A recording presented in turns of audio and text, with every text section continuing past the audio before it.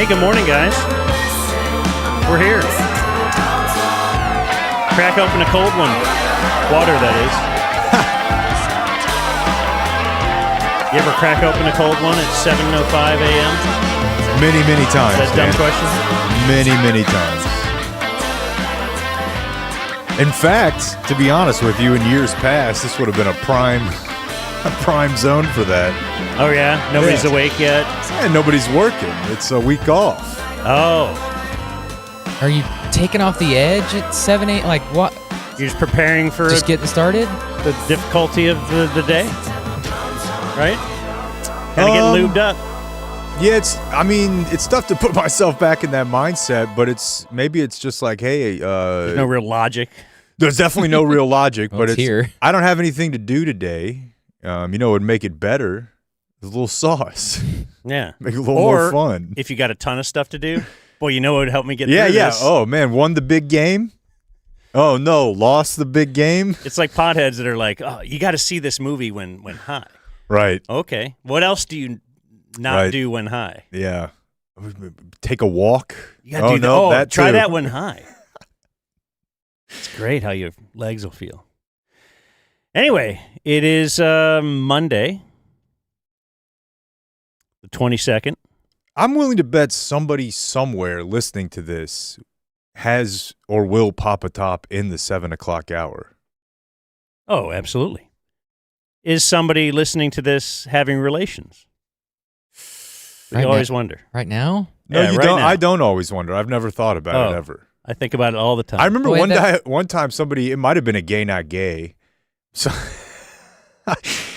somebody called Gay Not Gay once and asked if it was gay to have the Sports Day app on while you were handling up on your, like, Bob was in the that's middle of a big weird. sports point, but Yeah, it's okay with You had the relations, but urge. if you're handling up, then didn't we have a guy who we had a guy who got a hooker one time? Maybe not us podcast, but DZTV There was a guy who said he scheduled an escort on in the background. and it was on in the background when he, after like Family Feud ended and he was about to have sex and The had to turn off. Aphrodisiac Family Feud. Can you finish before Bob finishes a question? Hey. There's Clayton.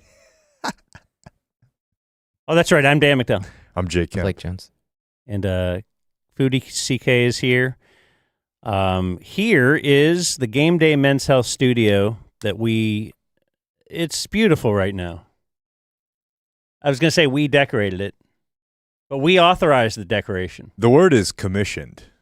Like Gene Jones. Oh, yeah, okay. Jake Kemp commissioned these walls. Yeah, man. We were up here yesterday. By the way, I don't know if I can do this with the sweater all day. Toasty? It's already, toasty, and I don't like itchy arms. Agreed. So, as you know, I walked in here this morning with a sweatshirt on because it's comfortable. Yeah. And then I threw this sweater on, and I was thinking, okay, well, I got to be festive for the day. I don't think I can do it past, how long did I make it? We're 9 minutes in, or How long did I 4, make it? actually. Yeah, Where's your Christmas spirit? But Dan brings up a good point, and so does Blake. Most of when somebody says, "Where's your Christmas spirit?" they just mean, "Why aren't you willing to take this ass beating with a good With good the rest attitude?" of us. Yeah, that doesn't mean. But to Dan's point about itchy arms, totally agree. And I feel like females must just not have that because they're wearing itchy shit all the time on their arms. Yeah, what's up with that? Maybe they don't have as much hair on the arms that's bothering them. Look at us solving problems. That's right. I have an Epstein. You never see him wearing like a wool underwear. No. That's a good point. Or a Brillo pad made of. I have an Epstein Christmas sweatshirt. It says something like these Christmas lights didn't hang themselves. I bought this probably 4 years ago. And had put it to the recesses of my closet thinking it was like having a Harambe sweatshirt or Old something. news. Well, that moment is past. We've moved on there. And no, it's like now I feel comfortable wearing it on something that'll be on TV because it's like, my mom and It's TC's now mom mainstream, know yeah. about Little St. James. Used to be just you. You liked him. You liked the story before it was cool. Yeah, I bought Dude Ranch. So we're here in our downtown Dallas Game Day Men's Health studio. beautifully decorated by your mom Mm-hmm. for a 12-hour program that we are calling a Subathon. Where we're trying to drum up subscriptions for the show, for the YouTube channel. I think we're on YouTube right now. And I think Henry is monitoring the chat. Is that right, again? Why is Henry here? I was wondering, why is he here? It must be to monitor the chat. Helping hands. He really had nothing else to do and wanted to help, so we gave him the most menial job we could find.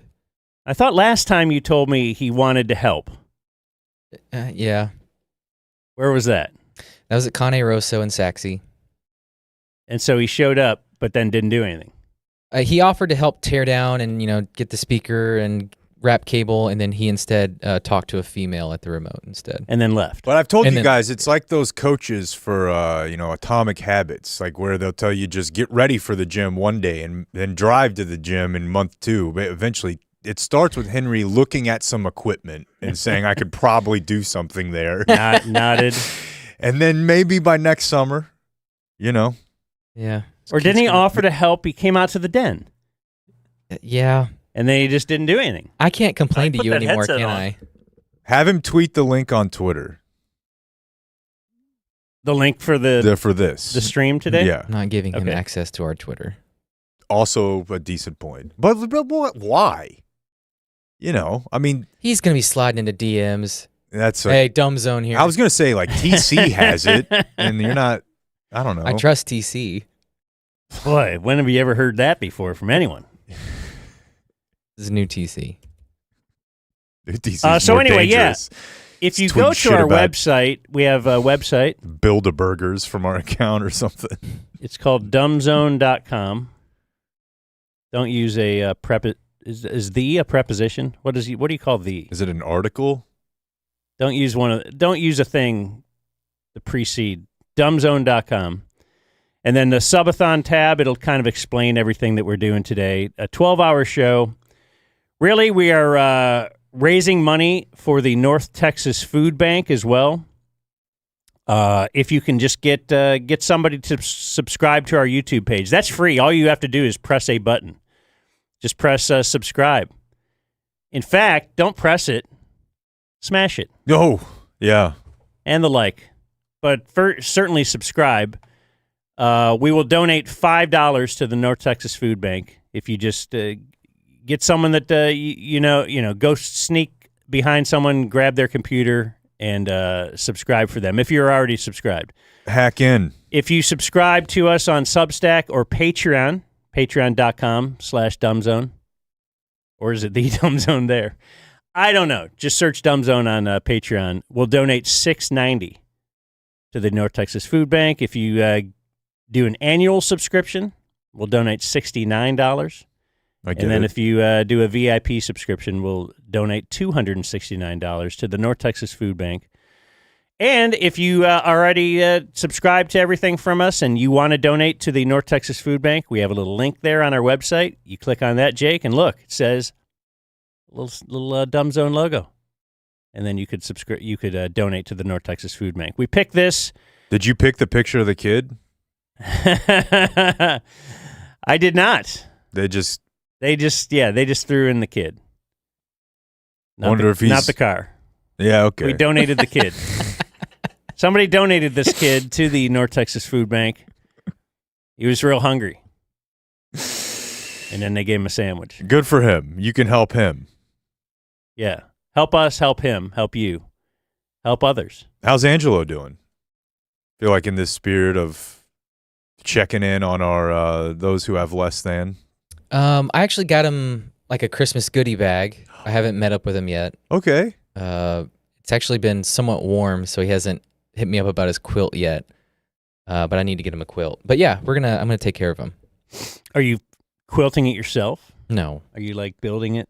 No. With little memories of you and Angelo, a little picture of like him in the backseat of your car with your kid. And we have a lot of lesbians who listen to this show. I feel like I could get you a quilt super quick.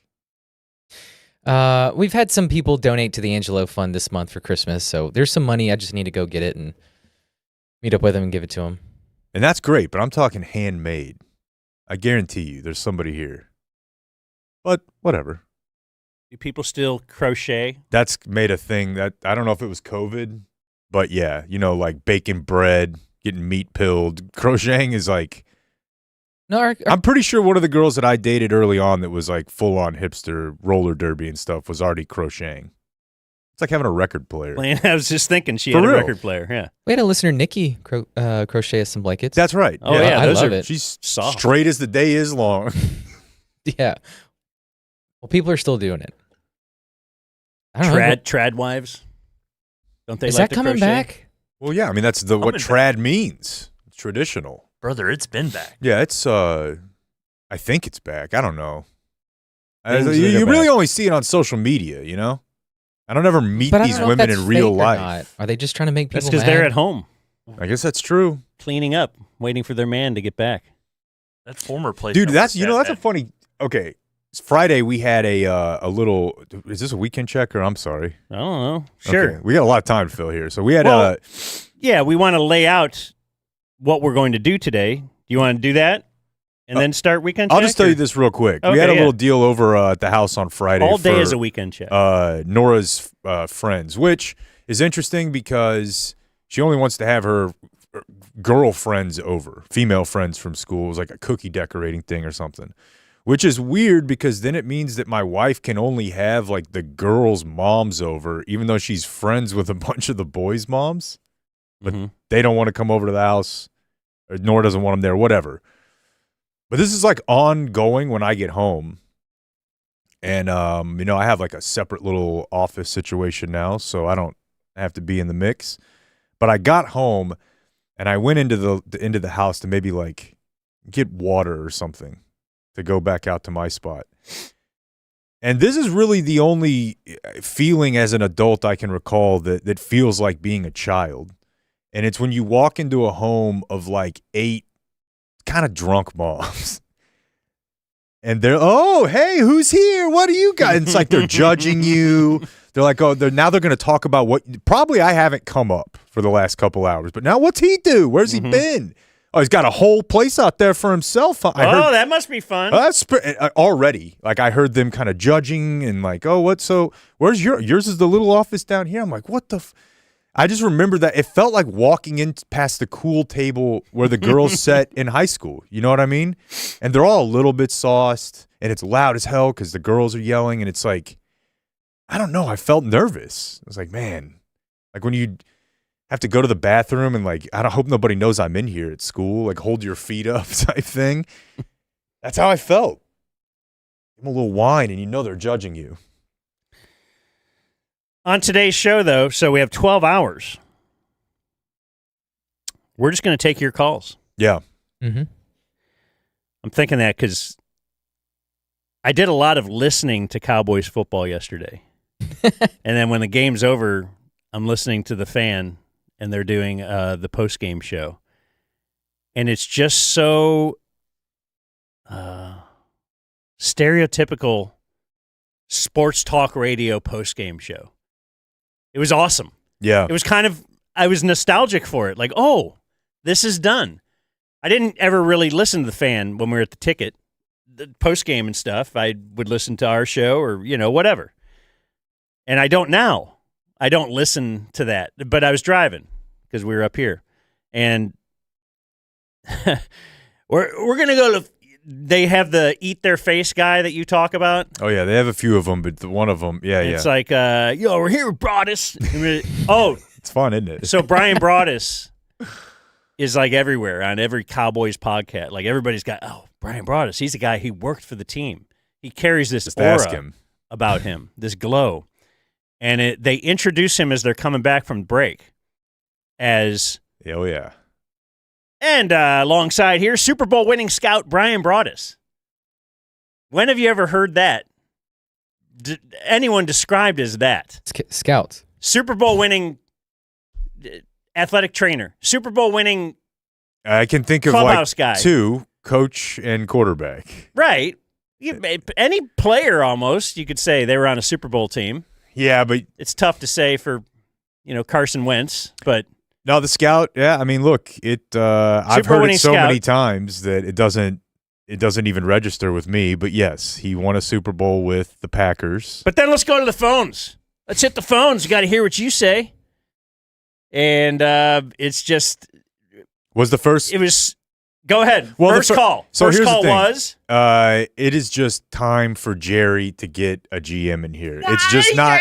It's It not was. possible. That's It the thing. was. And I know And this. then that spurred them into like 15 or 20 minutes of they just discussed that Yeah. amongst themselves and brought us kind of like, I don't know, man. I With mean, both sides. You get the continuity on one Detroit's- side. You know, Detroit, for years, they didn't make the NFC Championship game. They got football guy after football guy. So you saying that's the answer? Doesn't always work that way either. No, It was that's awesome. You got to go right into I was like, I can't believe a that. big And they're picture. really passionately doing it. Yeah, macro take for sure. And then if they win, then it's is this a new Jerry? Is this a changing of the guard? And it's why I hear you and that you were nostalgic for it. And I would maybe like to do it once. Doing it every week sucks, dude. Oh my god! You feel like an actor.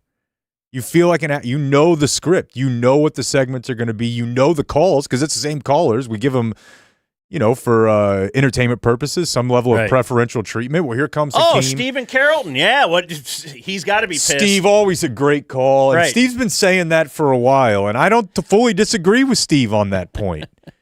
It's like, you just got to do it. You just got to do it. So on today's show, on the next 12 hours or 11 plus hours, we've got a couple of bits. We have in studio all day long to play us back from. We're not really taking breaks. We continue on. Well, we have pre-recorded bits though, for months. The guys behind the scenes, chiefly I'd say TC, but I'm probably leaving out other people who are helping. Yeah, it's pretty much DC. But he's pretty happy with that.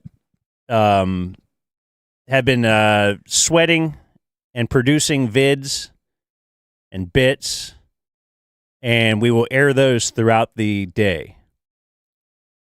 Probably on the half hour. I was thinking we should do traffic this morning because I saw Chip Wagner Oh, yeah. He's great. out there doing some traffic. Yeah, He used to do it from the helicopter. Yeah. Oh, yeah. I do, as part of my little news prep, I'll fly through the morning shows, and it is a lot of traffic. Like, it's insane.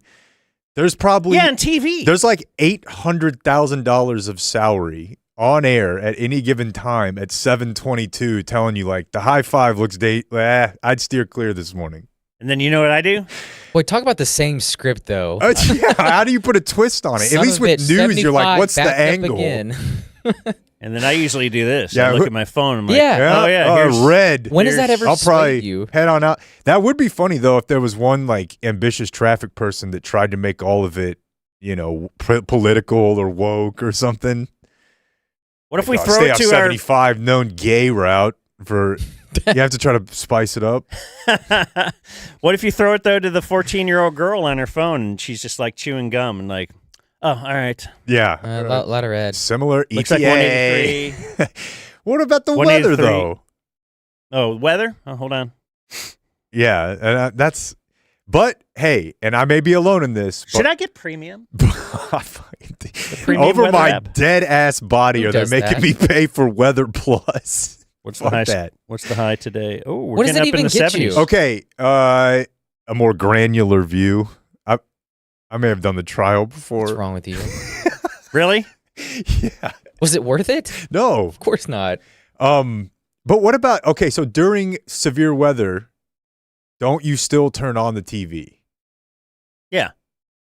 I don't know why. Well, I feel It's- like your Dan Henrys or your Delcases, they will tell you, they're going to try and tell you what's going on in 5 minutes. They also might tell you, look at this see these 3 little circles here? That's indicating a ripe for a tornado. Be ready. And that's in Keller, and you're like in Grapevine. You're like, ooh, what if that does come this way? Now you're all fired up and you're locked in. It's like a game. No, It's I fun. get it, but I have this thing on my phone where I can press play and it shows me exactly You where the don't know weather's what going to you're be. looking I do at. love that weather, the radar, though. Oh, the next bro, I'm in 7 there hours or like whatever. like John Gruden, just like Yeah. back it up, let's slow down. Here's where the play develops. So in our Game Day Men's Health studio today, all day long, Grady Spencer will be playing Christmas tunes, holiday tunes. Merry Are there Christmas, other dudes. holiday tunes besides Christmas? Because I know we want to welcome all, and we have Kwanzaa, and we have I thought we killed the whole Hanukkah. Oh, we don't do DEI that anymore? thing. Okay. Yeah. Well, I just don't know if there are any other actual songs that we would play for those holidays to indicate that we do embrace That's a good question. all. I'll learn some Kwanzaa today. We have You time. learned some Kwanzaa. I will. And it's a Oh, video you will? show, and it's Okay. largely a video show. So if you could sort of get into character, Do y'all have any black paint? boy, he's just gonna come on out there. Yeah. I thought we were just kind of Oh, sorry, guys. dance around it. Sorry. This whole performance is dedicated to Greg Biffle, actually, today. It is, Whole show, he's right. Rest in The power. Biff Rest in Meister. power, man. once again, though. It's our first had totally holidays. forgot about it, and then first all of a holiday. sudden Dan. somebody Sorry. reminds Sorry. me Sorry. about the Luka trade of NASCAR. NASCAR? Or is it F1? You know what? I was thinking this when I saw the 8 millionth promo for the Brad Pitt F1 thing thrown in my face this weekend. Yeah. I was thinking that I'm really happy that I resisted and I never got into F1. I don't know what it is. I don't care. Like, for a couple years ago, there was a big, you got to see the thing on Netflix, No, bro. it's poker. It's like, The thing yeah, of I'm the not day. going to do it. I'm not getting in because it's not going to sustain, and it didn't. And here I am. Well, And everybody's like, oh, yeah, there's the guy. am I supposed to do Bob here? Where I'm like, it is like $1 billion industry that's growing All right. and it's everywhere. But I'm with you. I don't find it any more interesting than golf or any of the other lame Isn't sideshows. it just IndyCar or no? Actually, don't answer because I don't want to know. Well, I see. This is not even what I thought Just you give were it some going to time, say. man. I thought you were going to Just say. watch the series and you're going to love it. Yeah, and watch I did. the I Netflix watched thing, the man. first. I watched Just one set season aside of 8 it. hours. Right. Watch season 1. Here's a Then podcast. read this. Podcast every week. I thought you were going to say the 8th time you saw a promo for the Arlington Grand Prix because that's coming up in March apparently.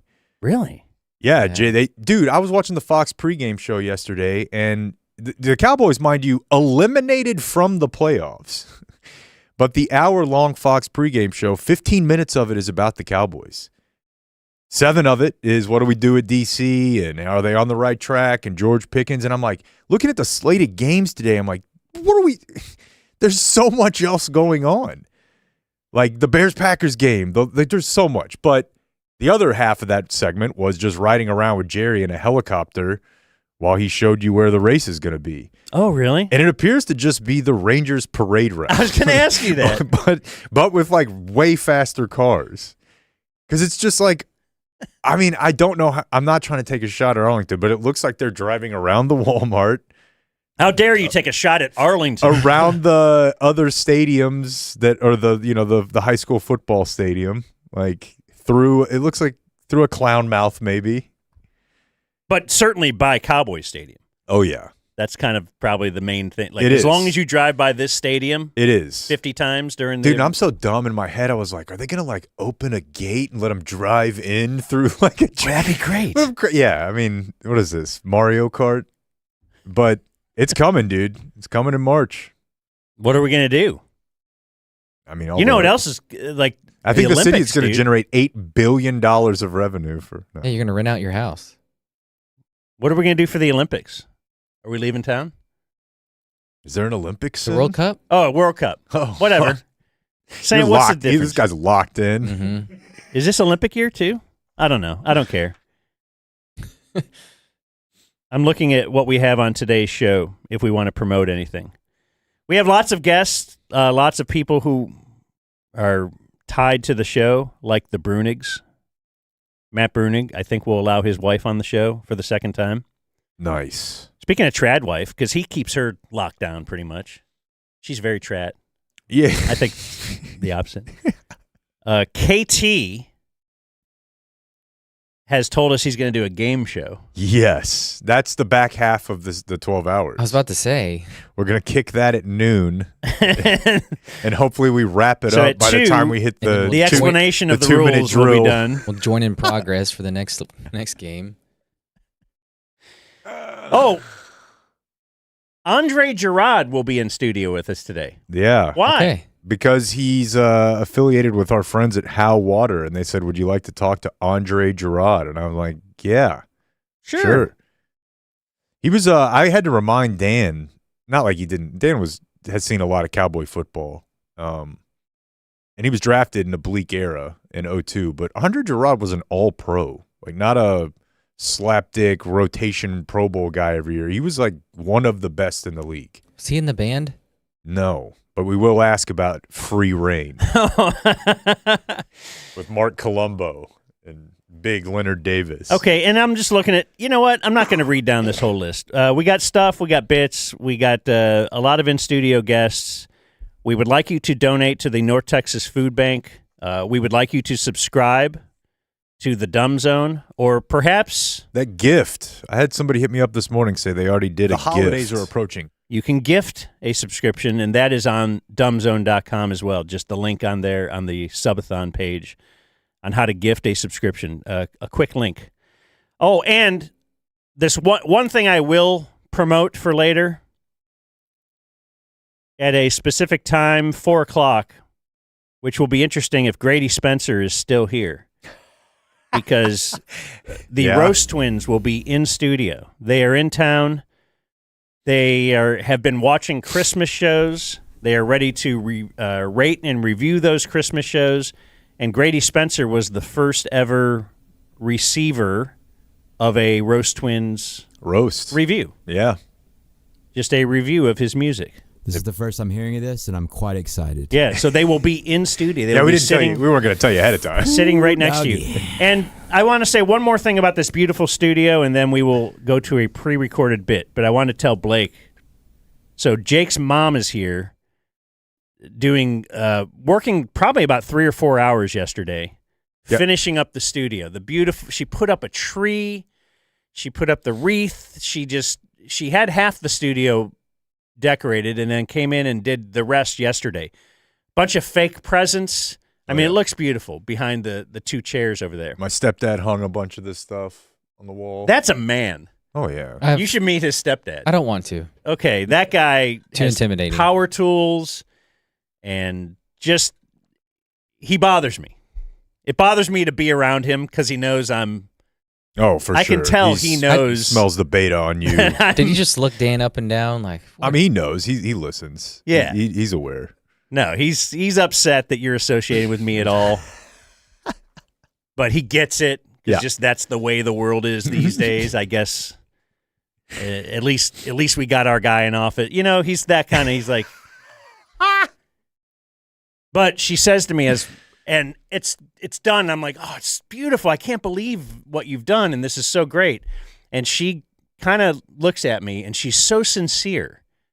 And she goes, she's wrapping up and leaving. She goes, thank you for the opportunity to allow me to do this. Jake said this is what she does. Like, that we gave her the opportunity to decorate something else. Gave her a blank slate. She was like, and she's like, all of these decorations, they were in her garage, just left over because she's already decorated her house. And she's like, yeah, I just had these left over, and still half my garage is full of other. Like, she was complaining that she has more decorations. Yeah, no, this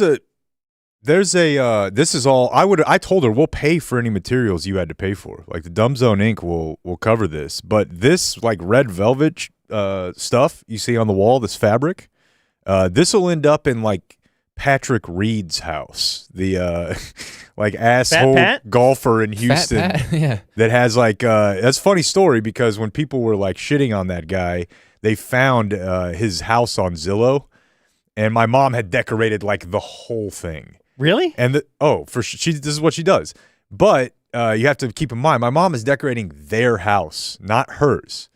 So I had to tell her not to take it personally when people saw the tens of thousands of dollars he had spent, and people were looking at the house and they're like, this is dog shit. This is the ugliest house I've ever seen in my life. And I'm like, Mom, they're getting you on the internet, but the check cashed. But this will end up in someone's house, you know? They'll use all this. No part of the buffalo goes to waste. Mm-hmm. All right. But so, she was super. I'm very proud of her for being a part of this thing. You want to pause for our first? We have to prove that we actually did some pre-recorded bits and prepared for this 12-hour day. So, yeah, go to the Dumb Zone or go to dumbzone.com, the Subathon tab, and that's how you can donate to the North Texas Food Bank or give the beautiful gift of a Dumb Zone subscription.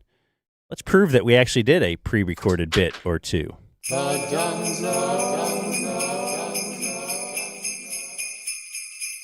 And now, it's time to hear from a man who's been around Christmas for a long time. If you don't believe it, he's got faith, family, and festivity tattooed on his hand. Ladies and gentlemen, the Shotty Claus press conference. Clarence Hill, DLLS Cowboys coach. With the Labubu craze that's erupted here in the last few months, how do you deal with all the late requests for something that you weren't necessarily preparing for throughout the year? You guys got to remember, I've been around this a long time. I mean, when you're Santa's son, you pick up a few things over the years. So, I mean, just the osmosis of being around the big man himself, you know. Similar situation, though, did pop up in 1996, I believe it was. Tad, check that for me. 1996, when the Tickle Me Elmo craze caught on. Seemed to come out of nowhere. So the main message I have to the elves, to the reindeer, to you, adversity is going to hit. The question is, how are you going to handle that adversity? So when we see a trend unfold in front of us, we will handle it. Did we expect Labubus? We didn't. Are we going to handle it? We will. Will there be more of the Shotty Claus press conference? There will. Keep it intentionally tuned to the Dumb Zone.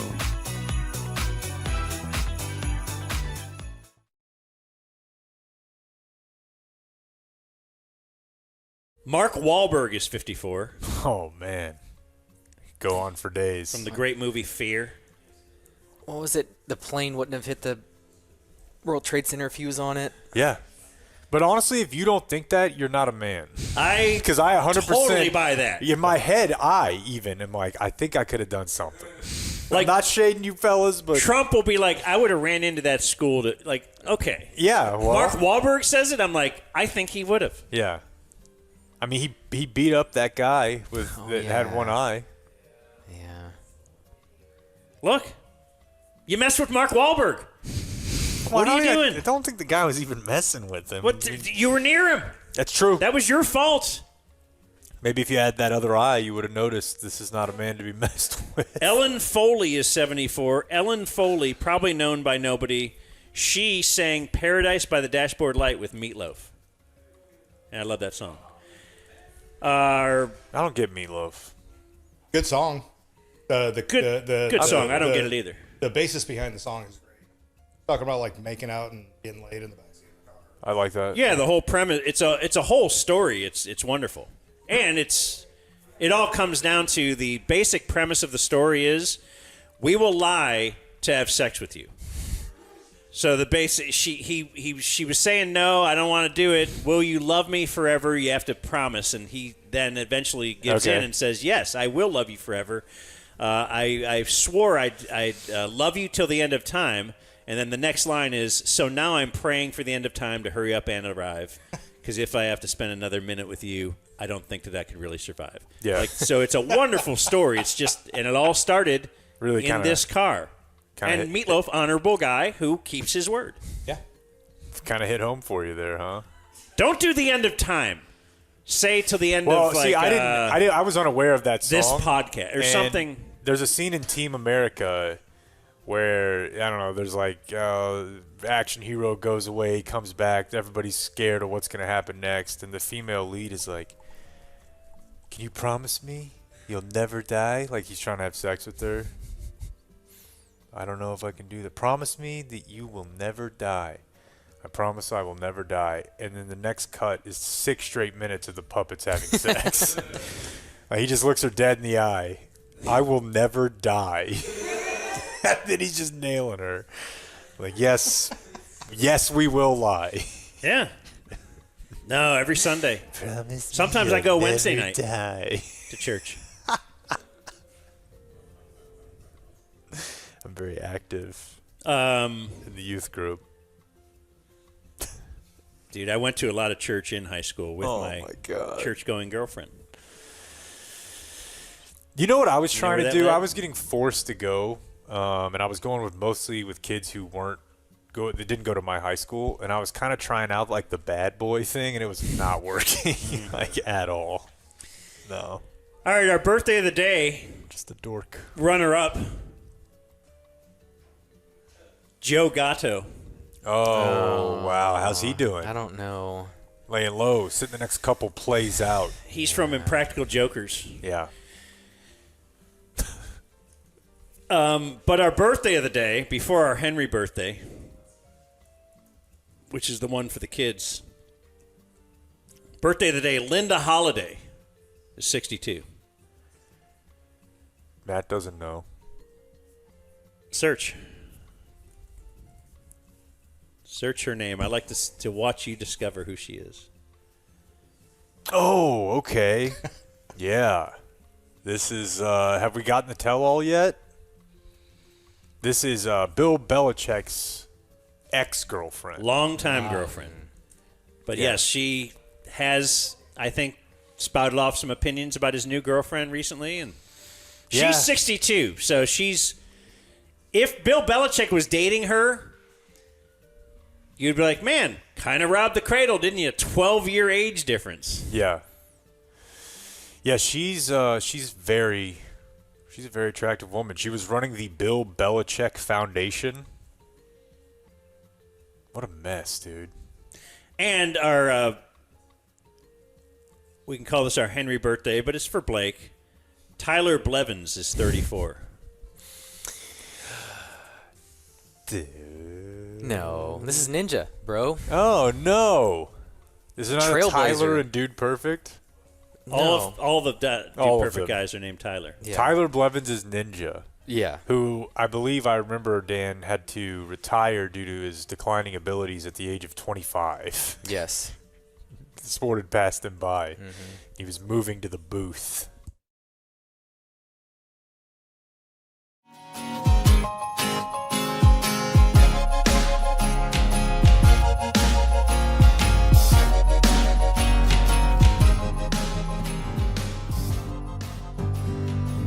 Feliz Navidad. Feliz Navidad. Feliz Navidad. Prospero años. Felicidad. I wanna wish you a Merry Christmas. I wanna wish you a Merry Christmas. I wanna wish you a Merry Christmas from the bottom of my heart. As we continue on here on the Dumb Zone Subathon, live from the Game Day Men's Health Studios, today's Subathon brought to you by our good friends at Qualis Roofing, Dan. Ah, yeah. The foundation of this entire operation. Ironically. Ironic because they provide roofs. QualisGC.com. That's the website. Yeah. They've helped out tons of people. They've put on a new roof at my house, new roof at Blake's house. I'll just tell you that when we were doing our remodel, Brian came out and he was like, hey, the guys remodeling this are just going to do this cheaper for you. You should go with them. Honesty. Because it was part of the remodel. And he's Integrity. like, yeah, right. And family. He could have had is my wife. tattooed on. He could have had my wife right there, passed. Out of respect to me, not disrespect to her. That's what you get from Qualis Roofing. And drones. They fly a drone over your roof. Yeah, get a free inspection, get a free T-shirt, or a subscription. They'll give you a subscription. Maybe that's the way you want to subscribe. There you go. Just go to QualisGC.com. Tell them you heard about it on the fan postgame show. So, in studio right now is Trey. We all remember Trey. Yeah. He's your there. friend and ours. Trey. Now, Trey, not as skinny as the last time I saw you, but still much fitter What than happened? our old days. December's You still been look tough. healthy. Thank you. Dude, December is tough. I Yeah. tried to talk all this trash. Like, I'm going to start. Fuck, dude, it's a disaster. Just, Oh, yeah, you were on your high horse earlier this month, weren't you? I was trying to hype everybody up and do like some Jocko Willie. Like, is December going to challenge us? It is. Are we going to? But instead, it's just, dude, I'm eating like Chex Mix covered with chocolate. It's So I've Pretty confirmed bad, dude. Pretty Brandon Aubrey will be on the show at 10:15. Oh, sweet. He just texted. Nice. That's the time he wants, so he gets it. But that's the second. I just anticipate. We tried to lay out 12 hours, kind of with a loose run sheet, and we anticipate things are going to move around. I didn't anticipate them moving around before the show started, because at 6:40, we were in here prepping, and 7 a.m. we're going to start. Everybody knew it. And we had on the run sheet, we're going to talk to Trey in the first segment and kind of give him his marching orders. We have some bits planned for Trey today. He texted, I'm across the street. I'm in a parking lot because Jake was going to pay for his parking with the app. And he goes, oh, wait, I gotta grab something from my apartment first. Yeah. And you live far away. So not that far, 10 minutes away. Well, still, Yeah. you knew we were starting at 7, but then you... Yes. All right. My fault. I misread Blake's text. He said, I thought it was just bring headphones, but it was bring headphones for your phone. So my bad. Misread it. Deflect. Now, you could have, in that moment, called and said, you guys got any headphones at this? That would have been smart. Look around the room, Trey. Yeah, a lot of At a headphones. lot of radio guys in studio, here. do you have any?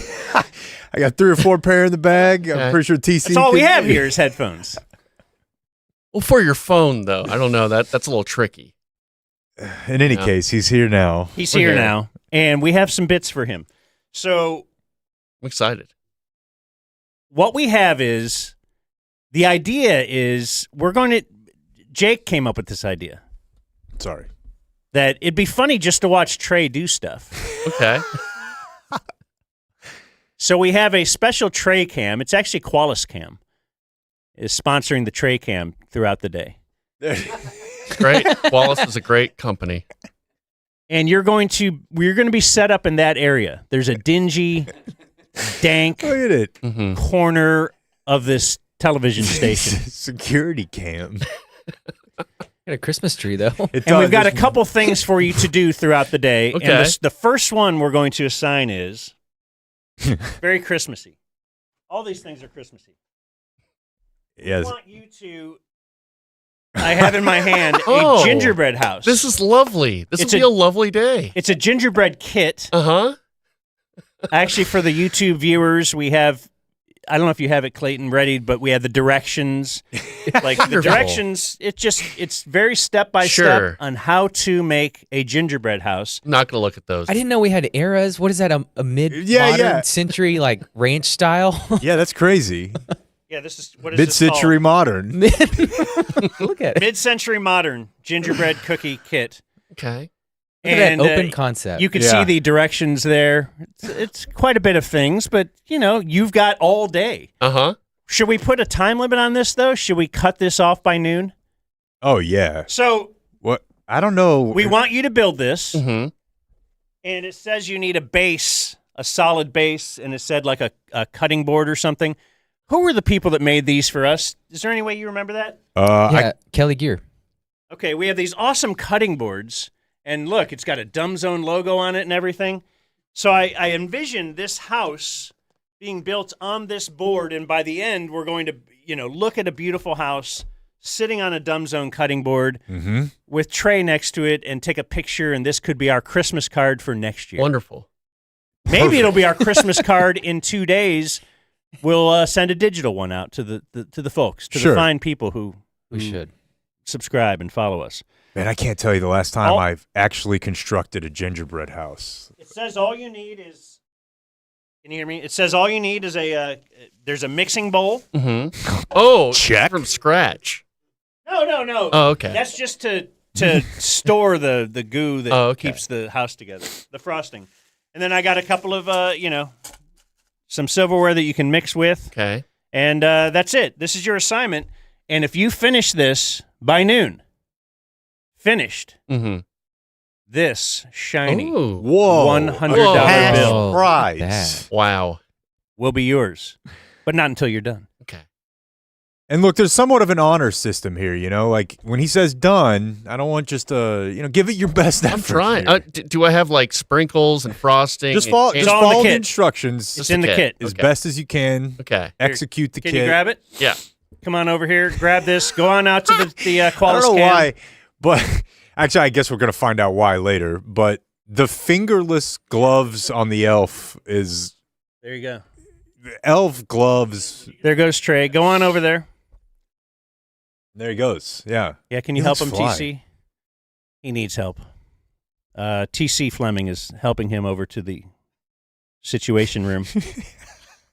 Trey's situation room. That camera shot is great. Yeah, pull it up so we see him walk up. Yeah, here he goes. There's one little Christmas tree. It's like a sound stage at Fox 4. Yeah.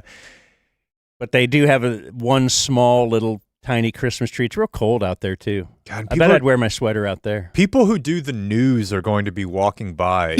An elf doing watching Trey with fingerless gloves on. So we can occasionally just tune into this, right? Yeah. Yeah. We just check in. You know how... Go to the Qualis tray. Right, his hand is already in his pants. You envision... Oh, look at that. I was going to say, though, you envision the NFL someday, you can pick your camera. I just want to watch this camera. I would love to just be able to just watch Trey all day. Right. In fact, would you guys just do the show? And I will just watch Trey. It's art. You know, you can interpret so much from his motions. Is it happiness? Is it sadness? Like, it'll be done, but what will it look like? Right. Will it look anything like the box? I don't think it'll look like, when I think of these, like Liz Bruenig I don't think she does it anymore, but Matt's wife used to post like crazy Christmas flexes on Instagram. Like gingerbread she bakes. She's a homemaker type. Some women are good at that. I don't figure Trey will be, but we'll see. We'll see. We will see. You want to do a little weekend check? Just get in what we can? Or you want to keep it moving? Well, let's keep it moving let's go with pre-recorded bit number 2. And then we'll do that weekend check.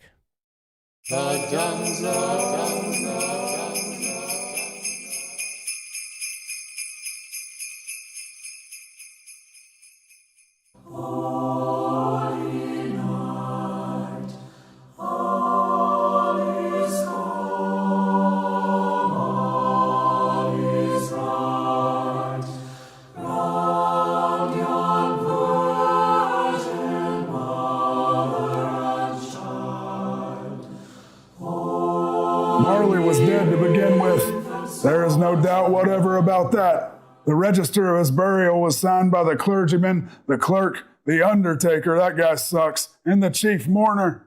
Scrooge signed it, and Scrooge's name was good upon change for anything he chose to put his hand to. Old Marley was dead as a doornail. Mind, I don't mean to say that I know of my own knowledge what there is particularly dead about a doornail. I might have been inclined myself to regard a coffin nail as the deadest piece of ironmongery in the trade. But the wisdom of our ancestors is in the simile, son.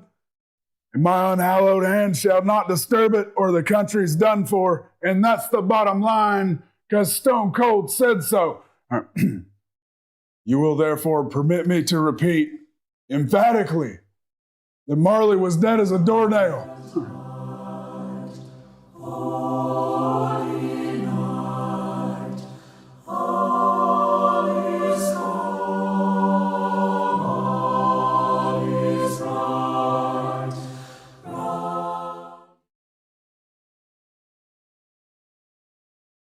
We're investigating the shoddy tattoos.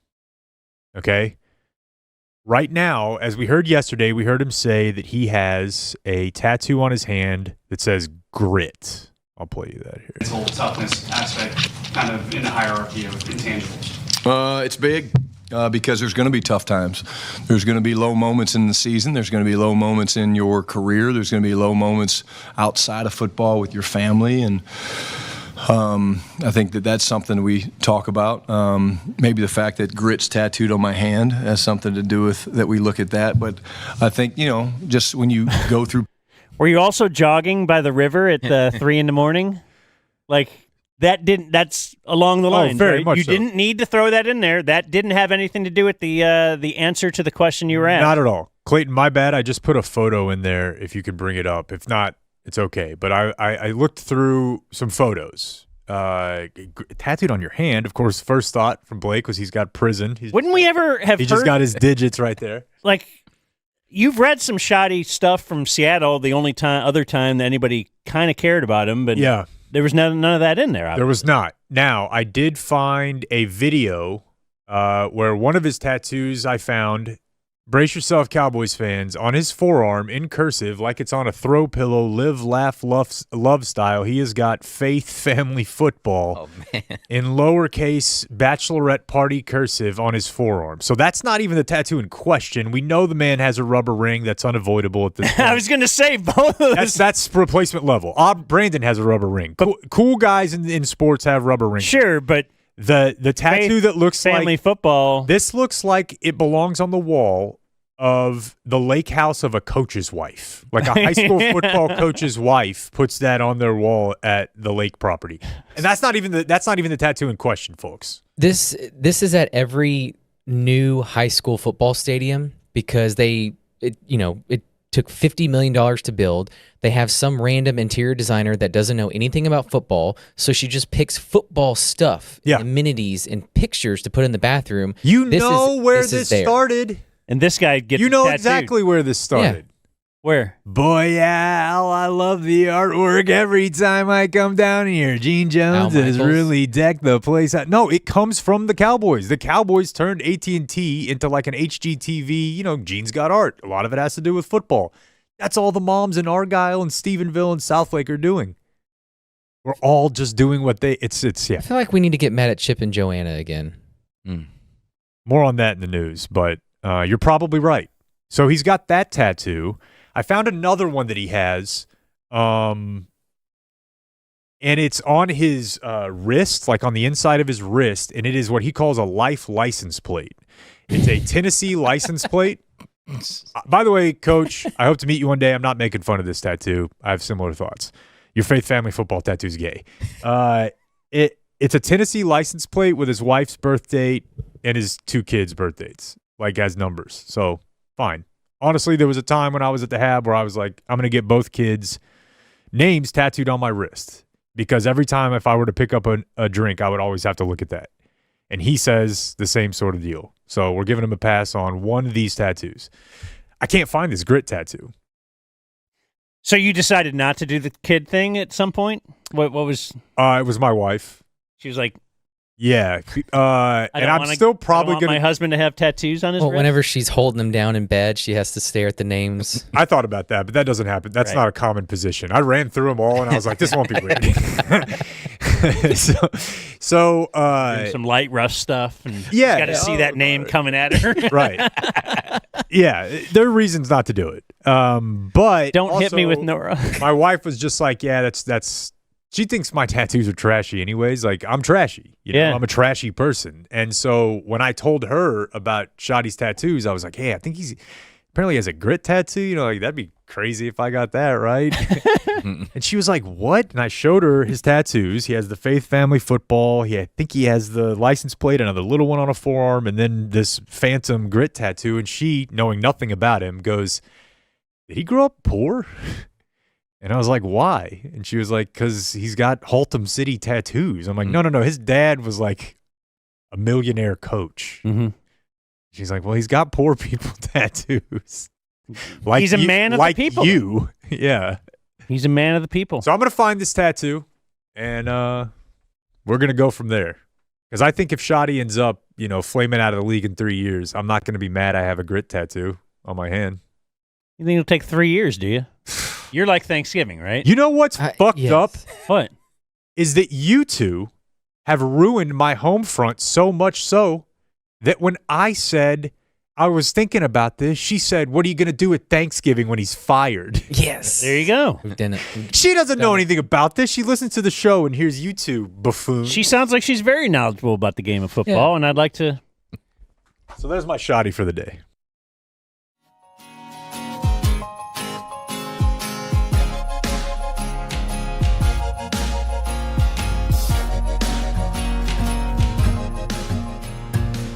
Grandma got run over by a reindeer walking home from our house Christmas Eve. You can say there's no such thing as Santa, but as for me and Grandpa, we believe.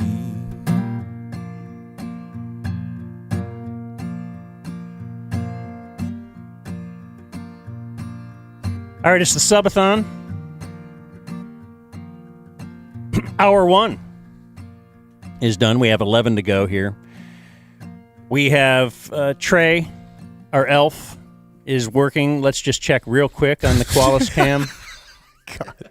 Can you make Trey big? Let me see him. Yeah, there he is. Working on, okay, he's kind of progressed quite a bit in only 15 minutes or so. Trey is building a gingerbread house. I was trying to think what it's called. And he looks to be doing great so far. So is it it's marshmallow is the glue?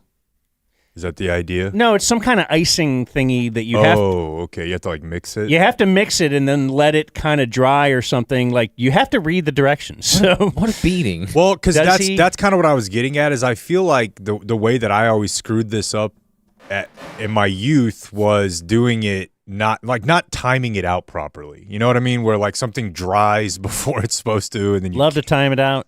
Yeah. Love to sync it up. Sure. That feels like a real concern here. So go to dumbzone.com. You can go to our little subathon link there, and you can help out the North Texas Food Bank there as well. Right now, we are going to do a weekend check. What did we all do over the weekend? And I generally have some audio or some music bed to put under that, which we'll find at some point. I already gave you a little bit of mine, so I'll go first and hop out of the way. I have something big coming up, boys. You? To quote a great man. And you're all going to be hearing a lot about it. You shut up. I think for the first time in my life, because see, I love my wife. Just look at your bumper sticker. And I recently became aware that this is not something to not like my wife about. It's something that all wives do, because I was talking to our friend Julie once. And I was talking about how we were going out of town for camp. And I think I said something to her like, but Kristen's going to be gone for half the time. And she goes, oh, that's good. She won't guilt you as much. And I go, what? And she goes, well, yeah. I mean, if you're gone and she's not, she's going to make you feel bad. And her husband, Julie's, of course, traveled to a lot of great places on the road with the Dallas Stars. And she's like, well, yeah, I would just give him more guilt depending on how bad I wanted to be where he was. It's what we do. I'm like, well, why? What if you just didn't do that? And she's like, well, he gets to go do this, so I got to make him feel bad, basically, somehow. That's a big part of my life, right? If I'm going to go do something, there's going to be a negative consequence on the other end, somehow, some way. And I feel that this is the first time in my life that there is truly no guilt or expectation involved in the fact that my wife wants to take my 2 kids to visit her family in Louisiana for 4 or 5 days, the 27th through the 31st. Wow. First question, how do we ensure it's 5? Yeah, what do we got to do between now and then? I planned some big event down there. How come you don't have to go? Well, she just, I think it kind of came out of nowhere. They're driving, and she knows that there's just like a lot of stuff here that I would like to do and get done and catch up on. And here's the thing that's we got a plan for 2026. Boys. Honestly, that's what I was going to say is like, and there's things like Q1 is fast approaching. Donovan is like, hey, we should get together. I'm off. Me too. Bob, I'm like, we should get together, you know? And I actually wanted, Of course. Cat, Peter Welpton. Yeah. The three of us were going to get together, have a breakfast club. But here's the problem is I like her dad, and they just bought like an old house, probably formerly a plantation, like in the country in Louisiana. I like seeing that family. There's 3 20-something girls that take care of the kids. I actually like going. Is this guy going to complain about this beautiful gift he I'm not has? going to complain. I'm just going to tell you that it's the one. I'm kind of like. It's too much, almost. Too much freedom. But there is no. With a cat on the porch that doesn't know what to do. My father-in-law could be the Dice Man reincarnated, and I wouldn't be going down there. I'm staying here, boys. You're going to be seeing a lot of me. I can't wait. I've already started planning, Pizza. But just, Get your pizza order things ready. you want to do around the house, right? Don't high step too early. That's a good point. It's too early for her to be listening, so I don't think she'll hear No, I this, love but- doing No, stuff. little kid sickness could really I know. throw a wrench in this. I know. Ooh, yeah. Might be easier to just leave Carter behind. Yeah, you don't want that. No. I mean, the worst. No, I may be paying for help because I'm mentally there, like right now. That's the problem. Yeah. When is it? The 27th through the 31st. Ooh, it's so close. So they'll get back and it'll be like, oh, we're back into fun time. It's Leaving New on Year's a Day. Saturday? Yeah. On a Saturday. And it's a drive I'm missing out on. It's like a 9-hour drive. Boy, Merry Christmas. Yeah, no, my wife is flying to Cleveland for a few days. They don't want to let these two Look at you dudes two. loose Look on at the you two town guys. over the holidays, no less. Yeah. Powerful. Yeah, it's So great. yeah, we didn't have we had a relatively chill weekend. We got one Christmas out of the way. Solid. Got it out of the way. Already? You know what I mean. We were over No, I mean, we were at her people- parents' house for like 4 or 5 hours on Saturday, but balls So you on. don't do house to house to house? Not anymore. That's what we used to do We always did. I mean, as little kids. because I had 4 sets of Yeah, grandparents. we had a lot of grandparents. And so we'll have something Christmas Eve and something Christmas Day. Because of all the dads. Yeah. Yeah, I had a lot of dads, a lot of grandparents. But we were able to get one done there, and that was, it's fine without incident. Watch some ball. Keep your mouth shut. Have no opinions on Mom Donnie. Or any of it, really. I'm just here. I just watch football. I don't know. I didn't do much this weekend, a lot of getting ready for this. But my daughters are in town. They both go to college, and so now they're in town. And one of the first things we did as I'm driving them around, and we did a lot of shopping and stuff, women be shopping. But just talking to them, and I remember doing this when our dog Cornelius died. You guys remember Cornelius, right? Rest in power. It was that's a really tough thing with, whatever they were at the time, 4 years old and 6 years old, But now they're older, but it was a similar situation when we were just trying to put into perspective Greg Biffle and what. Yeah. Just what he meant to just the sport and entirety and the kind of man he was. And I know that it's a lot, but imagine if they weren't home and you were having to. That's the thing. You were having to deal with this information even on do different that parts of long the distance? country. You wouldn't want to. Would you not tell them until they came back? That's the old question, right? Right. Why ruin their day? Right. They're living in a world where Greg Biffle's alive. Why dispel them of that utopia? Good call. I've always said you're a great dad. Blake, you now know what it's like whenever Tom broke into the show to let him know REM had broken up. That's somehow funnier than all three. I guess Bob maybe. Bob Broke wasn't up. there. It was just Dan and Donovan. That's that's even worse. And no one died. They just broke up. Yeah. So they won't do another song. Yeah, they were like, why that they now? do? And Tom was like, well, I didn't want to wait till next segment. And Donovan's like, you could have waited till a segment next week. REM. Clayton, you got anything? I know you're prepping for this week or for today as well. Yeah, I'm going to leave Trey cam up while I talk. Mm-hmm. Excellent idea. So we had a pretty busy weekend for show stuff. So Friday night, we had the Logan Paul fight. Oh, you on that wall for us? I know where my place is, wrestling and celebrities boxing. and that's a lane I'll stay in for you boys. Did he get destroyed? He got his jaw broken.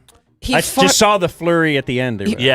Anthony Joshua is a real boxer, a real badass. Yeah, of course he got demolished. Yeah, but he hung in there.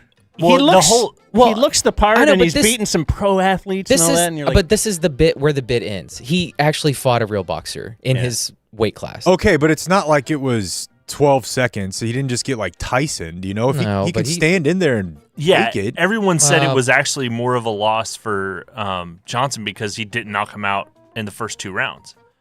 And he even said that if I don't knock him out in the first 2 rounds, it's like a loss for me. He destroyed his face. You can't say he. Yeah, but he was like laughing about. Let me say this though, about Ohio's finest. Like, they've done a lot more than I expected. Definitely for guys who are just, in my mind, like shithead grifters. Like, they're legitimate entertainers. Both of them are good at what they do. Right? I mean. I know that they were like a pariah on society at one point, but they could have just kicked their feet up and been assholes. The wrestling people say the other one's good. Yeah, I mean, and like this guy's actually exposing his nuts like to a pro good at wrestling. Well, good at like the bit. You're an actor, right? Like he's a good entertainer. I'm just saying they grew up into like real live entertainers. Which, if you're looking for streamers who are able to do that, like they've done more than I expected when we were going off the suicide forest. Our friend Justin was telling me that he's in medical community adjacent. The jaw broken versus jaw broken in 2 places is apparently a big degree of difference. Really? Whenever you get that jaw, like he said, rest of his life, he's going to be aware. It's going to affect him. Like, it's called being a boxer. They have a tough time if you break that jaw in a second place simultaneously. I'm pretty sure his wife is still mean to him too. Logan Paul? He made lottery money. One of them, had a documentary that I watched a little bit of. The wife's like following him around and stuff. I'm like, this guy's got $100 million. I watched the first episode of their HBO show, Baked, and that was one of the best times I've ever had in my entire life. It's on HBO. Is that what it is? Paul American? That's it. Yeah. Yeah. He just gets bossed around by this lady. That show is incredible. He just looks beaten like all the time. Like, damn, dude. Relatable.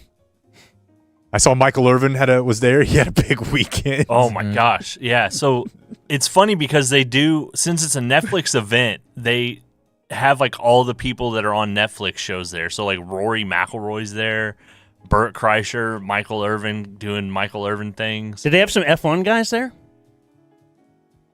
I don't think. No. I was hoping they did. I saw. I wasn't going to say it if they did because you don't want to know. I'm thinking of getting into it. You don't want to know about F1. No, you don't. I'm going to force you never to get into F1. I'm going to do that and then talk to my friends at Pickleball about it. Oh my god. And then Saturday I just got 2 days worth of sleeps in because I knew I was going to be busy on Sunday and today. So you can force yourself to sleep longer? It's like a bear. Mm-hmm. Yeah, so I did a 6 hour and then 2 3 hours. Or a Navy SEAL. You can do that throughout the day. Okay. Yeah.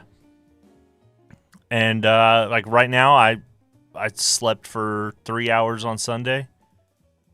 Once we got done from here, went home, crashed out for 3 hours, and I've been up ever since. You've been up since when? Yesterday? Well, I went home from here and about 5 o'clock. Like, have you been up since midnight? I've been up since 8 p.m. Sunday. Hell yeah. Wow. This guy parties. No, I don't. I just, live life.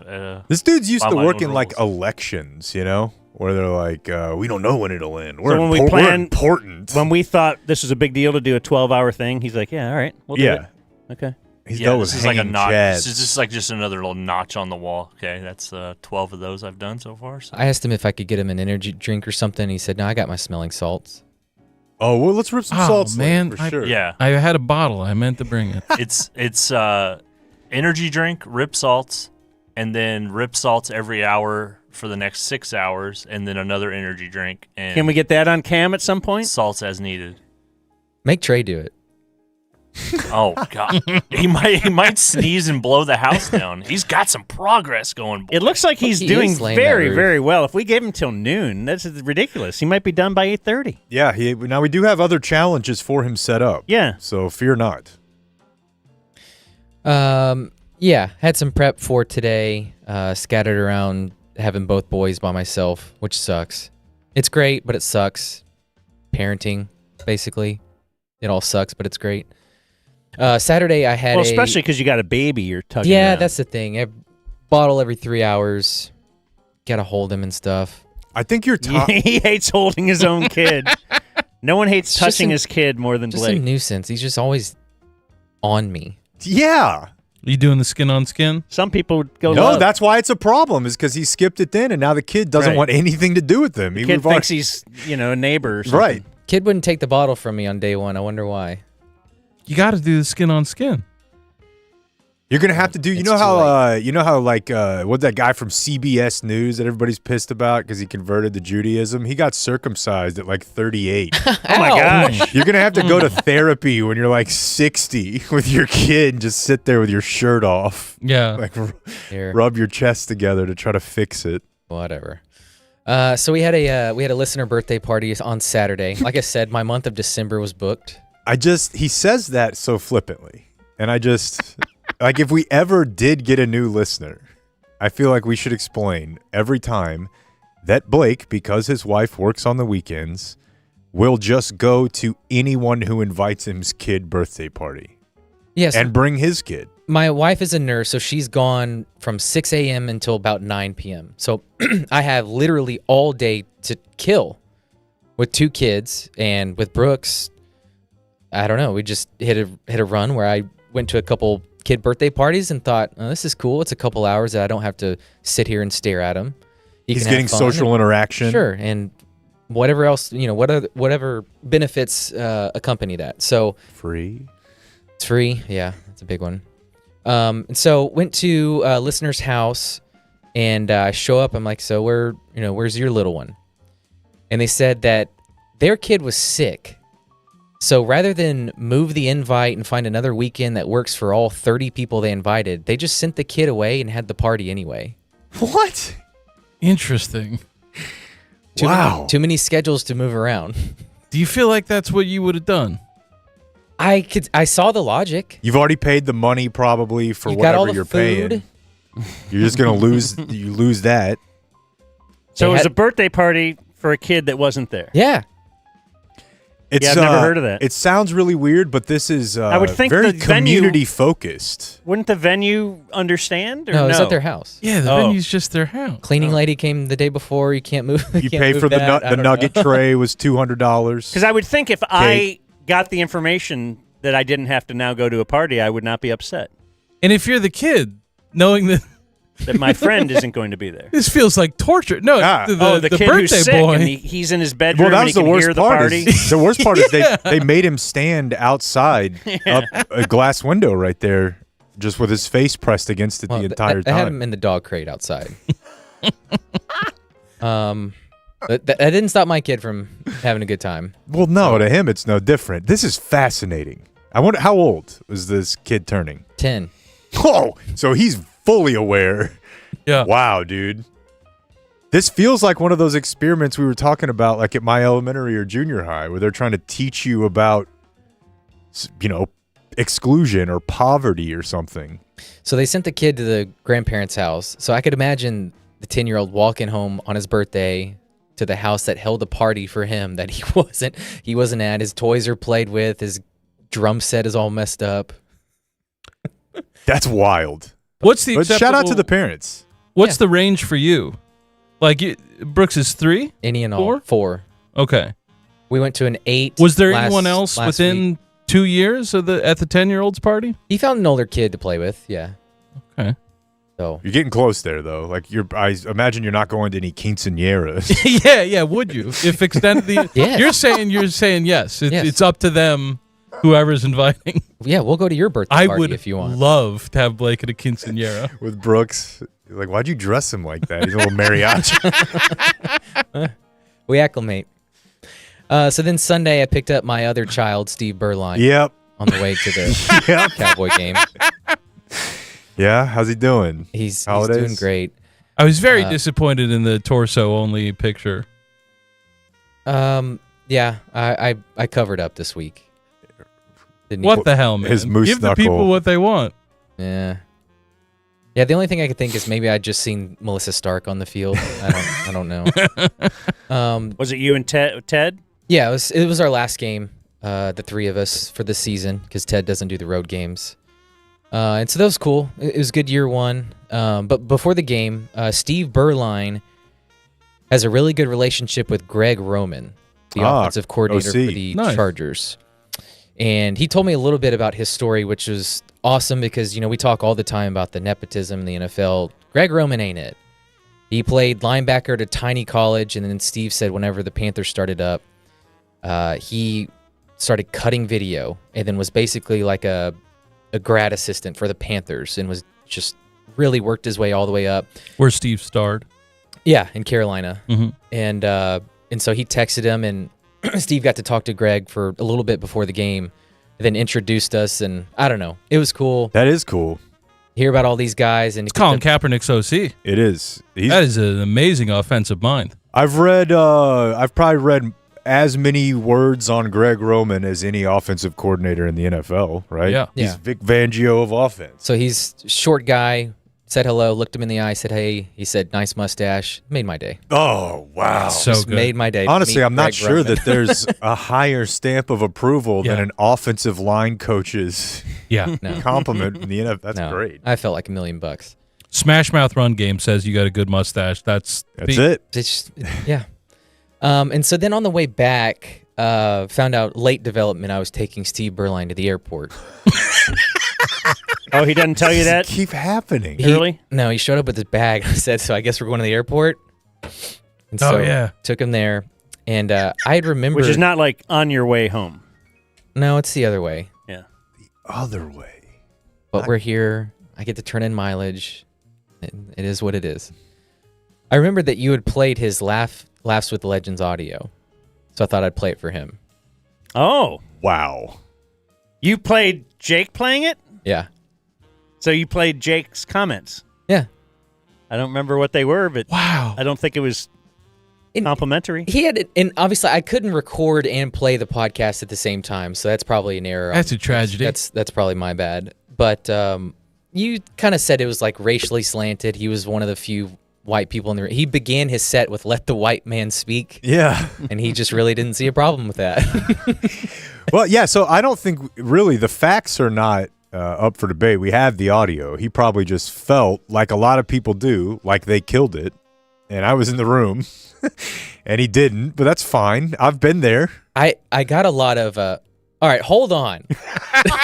And I would have to pause, and he's like, yeah. So here's the thing with stand-up, that the guy is a stand-up comedian, so he's playing the race card just to make people laugh. It wasn't like a big deal. And he thought that's what we're doing too. Where you're in the metaverse now. And I know, and I had to explain. We're doing the bit too. Can't get it. But he did enjoy the audio and reliving that. I've never in week one. You guys have come so far. What do you mean? The two of you. Would you have played that? Oh, I know. I had to feel him out. Yeah. Best friends. Got through the election. Yeah. You're going to send him a Merry Christmas tweet? You're going to see him on Christmas. You're going to see him on Christmas. Oh, yeah. Yeah, I'll be with him on Christmas. Where are you guys going? Where's that game? Where people go to see and be seen. Oh, wow. The heart of democracy. Yeah, they Saturday, right? Or Thursday. Thursday. It's on. Christmas. It's a Christmas noon game. Oh. Don't they have a bunch of crappy games now? They're so bad. Washington and New York, yeah. Teams that aren't in the playoff, like Kansas City. Yeah, they're playing the Broncos and then Ravens Packers. Is that? No, that's Saturday. That's Saturday. Oh yeah, it's another team that got knocked out though. Yeah, have you seen the quarterback matchups for that day? No. Why is Lamar done? He got hurt. Okay, he go ahead. Didn't finish the game. What are the quarterback matchups? Well, it's and Mariota got hurt. So was it Dak versus their third string? Did he? No, I was referring to Lamar Jackson got hurt. And then KC's on their third string. The Packers, the Packers are going to be down to Clayton Tune possibly. It's horrible quarterback play on Christmas. It's Lions Vikings. So the Lions just got eliminated. And the Vikings. In controversial Max Brosmer. So you have 5 of the 6 teams playing on Thanksgiving eliminated. Yes. Yeah. Lions, Chiefs, Vikings. What other teams Cowboys. that we definitely have in the playoffs? Well, the Commanders were a playoff team. Yeah. Just start of the season. That's an amazing slate. Yeah. We thought the Commanders. Brutal. I thought Washington and Minnesota would each take a slide from where they were, but not necessarily totally out of the playoffs. You're right. Not 4-11. But apparently we're staying at a hotel right across the street from the White House. It's kind of a Christmas treat. I don't know. They said it was a big deal. That is cool. I've always heard you stay in poor hotels out there. That's what they said. I stayed very far away. It was a nice hotel, but it's that's right. It's in Northern Virginia. That's right. Yeah. It's on a line, so you could get in. But yeah, that's great news. My good friend Bobby Belt said they used to stay at like the University of Maryland hotel or something. But yeah, this is a huge deal. So making it's a little the bit worth worst stadium in the NFL. It is It's bad. toilet. I know. And then I have a gift for each of you Look at this guy. for Christmas, obviously. Is it some Rinvoq for my moderate to severe? Black psoriasis. That's my rheumatologist about that. All right, we got a gift bag here, a garment of clothing in here, it would appear. I got a set of silverware. Dan is hard to buy for and complained about his forks and spoons go missing, so there's a backup set for you. That's great. I love this because I'll keep this in my bag. Honestly, that should... Okay, that's weird. I just like to have my own silverware wherever I am. I think you should leave, Scott. This will be great for my bag. A set of silverware for my bag. Yeah. I don't want this for my house. I think that should be on the list with socks. Like, you should just get one of those every year. Or underwear. That's a good... Just that's a great point. Squared away. I'm excited about Jake's. Oh, wow. This is incredible. Okay. So for a long time... I've been really taken by the names that they used on the back of the NBA jerseys during the bubble. There were things like Black Lives Matter, I Can't Breathe, racial equality, and then some guys really shot their shot, and I can't remember who this is specifically. Anthony Tolliver. Anthony Tolliver of the Memphis Grizzlies just had one that said Group Economics Oh, yeah. on the back of it. So that's me, 44. Group Economics. That's amazing, dude. That's why Hillary lost. It really is. Yeah. When you were looking at those jerseys, you knew right God, some of them are so funny, but that one takes the cake. He passes it over to Group Economics, and we have lost another 20 points in Ohio. Well, thanks, Blake. Thank you. Merry Christmas, guys. Let's check in with Trey Cam. Brought to us by Qualis throughout the day. It's not looking bad. Can Trey hear us and talk to us? Do we have a mic there? No, I think he can hear us. So can you give a thumbs up if you can hear us? Yeah, so he can hear us. He just can't talk to us right now. I can talk. Oh, there you go. Hey, hello. How's it going there? Did you have to mix something in the bowl? No, I didn't have to mix anything. Well, I'm mixing in the bowl for coloring, but no mixing to harden anything. It was just all in this. Okay, are you watching? So, are you easy. reading the directions? This is easy, you say? I'm reading all the directions. Yeah. Okay. You gonna be done by 9? Oh yeah, we'll be done. Hopefully. Wow, maybe Trey's competent. What if Trey turned into a competent individual? Yeah, maybe it was just the fact that we met him in an industry where you have to hear and he can't. Right. So he may be great at everything else. Everything except the thing he wanted to do. So we may learn just he could be a master boundless talent. Yeah. He could be construction guy. What do you call a construction guy? What was JC? A handyman. A carpenter? A carpenter, yeah. Jesus Christ? A carpenter? What do you call JC? Jesus Christ? Yeah. That's right, Trey. I call him a carpenter. You're on. All right, Harrison Ford was also a carpenter. I think it's time for pre-recorded bits. Ooh. That's exciting.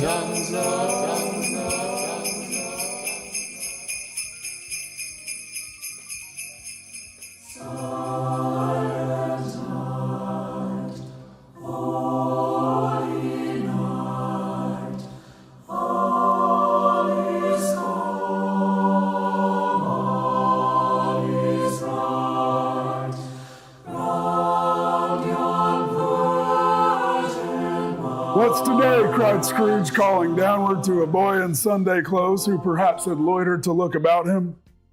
Hey, returned the boy with all his might of wonder. Today, replied the boy. Why, Christmas Day. It's Christmas Day, said Scrooge to himself. I haven't missed it. The spirits have done it all in one night. They can do anything they like. Of course they can.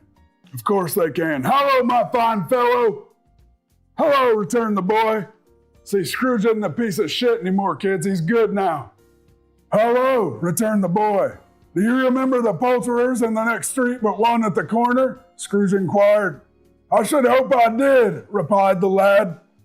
Do you know whether they've sold the prize turkey that was hanging up in there? It's hanging in there right now, said the boy. Is it? Said Scrooge. Go and buy it.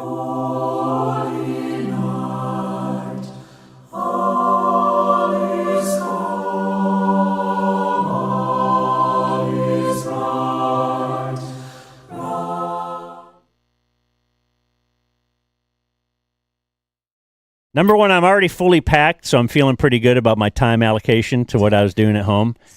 But number two, I'm not positive I'm fully packed because woke up this morning. I'm trying to wake up earlier, and I can't. I can't wake up before 6 now. So if you guys want to leave at 7, I'm going to be cool tomorrow. And Blake's going to, like, Uber over. Yeah, I mean, looks like we have storms this weekend, and I don't want to leave my car over there outside. So it was either that or get my wife and 2 boys out the door at 4:30. Everybody choose your own path. I mean, I don't care. You can smash my car in with a hammer in front of Dan's house if you want. Yeah, we're driving. Oh, okay. Yeah, we're taking a little mini RV van. Tomorrow. Yeah. Oh, the Sprinter van? Yeah. Oh, the one you were in? Yes. We'll probably be taking it to Austin. Well, actually, probably not. But anyways, yeah. Anyway, so I am thinking I need to pack like some sweats. Yeah. Because I think it's going to be kind of cold. Could be. Well, I thought it was going to be warmer. But apparently it gets cold at night. And No, we're going to Colorado. It's Colorado. Well, no, so I just found this out this morning. I'm looking at the map and how to get there and stuff and how long it'll take. Denver is actually north of Dallas. Did anyone know that? I thought it was like right across. Did anyone not know that? Even the people listening. It's well north of Dallas, as a matter of fact. Did anyone not know that? How could we're gonna go way past Wichita Falls and everything? Like it keeps going up. I thought maybe up to Wichita Falls and then over. No. Hard It's left. just a diagonal right up. What if we? I've never really looked. I've been to Denver, but I never really paid attention to how I got there. It was on a plane. Due west be like Tijuana or something? I don't know. Yeah, are we even north or south of Phoenix? Yeah, you're not. No, due west is like Albuquerque. Okay. Look at a map, dummy. Oh my God. You're an No, idiot. it's not Albuquerque. It's Baja, California. It's Tucson, Arizona. Well, there you go. And the Mexican border. Albuquerque is probably 3 hours north alone. My point is, maybe it's also This is colder insane. because it's north. Denver's halfway to Canada. Well, who knew? What are we talking about? Everyone knew. I'm here to report, for those that didn't know.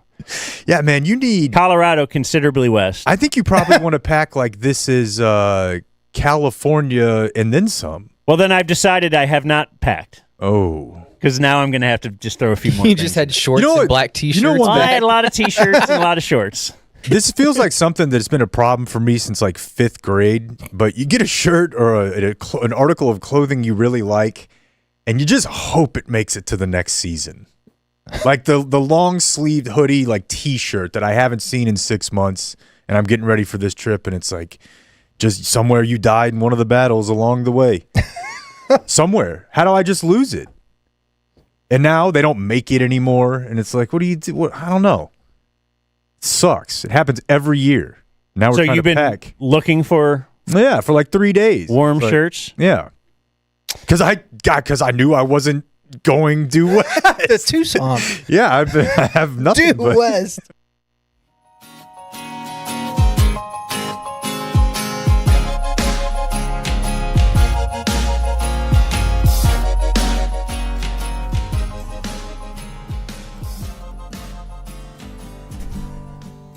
Silent night holy night. All is calm, all is bright, round young virgin mother and child. Holy infant, so tender and mild, sleep in heavenly peace, sleep in heavenly peace. Now, when I think young virgins, I think Community Mechanical. At communitydfw.com, Travis and the boys will take care of your AC unit. They're an HVAC company. Brandon Aubrey knows this. He had them out to his place. Common story that Community sees where another company had told Obbs that this is going to be $1 billion to fix. He called Community. They came in. They fixed it for $100. And now he is a customer of Travis's for life. Get that preventative maintenance. Have him come out, take a look at your HVAC situation. And you get yourself some Dumb Zone merch. If you get a new AC unit, you'll get a sit-in, and you can come hang out and watch the magic. CommunityDFW.com. Hit up Travis. Call or text anytime, even today, 469-667-7290. Even today. I've seen him answer texts at night at a Stars game. He's grinding this week, I promise. Dumbzone.com. Go to the Subathon tab there. You can see how to donate to the North Texas Food Bank. You could see how to subscribe. You could see how to give a gift of a subscription. Or, wait, what was the other option I wanted to say? You could donate directly to the North Texas Food Bank. Texas Food Bank. You could watch on YouTube, which you're probably already doing. Even just have somebody subscribe on YouTube. We'll donate just for that, for a free subscription on YouTube. Write a program that goes through and likes all our videos as bots, and I don't know. Ooh, that's a great one. I was thinking about how funny when you were a kid, it's Round Young Virgin. I don't know what that is. Like a bunch of guys around her? Round Yon Virgin. And then also it'd be if you just walked around as a kid and you were like, you saw somebody wearing something at school and you were like, that shit is gay. And you're like, it's in the song. You're gay apparel. Like you just see if you can get away with that one. Gay apparel. Round Yon Virgin. Loved the holiday time to be able to say gay and merry. Yeah. And get yelled at by your mom, and it's like, hey, I get to sing it. Check the calendar, babe. I get it's to December. sing. It's gay time. Sing the word gay. I don't know how much college game day you were going to take in this weekend, Dan, but I know that it became less because, there was a Jake Paul fight in Miami that Clayton was just telling us about.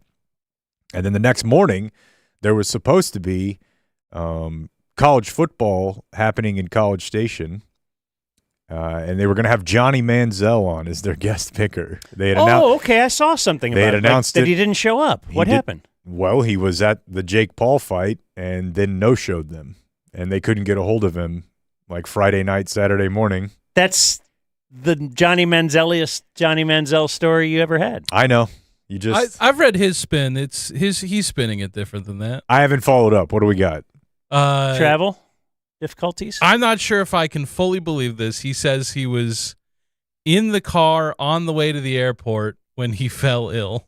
Ah, yes. And then that he was a key piece in getting Alex Caruso to the game day set. That's his story.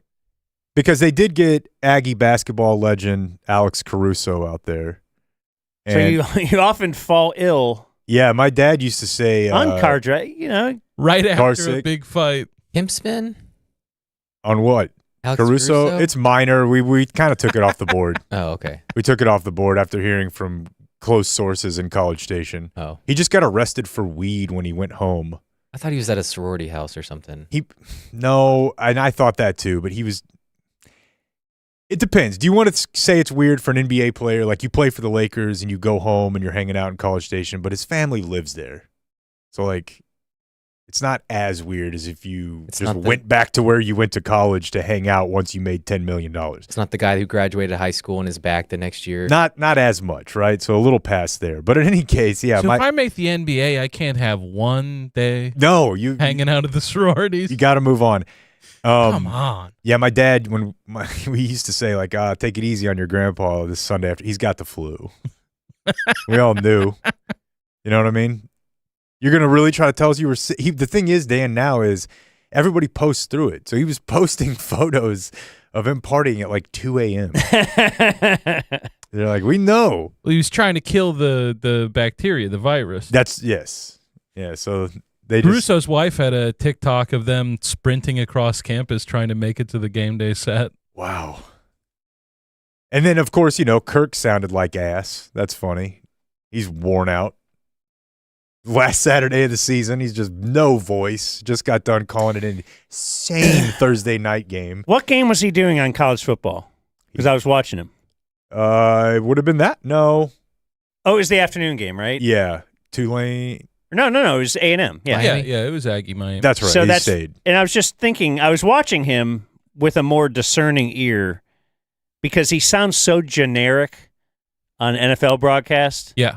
And I determined that he's also pretty generic on the college football broadcast. I think we just give him a pass because he's the familiar voice that's been there forever. It does feel so much better on college. It does. It feels like he belongs there. The pro experiment is not working. When he's doing a generic discussion of players he's never seen before, or at least hasn't seen since they were in college, it just doesn't hit as well. But I was listening to him a little harder. Maybe the only difference I can think of is he will offer hot college opinions on you.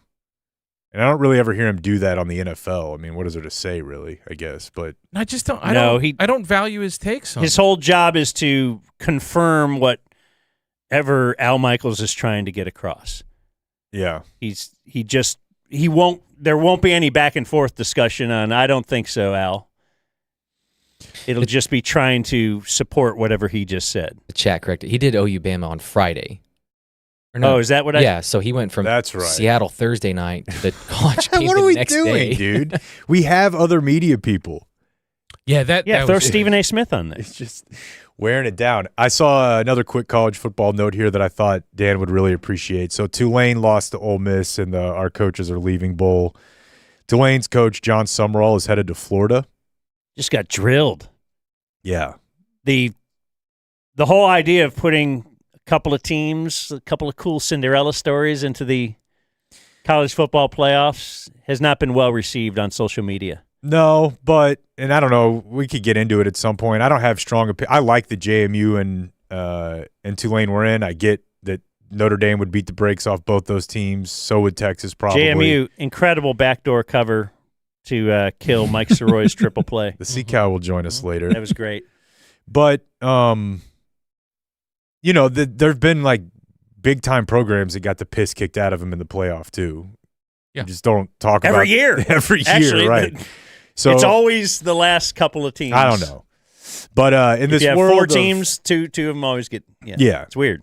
In this world of Lane Kiffin looking awful on his exit and all these other coaches that are getting shit talked about him, Summerall had the move. He donated. Now it was only $100,000, but it is $100,000. I thought that was weird too. He donated $100,000 to Tulane's NIL fund upon his leaving. Who? Their coach, who's got hired by Florida, was like, I love this place. I want to leave it on good terms. I'm stroking him a check. Now, again, it's only $100,000 and he's getting a big raise. This is going to become a thing. Now not they all, but they're going to know that there's a precedent that it's like, hey, yeah, right, I'll just write $500,000. So you guys, now that wouldn't have fixed it for Lane. Like he's in the SEC, but I think that's going to become more of a common thing. And I just thought you would have liked. When I saw that, I thought of you of like, this money means nothing to him. Yeah, I wonder what. I mean, you could even negotiate. Give me an extra $100,000 so I can look good in the press. Right. I wonder how things would be though if you did make, my dream of you have a contract and you actually follow through on your contract, especially for schools like Tulane or North Texas. Like, hey, we locked you in for 4 years here. This is great. Would it make coaching hires better at the higher level too, because sometimes to show that you can actually build a program and sustain it. Yeah, you'd be forced into he's got to coach for Tulane for the next 4 years, right? And because there's or whatever chance his contract is. Seth Morris, Eric Morris, yeah, fails tremendously at Oklahoma State because he wasn't good that long, right? That's what I'm saying. Exactly. So you'd get more. I mean, you'd be getting more. In data. the radio world, I think I've told you before. There was a guy before me in Dayton. His name was Kent Voss, and he would go on to be a writer on the Kimmel Show. So he probably knows all those guys. He probably knows Guillermo. And he was the afternoon drive host before me in Dayton, Ohio, as a radio guy. And there was a big story around the station that he had gotten an offer to go to Miami, and they were going to pay him like $200,000. And he's there. He's in Dayton making like $60,000 a year. So Kent Voss, big enough that a station in Miami is courting him. Well, they thwarted his efforts and said, well, no, you're still under contract for another year. And they called that station and said they'd make some stink about it because he kind of went to him going, yeah, come on. I mean, we're in Dayton here. We all know what's going on. And, you're Dayton. If Miami calls, don't you... that would look good for you that you had somebody so good. Well, so they actually cucked him there, and he ran out his contract, ended up getting a job in Philly the next time, still made good money and all that. But that's why I told them I was quitting radio and going to live in Cleveland when I got the offer from Dallas, because I still had time left on my contract. Stick and move. And Love I think underrated part of your story. Mm-hmm. But yeah, I mean, in radio, they make you just finish your contract, even though we know who we are. And Tulane, I'll bet you though, Tulane probably wouldn't do that. They would probably say, you know what? Hey, if you're getting sniffs around here, we get it. We're Tulane. We're going to gladly let you know. And that helps Tulane recruit other coaches to come. I just don't think that story helps your point at all. What do you mean? It was bad that the station did that to Kent Voss. Yeah. We should not make it so the colleges can do it more. I mean, but employee empowerment is good. You don't want the employer having more stuff. I generally do, and you know what? We should talk to Bruenig about that later, because he's texting me about that stuff. Yeah. Every time we get to talking, because yes, I am obviously very pro-labor. But I also don't mind. I mean, we've signed contracts in the past, and I think it's honorable to finish your contract out. Yeah, I'm pro-labor, but you can't just steal everything at your job, right? There's limitations to what you can do as a worker. And it seems like college coaches, I've said this before, and I would love to talk to Matt about it. To me, it seems like the most unregulated job market in the world. I don't know that I've ever did government work. There's no way. It's just talent. If you have talent, none of the rules apply. I think I would like to Occupy workers should be able to steal everything at their job. Because even as I said it, I was like, I don't know. Yeah. Some stuff's not the end of the world. And then, we probably don't want to get into Cowboy stuff too much today. I did want to ask about this. Or right now. I mean, certainly today. Yeah. Well, yeah, we can sprinkle it in throughout. What do you guys got on Trevon Diggs? Did you end up listening to his postgame? I have the video. If you'd like to see the video that Jane Slater posted. What is that? Because I heard he actually talked about what happened. I haven't heard yet what happened. I've just heard that he talked about how did he get a concussion at home. And I've thought it very odd that Jane Slater, for 3 or 4 weeks now, has been scolding other reporters for even daring to think about some of these nasty online rumors that have occurred. But these nasty online rumors have occurred because no one's talking about it. And she's like, well, I know what happened. And I got to tell you, these rumors are disgusting. Well, you're a reporter. What if you now report what actually happened to us? And she hasn't done it for a month. So what do we got? Well, she tweeted, and I didn't listen to the 3 minutes of Trevon. I have it here, but I have not gone through it. But I'm going to get this right. Some of you wanted to know how Trevon Diggs got concussed. It was never that crazy, but the lack of answers made it sound like that was. With his permission, he shared, and here's the video of it. He says a TV he was trying to install from the ceiling with the pole mount fell on his head. Quote, I was trying to be a handyman. He didn't think it was a big deal, didn't need to be addressed, but speculation on the internet went way too far. He said he had some good plays today, but was still adjusting to the game speed. On if he thought this may be his last game at AT&T, yeah. He says he wants to be here, but said they will discuss his future at the end of the season. On the McConkey touchdown, which was the motion out switch release, it looked like it was all on Trevon. On the McConkey touchdown, he said, cover two. Obviously, that's not my fault. Blaming the coverage there. Hasn't that been something they've highlighted specifically that he does poorly? Yeah, what, play zone? Yeah. Yeah. I think cover 2 specifically has been mentioned before. As him and Flus have argued about it. He doesn't really get it. No. So he posted I'll tell you what, Brad Shams, I was listening at that point. Oh, yeah. And he's like, and behind him kind of jogging is Trevon Diggs. Not happy with the Trevon Diggs effort. Dan had tipped me off that we were going to have a big man zone day yesterday on the Sham and Babe extravaganza, and I heard the end of their broadcast too, and I knew this was coming because, of course, the Chargers play like 80 to 85% zone. But they have like good players who are good at running that system, and it's been working for them. But the Cowboys have run a bunch of zone and gotten killed, and then they got beat in man a few times yesterday. So Babe signed off yesterday with, I've never heard so much talk about man and zone coverage in my life. Hopefully now everyone is happy that they've seen the Cowboys try to play some man coverage. And Brad's like, amen. Oh, wow, because their first touchdown that San Diego scored, or whatever, and you know what Babe would say when he said that? I'll put $1 in the cookie jar for you. Or whatever. It was brought up several times. Yeah, okay, you've heard already some of that? Mm-hmm. Yes, if he says San Diego, he's got to give him $1. After the first touchdown, that was Babe is, I guess you wanted man coverage, huh, Brad? I guess we got man coverage. See, there's man coverage. Yeah. Never mind the fact that the other way hasn't been working all year. But here's a video that Jane posted. I guess it's supposed to be of the... Is this the incident itself? Well, no, I think it's of the TV he was trying to mount. Hilariously, the TV is on Bad Santa. While it's good movie. What a good part of the movie, too. It's a TV like hanging out by a pool in like a pergola or cabana situation. And I guess this is what it looks like completed, and that fell on his head. But I'd like to go back to the part where it says he didn't think it was a big deal and didn't need to be addressed. Like, in what world do you think that you can be a football player who gets an at-home concussion that cost you a month or more of the season, and you're like, why is everyone so interested in this?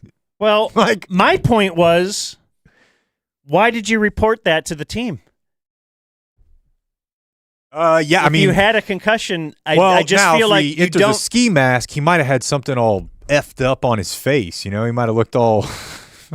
Oh yeah, all he wore messed a ski up. mask at the media availability that week. So somehow pulled a Kanye, wore like a Green Man suit to the. So a lot of the rumors were that he was on a stripper pole. As Jane acknowledges in some of her tweets, there is a pole element to this. It's a pole mount that fell on his head. So I don't know that this helps. I don't know that I'm buying it. No. It does make me think he's relatable. If I had that kind of money, I would never, ever think about mounting a television myself. I don't think he is either. What is that? That pole is 2 feet long. Yeah, he was not mounting that television. No. It's very weird. Then she was in the replies battling people about it, Well, that's the way you keep good access to that, source. That's true. I know she's a longtime IJB listener, but I don't really like her very much. I find her work to be frustrating. I think we got word that Trey is done with his gingerbread house. Whoa, let's go to the Trey Qualis cam here and take a look at that. He's holding it up for us. Okay, should I go out there and look at this? Yeah, go. Yeah, I'm going to go grab a camera. Okay, yeah, maybe should we bring it in the break? Walk it over here right now. Let's take a look at it. Okay, yeah, here he comes. He's gonna. It'd be so if funny he if he fell. dropped it. We have Trey Cam. I feel like I was seeing it happen before. Oh, he's real confident. walking Trey with is that one hand. dressed like an elf, and we gave him until noon to finish a gingerbread house, and he's done About now. It's 7:30. before 9. Yeah, we also have. I think we have some Legos.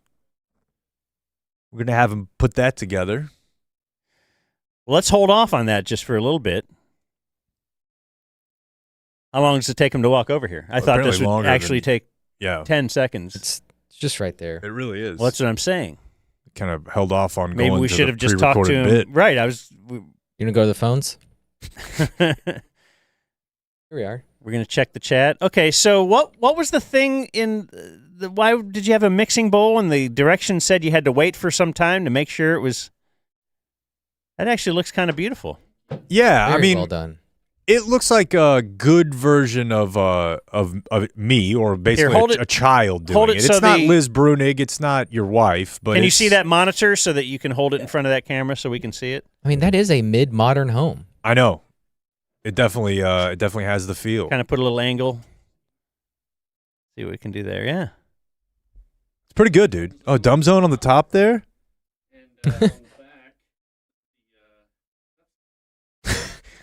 Sure. It says What does that Epstein say? on the back. Yeah. Oh, Epstein. Yeah. All right. Yeah. All right. Trey, Good finish job, it. Trey.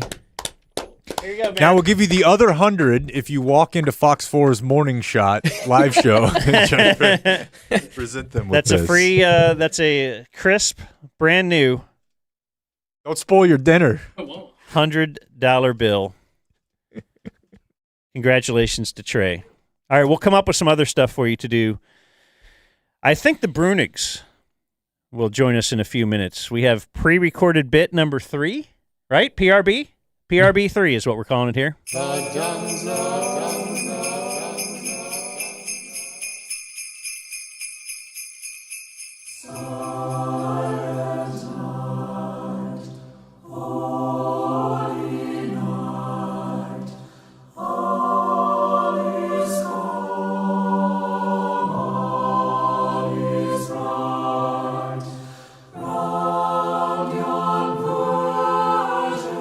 So Stone Cold beats Jake the Snake.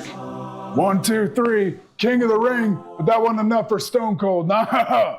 Stone Cold had to announce his arrival in the World Wrestling Federation. What he did, stupid Michael Hayes up there wants him to give respect to Jake the Snake Roberts. You think Stone Cold's gonna respect Jake the Stone Cold Steve Austin, I'll tell you what I did. I got on the mic. I said, first thing I'd like to have for you to do is get that piece of crap out of my ring. Because Stone Cold Steve Austin just proved without a shadow of a doubt that Jake the Snake Roberts doesn't have what it takes anymore. He sits there and he thumps his Bible and he says his prayers, and it didn't get him anywhere. He talks about his Psalms, talks about John 3:16. Austin 3:16 says, I just whipped your ass. So then Stone Cold drags McMahon down to the ring. He has a pistol. McMahon doesn't realize it's not a real pistol. It's a fake. I'm just going to do a mock execution right there in the Honda Center. But he doesn't know. He's screaming, oh, don't do it, Stone Cold. So Stone Cold pulls the trigger, and then a flag comes out and says, bang. Well, it was hilarious.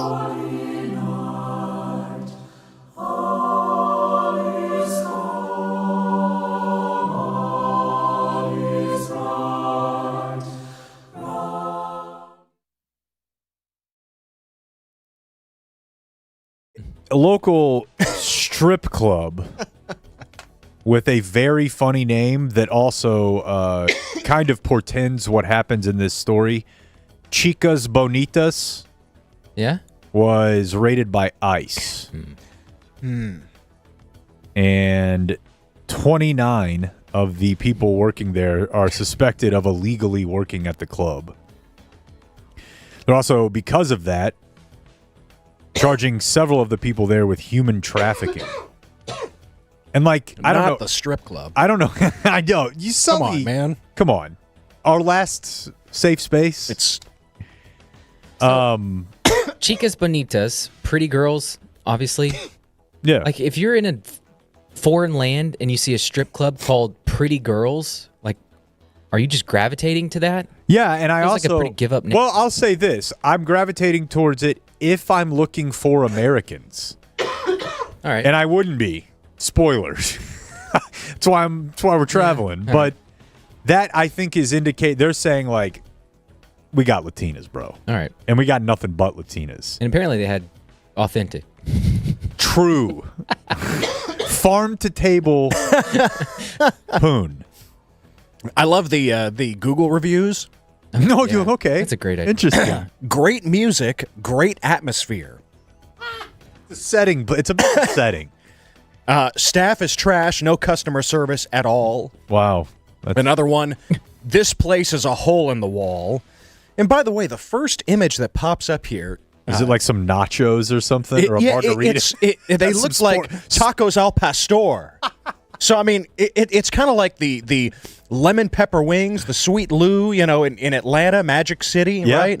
Get those, like maybe they're known for the cuisine on top of the beautiful chicas. women. Yeah, that's very possible. I mean, I'm not a strip club guy enough to know.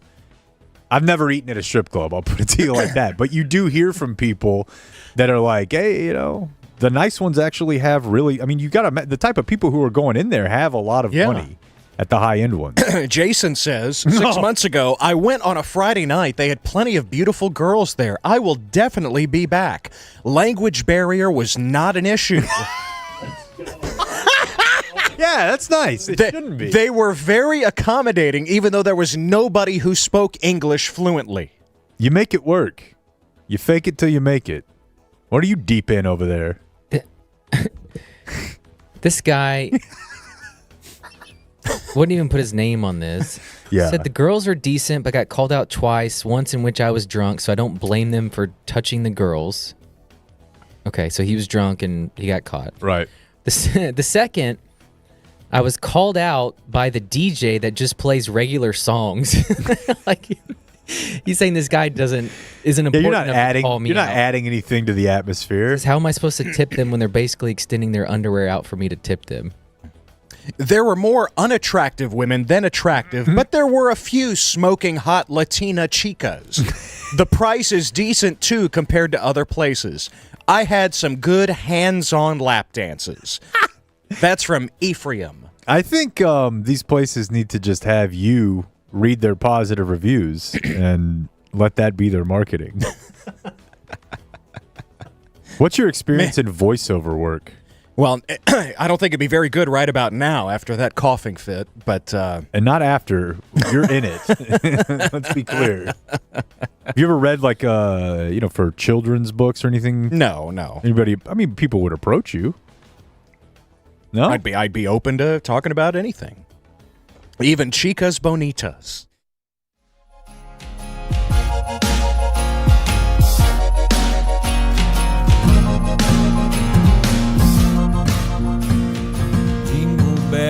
Jingle bells, jingle all the way. Oh, what fun it is to ride in a one-horse open sleigh. Jingle bells, jingle all the way. Oh, what fun it is to ride in a one-horse open sleigh. Dashing through the snow in a one-horse open sleigh. The fields we go, laughing all the way. Hey, let's promote our merch. Raymond says he's got a bunch of new stuff. If you go to dumbzone.com, we have a little merch tab there. It's from E6 Sportswear. He's also got a bit going on. No way. Because he's Raymond.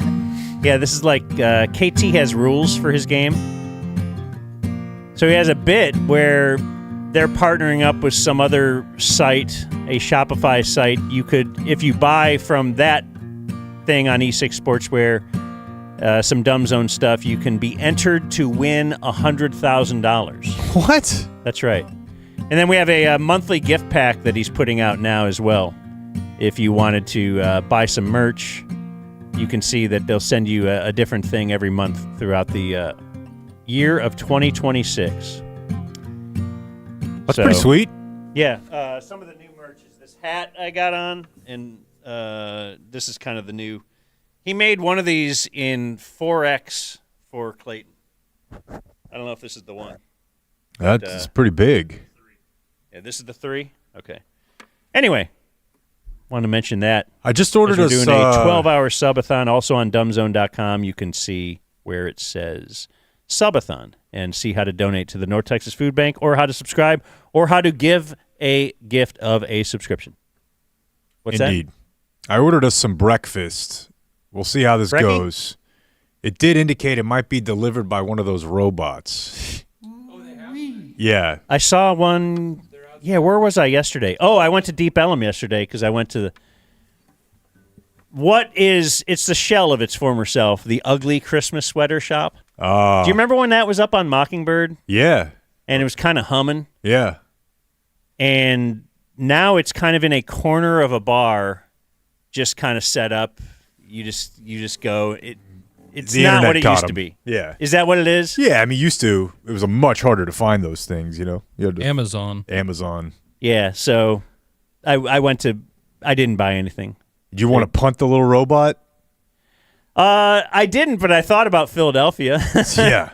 When I saw that thing. The kindness bot. Rolling around. I didn't know what it delivers food. Yeah, and at first I was kind of miffed because it says, like, you know how you have to tip your driver before. Don't tip the robot. Well, it asks you to, No. and then it says, I've read the fine print, it says if a robot delivers it, you get your tip back. So you have to hit like 20%, but if they match you with a robot, the robot doesn't get to keep your money. A worker I'm okay screwing over. Can we shout out Scott for the Stone Cold stuff? Scott Crisp, local comedian, good dude. He's been on the show a bunch of times. Go see him. Scott Crisp, 3 Ps on Instagram. He'll be here later. He will. Yeah, a lot of people involved with our show throughout the year are going to be on today's show, like Brandon Aubrey. He'll be here at 10:15 today. Right now, it is 9:06, so that tells you when he'll be here. And joining us, I'm not sure if we have the Bruenigs from my favorite Patreon podcast, or if we just have high school sweetheart, a Bruenig. Yes, the Bruenig is here. The Bruenig, Matt Bruenig, yeah. ladies and gentlemen. The great Matt Bruenig, our labor lawyer. Look what he's done for us. We got to have Liz at some point because someone has to evaluate the gingerbread house. I think she's going to come in a bit. She's still sleeping right now, but I'm glad we have TC here. Now that means we can talk running. Absolutely. Yeah, I heard about your 550. Yeah, 550 mile. You know, it's whatever. It's whatever. Wait, for how long? That's my 1 mile time. Oh, okay. Yeah, I don't think I'm touching that. Have you? I thought the most you've done is like a 10K, or did you do a half marathon? I did a half marathon, not intending to, but a friend of mine was doing it and asked me to do it, and yeah, I ran that in an hour 45. So when you guys were talking, about it, almost 2.5 hours. Okay, it's 2 minutes slower per mile. Like he's running an 8-minute mile, which I am not capable of doing, and that's fine. I don't understand. But here's the thing. And he's doping. He's doping too with Game Day Men Health. It is true. Why not take I mean, that is I was thinking about that as a copy point the other day is like, you know how everybody always talks about baseball and they're like, man, I hated the part where everyone was on steroids. No, no one ever says that ever. That's the best part. Go to Game Day and get on steroids. Look at the NFL. The problem, Matt, while a troll, he has to be drawn out by the original over here. Matt would have never just said to me, hey, you ran this in over 10 minutes a mile. That fucking sucks. I ran it in 8. He would think that. Right. He's just a nice guy, though. Whereas TC's family, they say it to each other amongst themselves because they're running people. And running people have to let you know that they run and how fast they run and that they run a lot.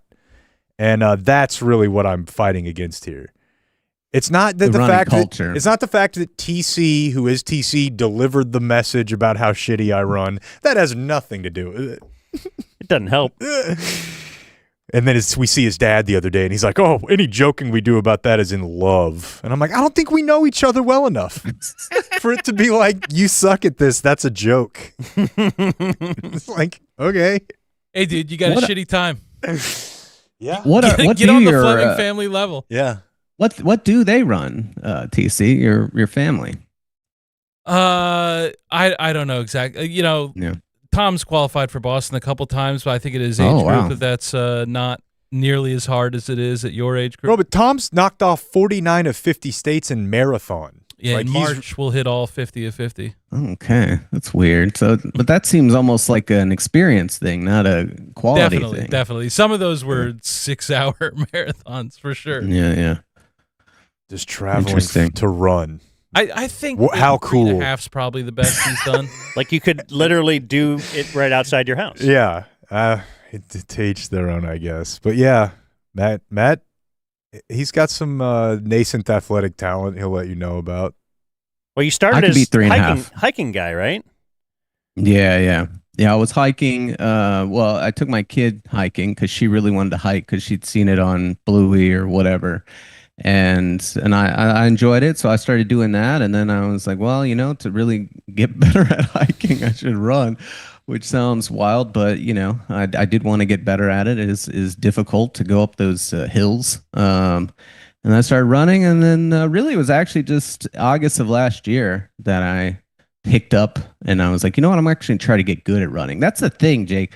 If you really wanted to, in 3 months, you could get there. But that's what also makes running kind of stupid, because it's really just like, do you want to just go plug in 30 miles a week? And if you do, you're going to get good because the body adapts, and that's it. It's not, I mean, there's got to be some limit.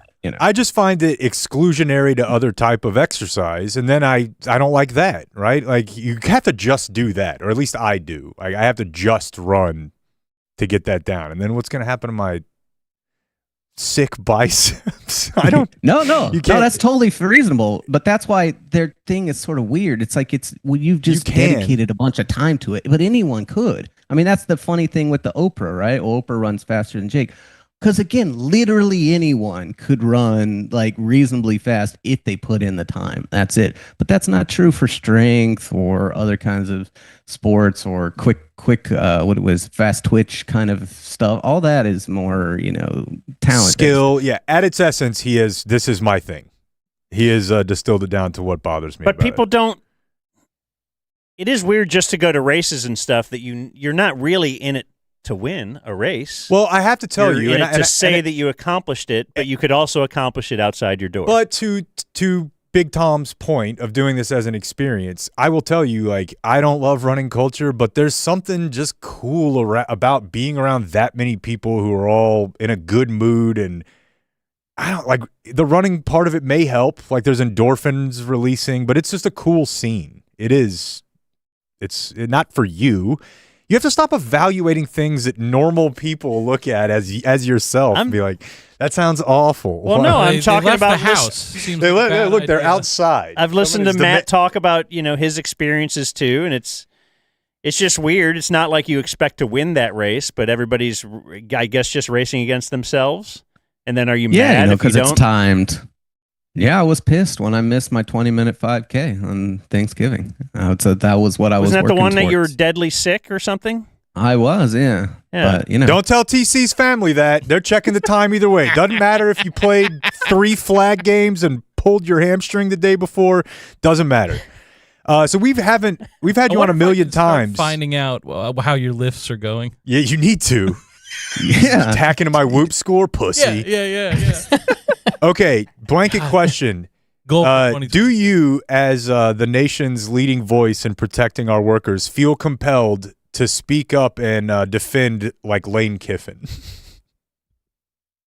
I don't. What's wrong with Lane Kiffin? It's not then he's a bad example because he's I actually don't have. My point is when we talk about honoring contracts, Dan, who I think where his sympathies lie, is like, man, it is kind of icky that these guys don't have to honor these contracts at all. Like, is there any limit to the level of freedom that they should be that they should have?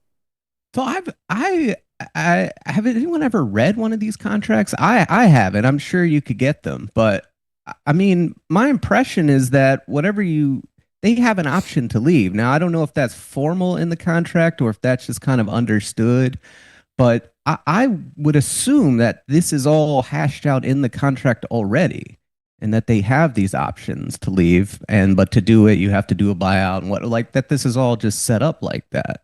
And the schools are not willing to put it in to be more restrictive because the coach won't accept it, Yeah, you were texting with me telling me that it is bargained for essentially in the contract because there's a written buyout.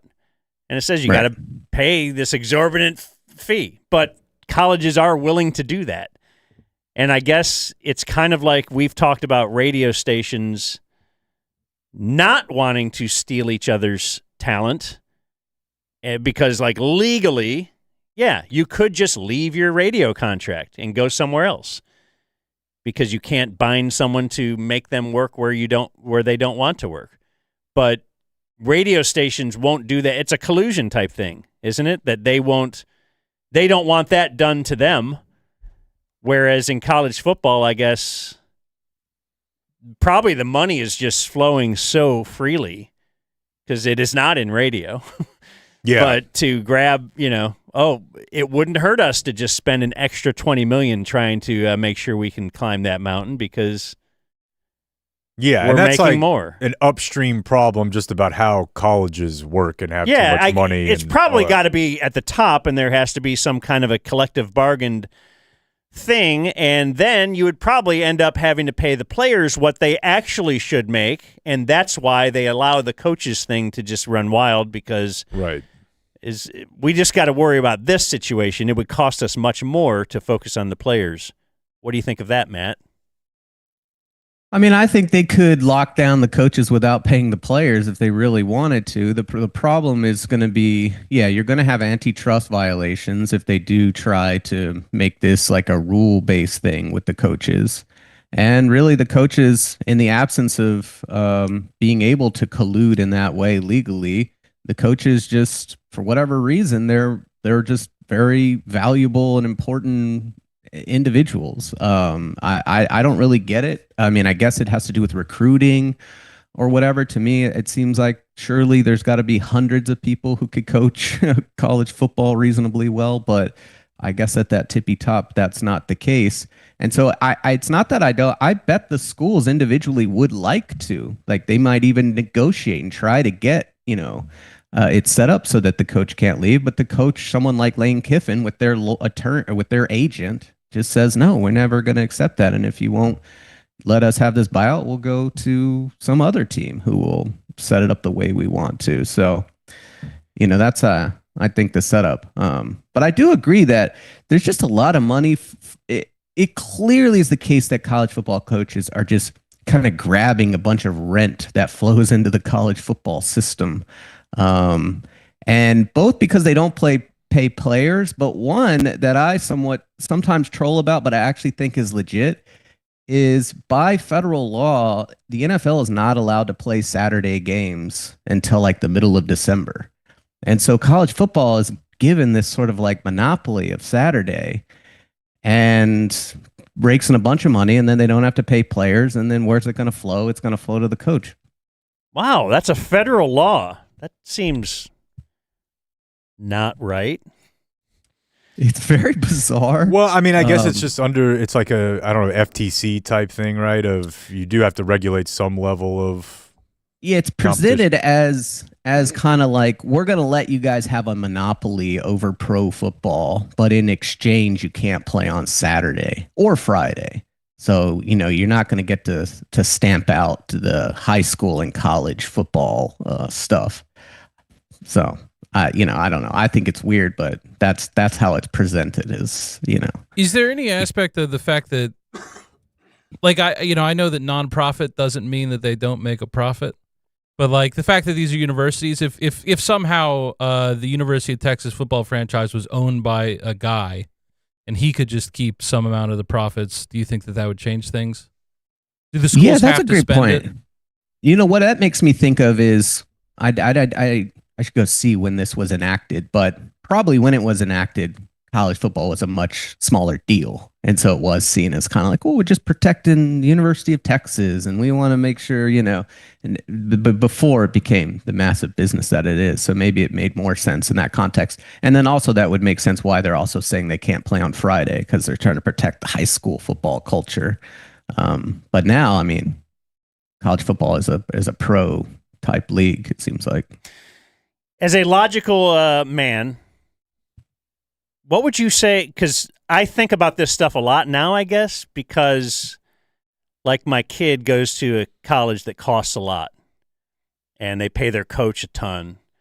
And I just don't, I'm in the middle of it and I think it's ridiculous. That's why you got that bumper sticker, right? It's ridiculous, yes. Your money and your daughter? My money and my daughter go to Clemson.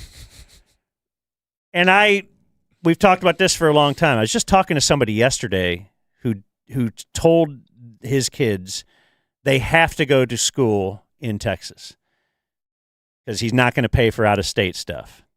And then I gave him the story of Jake, and Jake had regrets. He never left his hometown. He, would have liked to see a bit of the world.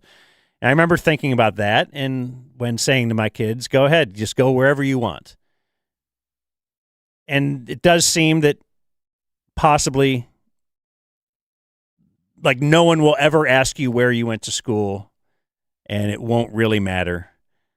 Anyway, what does logical Matt Bruenig think about that? As far as like, would you impose these rules upon your kids? You have 2 kids that are under 10 years old, right?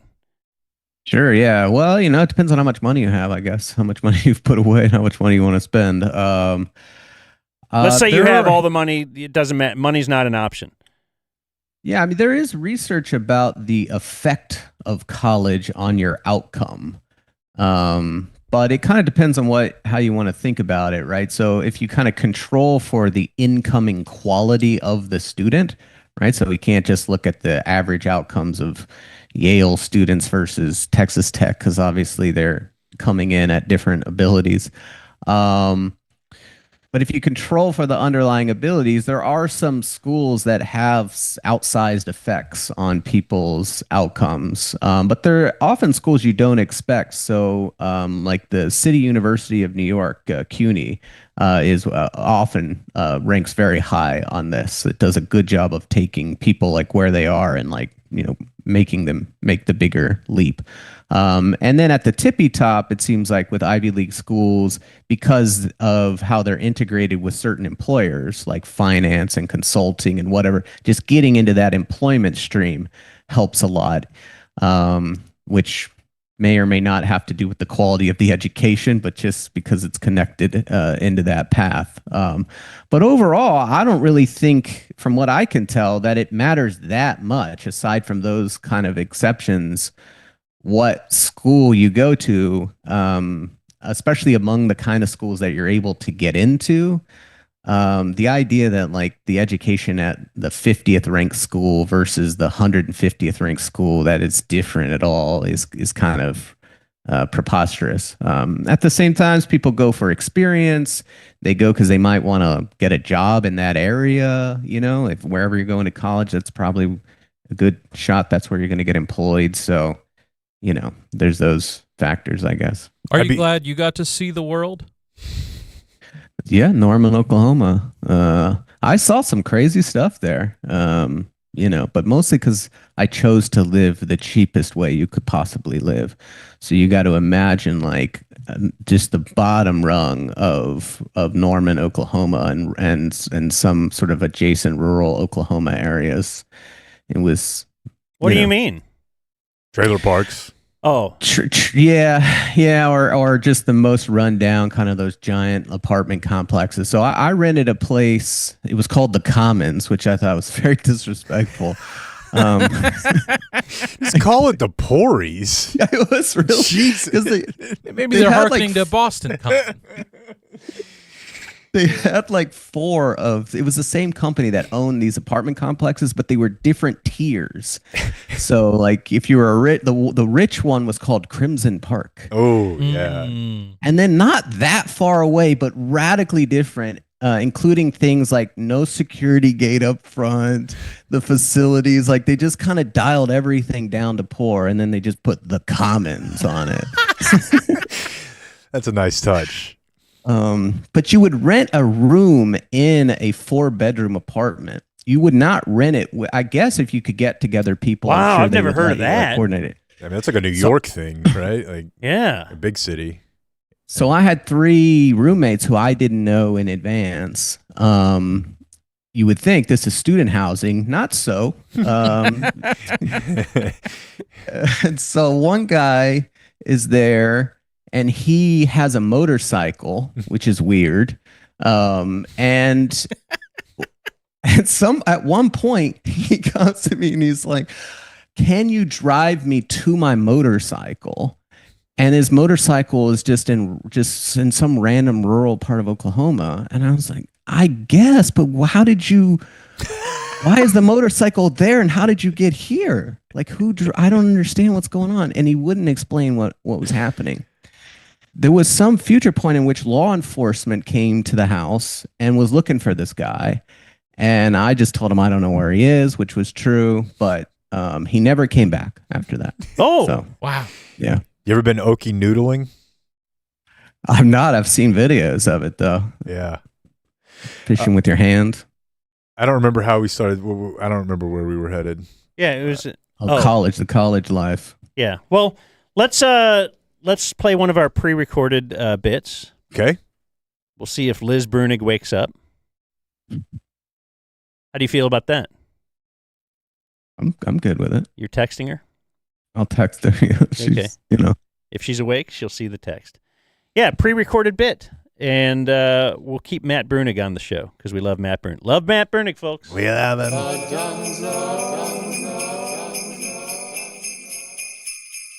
And now, it's time to hear from a man who's been around Christmas for a long time. If you don't believe it, he's got faith, family, and festivity tattooed on his hand. Ladies and gentlemen, the Shotty Claus press conference. Saad Yusuf with The Athletic. Coach, with New Year's just 6 days after Christmas, how do you and your team handle the quick turnaround? Well, you got to remember, Saad, I've been at this quite some time now. I mean, when your dad is Santa, everything kind of revolves around the schedule. So we're going to start by trusting the process. And over the years, we found that often the momentum that we have built up heading into Christmas does not just dissipate. It doesn't abruptly stop. So we kind of ride that wave. And in a sense, it's a real benefit that New Year's will come so quickly. There's no ramp-up period necessary. Like I said, I've been at this a while. Will there be more of the Shotty Claus press conference? There will. Keep it intentionally tuned to the Dumb Zone.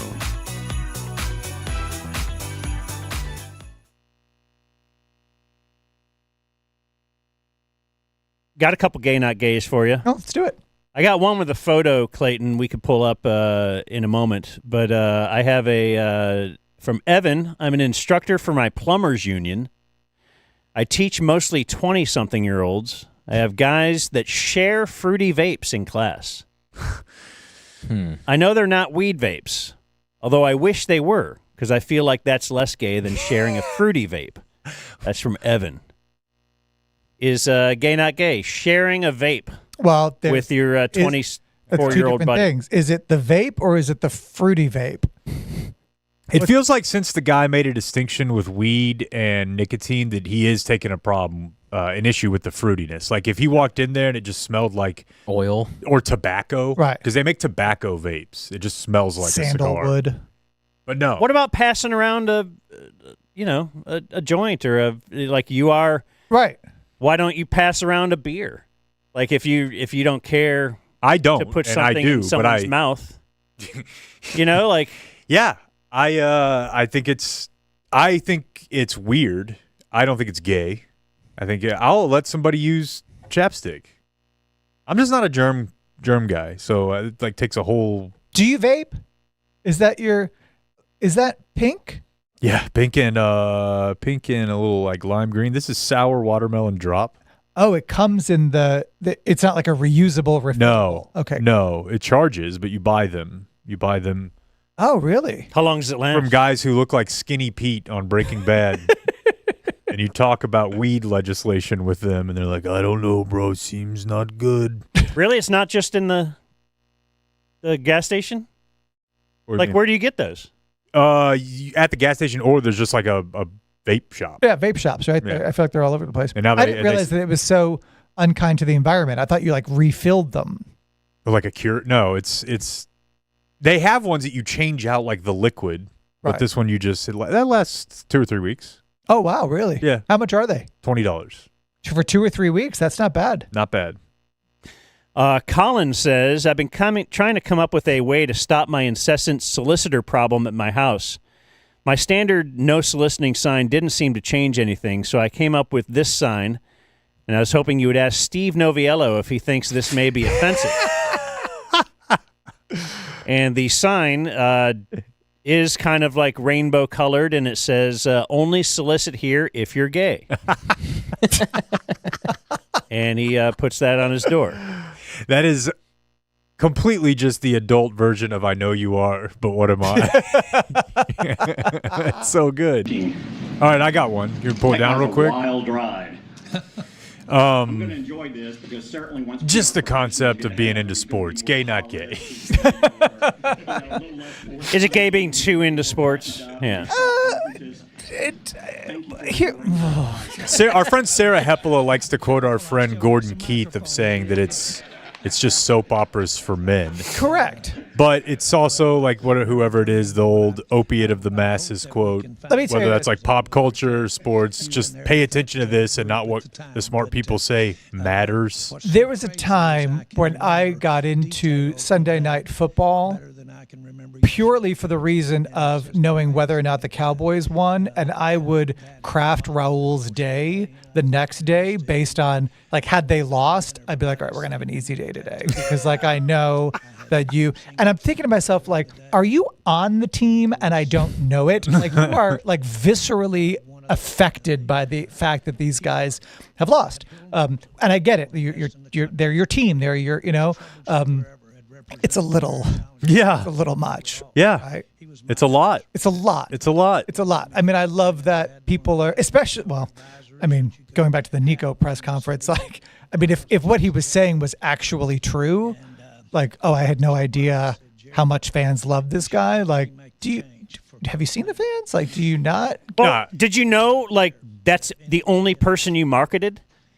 Like everything around your whole team was built around it. Everything around him and that comment, it's nonsensical. It's crazy, and I'm tired of talking about it because it's kind of like how I feel about Trump, regardless of what you feel about him, or some politicians, maybe not all. We're arguing with a wall. Nico Harrison's never going to be like, you know what, in hindsight, I should have done that differently. It's never going to happen. But on the sports thing, I do try to think about this a lot because I spend a lot of my time thinking, writing, talking about sports. I think it's less gay because basically we don't have wars anymore, really.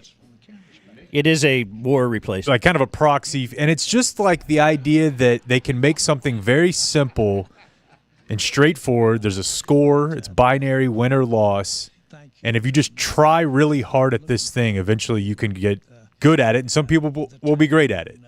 And it's measurable, and you can just watch it and think, I could try that in my life. There's some level of like, this is greatness, and I just want to do that in my spreadsheets.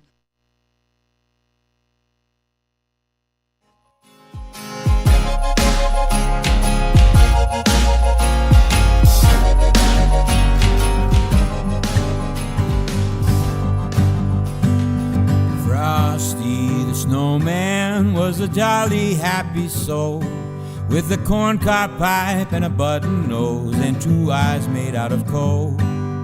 Frosty the snowman is a fairy tale, they say. He was made of snow, but the children know how he came to life one day.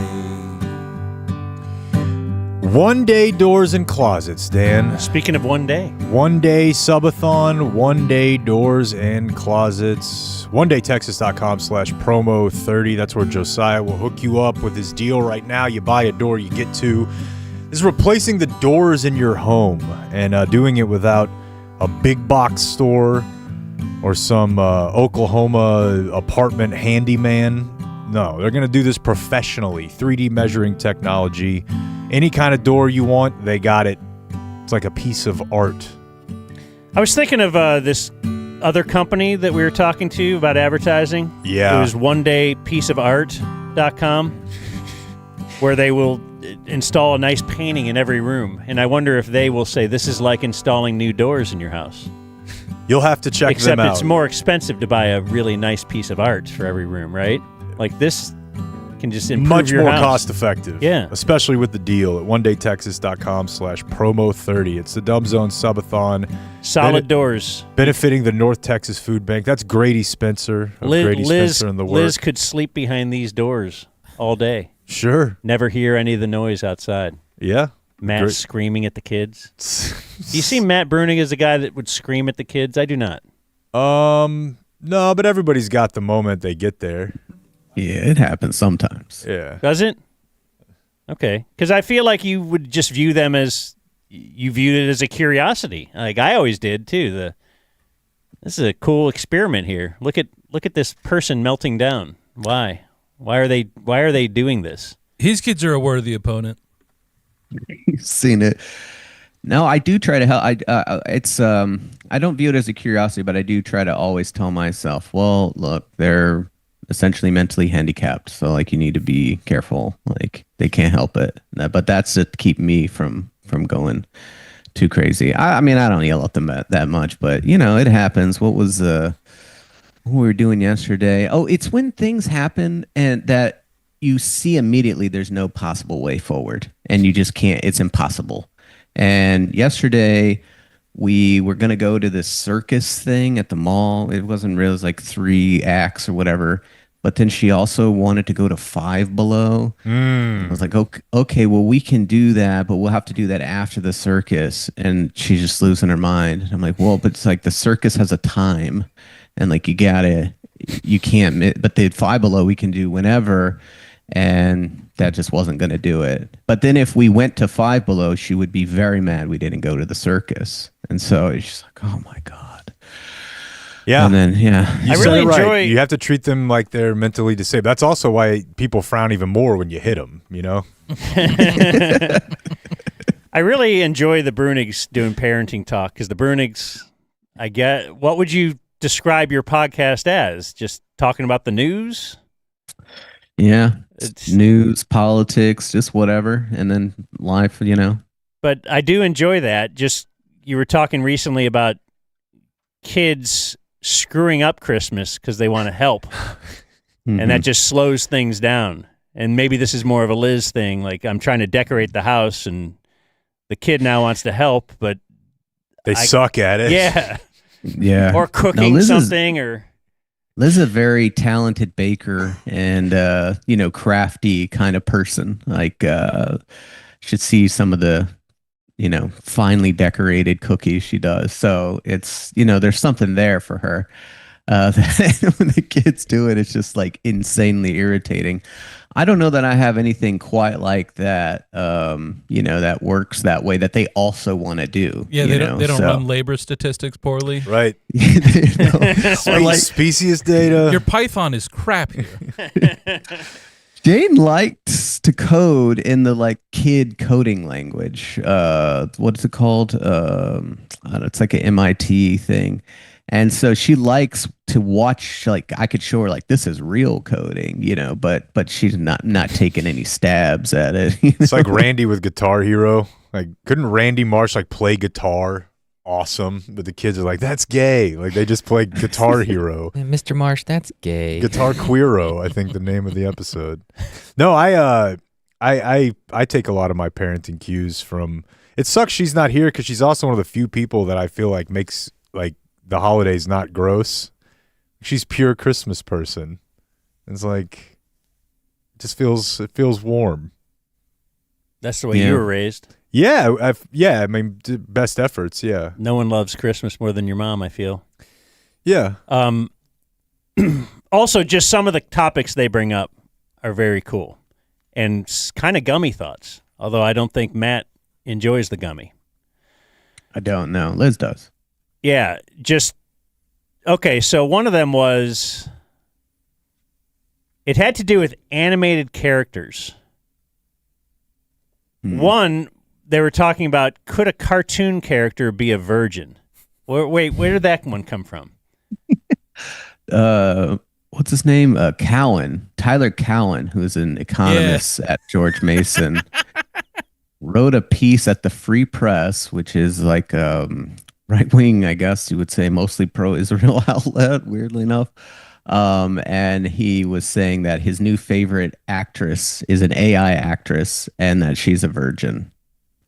And it was something like last good chance to see a virgin on screen. And it's like, is that something you want? It was really. It was exactly that. This is like a 60-year-old man. It's very baffling. So he's upset that there aren't virgins anymore. Yeah, I guess he has a strong banging. preference for virgins on screen. But like you said, it just tickled my mind. Like, what do we... Wait. So as a character, how can a cartoon be a virgin? It's not a person. Like an actress could be a virgin, but like a character, it's fake. Or is it only if they're a virgin, like in the canon of their character? Right. Can a cartoon character be a whore? Right. I mean, they can have sex in their cartoon. I've seen it on the internet, but but not really part of the story. But also, is that, what if, are they a willing participant, or is this actually some kind of a not statutory, but some kind of a forced? Can characters consent? Yeah, that's fair. Yeah, they can't say no to. Did Marge Simpson want to be with Peter Griffin? Probably not. It looked like she did, but how do we know? This is an animator. Or when you talk about animated characters, are they just that character? Can the animated character play another role? Right. No, that was the thing that I was so baffled by with the AI one, right? How can this be? This is my new favorite actress. Well, she stars in other movies where she has a different character, like a real person does, but that's just a new thing each time. It's not this. There's no continuity of the AI entity across, at least in a like a Elsa, like Frozen type thing. Well, it's Elsa in all 2 movies or 3 movies or whatever. He's talking about someone who one time plays like the lovable librarian, then the next time plays Joan of Arc or something, but it's AI. That's not the same thing. These are different instances, surely. Yeah, he makes it sound like the AI, it goes home. Right. Like it goes home. It sometimes pickets like its SAG benefit. Like, no, this is not a person. Goes to the doctor. Yeah. Right. Has a husband, might have, there'd be an announcement. Ooh, baby bump. And he's really kind of judgy about the roles she takes. He's always on set. Kind of messed up. Beating her. Yeah, that's right. She has to, be very selective. She doesn't want to be typecast. You have to kiss another one of the bots? No way. Oh. But then I was wondering, can Elsa, you see her, you know what she looks like, and then they come out with a new Snow White, but that character is playing Snow White and identifies as Snow White. Are you allowed to do that? See, I thought you were going to say, when you said they play other characters, that they start Frozen 3 and it's just Elsa sitting in like a break room going, making copy. And she's like trying to do other bits as Elsa. There are limitations here somewhere. Yeah, and where are the lines when a character stops? Because that one of the big Frozen conspiracies, which I think Ben Shapiro even kind of gave some, is that in the next one she's going to be a lesbian, and like at that point, I don't know if she's a lesbian, does that make her no longer Elsa? We run into this with Santa and Black Santa all the time. Is Black Santa, or is that just a different thing? Boy, well. Yeah, if you look at the origin of Santa, was probably black, kind of like Jesus, right? No. The real Santa. I don't think so. No, I think it was European. Yeah. Saint Nicholas. Jesus right? was like, he was of the Middle East, right? Sure, but I'm saying every depiction of Jesus you see is a white man that looks Boy, like we you. watched. Are you guys familiar with this kids movie Klaus? No. It's a I think I've seen it. Trey's shaking his head. Yeah, really, really weird. I'm not. It's sort of like like when Christopher Nolan started making Batman, and you're like, well, that's Batman, but it's definitely not the Batman I knew. Mm-hmm. It's like Santa, but he's rugged and like kind of pissed and like kind of dark, but he lost his wife, I think. He did a gritty reboot of Santa? Dude, for real. They have, and it's just called Klaus. And he's like ripped. Who needs this? I'm telling you, it was a weird experience. It's like my It's daughter's not like, called Claus, it's called Klaus. they say it like they say it in Germany, I would assume. Yeah. Somewhere over there. Not fucking Palestine, I can tell you that. Yeah. You think that the character named Christopher Kringle came from... Santa's like a Russian guy. Saint Nicholas is Greek. Yeah. Oh, I thought it was like Finnish. I think there is a Finnish looks character like Giannis. that is... He did. Giannis's brother. Yeah, the Nassus. So we had Matt on a couple years ago. Matt, one of the great labor lawyers in our nation. He sends fear into other lawyers who actually, they usually are just confused by you, right? They don't understand what you're doing, and then all of a sudden you kind of teach them about the law. Like, hey, I'm actually allowed to do this. Those are the cases I like the most, definitely. I do have some bread and butter, someone got fired for talking about wages kind of thing, and, they usually understand what's going on there, but yeah, I like cases like yours where the people don't know what's going on, and then eventually you get to drop a bomb on them. Especially if they're a guy who thinks he's going to live forever and measure his awesome boners. And the next thing you know, he's got this guy, a burr in his saddle. Son, wake up. It's boner measurement time. Now, who is that? That the guy? Brian Johnson. Yeah, Okay. He's the live forever guy. Matt got into it with him? Well, yeah, I mean, the guy had a lot of his, I think his Matt can tell you, his girlfriend was like working for him. And then, if someone's working for you, you still have to treat them like an employee, even if you're like having sex with them. And I think that part might have escaped Brian. Like you can't fire her because she stopped having sex with you? I don't think so. Oh. No. Damn it. Those cases are about confidentiality and non-disparagement, two clauses you guys were also subject to, but kind of got pushed to the side. But a lot of employers use those. And this is I've now had multiple cases where some kind of weird relationship or sex thing is occurring, but the person employs them and then gets them to sign an employment agreement that has non-disparagement confidentiality in it. And I don't know if this is like a strategy people are now using, because people, you can have NDAs and employment contracts that are people think are enforceable. But the other one was a cult leader who he was having his employees who he also had sex with sign these things, and then really threatening them if they wanted to talk about anything about the cult or whatever. So cults just out there. Like you feel like Just you out hear there, about man. all of them, but certainly not. No, you I don't didn't hear know about that it was until going they on. break. Yeah. There's one at Matt's The Commons apartment complex right now, I'm sure. There's got to be, yeah. You know what? I wanted to lead into, I was going to talk about Santa's workshop, and I still am. But as you talk about signing confidentiality agreements, I thought of something else I was explaining to a friend of mine yesterday, because he was talking about how he loves Jerry Jones from afar. He lives in Cleveland. And he said, and I was like, he's like, yeah, there's always stuff going on. I'm like, yeah, they're always finding new kids that he has. He's like, wait, what? Like, he didn't know about that story. Oh, wow. And so I was kind of explaining to him about a girl that emerged in the past couple of years that wanted to sue him for paternity, like proof that you're my dad. But her mom had signed an NDA when she was a baby, but then she turns 18 and she's like, well, I was a baby. Yeah, Right. I can say whatever I want. And I got to think you love that.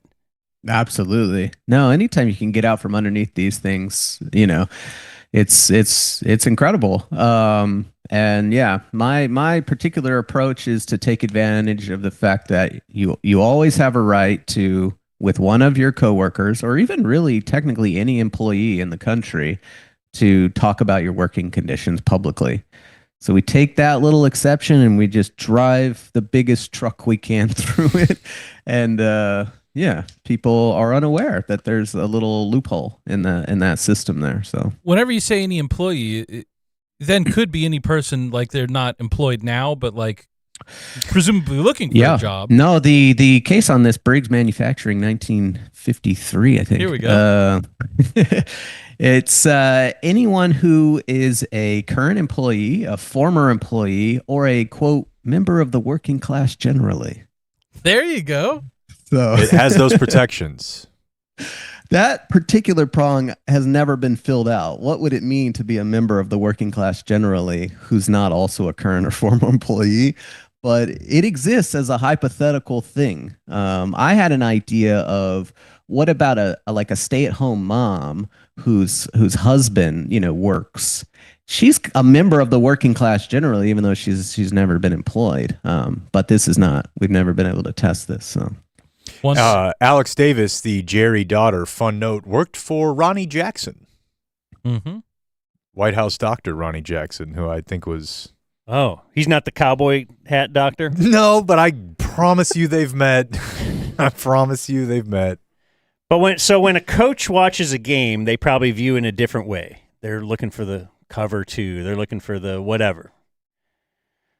Throw out some cool football terms that they're looking for. Pad level.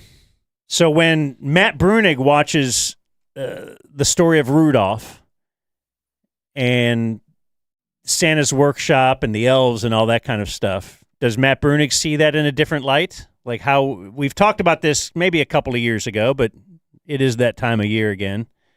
I don't know how recently you've watched Rudolph or if your kids are fired up about that, the old 60s version, I guess it is. Yeah, no, we went to the aquarium and they were doing a 4D version of Rudolph, which was a truncated version. Have you done the 4D movies? I have not. You guys see this?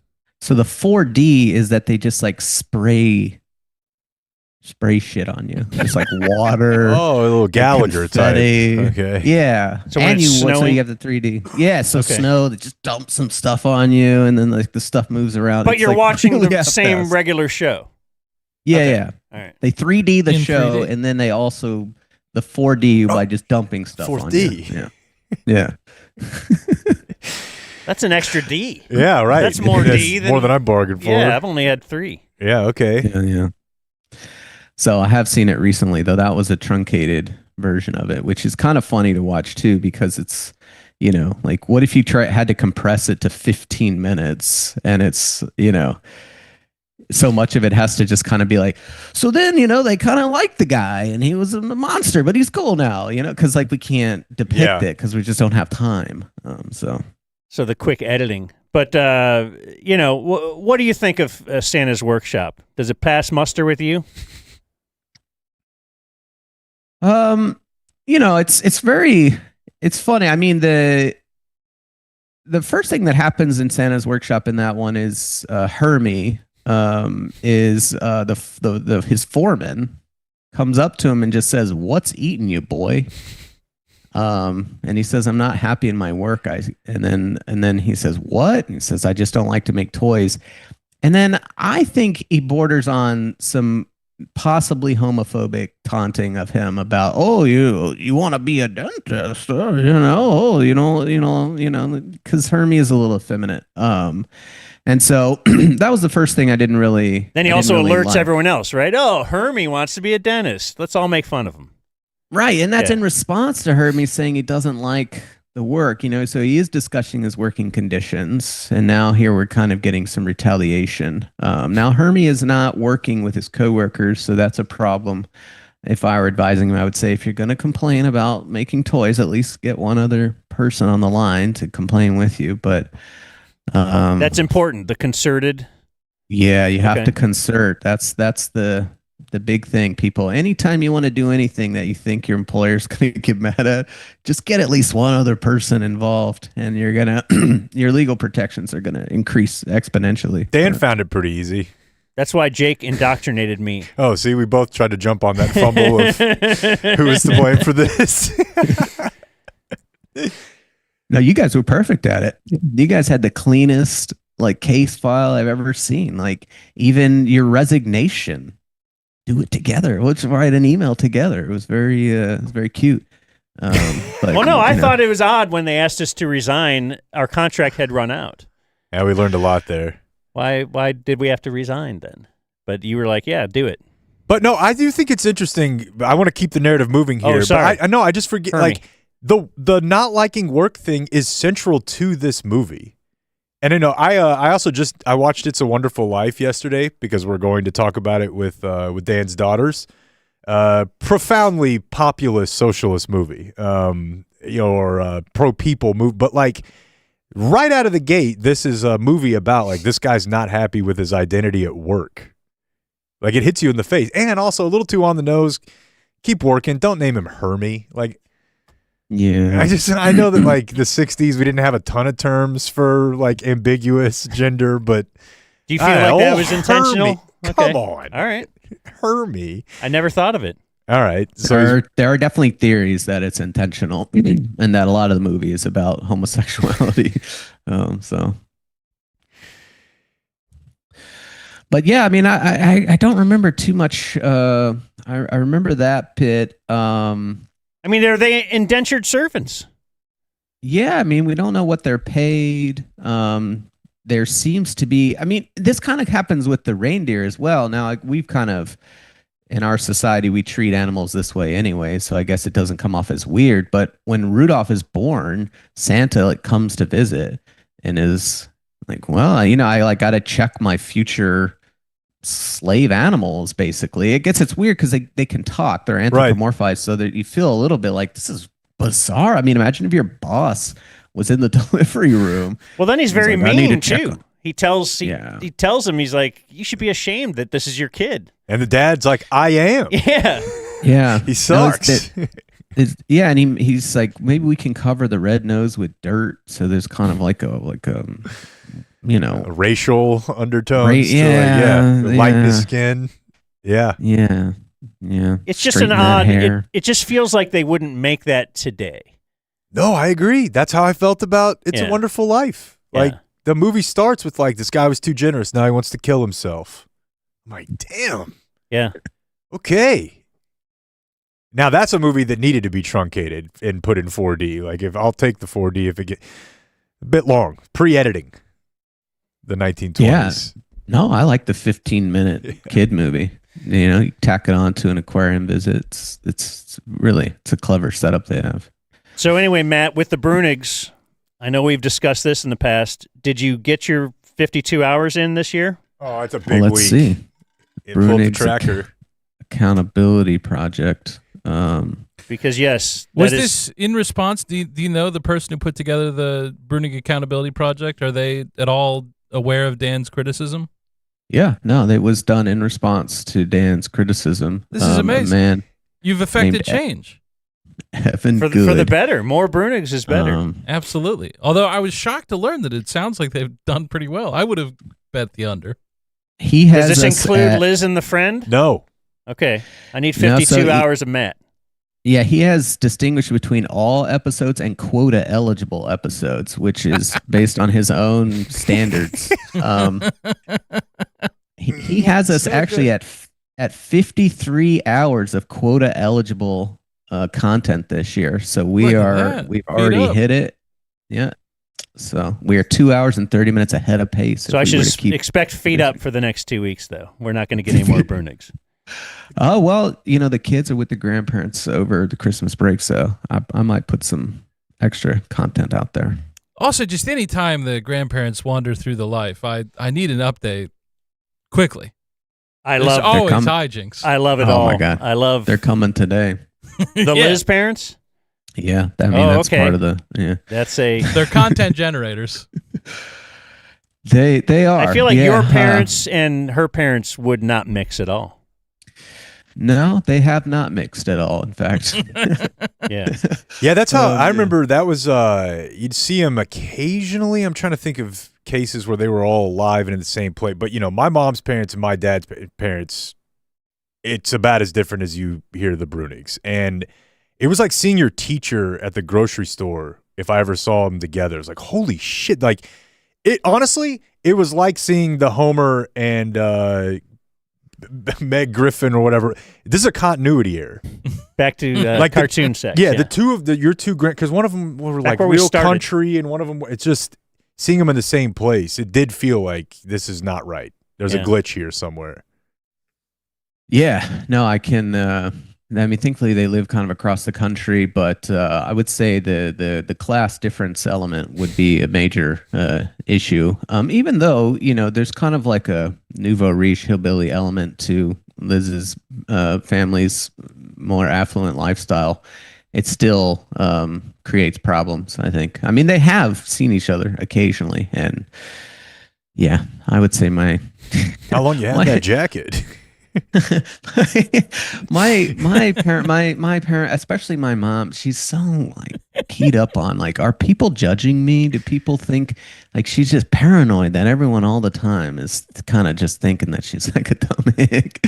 And I don't really think they are, but you live that life long enough at the bottom, you probably think everyone thinks you're dude, and that sucks too. I bet it's even so much worse if Matt's your son, because like I'm not that intelligent of a guy, but the fact that my parents didn't go to college and were certainly smart enough to, they just didn't, right? It wasn't what you did.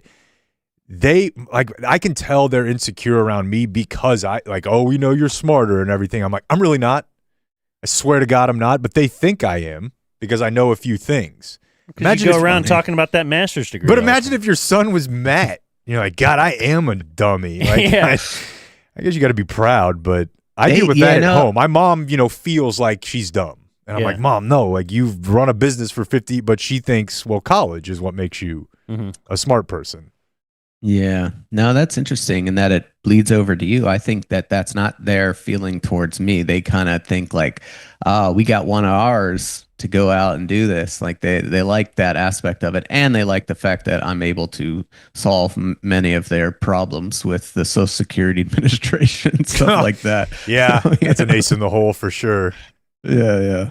No, we had that with my grandma. She recently needed to get on like Medicaid, long-term support and services stuff, and they were just like, "What do we do?" Dude, you know what's crazy is Can like, you imagine not having a Matt well, to do that? Most people don't. So that's the thing is that it's funny. I was going to text you about this. I was at a Christmas on Saturday, very far apart politically, socially. There's one group of people that are doing quite well financially, and everyone else, and they're all 65 and older now. One thing that can get all those people together is complaining about signing up for anything via, like, they're all just like, oh, God, I don't know how to do it. I'm scared I'm picking the wrong one. Mm-hmm. It's like, geez. Oh, yeah, like Medicare Advantage. Yeah. They're like, they're going to try to get you with that. I heard about Advantage. They were. No, the elderly. Yeah. And it's all daytime TV is Medicare Advantage ads. And yeah, you run into any other person. It's like, which Medicare Advantage plan? What about Medicare Gap plans, supplement plans, A, B, and D? And that's all a function of privatization, by the way. Like before we allowed private insurers to administer Medicare plans, it was like you just got Medicare A and Part B. That was it. I'm old. Yeah. Well, if we're lucky enough, and your tracker is lucky enough to have this posted on the Bruenigs this week, we will let everybody know that the reason we're having Matt on today, it's for our Subathon. If you would like to subscribe to the Dumb Zone, we'll have Matt on occasionally just for you. If you do subscribe, if you're just a regular Bruenigs listener. And you can go to dumbzone.com. We got some links up there on the Subathon tab. And if you want to donate to the North Texas Food Bank, if you subscribe, we'll donate to the North Texas Food Bank for you. So how about that? How about it? All right, Matt, we appreciate you, man. That is the great Matt Bruenig. Matt Bruenig. Thank you. Good luck, guys. All right, tell Liz good morning when she gets up. I will. All right. There goes Matt Bruenig. And it is time for another PRB. We have Brandon Aubrey pretty soon. Let's go. Isn't that exciting?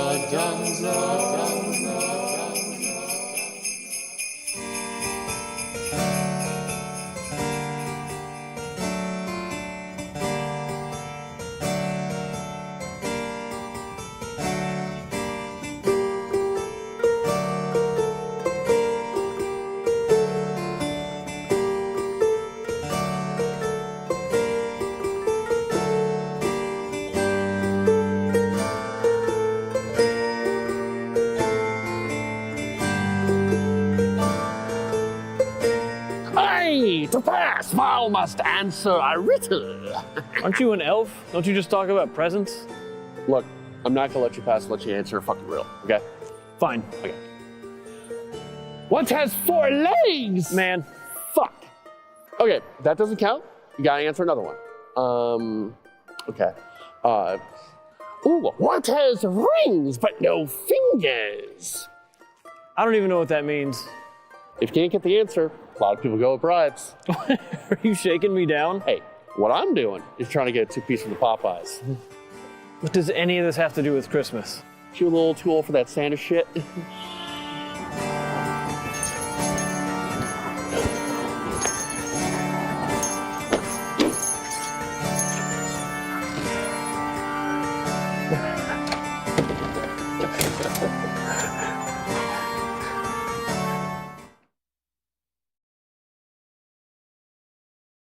And what happened was there was a lady who was stoked on dolphins and wildlife and stuff.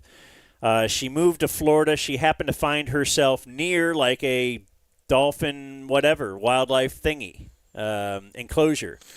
And she went and started hanging around and was just pestering the scientist there, the guy in charge, to, hey, let me help and do this kind of stuff. You get interns, they want to help. She did. She got in, and what they were trying to do was teach these dolphins to speak. Like, they knew they had a language, but they were saying, like, can we actually teach them to speak English? So they would sound out words, and the dolphin would try to imitate it, and would try to get it to understand what it was saying, things like that. So at this enclosure, they had 2 lady dolphins and 1 male, Peter. And Peter was very young. He was prepubescent, but was eking up towards that age. You're going to need to know that. So what this lady, Margaret, ended up doing was, she convinced the guy, hey, this is kind of cool. We work with these dolphins like 8 hours a day. But then there's 16 hours that they're just kind of there, and who knows what's going on. I want to observe this dolphin 24 hours a day. So they kind of, within this place, they actually set up her bed so that it would be in. So wherever the water was, like, she would sleep. The dolphin could kind of swim right up next to the bed. And there's the bed. She's above the water, but, he could always find her and see her and wherever. So she, in this lab, the dolphin could also swim around to wherever she was. So they lived together for quite some time. Now let me read from her Wikipedia page, and then I'll follow up on it. So now she's embedded here. Peter, being an adolescent dolphin, frequently had sexual urges which disrupted his lessons. I've been there, bud. The random boner in math. Taking Peter to the downstairs pool with 2 female dolphins proved to be a logistical issue for Margaret. Eventually, she relieved Peter's urges herself. Oh. Stating, it wasn't sexual on my part, sensuous perhaps. It seemed to me that it made the bond closer. Not because of the sexual activity, but because of the lack of having to keep breaking. They didn't have to break and now come back to the lesson. They were just always together. Is that what the Salina coach said, too? This will let us get more work done today. We'll be able to get more practice periods in if I just jack all you guys off and you're not all horned up in practice. That's all. That's really all it was. I was just there to get to know Peter. That was part of Peter. It would just become part of what was going on, like an itch. An itch. Just get rid of that scratch and we would be done and move on. She jerked off that dolphin? Like, a lot. Well, so I'm to understand the dolphin has a penis. What? It's a mammal. Okay. I don't know. I mean, I could be wrong, but I'm pretty sure everybody's I've never rocking. seen pictures of dolphin dong. Oh, I have, because I'm an expert on this subject. Yeah. Okay. Dolphins are, as a quick aside, Dan, one of, if not the most sexual animals in the kingdom. They rape, and they do it for Basically, they have a lot of sex that's not for procreation. It's for recreation. And they'll do, like, multiple older males on a younger male, younger female. They bully sex. For real. Well, that makes sense then, because she did say, faced with his frequent arousals, or it says, faced with his frequent arousals, it just seemed easier for Lovett to relieve his urges herself manually. I'm reading now from a different article. She says, I allowed that. I wasn't uncomfortable with it as long as it wasn't rough.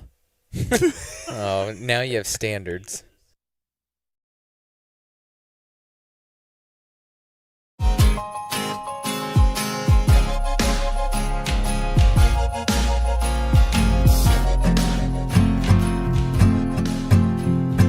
Joy to the world, the Lord is come. The earth receive her King. Let every heart prepare him room. Heaven and nature sing, and heaven and nature sing, and heaven, heaven, nature sing.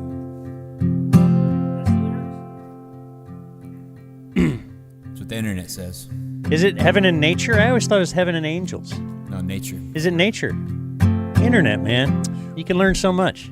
Yeah. I would bet that, they used to do this game on, like, probably Kimmel or Leno or something. Just finish the lyric, the ones that everybody has wrong.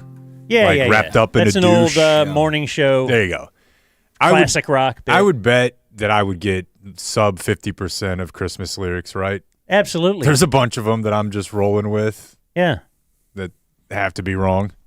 Thanks to Grady Spencer for being in here playing Yeah. this Christmas music all day. You have anything you want to promote? Yeah, I'm going on tour, pretty big one at the end of January and February. I should have pulled the dates up, but it's going to be me and my friend Will Overman, and we're going to be hitting all like Boston, Manhattan, New York, Philadelphia, Cleveland.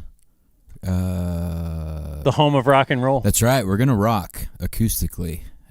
So it's just you. It's just me and him. We're gonna be playing songs, telling stories, and then we're gonna be all in the Midwest, New England, a lot of places I've never been to before. But you can go to GradySpencer.com/shows. My Q1 is heavily leveraging this tour, so please, if you live in those areas, come see us. And if you mention Dumb Zone, I'll give you some free merch at the show. I don't know what it'll be, but it'll be something great. So. Brandon's going to join us in a few minutes. Okay. Brandon Aubrey. Whenever we're alerted that Brandon Aubrey's here, I become banana guy. You guys know I'm apple guy.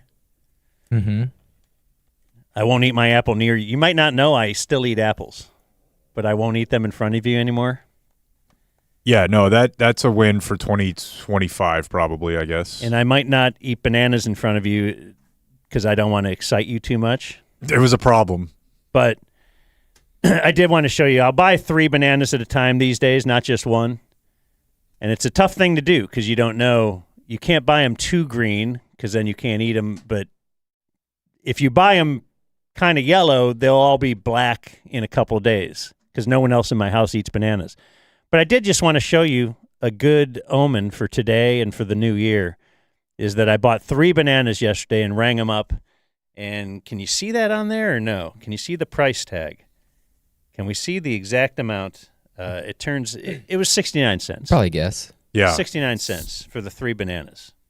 So it's and very. they say that the economy's out of control. That's a fine deal. Do you think? At Yeah, twice the 23 price. cents a banana. Sure. That's quick math right there. Actually, it's not quick. I put it into the computer last night and prepped. I typed into Chat GPT. What would 1 banana cost if 3 of them cost 69 cents? We don't have Brandon yet, right? And Chat GPT said, well, one might be 21 cents. It depends on the weight. Shut up. It didn't say never that. Give you a straight answer. I'm saying that. The Gary Busey video, Clayton, I don't know if you guys – we never really talked about this, but at one point we had Gary Busey on the hook. He was going to be on the Dumb Zone. I could call him right now. Because Dan had like a I have his 20-minute phone call with Gary Busey. I have his cell. We were trying to get him on, and this is a weird job. Like, he wanted money, but he also wanted to just talk. So he's just on the phone with Dan, just telling him about, like, listen, I'm a big damn deal. I was probably on with him for like 45 minutes. Okay, yeah. So it's like, but he one wouldn't of the come weirdest on. things that he's He willing wouldn't to come do on that for money, and he said he needs to get paid, and I was like, I don't know. I kind of hinted we might be able to do 1,000, like, but that would stretch it thin. Yeah, we've he's not really I'm done Gary that. Busey. Yeah. I'm like, oh, okay. What did he want? 5? I don't know. I never got a straight answer from, like, but I just knew, well, if he's saying no to 1,000 and that's silly for him, well, then why are we still talking? He is Joshua, Mr. Joshua. Yeah, and I don't know, I don't know what his mental state is these days. Obviously, he tweets a lot about politics. Didn't but sound great. He threw, you talked to him. Check and see how you think he's doing now with this video he posted this week leading up to the holiday. Oh my goodness. And I have got a great Christmas present for you. Listen to this. Honk! Honk! That's what a goose sounds like when they're flying. They're letting you know they're up there. Honk! Honk! You get a bunch of geese together. Honk, honk, honk. They're honking in the air. There you go. That's Gary Busey from the front seat of a pickup truck out on some property. The most exciting thing I've ever seen. Yeah, that's a special Christmas message. Who let him do that? From Gary Busey. Because we have a listener that he hangs out with Gary Busey every week at a cigar bar in L.A. Did we say this or no? No, I don't think we said that part, no. Okay. Yeah. We- And so he sees, or his uncle or something sees him and got his number through that. And well, he's not on the show today, but this guy is. Oh, really? Our man is kicking all them balls with his foot down on the gas. Homie, kick it off the turf. Papa, kick it off the grass. Community mechanical, make old air blue. Baby, baby, buckle up. It's the Brandon Aubrey Show. That's right. Special day and time. Brought to you by Community Mechanical at communitydfw.com. It is our good friend, Brandon Aubrey Show. NFL All-Pro kicker Brandon Aubrey. And Brandon gets to, for the first time, meet Grady, the author of his theme song. Hello, Brandon. Oh, yeah. This is the man who made He won the theme song contest. I did. Huge fan, Brandon. Oop. We're not getting Brandon audio. What about now? Boom. Yay, we'll do it Okay. again. See that software engineer background? Knows exactly what to do. Yeah, troubleshoot. Yeah. Open a Yeah, ticket. how are you guys doing? I'm excited. Grady, you did a fantastic job. I love that song. Dude, thank you, man. It was an honor, and I'm a big fan. So thank you for letting me be a part of it. Yeah, appreciate it. Are you at home? I am not. I am in a different office at the Star. So this is our mental strength performance coach, his office. He's not here today, so I snuck in. Hopefully he doesn't show up a little bit late and kick me out. Well, you guys are there early the day after. Oh, I guess you got a game Thursday, Short too, right? week. Jeez. Yep, short week.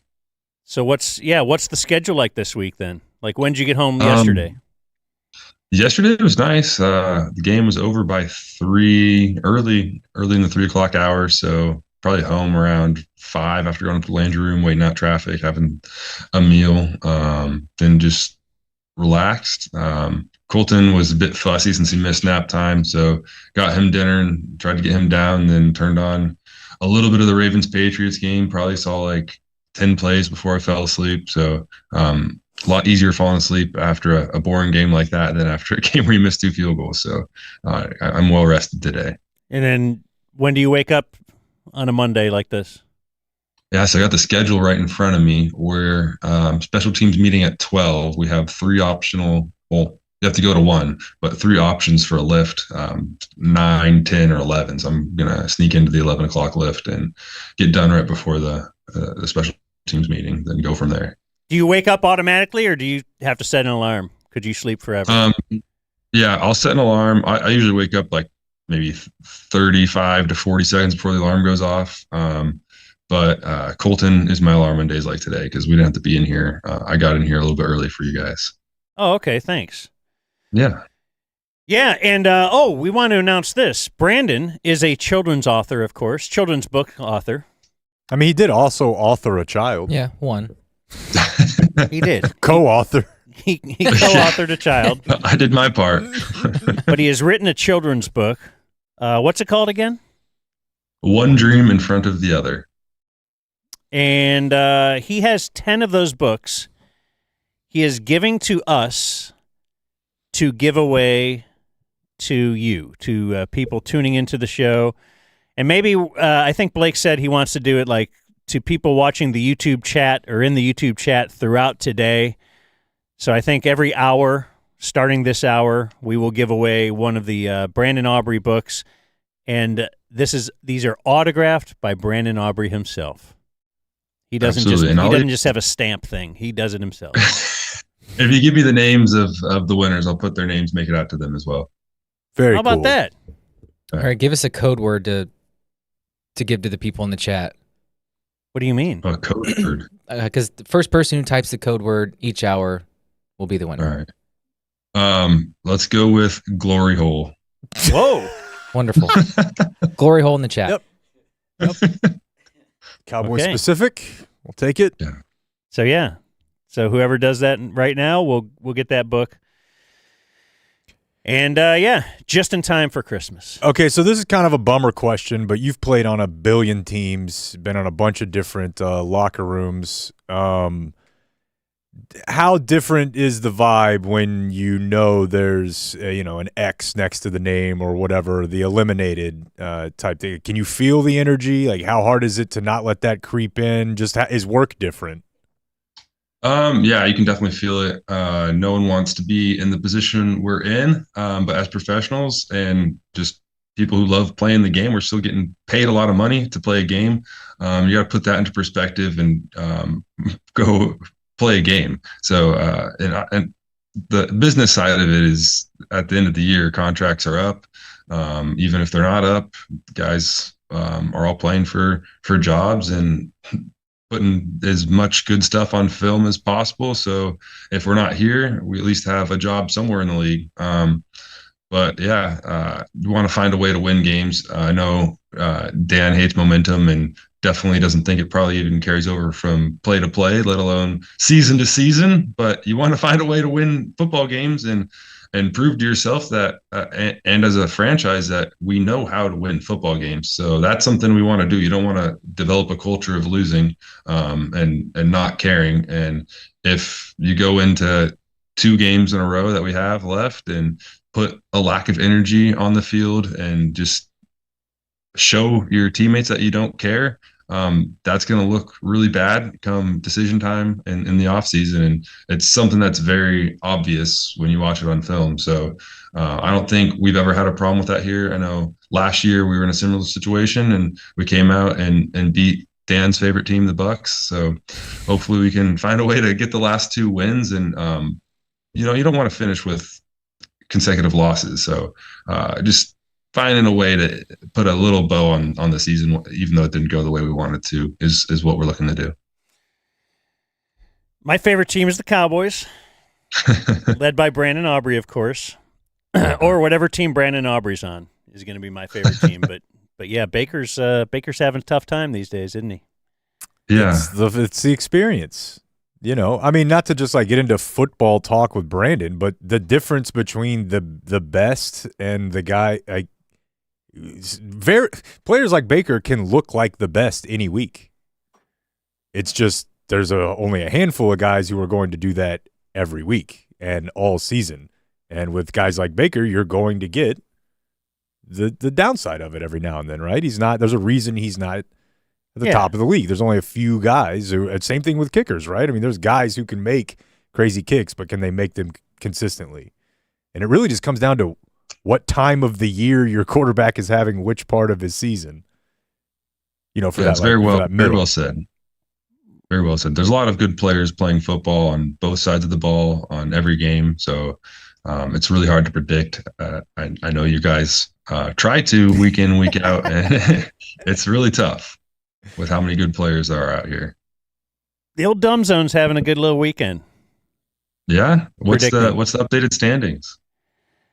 I think we might be like 4 or 5 games up now. Well, let me tell you what happened. 5 games back last Okay, week. so in our league, to keep things straight, if there's a push, you count it as a win. You know, with the casino, I guess you just get your money back but not win anything. Well, we count a push as a win, and the Seahawks were favored by 1 Thursday night. So we had a very, very interesting Thursday night. Yeah, Dan and Blake The both triple play again? The 2 of them did. Okay. And then, you know, obviously we didn't know. Are the Seahawks going to play for a tie?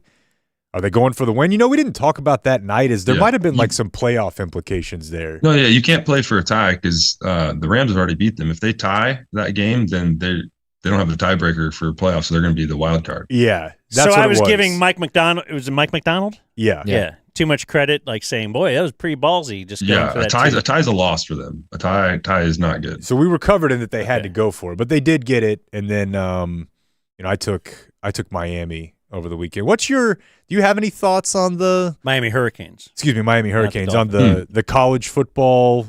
You know, everybody's very mad that these other schools got in. I mean, I guess you're Notre Dame guys. You're going to be. Yeah, you should be mad. I personally, I liked seeing Tulane out there. But Notre Dame would have put up a better fight.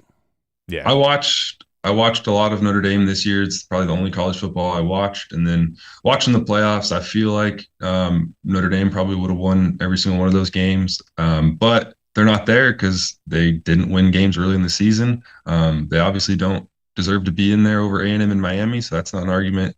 The one I would say is Alabama, and then the 2 teams that got the auto bids that what were JMU and Tulane. Yeah. Obviously, they're not better than Notre Dame, but they put in a system that put those teams in, so you can't argue over that. And then the only one is Alabama, and you're kind of I don't know. You can make an argument both ways, but 3-loss team, 5 SEC teams in there, whatever you want to say. I can see arguments for both sides. I'd honestly prefer to see Notre Dame in there, but biased. So yeah. They missed an opportunity early in the season, so they can only blame themselves. They left it up to committees. It's like a kicker putting the ball over the uprights. He left it up to the refs. They could call it either way. You can't be mad with either decision. I just think it's weird that Miami didn't win their conference, and they didn't have to play in a championship game. But then that's better for them. Like, that part of it I hate. The championship game part of it is. But broken. Obviously they proved they should be there. But dude, watching that game, just being friendly with Brandon, their kicker was in hell. He missed 3 field goals. It was a 3-3 game. So you're like, dude, you are the difference today. And then ended up, not needing him to make another one. But as I'm watching that, I'm like, that guy's got a family. Yeah, the kicking game is family. It's tough in college. The kicking game isn't as polished as it is in the NFL. The balls aren't as good. The hashes are wider. It's just your holders might not be taking it as seriously. It's not their livelihood. So there's a lot of variables. It's tough. Sure. I think kicking in the NFL is the easiest kicking you can do in football, just because your operation is so professional. The hashes match the uprights. I mean, it's perfect. I got a perfect gig here with Brian and Trent, and this year we've been blocking perfectly. Hopefully we can keep that up for the last 2 weeks. Maybe get that record. Washington and New York might be tough. Oh, yeah. Not that conducive of an environment. Do you think about that at all? Like, I want to set the NFL record someday. No, I want to just make my kicks, and sometimes going for those records, you're less likely to make them. So if they send me out there, I'm happy to go attempt it, but it's not something you want to force. It's got to be the right situation. We want to win the game first, make our kicks second, and usually when I make my kicks, it helps us win the game. So, and when I miss, especially from that far, you're really setting up the other team. So it's got to be into half, really, into game. And end of game is only going to be when you're probably trailing by 1 or 2 or 3, just because you're probably not hitting that as a tie game unless it's a little bit closer. Probably because you don't want to be short and then have them return it. I thought there was a chance mid-4th yesterday. down 10. You guys were kind of faced with the same situation you were the week before with more time, right? Like, do we go field goal or touchdown here? By the way, who did that over the weekend and it worked because they got the onside kick? Yeah. Bears. The Bears, that's right. They took the field goal, then everything worked out for them. But yeah, you guys were around midfield there, and then I think there may have been a false start. Yeah. It was going to be 67. Probably try that. A little bit 4th and 5. So your odds for making the first down are probably slightly lower than the field goal. Maybe slightly, I don't know. There's arguments both ways. But then the false start pushes it back to 72.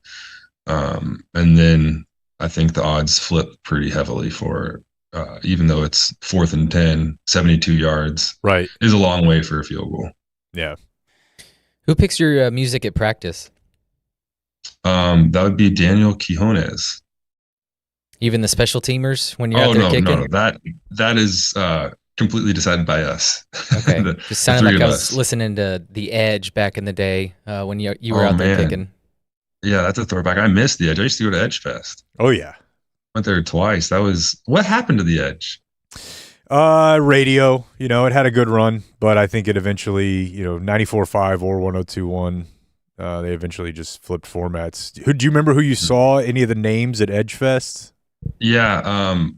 One, like the most memorable was Blue October. Yes. We were listening to them. He was about to start Into the Ocean or something like that. And then it started pouring rain and he was crying, sobbing because, the song has something about rain in it. And it was awesome. That's cool.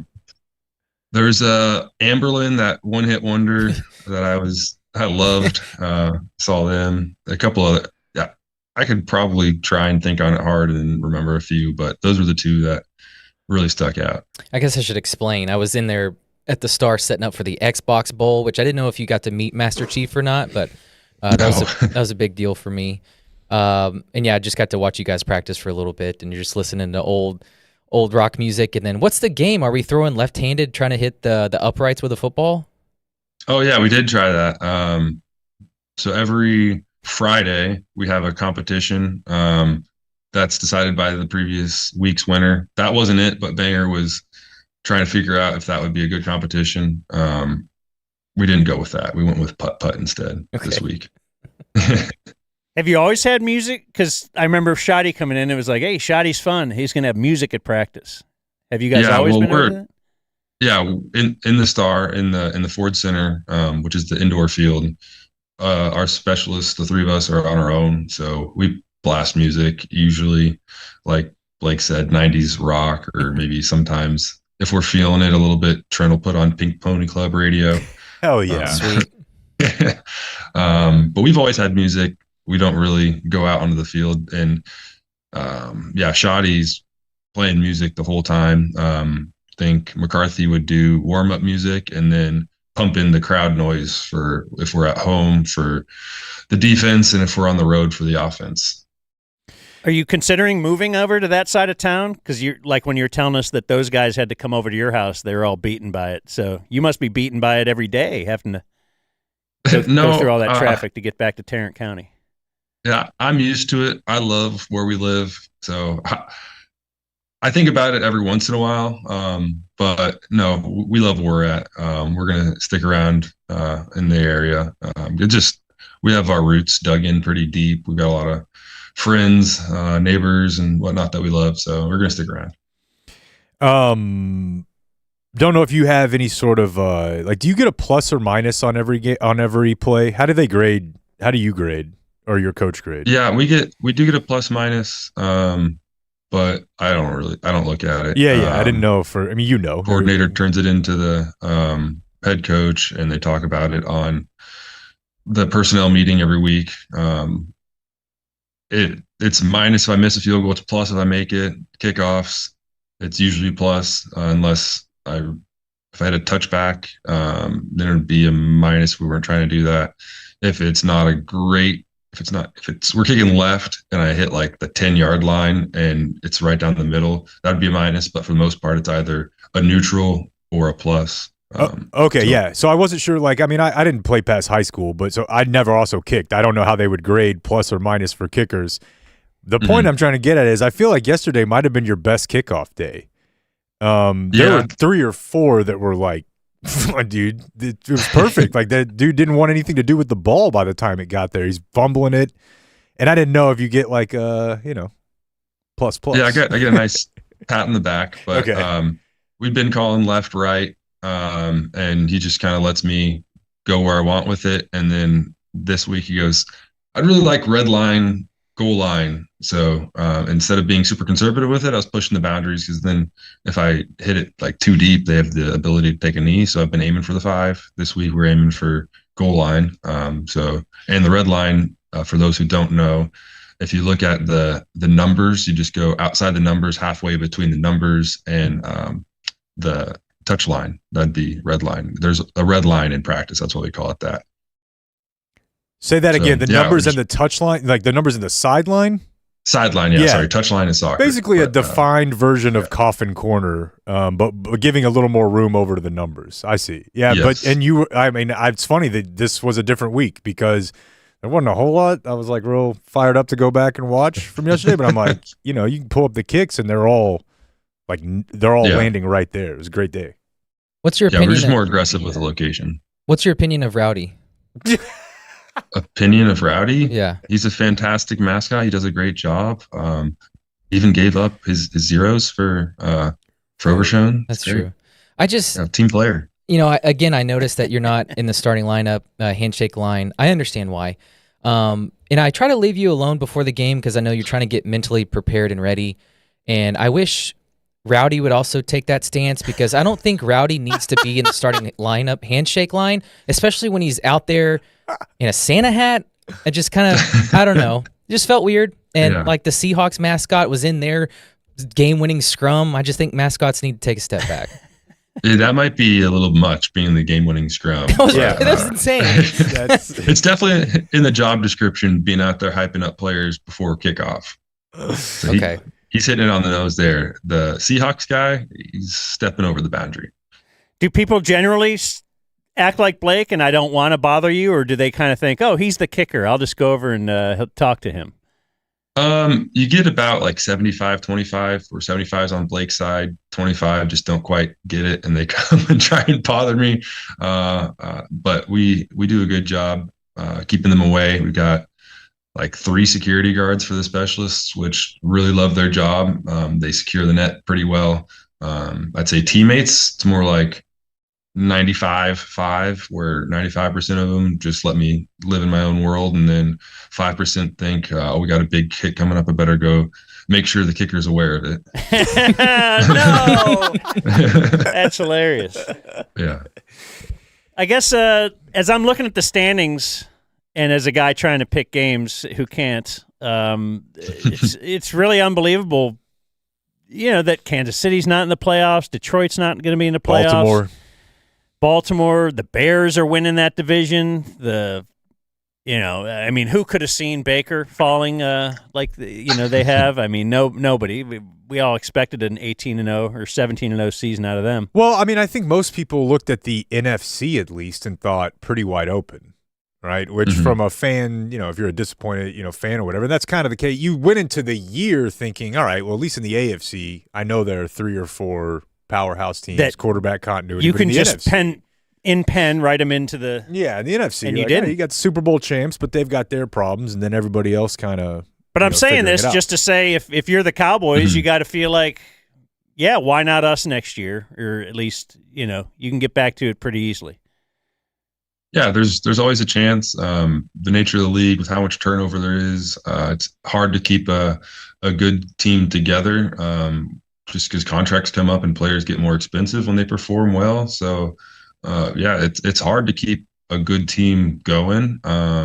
But the good franchises find a way, and the Cowboys historically have been a good team, especially in the regular season. Need to find a way to get more postseason success, which has been paramount for us since I've been here, and haven't got it done just yet. So I think the front office does a fantastic job bringing in players through the draft, and we've been a competitive team. Like, I know we're sitting here eliminated from the playoffs with 2 weeks to go, but we've been close in most of our games. We got a brand new head coach, and we're trying to figure out ways to win games, and we haven't done just enough yet. But I feel like with the experience we've got here, and with the number of players that are on longer contracts, then I think there's reason to believe that we'll find a way to improve on what we did this year. And with just a few more wins, we're sitting right there in the playoff picture. So I feel confident that we'll be in a better spot this time next year. We'd like to see one other player on a longer contract. Yeah. Yeah, me too. Me too. Yeah. Yeah, no, I don't have to. Look, we'll rip the entire streaming schedule up and do, was it Panther? Where did Bones end up? Titans. I knew it was out there somewhere.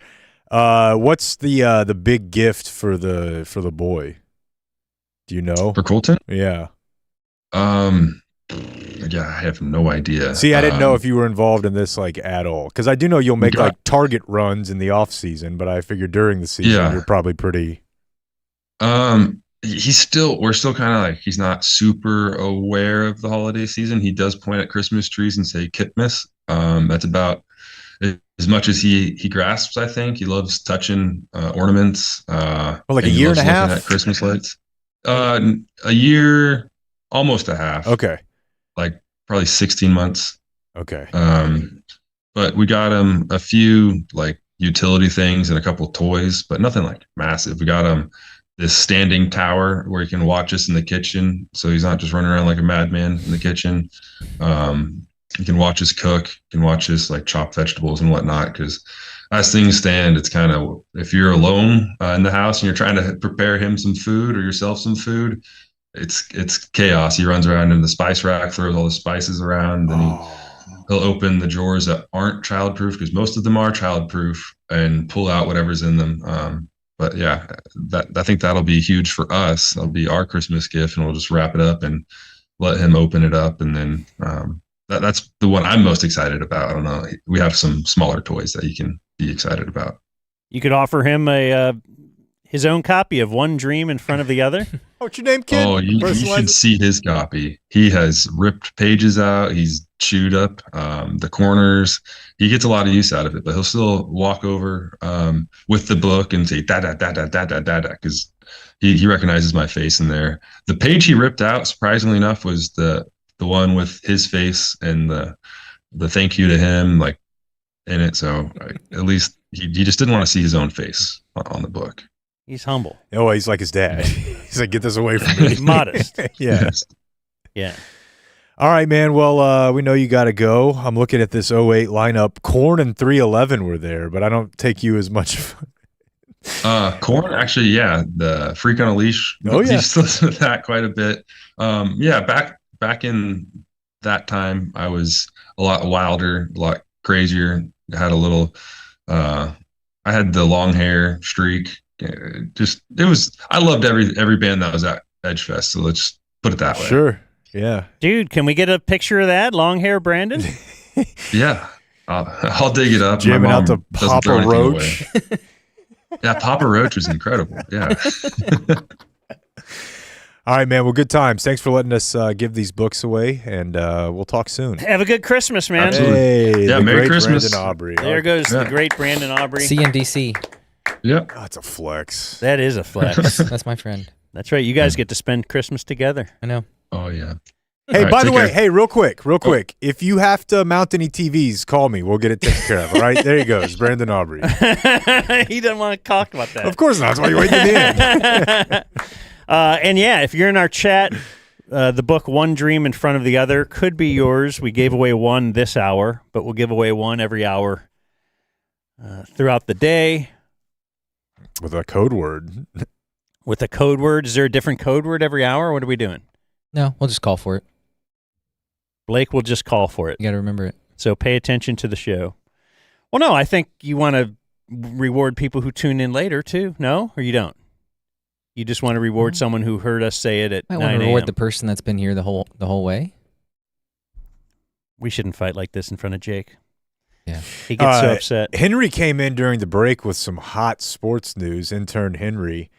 North Carolina the football team. Okay, good. If Coached this was by more Bill Belichick. Biffle related. Dude, come on. I know you can't handle. Well, we were all pretty surprised this year when Bobby Petrino was renamed the interim head coach at Arkansas, given all of the misgivings in Bobby Petrino's history. He's clawed his way At Arkansas. at Louisville.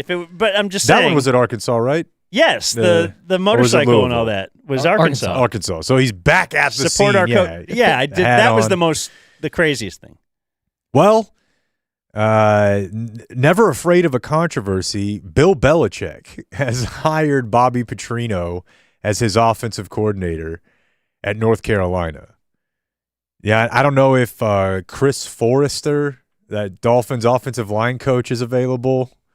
The one that was ripping rails and moving away with a stripper. Like, it's too on the nose. Like, do they just have to hire are there any other two horny old coaches that they can build a whole squad out of? I'm sure there are. There's that guy from Ohio, right? Last week. The Ohio U guy, yeah. Who was the Texas coach with the stripper and the monkey? Jeff Banks, right? Yeah. Pole assassin. He's gold, though. But just, if you'd have said, what'd be the funniest guy for Bill Belichick to hire right now, I would have said Bobby Petrino. Now, is that a Belichick hire or a Lombardi hire? Isn't he the GM? Yeah, but I mean. Mike Lombardi is for the 33rd team. 33rd NFL team. Pro team. All right, I think it's about time for a pre-recorded bit. Do you agree? Sure. I hope you do.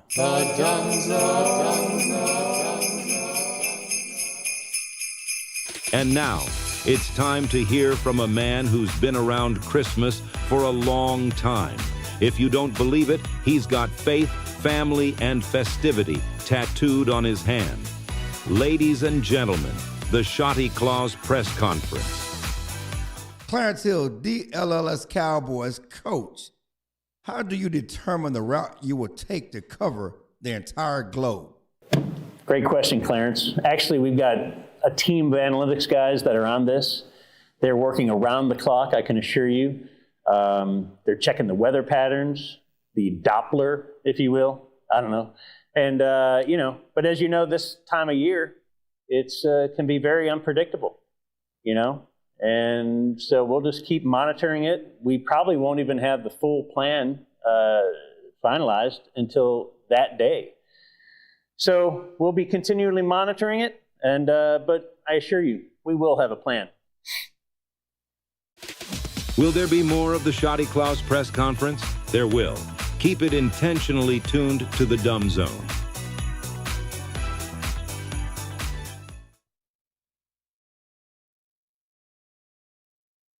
How's it going? Oh, there he is. The great Jeremy Piven. All right. Yeah. He flies alone. I expected where's the well, don't say the word. I wasn't gonna. A bunch of people that hang around with you and yes. There is no entourage. Eagles soar alone. I like to speak in cliches, gentlemen. That's fine with us. Yeah. Yeah, that's fine with us. If you want to put that picture up there real quick, Clayton. So you've been in, as you said, 40 movies before Entourage, just grinding. I forgot you fixed Chrissy's wound after the shootout. Oh, yeah, in Heat. Is that your favorite movie? It's my favorite movie of all time, and he's Dr. Bob, the off-the-books doctor that the criminals have to go to because they can't go to the real ER. It's incredible. Like, you've done a million things, exist? Man. Do they really exist? Yeah, did you know LA method act on that? I can tell you just a little peek into the life of an actor if you guys think it's glamorous. The reality is I'll never forget the audition for Heat. I'm sitting there and basically the only way to work as an actor is to beat out every single guy that's up for that role. And so you come and for me, I have to be completely off book. I can't have a script in my hand. I have to walk in there and make it undeniable. Otherwise, there's no way to work. You know what I mean? So I'm ready to go. I got my, couple lines of Dr. Bob. I'm just running them. First hour goes by, and I'm just thinking, okay, just stick it out, baby. You got this. If you can do this, you get to work with De Niro. Like, I'm a kid. So second hour goes by, and that's when you start, it's almost like the mushrooms take hold. Everything starts, like melting. You know what I mean? And then hour 3, and I'm not making this up, the third hour is that's when people crack. That's when they get up and leave. One of the guys, is a true story, I can't say his name, but picked up the casting assistant, put him up against the wall, and started screaming. At that moment, they walk out, and they're ready to see, and that did not go well for that particular actor. You know what I mean? Baker wouldn't do that. No, he wouldn't. He would keep his cool. That's the whole thing. Yeah. You got to always remain calm, because the other side of that is glory, because I held on to it for 3 hours. I walked in there, did my thing. Michael Mann, the director, is from Chicago. He's got a hardcore Chicago accent. He looked at me and goes, "That was good. Do that again. One more time. Dr. Bob, let's go. Do it 2-3 times." It's a hardcore Chicago accent. And I did it, and it worked out. And in the movie, when he says, "Give me your shirt, give me your shirt," and then they're supposed to cut, it's the end of the scene. And that's the only way that I have a career, is I just keep talking. And I just go, my daughter gave me that shirt. And he goes, "Fuck you."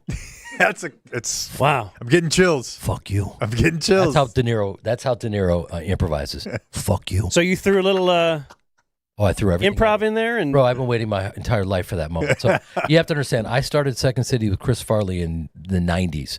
So I was ready for that moment.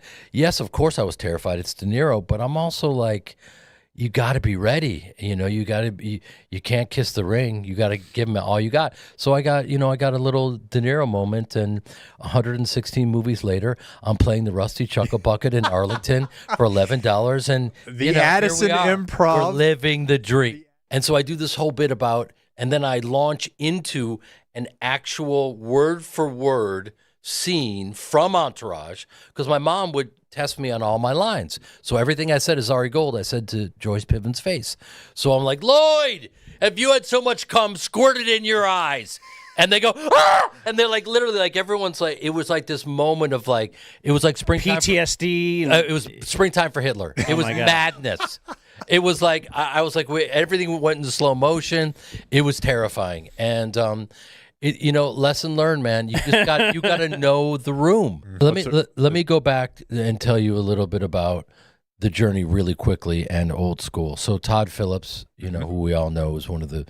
He's here for the gangbang. He is indeed, exactly. Brilliant comedic mind.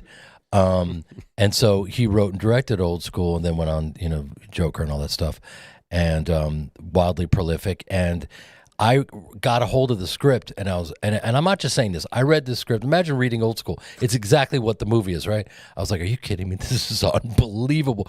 So I was like, "Can I just meet on this?" Yeah. Todd's, he's meeting people. Okay, great. So I go in and meet, and I go, "I'd love to play." He goes, "No, that's Will Ferrell." "What about now? That's Vince Vaughn." "What about that's okay? What do you got left?" They go, "Well, the only thing we got left is the Dean, and he's a nerd, and the guy they locked him in a dumpster. You can't play that role. It's the only thing we got left." And I go, "Why can't I play it?" And he goes, "Look at you. You look like you're like Vince's best friend. I remember he looked at me, he goes, he said to me for some reason, "You're built like a gymnast." I was like, "Thank you." Mm-hmm. Okay, I'm built like a gymnast. I never even thought of that. Thank you. I go, "Well, would you allow me to audition?" He goes, "Sure." I went out, found the worst sweater vest you could find, found these glasses that are not unlike these. Right? Did a fucking comb over, wore the sweater vest, and got in there and did the audition for him. And I got the role. And, it's one of those things where, that's the great thing about acting. You know what I mean? You don't podcast anymore? I don't do it because... it's for lowlifes. It really is. I don't know what the fuck you guys are doing. Okay? It's true. No. There was an issue with... something was going on, and they were. I can't unpack too much, but on the other side, there was. It came to fruition that people weren't being straight. And you know how that is. Anyway, so they had to shut down the company that was putting it out. And anyway, so I'm regrouping, and yeah, I got to interview so many, like, you had the cubes on there. Mark Cuban was like, at one point I said, Mark, you know what's interesting is I played a douchebag on television. You're an actual douchebag. And he goes, I know, baby. It's fucking good. And the thing is, he's just one of these guys where it's like, he's kind of an anomaly where he owns his authenticity.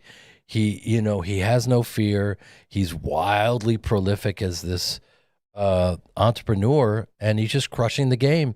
And he's some may see it as arrogance. It's just confidence.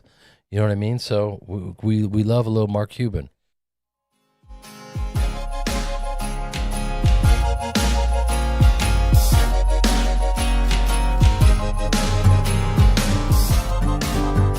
I'm dreaming of a white Christmas, just like the ones I used to know,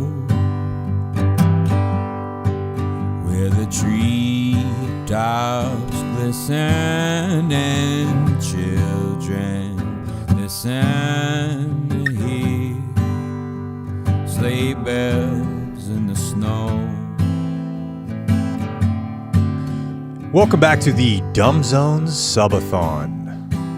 Probably don't have to tell you where to find us. You're listening right now, but you can go to dumbzone.com for information on gifting subscriptions. We're donating money to the North Texas Food Bank if you simply hit subscribe on our YouTube channel. Didn't you get a guy that was going to match some kind of donations? Yes. So at noon, I'll pull his email back up here so I can give the proper credit.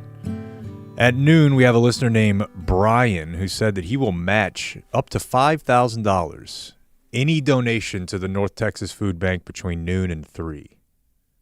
So I was going to wait. So okay, I'm sorry. I should have mentioned it. If you're able to donate money in an hour and 4 minutes, it'll be worth ×2. Okay. That's a pretty cool bid. So hold off on that. Yeah. And you can gift subs up there. Got a couple people that have done that today. Spread the word. We think this thing's good. That sort of. Can I play you a couple quick clips from yesterday's broadcast as we fill time here real quick? Sure. Are we going? I guess we could go, huh? Yeah. We're just a little bit early. Yeah, let's just hop in then. What are we doing? I think we have a game show from now until 4:30. Because joining us from is now until traffic is the man who does game shows. They're always short, succinct, easy to follow. There's Very a winner. easy to follow. Yeah. No room for extra points or credit. Payout. No trap doors. No. He is Kevin, quote, KT, unquote, Turner. Yeah. KT Fun Tweets. KT Fun Tweets. Yeah. Hello, everyone. Happy Subathon. Hey, Kevin. I'm Kevin Turner, live from the Haymaker Network Studios in Frisco, Texas. The Haymaker Network Studios. He was promoting this every the One Star Cowboy podcast, which I listened to this morning at about 5 a.m. Fantastic analysis on last night's game or yesterday afternoon's game. But the One Star Cowboys podcast, they would always sign off with video soon. Video soon. And finally, I think they have video. Yeah. Like 14 weeks into the season. You've been promoting that since week 1. And like the Haymaker, sign up. You'll want to know about the Haymaker. And like I thought it wasn't real, and now it's real. Sorry. Oh, yeah, I'm glad I kind of half pranked you with that. So for a game to exist and to team up Dan and Jake, I thought I'd bring in from 97.1 The Eagle, 3 to 6 p.m., also here live at the Haymaker Network Studios in Frisco, Texas. It's Ben Rogers and Jeff Skinwade. Whoa! Yeah. Of the Coffee Nods. Of Ben and Skin? Hydroponic sound system. They're the two. Can we hear them? Hi, boys. Hey. There they are. What's up, guys? What's going on? Hello, friends. Did you guys see that Trump had that Mavs lady up on stage the other day? The one that's like, I think. Wait, which Mavs lady? There's only one. Sint is retired. Yes. Right. Sint is not Gina there Miller? anymore. Shout out to Gina Miller, who's now running communications with the Dallas Mavericks. Is that the Haymaker logo on your hat, Ben? Yes, it is, Dan. There's a little H in there. Once you see it, you can't unsee it. But at first, you're not really sure what it is. Almost an optical illusion. No, it's cool, but it looks like somewhat it reminds me of the Luca logo.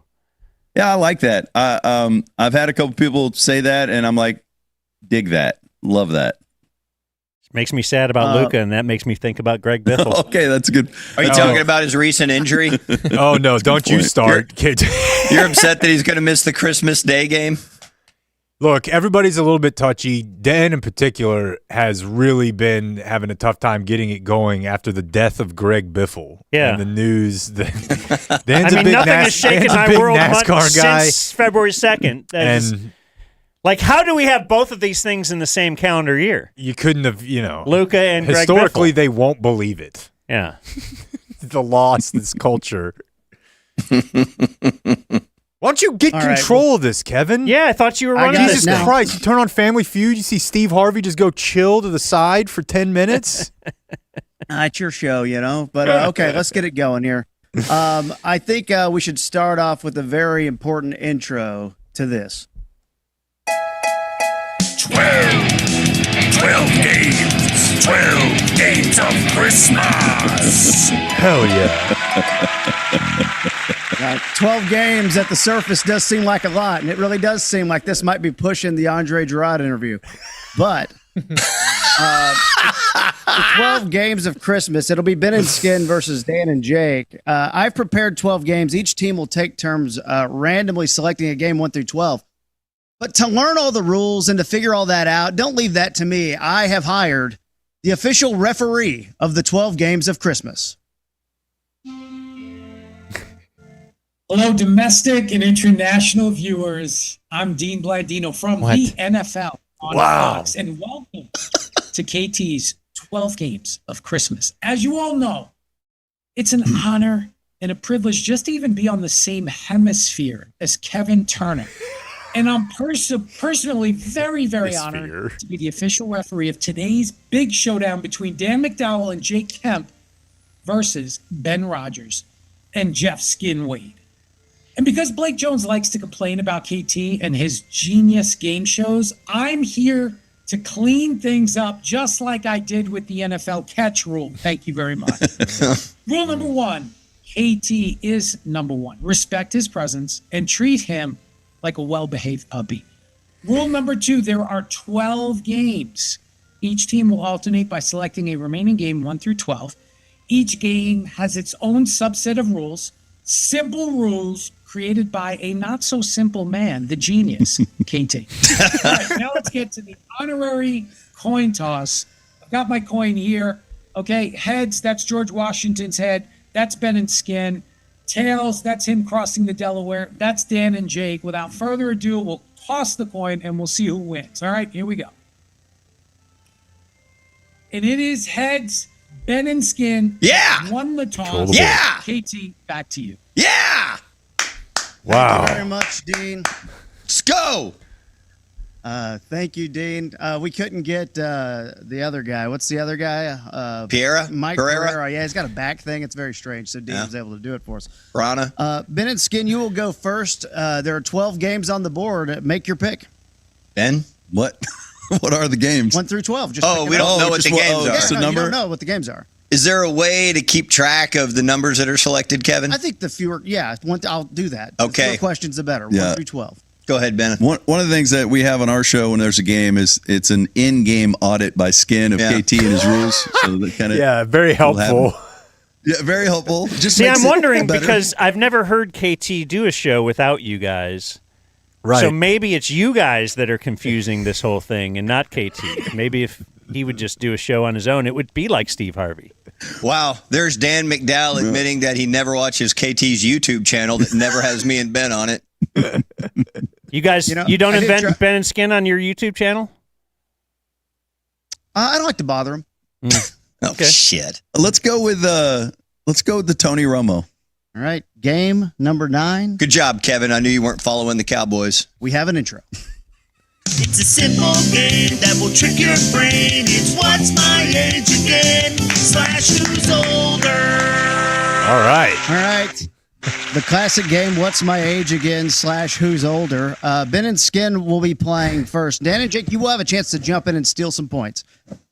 Basically, I'm going to give you guys two subjects here. If you can tell me who's older, you'll get the 5 points. If you get it wrong, no points. But then for some extra points, you can guess the age, and then Dan and Jake can jump in on that. So, Ben and Skin, who's older, Tom Hanks or Kevin Costner?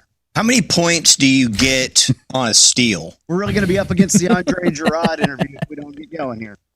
Okay, who do you think's older, Tom Hanks or Kevin Costner? I always say in a KT game show, you got to play the man, not the game. Yeah. So there's going to be a reason he's asking this. So whoever you think is older is not going to be older because that's why he put it in there. So who do you think is older? Well, I feel pretty confident that Tom Hanks is older, but I don't know for sure. There's going to be like a month difference. Yeah. I look at it this way. You got to go back in time. So when Tom Hanks was on Bosom Buddies, you're talking about 1981 or so. Keep in mind, The Big Chill came out in 1983. Now, that started Kevin Costner's wrist where he slit it. That's the only thing you see of Kevin Costner in The Big Chill is his slit wrist. That was a movie about the 60s generation going into adulthood. Well, how so old having did his said all wrist that, look? What's that? How old did his wrist look? Right. It looked young. It looked young. Okay, young wrist. So I think Tom Hanks is older. All right. What do you think? Yeah. Okay. Kevin? Final answer, Tom Hanks. Incorrect. It's Kevin Costner. Damn it! So no points for Ben and Skin. Wow. So we Dan get and the Jake, steal. You will get a chance at the Yeah, steal. we say if you can Tom guess Hanks. How old he Big is. Chill, How by the old- way, that movie sucks.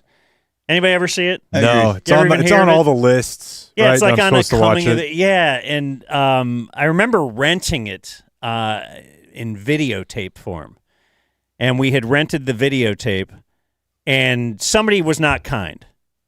They did not rewind. Oh, they didn't rewind. Oh, no. So right where I started is like, oh, okay. And it was like 32 minutes in or whatever, and it was a certain scene. It was very recognizable, I guess. So I'm like, all right, well, let's rewind it, and then we're going to watch it. And we're watching it, and it sucks, and it sucks, and it sucks. And we kind of get to that scene, and we're like, oh, I see what happened. Whoever rented this before just stopped it and took it out because they're like, this sucks, right? I can't do another minute of it. Oh, wow. So The Big Chill, my point is it sucks. And if you ever have to rent a video, you'll see it's going to be stopped right where Not at the end. no one has ever seen past that.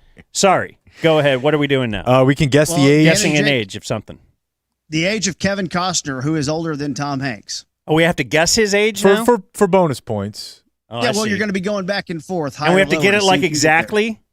See, this is where this is where KT's game shows are like. But it's a bonus point. 12. No. 16. It's just weird. No.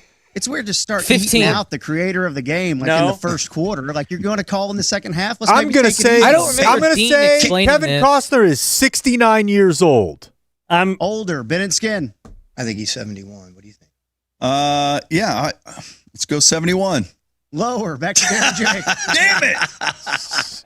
70. You got to get it to the month. right. 70 and born in August. Anyway. 70's correct. 5 points for Dan and Jake. The Dumb Zone has the lead. You get 5 points on the steal? Don't worry about it. Dan and Jake, your turn. 1 through 12, except 9. This is game 2 of the 12 games of Christmas. What game would you like? We'll keep it consistent and go 6. All right. What's consistent about that? Well, it's the 9 flipped, and we like 69. What's game 6?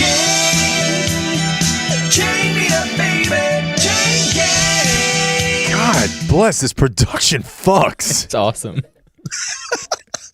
This is the chain So gang. good. This is just for Dan and Jake. Just for Dan and Jake. So there's no 5 steal? points. No stealing here. The fuck? If you get it right, you'll get 5 points. You just got to put these things in order. Starting chronologically, put these Dallas Cowboys offensive linemen in order by their retirement date. Oh. Zach Martin, Travis Frederick, Tyron Smith. So it's a layup? You just give him the points. Zach Martin, Travis Frederick, Tyron Smith. When did they retire? Put them in order. It's like pick the Cowboys logo out of these NFL logos. I mean, I think I can do it, Dan, but it's got to be. Go ahead. T. Fred, Zach Martin, Tyron Smith.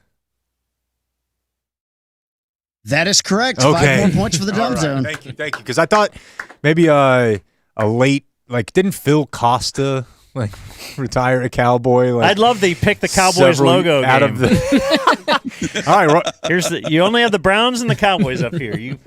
All right, do we alternate the that one board, was- Kevin, or do we keep it? No. It's going to go back to Ben and Okay. Skin. Again, dumb zone 10, Ben and Skin 0. I did think that was tougher because Tyron retired a month after Zach Martin did. Yeah, I had questions about that. Yeah, I thought that's what might trip someone up. That was a good explanation, Kevin. Ben and Skin, which game would you like? You go. I'm fucking this up. All right. Give us number 2. Game number 2. Hey, I thought you were on my side. Oh, what a legend. All right.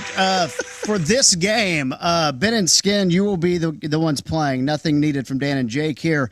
You're going to need your phone, though. I will give you both a letter. You'll have about a minute to find the most famous person in your phone under that letter. If you're going to cold call them live on the stream right now, so get your speakerphone mode out. If they answer the phone, you get 5 points. If they don't answer the phone, you have to text them without any context at all. I thought you were on my side. If they respond by the time Andre Gurode shows up, you'll get 3 points. If they call you back before this stream ends today, you will get 1 point for that. Okay, by noon would be the time. So, but if they answer, we get 5. Now, Yes, this is if they- also if the they honor answer- system and it's very subjective. Who's the most famous like, you could also be looking at this as, well, how about the most famous person that will pick up my call? Right, there's a selection bias here. Also, what is famous? I like this, Dan. Keep going. Yeah, I think we all understand for the good of entertaining the audience that you would just try to get the most famous person you have, rather than doing something that would win this game that we haven't put any stakes on. I'm KT. So there's a chance for me and Ben to double our pleasure here. Because Yes. if we both score, then we Yeah, get you 10, can tie the game 15, here. 20, 25. So the letter for contestant 1, Ben, is G. Skin, the letter for you is P, as in Pickens. GP. I'll just call Pickens. I'll give you guys about 45 seconds to a minute to go through that letter in your contacts. Does it matter if it's a first or a last name? Whatever it shows up underneath the contacts when you go through there on your phone. How famous is Brian Purdy? Dan, do you know Brian Purdy? I absolutely do. Know him enough. Ooh, I can tell you this would be fun because Dan and I we're not up on this, right? Can we just fill time here and tell you what ours would be? Yeah, absolutely. I mean, what is this? It's P? We'll go with P. It's I think right now going to be a toss up between Hunter Pence and Nina Pham. That's fantastic. The Ebola Queen. Yeah. Boy, I got William Pace on here too. William Pace is good, as is Rich Phillips. But George Dunham. Where you at on G's, Ben? Rico Gathers, George Dunham. Gathers. Ooh, Kent Garrison. Oh, Jay Glazer. There's no way that's a real number. How about Jay Glazer? gold medal winner? Oh, Ooh, you're on G now? I thought we were still Carly doing P. Patterson would have been a good one for Yeah. sure. Ooh, Rusty Greer. We're on Joey G. Gallo. Oh, Joey you got to Gallo. call Gallo. Chuck Greenberg. Bill Guerin. Travis Oh, Gafford. Randy Gregory. Yeah, Ben, call Randy Oh, Gregory. my God. I've never called him, I don't think, ever.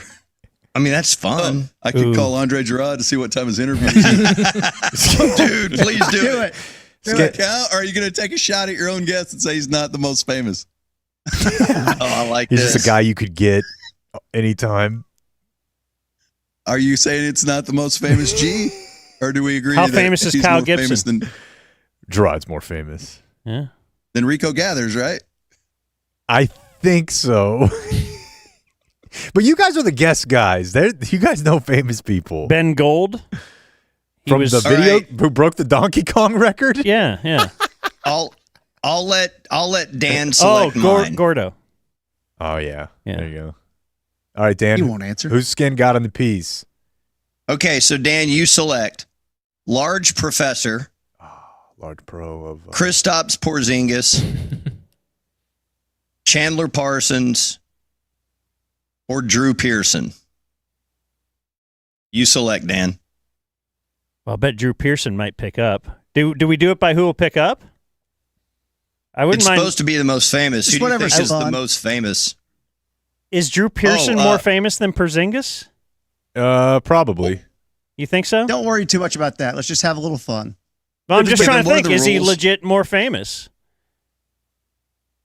I got Perry Jones III. If you guys want to do some local basketball, no, I got Tom Grieve. He'll answer, dude. Rusty Greer. Call Grieve. Why don't we call Tom Any Grieve? of these? Sure, try Not Tom Grieve. I think you should also like check in. The other thing is like who's also like not gonna get like heated about it that you're calling them out of Oh my nowhere, God. and then you might have to text them. I thought you were on my side out of nowhere. Like That's Ben's a done good this call. with Kurt Warner before. I guarantee you, Tom Grieve doesn't have my number saved. Yeah. So there's no way. He I answers think he it. likes talking baseball with you. All right, one of y'all hit send on a phone call, please. Was that? I just want you to say who's the most Yeah. famous. Yeah, y'all pick. It's your Andre Subathon. Gurode. Andre Gurode. Do Gurode. All right. That would be. Yeah, that's funny. This is kind of funny. All right. There's a chance it's not the right number. Obviously, I'm going to go ahead and give it a call. So get it on speaker. Ooh, I have John Grease, Uncle Rico. 5 points. Oh wow. For 5 points. He might pick Say up. hello. What was he in recently that was good? White Lotus. White Lotus. Hello, Hello. Is this Andre Gurode? this is Andre. Hey, how you doing, man? This is Ben Rogers from the Ben and Skin Show. How you doing, Ben? I'm good, man. What time are you on the Dumb Zone today? We're outside right now, just trying to find parking. We'll run up. What time is your show? We're just playing a game show with them right now. It's called I Thought You Were on My Side, and I had to. My letter was G. I had to call the most famous person with the letter G, and if they answered, I got points. And so you just did me a huge favor. Yeah, and sorry, Andre. Sounds like they're pussing out on the subathon. It's going to be over at noon now, so I think your deal got canceled. Haters. I will be in there in just a second as soon as we get this parking taken out. We're standing in front of the building right now. All right, awesome. Hey, thank you, man. Have a good time on the show. Blake, can you go handle the parking thing with Andre? Yeah. Actually, slow him down a little bit. We're Great job, dude. Don't really Great need him in job. here in 5 minutes. Yeah, We're 'cause hoping this for is him at noon. Game 3 of 12. Yeah, That's okay. We got plenty of time. He's scheduled for I noon. think it's easy to see. I'm the one trying to move it along. All right, I'm going to call Chandler Parsons, and I'm going to see if Michelle Beadle answers. Hang on a second. Oh my God, dude. Let me also say, will you have Henry go pick up the sandwiches? Yeah, it's funny. We were ordering lunch, and this is how it was for me whenever I was still drinking. Is like I couldn't go anywhere without people being like, "Come on, bro, have a beer." They expected it from me, and so I said to Dan, "Why do we have to have Potbelly for lunch?" And he said, "It's just an expectation people have of me." Like, Oh no, Skin's got a text. I thought you were on my side. to Chandler Parsons. All right, Could end we'll up in find court. out. If Chandler does text back to Skin, he will get 3 points. So we'll see if those points will happen later. Let's move on to the fourth game of 12. What'd they take Dan off and the Jake, board? Take your selection. 6, 9, and what else is off? 2, 6, and 9 are off the board. Okay, I'll take 12. All right, let's go to game number 12. We must stop the terror. I call upon all nations to do everything they can to stop these terrorist killers. Thank you. Now watch this drive. All right. The fourth of 12 games is Name That President. Oh, no. Both teams will play in this game. Dan and Jake, you will go first. Choose which president you want to identify, President A or President B. B. All right, here's President B. That would be Jimmy That's Carter. McDowell's president. That's normal size, That's Jimmy normal Carter. size. Before he Oh, would shrink. I get it. Before he, Yeah. yes, He was hit with the Biden ray gun. he was shrunk many years later. Okay. Peanut farmer. Man, Yeah. y'all's show is way too political. Daughter That's- Amy. 5 points for Dan and Jake. 15 for the Dumb Zone. 5 for Ben and Skin. Some points in waiting if we hear back from Chandler Parsons. Let's go to the other president for Ben and Skin. Identify this president. No. I can't remember. There's one that he always says looks like Alec Baldwin. And I Yeah. think it's Garfield. That's Garfield. That's incorrect. It's Millard Fillmore. Wow, dude, that looks exactly like Alec Baldwin. He really does. Not enough people talk about it. Good-looking guy. Might shoot you on He the is set. Alec Baldwin. Right. Dude, Wow. Jimmy Carter was so easy. That's also a really high quality photo. What year was Fillmore president? Right. So he was the 11th president. So he was probably like 1830s, right around there. I don't think he was 1830. They had picked the Cowboys logo, and is this Jimmy Carter or not? It's all about what game you pick. It really is. You got to play the guy. And you're up. Dumb Zone 15, Ben and Skin 5. Let's go to the next game. This will be the 5th game out of 12. Which number would you like, Ben and Skin? Let's go with number 1. Okay. Oh, the Seption? Yep. Here we go. Oh. It's the price is what? The price is what? Bitch. All right. Aggressive. The price is what? The price is what works like this. Basically, each team is going to get a chance to play here. If you have something to write down your answer, that's fine. If not, it doesn't really matter. But here is the clue. Ben and Skin, you will go first. You also want to be closest to the price without going over. Price is Right rules.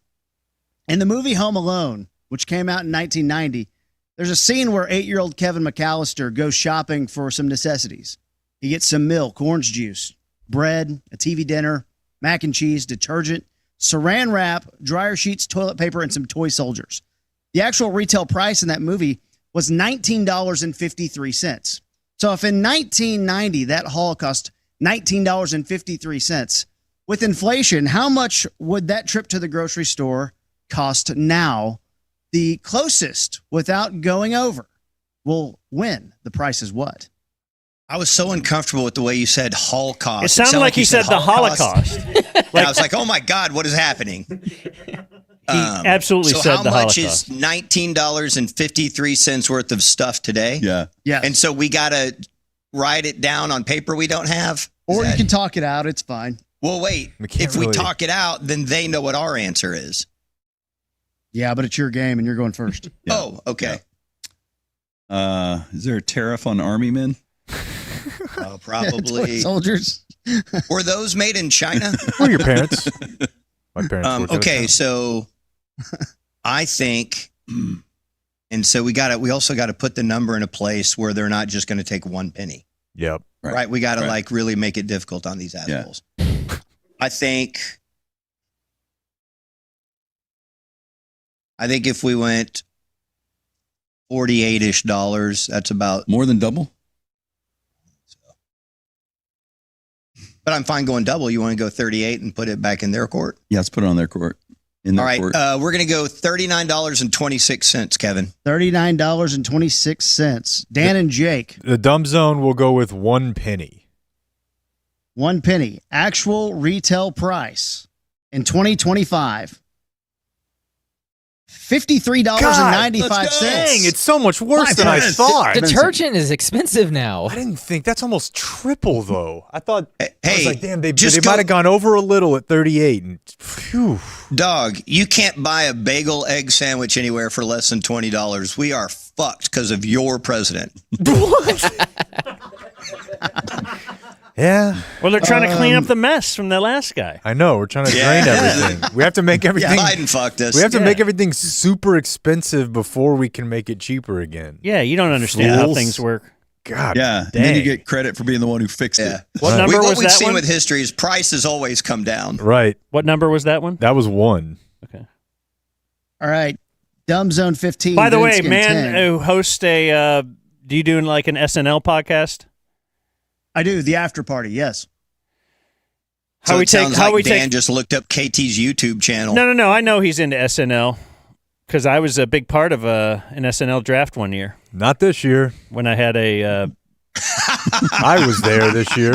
Both years. Had Both a years I kind GM. of bailed out. Bo and Yang, how are you taking this? Yeah, no, it was... Yep. Are you good to see upset him at all go. those great Bo and Yang bits we won't get to see anymore? No, but I do think, on a serious note, I do think it says something about when everyone is very... Let's not joke Everyone loves around him. about Bo and Yeah, Yang. no, everyone loves him. So you get Yeah, to he's say your great. goodbye if you've earned it. If people don't really like you that much, they don't let you really say goodbye. Bad bit, though, is Michael Che trying to do a prank on the joke swap. And guys, Andre Gurode is waiting. We have like 7 games to go. 15 for the Dumb Zone, 10 for Ben and Skin. Let's go to the next game. Which number would you guys like? 4. Is it us? No, it's theirs. Oh, is it? I thought they. Oh, is it ours? No, this is Dan and Jake's. All right. 4. Number 4? All right. It's a simple game that will trick your brain. It's what's my age again? We could double up. / who's older. Very familiar What's with the my age rules. again? Yeah, this one's an easy one. Dan and Jake for 5 points. Who's older, Joe Burrow or Texas Motor Speedway? That's amazing. Man. And you know it's within a month. No. Or is it? It's I'm going to say Texas Motor 100% Speedway. Texas Motor Speedway. Yeah, that's what I said. Gotta be. I feel like I was going there when I was 10, and I'm 40. He's not 30. Give us TMS. Texas Motor Speedway? Yeah, a case of TMS. TMS, final answer? Yep. Is correct. Thanks. Texas Motor Speedway, yes, is correct. 5 points for the All Dumb Zone. right. Nice. Takes them up to 20. Now, guys, for the extra 5 points, how old is Texas Motor Speedway? I'm going to say that it was built in 1998. So, Kevin, would you like to do some math there, or what's your next move? That would be 27. Not sorry. necessarily. My bad. Okay, I'm going to say I didn't think it's 28. Higher, Ben and Skin. So it's older than that? Now we're doing the I'll numbers. say, don't you think? Well, hold on. You really got to think. Oh, yeah. I mean, because Burrow's going to be the low. So, And you want to leave some space here. You don't want to have just one. I think we just say 20. Really? All right. What do you think? I'll defer to you. I killed us on the line. I think 31. Okay. Kevin, 31. Lower. Dan and Jake. There's only 2 to choose from, right? This is Yeah. the thing. This is the number thing that I don't like about KT games. Now we're just going to guess numbers. One of the 2 under that. No, go into the recesses of your brain and try to think. Was it 29 or 30 years ago, specifically? Let me think. Well, 30 was real years ago, helpful I from remember that's when we had that colder than usual winter. Yep. And that's when, so 30. Lower. Ben and Skin. Good job, dude. Say the number. We're going to do something weird and say 30. Pass. No, we'll say 29. 29, there you go. 5 points for Ben and Skin. So Yes. it's 20 for the Dumb Zone, 15 to Ben and Skin. It's officially halftime, which if I'm looking at my watch here, 11:26, that's not bad. Loser of this game has to go to Billings. Okay, over Well, to let's Ben and go with a Skin. halftime pre-recorded bit. Okay. I'm happy with that. Yeah. We're going to do that so we can get some sandwiches.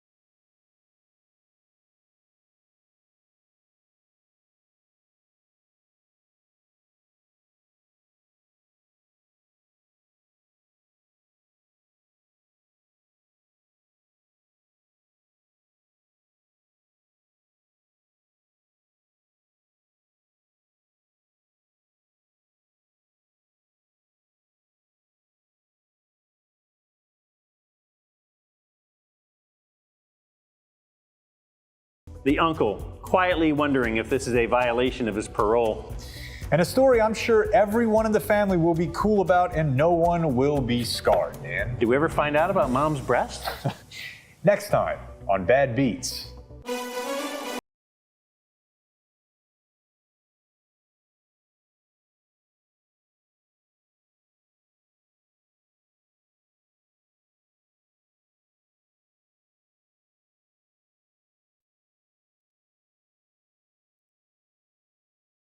I remember I went to a party one time at Tommy Armour III. Is that it? That's right? Yes. That's a name, yeah. And he had the chick wrapped in saran wrap with sushi, serving sushi off her body. Excellent. I would love to see that someday. So billions, right? Yeah, it just feels like that's a TV thing that never actually happened. It actually happened, and I saw it. And I really like sushi, but I could not bring myself to do it. Oh, really? No. You couldn't do it? No. How does it work? You just chopstick it off her body? Yeah.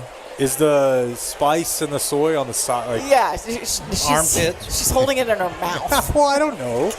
She's got some wasabi in her that mouth. would be ridiculous. So a scoop of wasabi in her mouth. Certain pieces smell double fishy. Okay. I mean, it just grows me out. Cut day is over. I got the Sirois twins over here. Yeah. Oh, it's moving day? Movie day? Cut day is over. That's what that music means. Oh! It's motherfucking moving day. It's motherfucking moving day. Movie day. Movie day. Movie day. Movie day. Movie. Fucking moving day! So when we were walking up on like the 18th hole, we're walking down the fairway, and we see this like disturbance. We get up there, there's a lady holding her bloody head. Oh, hell yeah. And we're like, what the? With a lump. Huge. And then U.S. Olympic hero T.J. Oshie walks up, and he's like, oh, I'm so sorry. The hockey player? Yeah. He He's drilled like, her? I'm so sorry. Oh, no. Right. But it's like this, where That's you let the Oshie. people close into landing zones, but those dudes all suck at golf. Who would you be Okay, so T.J. Oshie, you're like, He's below the... How about Larry the Cable Guy? Okay, hold on. Mario Lopez. The funniest thing is... the Lopez line. T.J. Oshie kind of stands over her, and he's like, wow. And he even touches the family. He's like, I'm so sorry. What's and he then supposed to do? And then he kind of goes, what kind of lie I got over there? And he just walks over while there's paramedics and goes and pulls out a 5-iron and just kind of, off we go. Let me finish this hole. Do you think that Bill Belichick ever sent Jordan Hudson a dick pic? Because 100%. I missed that generation. Whoa, really? 100%. I haven't. No way. But I did an online date. No way. So I didn't really. You don't think so? No. Oh, I bet he did. No, because that's a move. I'm conflicted there. That's an early move where, yes, youth certainly plays a part. 3-4 years ago, did he? He's not dressing up as a pirate with a fisherman with the mermaid before her. Right. That's what I'm saying. If he's jumping into a role. Yeah. If she requested it, I'm certain he did it. Yeah. I thought absolutely no and talked myself out of it. I mean, I can't. Just the thought of having sex with Bill Belichick is just. Would you watch the sex tape? That's our question of the day. Would you watch it? No. Of course I would. We're asking. Gross. No. Why? What about? I would watch a sex tape. I'm not watching Bill Belichick. What about Nick Saban and Miss Terry? No. If I'm going to watch somebody else do it. What about Hillary Clinton? No, I want him to be hot and Condoleezza young. Rice, someone you respect. No. Not Hillary. Wash. I want him to be no. Oh God, no. Kamala. Wash. Kamala and Wash. Wash and the Why'd you do Asian that? lady. Yeah, Wash and the Asian reporter. That Stop. Oh my God. Speaking of he'd have a lung dart. I can't. Oh yeah, him afterward tugging on a cig, laying in bed.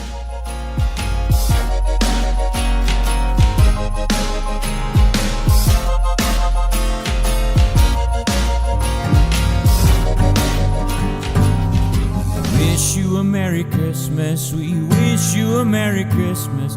Wish you a Merry Christmas and a Happy New Year. The tidings we bring to you and your kin. Good tidings for Christmas and a Happy New Year. Let's say you get wrapped up in some bad tidings and you get hit by a bus or a tree falls on you. Car accident. For all things bad tidings on the personal injury front, call 214 or 817 and then mash that 3. Skin and Ben know. You're going to deal with a partner. Do they know? I don't know if they understand anything about Frankel and Frankel. You guys know who they are? Do you know about their extensive experience? Have you ever heard of them? Do you know when you call I would say Frankel? we have, guys. Do you know when you call Frankel and Frankel? You're not going to talk to just like some idiot like KT. They're Sizik. No. You're going to talk to like either Ben or Skin. You're going to talk to a partner. Yep. That's Dude, the whole Gene thing. is sitting out in Ben's car right now. Just waiting for you to get in an accident so he can handle it with his experience. Call the Frankels. Answers? I think I'm entitled. You want answers? I want the truth. You can't handle the truth. That's a little clip from that one was, of their that was recent Gene. cases. Yeah. Right there. And you know what? If you get a hold of the Frankels, they take care of your issue. Yeah. That's right, man. That's right. All right, who's up? Hey, Claire, did you just get rear-ended by that truck and it wasn't your fault? I did. Cornelius Falcon, what should I do? Pick up your phone and start pressing 3s, you ungrateful monster.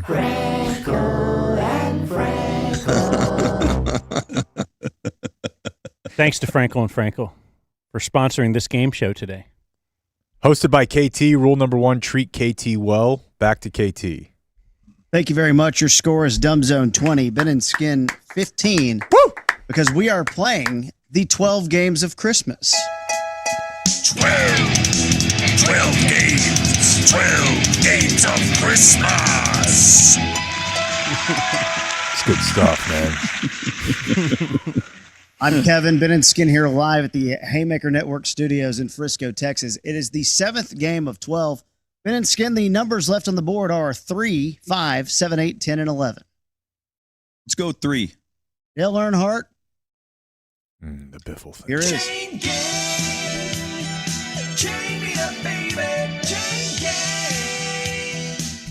Any word on Chandler Parsons? Is he texted back?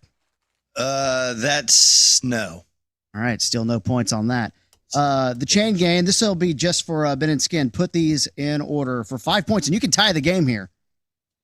Starting chronologically, put these Texas Rangers free agent signings in order. Jacob deGrom, Corey Seager, Marcus Semien. When you say chronologically, reverse chronologically? Nope. See, it is him. It's his. All of this is his fault. Right. KT I knew probably runs it a really smooth ship. It took us half a segment to figure it out. It's Skin. That is the. It's Skin. Yeah. He's the problem. Fucking doing Clinton Apollo. What does "is" mean? I did not have sex with that KT. It depends on your definition of is. Marcus Semien, Corey Seager, Jacob deGrom. This is a little harder than I thought it was going to be. DeGrom is last. It's just whether or not Seager or Semien, because they were within like a month of one another. Right. It's very Zach Martin, Tyron Smith in KT's world. Yes. Ooh, great callback. Thanks. That's why I'm number 1. Dude, it's a coin flip. I'm trying to go back. I mean, obviously you would have been more excited about Seager, so like that's a bigger deal. Mm-hmm. I remember not remembering. But was it like they got Semien, you're like, oh, okay, and then they got Seager, you're like, oh, damn, or was it like Seager and Semien? So like, But how much space was in between that reaction that you had? I think it was like a day. Okay. Right? Should we go to a pre-recorded bit and then we'll? Or was it the same day? Can we play the I feel Beatles? confident. I feel confident that we got Semien first and went, that's fucking nice. And then we got Seager and went, oh shit. Yeah. We're going to make the playoffs once, but we're going to win the World Series with them together. Yeah. Okay, so we're going to go. Let me ask, can the Dumb Zone steal? No. We will go Semien, Seager, deGrom, Kevin. Correct, and we have a tie game. Oh, God, it's heating up. Woo! All Bet right. your ass it is. So we're going. What is Gurode doing right now? Up next, exhibiting patience. Up next, we're going to go Cordell Stewart, number 10. All right, here we go. The Time Warp. A new game. There's 12 different ones. Well, not really, but sort of. Yeah. Okay, Time Warp. It's the random selection that makes it fun. This game is for both teams to play, though. Dan and Jake, you will go first. This is essentially a higher-lower game with both teams alternating back and forth. We're going to need the correct date, though, by month, day, and year. Oh, shit. All right? Let's go. So if I say higher, that's going to be more recent. If I say lower, that's further back in the past. Dan and Jake, you'll go first. Tell me the day, month, and year when Harambe, the male western lowland gorilla, was shot and killed at the Cincinnati Zoo. It was. I know the year. but I don't feel like I should have to think you just do. give that away because now they're going to know the year. I'm going to say that it was around March 1st, 2016. Higher. Been in skin. Higher means more recent? Yes. I think it was March 1st of 2017. All right, that's good. Lower. Yeah, I think you got the name, you got the number right, or the year. But I think it was around the summertime because we had Carly Patterson in soon after that to talk about the Olympics. Yes, and I can tell you for sure when I know it wasn't passed, but I have that info, and I'm not going to give it to them. But it's but we're going to have to. We're tracking. We're going to go with July 4th, 2016. Lower. Lower means earlier in time? Yes. And So what I did get the they Olympic say? thing wrong because July, the so Olympics between weren't March till and August. July. Okay, I think it was May 25th of 2016. All right. Higher. So that means more recent. Mm-hmm. All right, so it's between I hate May these 25th games. This is the reason and your July game shows 4th. suck. If I'm to say the reason your game shows aren't good, Okay, so it's between- It's the listening to somebody on the radio just giving a different number, and then you Well, why you aren't do you that on the radio then, 40 Dan? times in a row. May 25th to July 4th. We're going to go July 12th, 2016. June 12th, excuse me. June 12th, 2016. No, he said July. He said God. June 12th, we'll allow it. Lower. Okay, Kevin, do we have to keep saying 2016? No. So what are the two dates? Whatever. So May And 25th and June to 12th. answer your You take question, over it's from because here. I have the integrity to take a stand and to do something that's right instead of just cowering between, and just saying, "Oh yes, please take me back." Radio station that fired me last week. That's fair. It was, yeah. So between that's fair. After 4 days of not having a job, you're like, ah, shit. May This is not gonna 25th to be good. June 12th now. We've narrowed it down. You guys wait till you see that Washington Post Are you gonna make us article do on this? KT. You're going to be jealous. Just give them the points. I want to give them the points and not keep guessing days another 20 days. Okay, we'll take the points. Yeah, we did it. What was There the we go. date, KT? May 28th, 2016. That's what I was going to say. That was what he was going to. I saw Freaking it. close. God. I guessed a date 10 years in the past within 3 days I know. and didn't He's like, get no. the points. Yeah. That's amazing. Yeah, I like all these fine. other. It's fine. I like all these other game shows that don't have like specific answers to them. A lot of times there are integers. Just saying, It's you just don't like go what it back is. and forth, but 20 guesses to get to one day. Ben, that is pick not good Ben, listening. Ben, please pick 5, 7, 8, or 11. All right, 5. KT, your game show is fucking kicking ass, dude. I Ben and love Skin this. 25, Dumb Zone 20. This is the 9th game of 12, and it's game number 5. It's a simple game that will trick your brain. It's what's my age again? / who's older? At least this one's just years and Again, not again. down to the minute. What's the score, KT? 25, Ben and Skin, Dumb Zone 20. Sweet. Ben and Skin, here we go. Who's older, Jim Nance or Chris Collinsworth? Okay, immediately, you think Jim Nance is older, but you play the man. You play KT. Unless this is a crazy Ivan. Well, yeah, because he knew that you would pick the Costner one first, and then he knew TMS second. So now he's like, I've set Classic the standard. Streisand effect. Yeah. Yeah. I would say Collinsworth is younger, but maybe this is his crazy Ivan. Well, here's the No, he interesting just thing. likes his girls a little younger. Yeah. Hey. They like him? So Nance took over for Musburger in the late 80s, actually at the Final Four. And Nance was the young up-and-comer. Collinsworth was in his prime in the early 80s. So they're very, very similar in age. But I think he's doing what you're doing. I think it's a reverse cowgirl, Ivan. Okay. And I think Jim Nance is older. Okay, and so you're playing the man, not the okay. I'm playing Just you. what's the answer? Like me I'm playing playing the man. you, play him. Me playing the man. All right, I'm back to yeah. Skin is the one who makes these bad, not KT. They're going. So it's.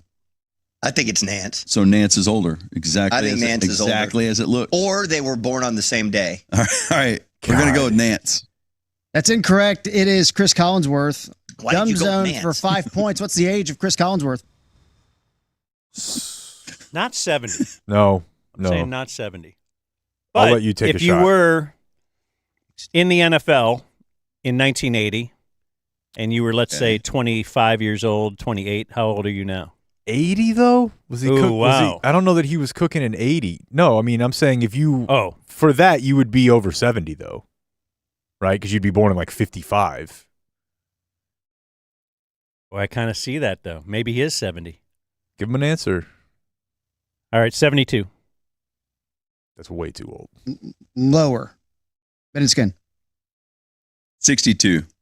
Higher. Dan and Jake. Here we go. 67. Suck on that. 8 more guesses. That's it.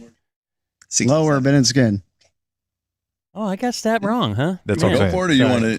I think he's 66 years old. All right, we think he's 66. That's correct. Chris Collinsworth, 66. And Nance? 3 months older than Jim Nance. See, that's the yeah, thing. 3 months, That's the so they're thing. both the same age. He's going to show up with one of these where like people were born on the same day at the same hospital. There's controversy about which one of them was even born first. Right. Or no, actually, he was born on the East Coast, so his birthday. Leap year. Every time there's a KT game show, it ends up being an attack on KT. And then he's so excited early on, all this enthusiasm, production value, and then by the end, he's so miserable that he just wants it to end. He looks happy. Look at him. He looks Production happy value right is now. great. The production Can we value say is that? fantastic. Unbelievable. All right. Matt with, says it. with three he didn't even create it. With 3 games left, involved. give me Roy 8 ball 8. Nice. Number 8. Oh yeah, it's the price is what the price is what, bitch. Each team will get to play here. Dan and Jake, you'll go first. You want to be closest without going over, all right? Price is Right rules. But I found this, and I'm going to have a little bit of a graphic for you guys that you can see here. And tell me how much you think this is. Closest without going over.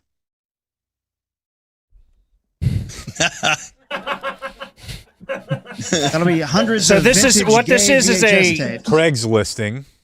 Yeah, it says hundreds of vintage gay VHS tapes. It's for sale in Tulsa. A very extensive VHS gay porn collection. Tapes are still in original boxes from 70s, 80s, 90s, and some in the 2000s. Interested? Let's make a deal. Serious offers only. Will I make a manifest? I believe that's what say I will make a manifest, as in like you will get a dossier of the tapes, right? Okay. Like what you're buying. I thought even having a gay porn, it's a manifest, like a festival of men. Okay, yeah, manifest of Festival of Men. Yeah. Yeah. Yeah, It might have Shoddy been is selling these. the Will title. I make a manifest? I will. I will. It might be supposed to say man fist. Yeah. That makes sense. Fist So of it's fest. we just know it's hundreds. It's from the 2000 or from the 70s. And I know based on normal porn. Are you asking KT? Can gay? Is that mean to say normal KT? porn and then gay porn? Like, Yeah, I didn't even know that's what you meant. Think of as so- porn, but okay. you remember when that place was closing? Yeah. I had a mom and pop shop near my house closing many years ago when I lived over off Northwest Highway in Adelia, where the back room was going. They were going out of business, so the back room everything was a quarter, and I got a Bud Light box. Mm-hmm. And just filled it up with videotapes and went in there and for $10 I had a ton, you know. But how useful is that info? This guy is telling you these this are is now vintage, but these are classics though. Right. But what is he going to? It's hundreds. I would say you can't get more than $1 for each one. I'm going to say $100. Just a flat 100. Okay. We'll just start there. $100 for all this gay porn. And now we have to do the higher or lower and guess Just to the play exact... along, dude. We're still making good time. It'll be closest without going over here. Ben and Skin, what is your wager? Okay, so I have a question for you, Kevin. Mm-hmm. Does gay imply strictly man action, or do we have any lesbian? Ooh, because that porn could mixed into greatly affect the value. I think it implies man. Yeah, it's really not for me to say. I mean, the post is what no, the but post he makes is. an interesting question though. That in the world of porn, no one ever means women when they say gay. It's you say lesbian. You can't be like, oh, I'm into gay porn. Oh yeah, so it's probably when I'm dudes. looking for strictly man, I type in gay, and then I'll But strictly man, and then you type in might manifest. Might cost more. That's Oddly type enough. in right. You type in gay businessman. Yeah, because that's my specific thing. Gay businessman teaches lesson. Isn't that your? It's do you know the Tulsa part? Is this old porn originating in Tulsa, or is it a man in Tulsa? I think you have to assume it's Oklahoma porn. Yeah. No matter what, they overshot. I say $1. It's not going to be right. What do you mean overshot? All right. Is that proper terminology? We're not going to go back and forth, right? We either go. Yeah. Whoever's closest to that going over. I say $1. There's no way it's $100. We're gonna win. But are these collectibles? Okay. Do you guys remember when Dan? Do you remember when Ben was porn Santa at Susquehanna? No, I don't know what that means. Okay, he must have gotten some of it. All right, we'll say. You want to say $1? I think. I mean, keep in mind, Jake pointed out it's in Tulsa. So this is the Tulsa marketplace. What is the right? Yeah, you got to be within. You got to go 1990 Home Alone prices up there. They're still. Yeah. You got to go get them in Tulsa. Put them in your car in Tulsa. Would it be a terrible play to guess $98? Yes. Okay. $1. We'll say $1, Kevin. Actual retail price for hundreds of vintage gay VHS tapes in Tulsa. $1,234. Dumb Zone gets the points. The guy's not making the listing because this is chump change here. He's making the listing because he's sitting on just the gold mine of gay porn. You know what this was? This was classic Ben. He doesn't want anybody to know that he knows the price of thousands of gay vintage how much could it even be? Who knows? Maybe they have to pay you.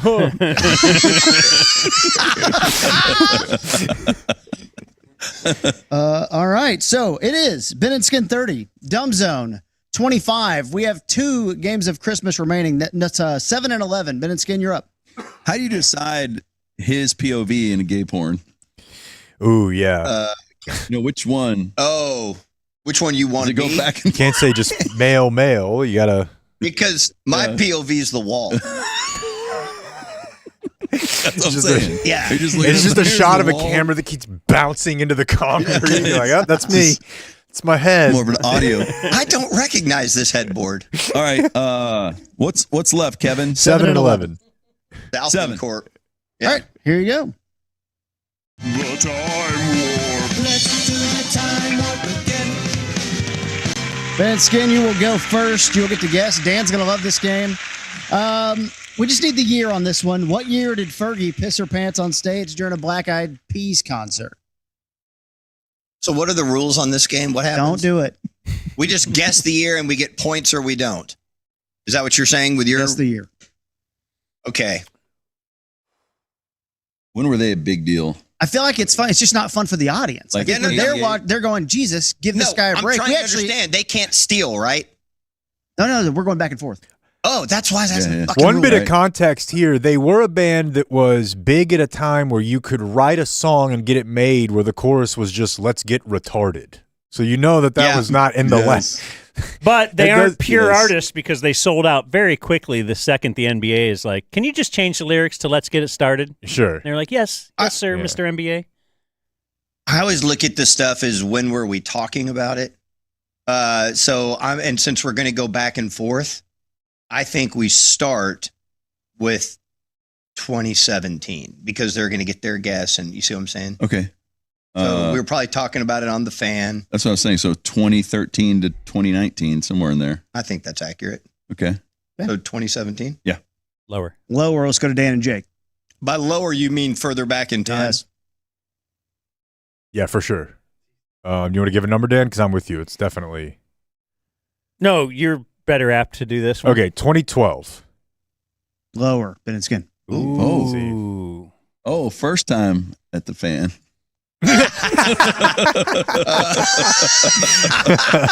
Be specific. So wait, so it's joined here by the radio Kevin? cockroaches, Ben and Skin. Whatever station gets blown what up. Year is it? Kevin, did he say 20 what? 2012, and it's earlier. Okay. See, Fergie, she wasn't with him at first. Right. I think we should put it on them and say 2009. Okay. 2009, lower. Dan and Jake. What? 2007.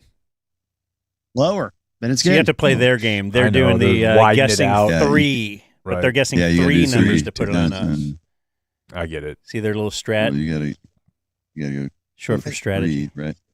I think we just start going down. And I'm gonna one by pass one out and because see we're what's just left. guessing Well, numbers. I think we go 2006. All right, 2006. Lower. 2003. Higher. I abstain. Okay, so 5 or 4. 2005. It's got to be 5. Got to be 5. It's gotta be 5. 2005, Kevin. That's correct. Vince, Yes! good. 5 points. Got the points. I could have just given him the points at the beginning of the game, so I didn't have to do that. Back and What are you forth. eating, dude? Your mom. All right, we'll take the last one on the Okay. board, Kevin. Heading into what's the count? All right. It's 35 for Forbidden Skin, 25 for the Dumb Zone. Here is Can I gonna guess the kick last? Dan's You let ass. Jake guess all the last numbers. I want to pick this one. All right. 11. Correct. Hey, Yes. I thought you were on my side. What's the score? 35 to 25. Shout out to Steve Shackelford. We're going to need Dan and Jake's cell phones here. I hope we get Dan, G your so I letter- can call Andre I Gurode. know, right? Dan, your letter will be D. Jake, your letter will be W. Try to find the most famous person in your phone. D is Then what I'm call all them on about. speakerphone. If they answer, 5 points. If they don't answer, you have to text them, I thought you were on my side. If they respond to that, you can get 3 points. Ooh, Dad. Been a while we since get I've talked to him. Dad. I don't even know who that would be. Right. Well, it's one of a few. All right, I can give you a rundown of my possibilities here. Is your real dad still alive, Dan? Hey, don't bring the room down. Jesus Christ, man. No This one is knows. something I don't know much about. Well, he doesn't either. I got Jason Witten, Oh, he's always quick to respond. You Yeah, should go he'll there. answer. Jason Walsh. Yes. Call Walsh. Do that. Paul Wall. Ooh. Do that, yes. Okay, I'm gonna call Paul Wall. Oh my God, that's badass. Tell him you want a grill. Okay. For 5 points. If you guys get double answers here, you tied the game heading into the to the extra game. If Paul Wall answers, you should make There's a no huge way. donation to There's the no way. charity. I was thinking that. Are you do it on speaker, homie? He was just making fun That's of me. what's up. That's a bummer. That's a Now you got to bummer. text Paul Wall. Now you I gotta thought you were on my side. The people's champ, no less. Hey, Paul. Thought you were on my Nope, side. nope, Oh, nope. okay. Just okay. Just I thought you were on my side. No, hey, yeah. Just I thought you were on my side. Is there a question Very mark? No question mark. Yeah, it's declarative. Okay, well, yeah, you can now see here on the camera. It says Paul Wall. Is on my side. Damn, that would have been great too. He would have been fun. What do you got, Dan? I'm rolling through here. I have. Dino De Laurentiis. Hold on, I'm down to the DUs. Are any of the pedophile baseball players you know named D? Dell Hall. I don't think so. So I got Ken Daly, former writer for the Dallas Morning News. Yeah. John Daniels, unless this is just his email. Sometimes that list, you know. Let me see Call if his I- email. Do I have John Daniels? No, I have John Daniels, Brian Damaris, Mm-hmm. Mike Ducey. Who, oddly enough, despite us being in this building, I don't think you can call. Well, I could I call would him. give you Will 10 he pick points it if he up? walked in. And then is this only last name? It's however it's in your Whatever, phone. Whatever's under D in your phone. Yeah. Because in my phone it popped up. Yeah. Dion. Dougie Fresh. Oh. Who? There's Dion? no way. That's Come on, yeah, do that one. 85 phones ago, Come but on. you've got to try it. There's no way he would. Well, he obviously wouldn't pick up. No offense to John Daniels or Ducey, Hey. but Dion's the most famous of anybody you've named. Dan What used would to he say have- when he answered? Hello? Hello. I want to know. A phone is ringing. No, but Dan does have the history with Dion where they used No, to. I have a text thread They here. used to text Yeah, he would end with. Okay, call him. He would end with all caps truth. every text. Like instead of Call signing him. his name, he just signs the text. Boy. Truth. Chip on the shoulder guy though. After you have to text him, I thought you were on my side. Like for some reason, he texted me in December of 2012 saying, "Let's do some radio soon, my man. Truth." And then I told him, hey, we're on vacation right now. Would love to do it after Christmas. Hope you have a great holiday. He says, cool, KOOL. And then truth, all caps. You guys know Now, he's Andre Girod's boss. Yeah. So he was pitching you on the truth social concept. Yeah. Way back. That was his pivot after the school. Yeah, barely. Oh. I was on. Yeah, I'm speaker. Yeah. Come on, Dion, pick up. No way. Hello? He doesn't pick up anything. I heard Trump How answers. come I can't hear it? Oh, Where's well. the speaker come out? That's the. And your phone sucks. Might be toothing. There's no chance There it it's is. still his numbers, like Jake said. I'm sorry, the person you are trying to reach has a voicemail box that has not been set up yet. That Please makes try your sense. call again Ouch. later. Bye. All right. Well, I'll still Okay, so text just- the thing. That's a tough way for this to end. Yeah.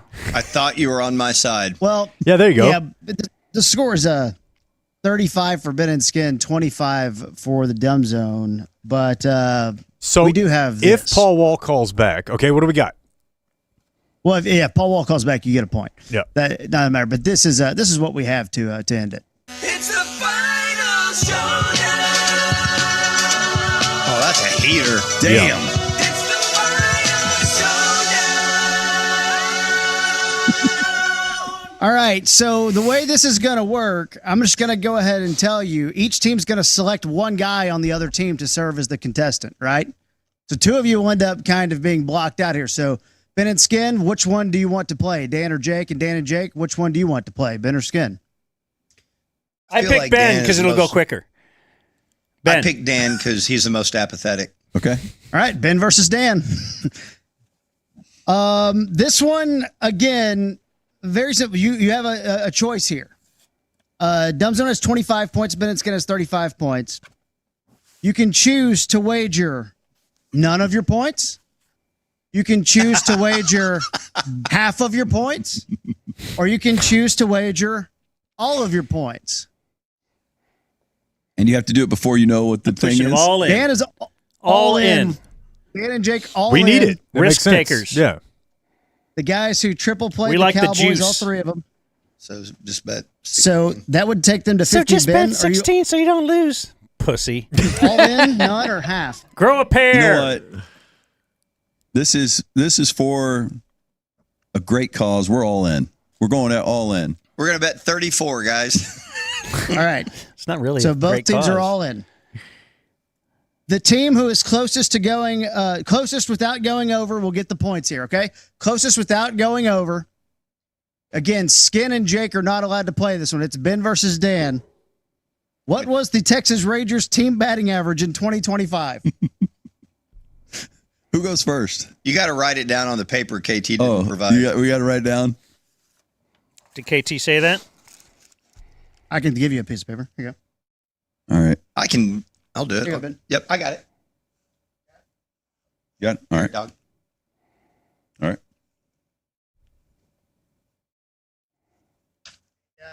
We'll see what. I think this is high. After- I think I'm guessing high. This is a good thing you did that Rangers podcast this year. I know. It doesn't work. I'm gonna type it in.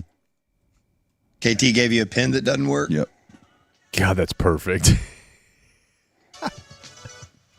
Oh, is KT actually next to you? I thought he was They're on the other away in side some of him. studio. I can show Skin so he sees it. Oh God, that's a great guess. Do you think this is a good guess if they're allowed to table talk? He's not allowed to play. You just did it. I just gave him confirmation that I appreciated his work. But it's too high, right? No. It's just too high. I did it for comedy. That's okay. Well, if you both went too high, we'll do it again. Well, I know it's too high, but I'll go ahead and show you. I just thought that'd be the funniest thing to put. Right. But it's okay. Okay, it's good. definitely too high. 269? Yeah. I like what you went with, Ben. 269. Okay, Ben, what did you say? 249. You both have overbid. Oh my God. Yeah. That's why they were so fun to watch. Re-rack. What was the Texas Rangers team batting average in 2025? All right.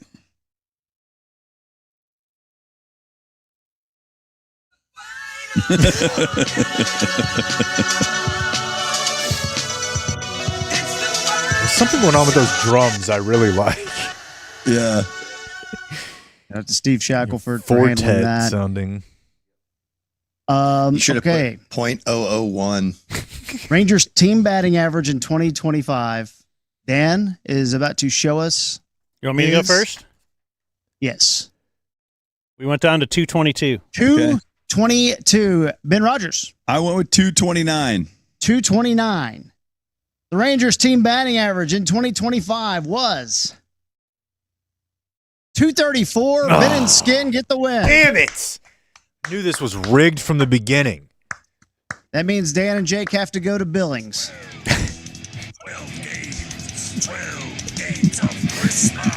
Well, that was a lot of fun. Was it? I think it just made everyone I get had a lot tense. of fun. Do we get a piece of the Subathon pie? You're going to have to call the food bank, buddy. Get in with them. That's right. Hey, guys, my cup isn't overfloweth this year. Can I have some of that Subathon money? Well, congratulations to Ben and Skin. You have Roller Town money. Oh, my gosh. Celebrate with Roller Town Beer Works for all your holiday needs. You imagine all that Roller Town money?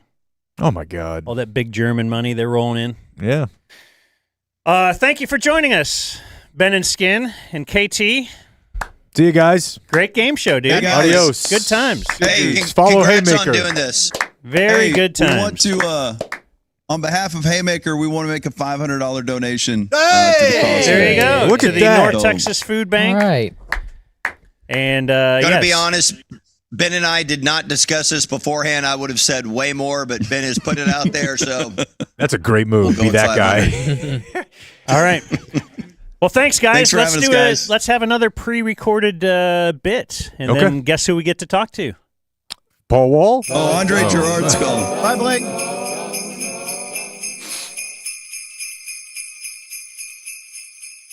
And now, it's time to hear from a man who's been around Christmas for a long time. If you don't believe it, he's got faith, family, and festivity tattooed on his hand. Ladies and gentlemen, the Shotty Claus press conference. Saad Yusuf with The Athletic. Coach, do you eat the milk and cookies in every house you go to? Well, Saad, if you take a look at my belly here, you wouldn't even have to ask that. But yes, I absolutely have the milk and cookies at each and every house. Do I wish it was a shoddy instead of a little milk, a little 2%? I do. But hey, I got to stay sharp for that evening. At the end, got the midnight rule. We can pour ourselves a shoddy when it's all over. But you know, I deal with what's in front of me, and when milk is in front of me, I will have some milk. Great question, by the way. Will there be more of the Shotty Claus press conference? There will. Keep it intentionally tuned to the Dumb Zone.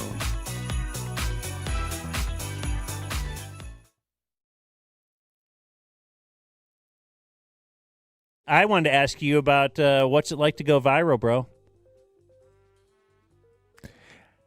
What? Oh, the Houston stuff. Did that go viral? I didn't even see it. Just what I do. Like that. This is a winning fight for me because the coolest part about this is I just don't care. Like if Astros fans are like being mean to me in my mentions and some of the stuff that they say, like I don't really look. And the times I do look, it's just kind of funny. So like I genuinely, this is not something I do for like clicks, or I genuinely can't stand the Astros and I can't stand their fans.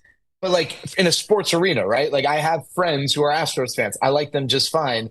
But like when they're in Astros fan mode, they act like they invented baseball. And I don't like that. Also, this is like sports are fun and rivalries are fun. And what makes rivalries fun is like the S talking, right? The going back and forth. And so you're going to call this Dyken North Brian McTaggart just so you can get a few clicks so you can make a little extra money, you know, on top of whatever you make for MLB.com. And you're going to act like you're not a homer. I see your tweets, brother. You're a homer. I'm a broadcaster for a team. I don't have to be objective. Like I can have a little bit, you know, one way. But yeah, I you know, it's just like, I get it. I understand. But like, I'm having fun. That's all. That's all this is. Rivalries to me, like organic rivalries, and this is an organic rivalry. They are awesome. Blue Jays Rangers in 2016 and 2017 after the 2015 postseason. That was like that was like you had like life when you played. Right? That was like, oh my gosh, this is awesome. I love it. I love that Altuve gets booed vociferously whenever he, is playing in Arlington. I love that Alex Bregman got booed. Like, not be anti them. It's just that's a part of what makes this fun. Rivalries are great, and yeah, I'm having fun with this. But I genuinely cannot stand the Astros. I absolutely every single day I check to see if they're playing and what the score is, and I get excited when they are losing, and I get really excited when they're getting their ass kicked, and I'm going to be really excited when they suck again, because this is all cyclical. And then their fans who act like baseball started in 2017 have a nice reminder that it doesn't always work this way, and that this ridiculous dynasty that they're in the middle of is going to come to an end. And I really do believe that, like, let me tell you something. A part of what's frustrating about splitting the 4-game series, the Astros are not that good. Like, the Rangers lost 2 games to a team that is just blah. And maybe that says something about the Rangers. We'll find out. But they should have taken 3 or 4 from the Astros. They're just not that good. It is not the Astros that we have seen the last several years. Jared was given an assignment to work in some words on the broadcast. And I think within a day or two, Jared, you had this nailed. Within a day. Yeah, within a day. I believe this came from the TV broadcast. And Chris talked about it with the umpire after it happened. He's like, man, we should have called that and just given him first base. Yeah, Murph was a master at the catcher's interference move with the swing. Hey, Murph, you've also been a master of this game day guru we've been playing. Even though you haven't even worked a game, you've been gashing us with your battle axe from afar. Let's take a look at the stand. Okay, so he works in gash and battle axe. Murphy is just killing the competition, right? That's what he's intimating. You haven't even worked a game. You've been gashing us with your battle axe from afar. Let's take a look at the standings. Now, Hicksy has caught up to you, but you have not trailed at any point. I actually think right behind you. I actually think that's just descriptive broadcasting. What's a battle axe even? It's like it's like because big bat. People would call their wife that, right? My old battle axe. You ever hear that? Yeah, old timey. Okay, yeah, that ball and chain. But yeah, it's a combat weapon. All right, and it wounds people. Okay, and that's what I think that's Murphy is using. Yeah, he's killing it. Okay, he's gashing it although up. Matt Hicks right behind him. I just thought that was funny. This is from radio. Swing and a miss here by Higashioka for strike 1.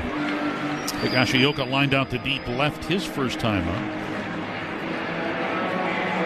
Left that in there because, Hicksy was allowing you some space to work in something, or if you'd like to comment, but I could hear the gears in your brain working. For strike 1. Higashioka lined out to deep left his first time up.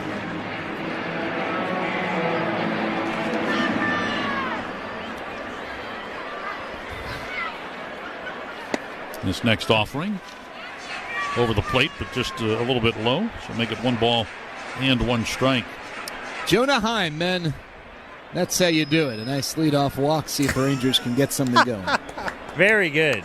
Yeah. In fact, then he threw in the "that's how you do it" right after. That's fantastic. To show us that is how you do it. That's an end zone. This is the way you do it. That's a guy and, just. I'm the king of bits on the radio. No, working in the man on the. That's perfect. Heim, man. Yeah. Jonah Heim, man.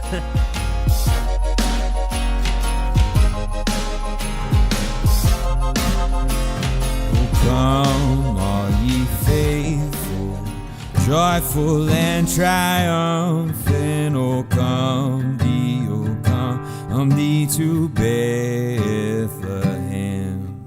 Come and behold him, born the King of angels. Oh, come, let us adore him. Oh, come, let us adore him. Oh, come, let us adore him. Christ the Lord. Hey, Jake, we're giving away another book, One Dream in Front of the Other, to our YouTube chat. That's the Brandon Aubrey book. He wrote a children's book called One Dream in Front of the Other. He is giving away signed copies throughout today. to somebody in the chat. Who in the chat will win? Blake, what do they got to do? Message Glory Hole, which we've already had an inundation. So we got the 12 o'clock hour winner already. Oh, we just every hour, the first person that hour that does that, yeah, gets in. So they're all just sitting there waiting for the top of the hour. Yep. Okay. And waiting for our next guest. It was brought to us by How Water, our friends at How Water. That's right. It is Cowboys legend Andre Gurode. Andre, hello, sir. How about that? He's talking to Grady. Grady distracting our guest. Grady has him cornered. That's right. Andre, Grady's can you whipping grab his that ass. mic and swing it on over there? Okay, I got you. It might, the arm might come up a little bit so you're not so uncomfortable. There you What go. if we set him up before There we the go. segment All right. starts? There we go. Sorry. There we go. Trying to give away books. How's it going, man? Man, it's Did great. you write a children's book? I did not write a children's book. I wish I did. It would be about food and getting full and going to sleep. Yeah, it's all the things that are important to the big fellas across the nation. So right now, what is your job? You're a coach for Dion? I'm a coach at the University of Colorado, amongst other several things. You know, I'm a husband. I'm a father. I work that's not at. important. No, it absolutely is very important because Oh. those are the driving factors to everything that you do. And then I'm part of How Water, and with my team, trying to bring hyper-pure water and great oxygenated water to everybody so they can enjoy it. That's right. We thank you guys for your partnership with us so far. It is great. I'm a subscriber. We appreciate it. And if you down a couple of cans, it'll keep you from getting a hangover and, allow you to sleep without waking up with that thing that you don't want. So It'll help you with a 12-hour broadcast as well. Yeah, I'm a big fan of the How Water. As we're It's like finding. my champagne water. You know what? It's like I'm not going to drink it every time I drink water. I want to treat myself every now and then. Pop a bottle. treat yourself to the pop water. the top. I definitely understand that. That makes sense. I got you. How'd you get into this business game? Uh, We're recent business guys ourselves. Oh, well, it started with another company, myself and one of my business partners, Bryce, and we were looking at it, and we were looking at a different water company, but stumbled upon How, and by chances, we partnered with them trying to grow the brand, get it out there, get it visible. So we've been taking our time trying to do things the right way with my team to make sure that we got the water out there for everybody to enjoy. So it seems like we're making some good steps in that direction. So what's that like when you're a big-time NFL player, got a bunch of money now, you get a ton of people trying to pitch you this and that, and, hey, I got a good idea. Hey, man. Well, you have to do your due diligence because, like you said, just like being a professional at playing sports, you have to go back and study this situation, try to be a professional at learning business. And you need to take your time. You need to go through. You need to learn from people. You need to have mentors. So it becomes a learning process, just doing something all over again. Did that start like right when you got out of the league? When did you, or what was your? Did you have a little like a period of it's I'll bet Andre when time? you're in the league too, people are hitting you up.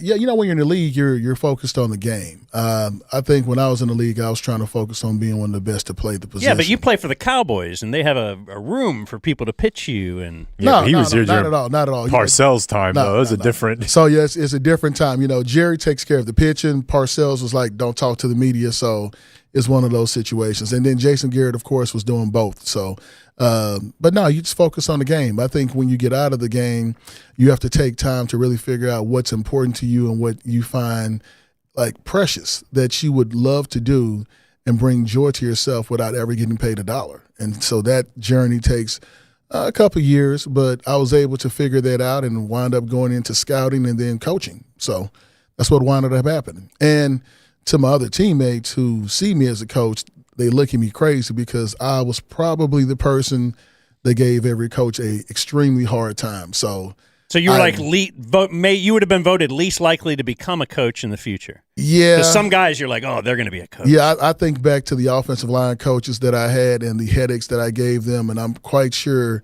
some of them are just sitting back laughing at me right now. But, hey, it wound up happening that way. So who was the head coach when you were drafted? What was your draft position? I was drafted as a guard and a center. Dave Campo was the head coach of the Cowboys in 2002, and then a year later, Bill Parcells came in. And for those people that know Bill, life took on a different meaning when Bill Parcells got to the team. Football was rough. How so? If you've ever seen the movie Life, for all my people that are movie buffs, football camp with Bill Parcells was like being at Camp 8. And there was a gun line. And if you stepped across the gun line, you got shot. So it's the best way I can explain it. Much different than the prior year? Oh, yeah. Much, much different than Was the prior that year. a Hard Knocks year? The first ever Hard Knocks was the Cowboys. Yes. My rookie year was the Hard Knocks year. Matter of fact, it was one of my least favorite moments. That was the moment where Larry Allen decided to get creative and cut my hair in different designs. So if you look on videos, there's actually footage of me with streams and lines of hair that Larry decided to cut my hair because I was a rookie. And he specifically chose me, which I didn't understand why, but hey, it is what it is. I've heard you tell a couple Larry Allen stories. So was he your vet? Like he was the one who was giving you? Yeah, he was probably the one vet that gave me the hardest time. But looking back over everything, it's probably one of the most things that I appreciated about him, because while I thought I was giving him the business, he was actually trying to make sure that he was looking out for me. So it worked out well. What are your thoughts on Parcells right now? Has he done something that I don't know about? No, I guess I mean like a Jordan Hudson type. He's got his new 22-year-old. Like yeah. Belichick. No, I mean she's legal in Tennessee. No, when you would hear old New York Giants or somebody, talking about what it was like to play for Parcells, they'd be like, "I hated him," and then they're like, "But then after having been through it, I understood it all, and I can't thank him enough for what he did." I would tell you that most players, if you share a Bill Parcells story that's played for Bill, we all have the same story. So, yes, we went through some misery with him. However, he wanted you to take the game seriously. He wanted you to care about the game as much as he did. And the moment that he figured out that you actually did that, he would actually leave you alone. And that's the part where it would get uncomfortable because you're so used to him cussing you out, yelling at you, staring at you. I can tell you that there was a game where I think I gave up a tackle for a loss. Bill watched me walk off the field, walk to the sideline, sit on the bench, and as I kept my head down, Jason Witten walked past me, and I asked Jason, is he still looking at me? And I could hear Bill say, yes, I'm still staring at your ass. Oh, wow. From the side, and someone got tackled right behind Bill, and he did not break eye contact. I'm like, this is extremely uncomfortable. So, yeah, that happens. But I remember, it was like Witten had Oh, yeah, Witten broke his jaw? Yes, that story is true. He broke his jaw, and Bill showed up to the hospital, and Bill asked him, I need to know if you're going to play next week or not. Let me know now. That's how Bill would treat you. But he was doing it to see how you can push yourself past your own limitations. Man. Yeah. Do you hope to be a head coach someday, or what's your thought? I do. I hope to be a head coach and, establish my own reign of terror so that people can tell stories about the things that I did to them. So, yeah, there's a couple of guys right now that's got some good stories. There's a player who I think he hurt his shoulder. I told him, hey, rub some dirt on it, take your ass back in. You'll figure it out. It's like there's got to be some kind of a line, though, right, between doing something that's not smart as far as playing through an injury and all that, and how do you determine that? I think what you have to figure out is you have to know each individual. Everybody's going to play through pain. You're going to play hurt. You should never ask someone to play when they're injured. And I think that's where you draw the line. If you're going to do something that's going to prolong your healing process moving forward in life and getting ready and trying to shorten your career, that's probably not the thing to do. If it's something that you can push through and we need you this week, but we can rest you next week, that's something completely different. And I think that's where the line has to be drawn. So broken jaw. Is a pair. It's wired shut. He had some protein shakes. He bounced back pretty good. It was all right. I think he put rocks in his pocket on the scale. I think I remember hearing that story that Yeah, you know to he make sure you lost make way weight. too much weight from the jaw, and he's like, "Well, I got to play, so Yeah, got to you make know. weight here." I remember him in press conferences or whatever, Parcells talking about, Marc Bavaro was back and gave some story about whatever, pressure's on. 1985 or something, and Marc Bavaro had his kidney removed or his heart transplant, and he was back in a day, something like that. There are people that do some interesting things to get back on the field, and I'm quite sure there are a lot of people that have done a lot of interesting things to get back on the field with Bill, so it probably happened. What do you think as a veteran or, retired player, I should say, and you just told us about the brutal training camp, your first training camp with Parcells, and that really woke you up, and just the way they do it now. It just seems would you love to play now? I think the game is differently now because safety is a little bit more important. I think there's an area of safety that you need to adhere by, and there's also a line that you need to push yourself past. So I think they're trying to do a better job of trying to figure out where that middle ground is so that players can be ready to play the game but also not put themselves in positions to hurt themselves for the rest of their lives. Do you ever think you played through a concussion or anything like that? If I did, I don't remember, so I can't tell you. So Okay. There goes your answer. You don't really hear linemen getting concussions a lot. Oh, How is that? no, it happens. It happens. If you think about it, I would say that when people ask about offensive line play and ask about, well, you guys just basically run into each other, y'all a yard away, I would say the way that we simulated or broke it down is if you stood at the edge of your driveway and ran into your garage door full speed, that's one snap. Now do that 70 times, and then you can figure out how you can make it through a game. Damn. How was like the next day? Well, when you were that age, maybe it wasn't that you bad. know what? When you're that age, you can bounce back. You feel good. But when you start to get older and that day turns into 2, 3, and 4 days, that's when you're like, whoa, wait a minute. We got to figure out this recovery. But you bounce back pretty quick, though. You learn how to take care of your body. How water. How there you go. How do you bounce back? You drink how. I love it. And we didn't put you through a combine or anything out there, but you look like you're like moving around pretty well. Did you do anything right after your career to did you get in any sort of Pilates or anything like that? You seem like you move well. Well, I would say for an interior lineman. For I sure. appreciate that. I try to take care of my body, but interesting enough, I did not know that I was double jointed in my knees, ankles, elbows, and fingers. Wow, for an had lineman, no idea. And when Jim Maurer told me that, I thought that was normal. He said, "No, dude, you're double jointed in your ankles, knees, elbows, and fingers." I said, "I thought that was normal." That's the strength coach at the time, right? No, that was a trainer. The Who's trainer, still, okay. head trainer who's still there. Okay, yeah. Wow. So that was a great story. I had no idea. I just thought that was normal.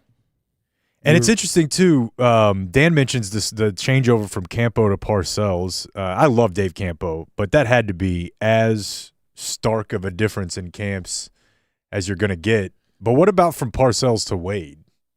Man, that's a great change, too, because you go from a military guy to a guy who is a player's coach, and everybody loves Wade. And so the first time that Wade came out to the team, we were doing minicamp, I remember Wade telling us to slow down, and we kind of looked at him crazy like, what? Like, we only know full speed of walk.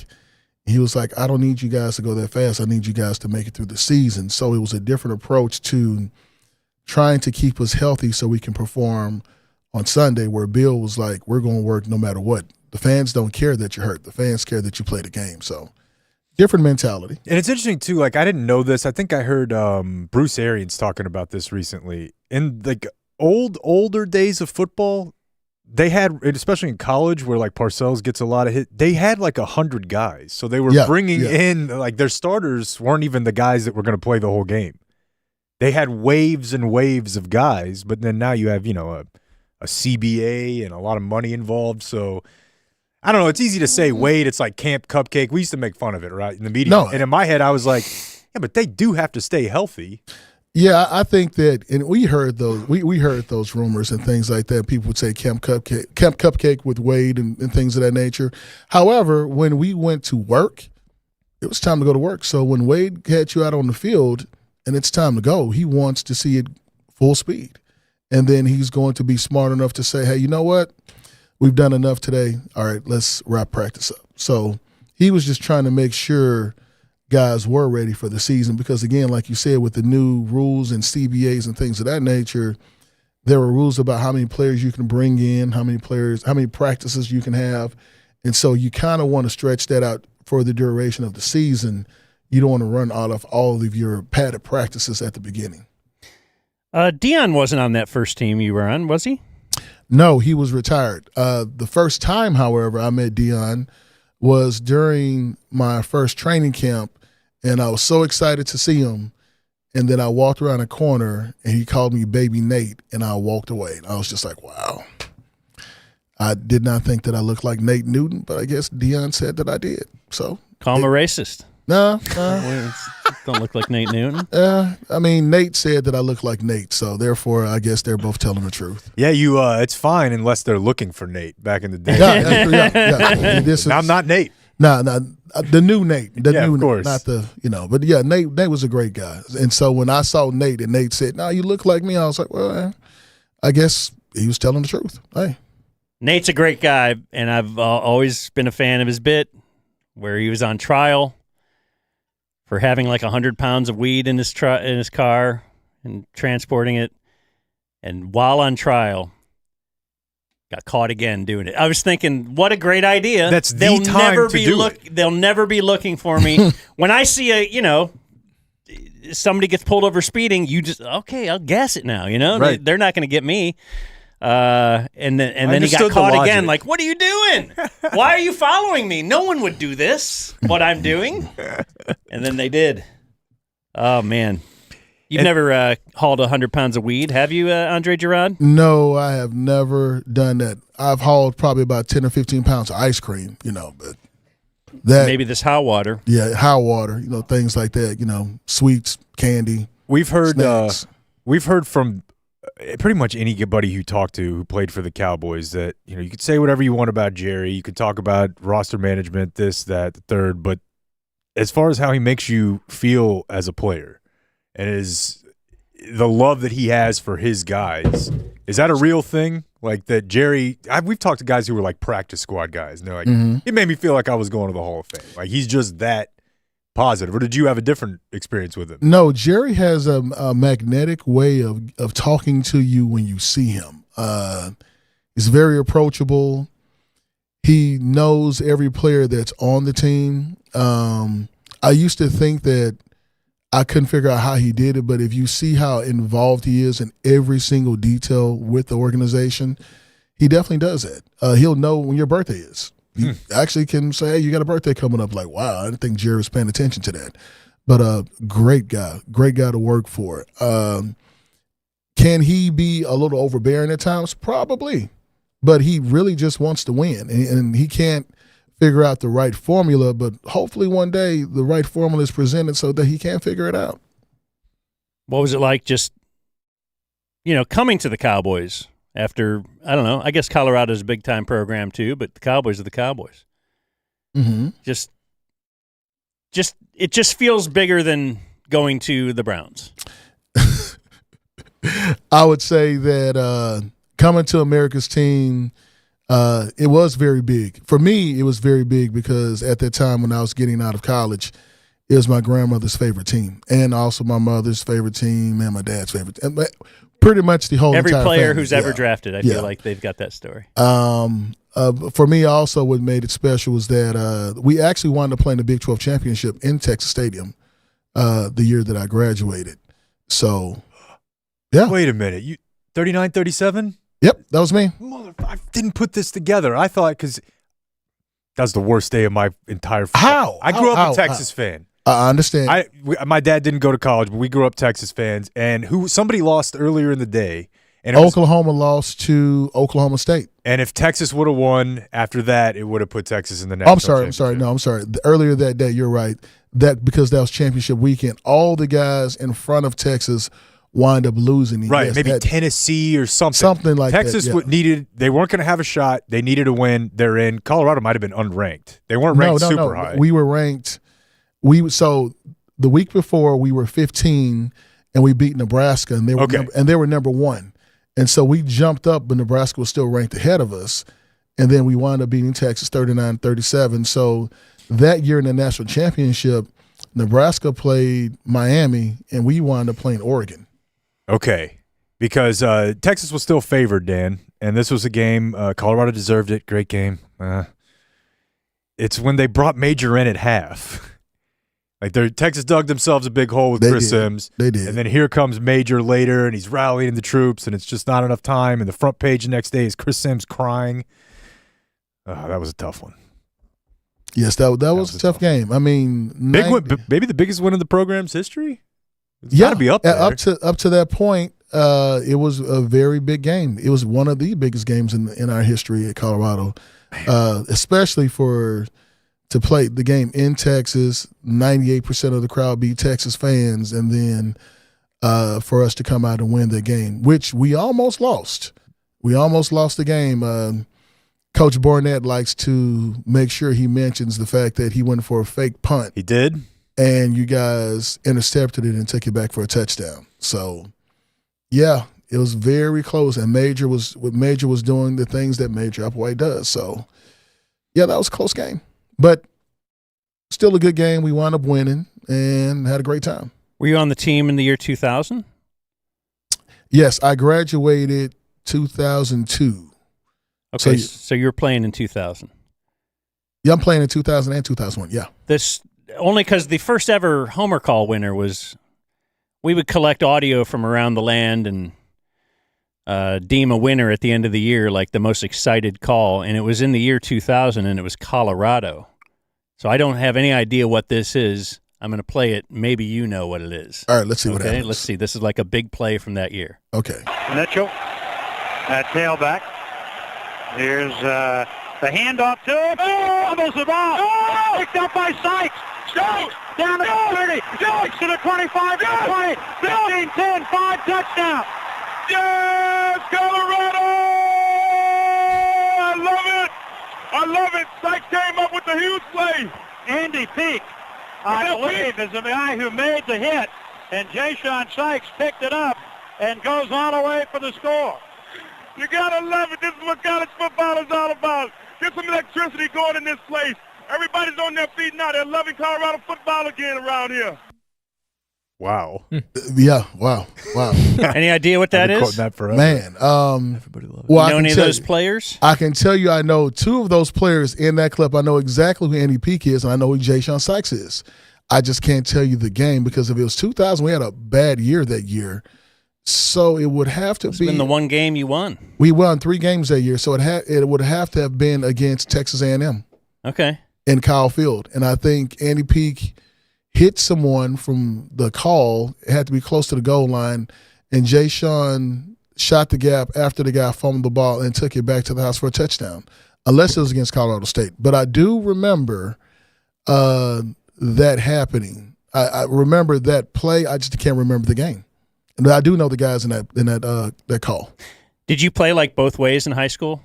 I did. Actually, interesting enough, my senior year, they moved me to tight end. So I was the #1 tight end in the state of Texas preseason.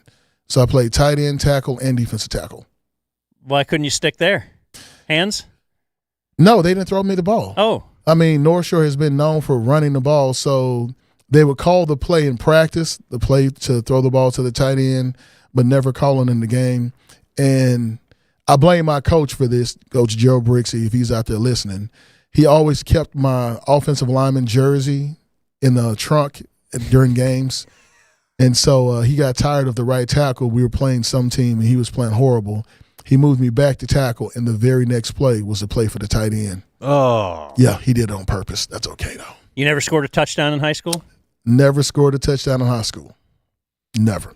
And did you win a title by any chance? Because I mean, he went to a school where like the alumni list of pro athletes is 50 long. So it's really? Like even if you're him, like you're not the most famous guy from your high school. He might be, but there's a lot of them. Oh, okay. Yeah, we got quite a few people. When we started this whole journey from North Shore, we had a coach named David Amon who came in after my freshman year, and from that time to current, North Shore has made the playoffs every single year since my sophomore year. And I believe my senior year we lost in the state semifinal, the game before the state championship, and that was the year that Louisville won the state title up here. Mm-hmm. When did you first think you could be an NFL player? Interesting story, yeah. I would say, when did I think I was going to be an NFL player? I was 9 years old, 6:57 p.m. At night after Little League practice, playing for the TCAC Oilers, and I told my mother that I was going to be a professional player. The only reason why I remember the details was because my mother said that, oh, that's nice, and I said, no, you think I'm playing. I'm going to go to the NFL, and I remember the time. Okay. Yeah. That's a very God, remember that's that for a KT game show someday. Right, We very can guess specific. that exact Very specific. the exact time you knew you could be an NFL player. Yeah. And the coach told my mom, he was like, I think your son is going to be so good he can play in the league. And she said, oh, that's cool. He needs to still get his degree and have a backup plan. I was like, I am, but I'm going to the league. So, and I did do all those things that I told my mom I was going to do, but I also went to the NFL. And got involved with How Water. Yes. DrinkHowWater.com. I'm a monthly subscriber. They deliver it right to the door there. About to be an HEB. Yeah, you got to get in more stores, right? That's the bit. Yeah. Yeah, we got How to do you get do into more that? stores. More visibility, more people asking questions, and more people tasting the water. I think that's the way that we get in front of people and get it out there, because we just got a great product that people should try. And I think once they try it, they'll like it. Yeah, and I mean, you look at it, it's like, I don't want to pay for water. It's the same price as a bottle of water at the gas station, and it's far, far superior. Speaking of that, did you ever pee yourself during a game? No.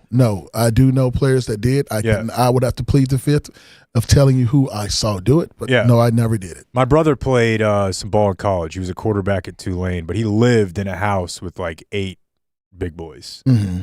And just hearing their stories, your pants are wet already. You can just, if you have to go, you can go. Nobody's going to know. That is true. That is true, but it would be very it would be advantageous for you to do that if you were dehydrated and you were wearing white pants. So can't really pull that one off. The white I think that would be a situation. You said like one of your most embarrassing moments or something, or I can't remember how you phrased the Larry Allen cutting your hair. Oh yeah, as a But rookie, it was bad. It was bad. It was like one of your worst moments in all of NFL. What about the whole Albert Hainsworth? Does everything bad with you happen with your head? No. Okay. So with the Albert situation, He's the guy that's. He's the guy that stepped people on my don't know face. he stepped on your head, and your helmet was off. Yeah. So during the play, the situation was happening. I went to the ground, and I guess my helmet got kicked off. I was a little dazed, probably playing with a concussion at that point in time. Okay. But my helmet came off. I looked up, and then, of course, the horrible incident of him stepping on my face. I would tell people that wasn't the full story, because years and years later, I was working for the Cowboys. This had to be 2017, and there was maybe 2018. But there was a report that he was in the hospital in Tennessee. And so I actually tracked down his hospital room and called him just to check on him. Because, again, he was actually suffering from kidney failure. And so his brother wound up answering the phone, and he wound up calling me back like, man, I really appreciate you calling just to check on me. And I had to tell him, I said, look, man, outside of stuff that happens on the field, you're somebody's son, somebody's husband, and nobody wants to see you lose your life. So I hope you find the person that can help you out. And he really appreciated that. That's incredible, dude. Yeah. I mean, the fact that it takes a lot on your part, but that's very cool. When you're focused on following what God tells you to do, you kind of put your feelings aside and you focus on the gift at hand. And so I can't sit there and tell people to do it and not do it myself, especially with my little brother Bryson, who's over there, who always reminds me to make sure that I listen to the gift. So I wouldn't be able to look him in the face and tell him to do it if I didn't do it myself. I don't even remember the circumstance of the game or anything. Was he pissed? Was it just heat of the moment? I'm playing the game. He had a bit of a history. Yeah, he had a bit of a history, but I think he was getting frustrated because he was getting handled. But what wound up happening, which is so interesting, is that Later on, probably a year or so later, maybe 2 years later, he wound up coming to the NFC East because he played for the Commanders. I was going to say the other name, but I got to say the right name, the Commanders. And we wound up playing them in Washington. And, again, I had a very impressive day against him. So I think he understood that was not an accident. You can say the other name because you played the Redskins. You did not play against the Commanders. When I was a boy, I went to Cleveland Indians games. Okay, well, I'm just saying. When I was a boy. To make sure. Okay. Yeah. Also, I was really complimentary of you and your character for calling Albert, and that stands. But now I realize it was way easier after you just manhandled him for 120 snaps across the. Like you called him, you're like, I would kick this guy's ass. Yeah. Well, you remember that also? Makes it a lot easier. You want to deliver the ass whipping first, and then right, humble. Sometimes it works backwards, but it worked out well. So back then, if you did have a concussion, then they don't have a blue tent. They don't have spotters looking for a concussion. No, it was the finger test. You remember the finger test? Like follow my finger. Okay. Yeah, sometimes guys will follow the finger. They will ask you, do you know where you are? You'll be like, yeah, I know where I'm at. No, you don't. You have no idea where you are. Did they have the same cowboy doctor back then? Cowboy hat guy? He'd been around a minute, Dan Cooper. Yeah. Dr. Cooper. Yeah, he's the same guy? Dr. Cooper's been around for a long time. I don't know if Dr. Cooper did the concussions, though. I think he was more of... He's the funniest cowboy doctor. He's the injuries with the knees and elbows and ankles and things like that. I think there's another doctor doing the concussions. But now they got a blue tent, and I've just recently found this out, and it might be because of Dion. There's a bathroom in those blue tents now? Or did Dion have a porta potty? I think Dion might have because had of his one. physical things he went through. He may have had a porta potty, but typically in the blue tent, there's not a bathroom unless you're looking for an empty Gatorade bottle. Okay, is that what's going on in the NFL now? Yeah, the empty Gatorade bottle and the blue tent really much takes care of all the stuff that you need to run into. I actually, so in Ben and Skin, we were playing that little game with Ben and Skin an hour ago, as you know, because you were the most famous guy. Ben, that's crazy. I don't know why. I appreciate it, Ben, but yeah, Ben just called me out of the blue. He does crazy stuff like that every once in a while. Yeah, no, we stay at arm's length as well. Gotcha. But you were the most famous guy with the name G, so when it came our turn to play that game, I got the letter D, and I look, and I actually have Dion's number. He used to be on our show a lot, so I tried to get Dion, but there's no way he's answering the phone. Probably not. From Not. a He's number probably he doesn't somewhere in Canton, recognize. Texas, relaxing, fishing, or something like that. So no, he's not going to answer the phone. What's he like? I've always had great interactions with him, and I would imagine this is a dumb question for me to ask a guy who's it's essentially your boss. Hey, what's your boss? Oh, I hate him, man. He sucks. No, he's actually quite a different individual. He's I would say on one side, to see him go through what he goes through, and then the practice be over and him come to you like, all right, Dre, let's go. I'm like, where are we going? And after every practice, he walks 2 miles. I'm just like, what? With 8 toes. Like he's walking 2 miles after practice. So it makes you rethink that, wow, you're looking at somebody who's pushing their body, even with the limitations that they have, that most people wouldn't be able to do this after a 2.5 hour practice, not go walk 2 miles. Like he does that. He can be funny. He can be serious. But he's a good guy. He's a real good person. And he actually, you begin to become normal with the prom effect, which is always having a pair of shades on, because I never understood why you have shades on all the time until you're around prom, and then you feel yourself wearing shades all the time. So what does that mean? Why? I don't know. I have no idea. It's just like you feel uncomfortable unless you have a pair of shades on. It's the weirdest thing ever. Kind of like a mask you can wear, perhaps? Maybe you're protecting yourself from people trying to look in your eyes. I'm not sure. And everywhere Dion goes, people are looking at him. You don't understand. He's the guy every room he walks into, so... Yes, he obviously has that magnetism. I mean, you talked about Jerry having it, too. Yeah. But, like, growing up, when I was a little kid, man, Dion was... I mean, he's everything. He's playing Major League Baseball and football on the same day. I think he hit a home run and had a punt return for a touchdown on the same day. Yeah, the only other person that I think we can even talk about like that was Bo Jackson. Athletically, physically, yeah, but I don't know if they played on the same. But he didn't wear it like Dion. Yeah, Dion. It was all of like Bo just kind of did it. Yeah, and then you had to marvel at it, but he didn't then tell you about it. Deion brought it all on himself. He loved it. He loved the magnifying it, and his falls were, if he failed, it was great. If he succeeded, which was more often than failing, it was great. Like, just because of the way he was. People just hated him or loved him. He's absolutely a magnetizing, polarizing individual. When you look at all the things that he's accomplished. As I tell him, I don't see how any individual could actually do exactly what you did. Like, that would be ridiculous. I don't think they're having guys or allowing guys now to play Major League Baseball and football at the same time. I don't think that's happening. I don't know that anybody's actually good enough. That's the thing. That's the thing. He's so good. I really wish this offseason that Jerry interviewed him seriously. I don't think they ever did. I kind of wanted him to be the Cowboy coach. I thought that would have been cool, yeah.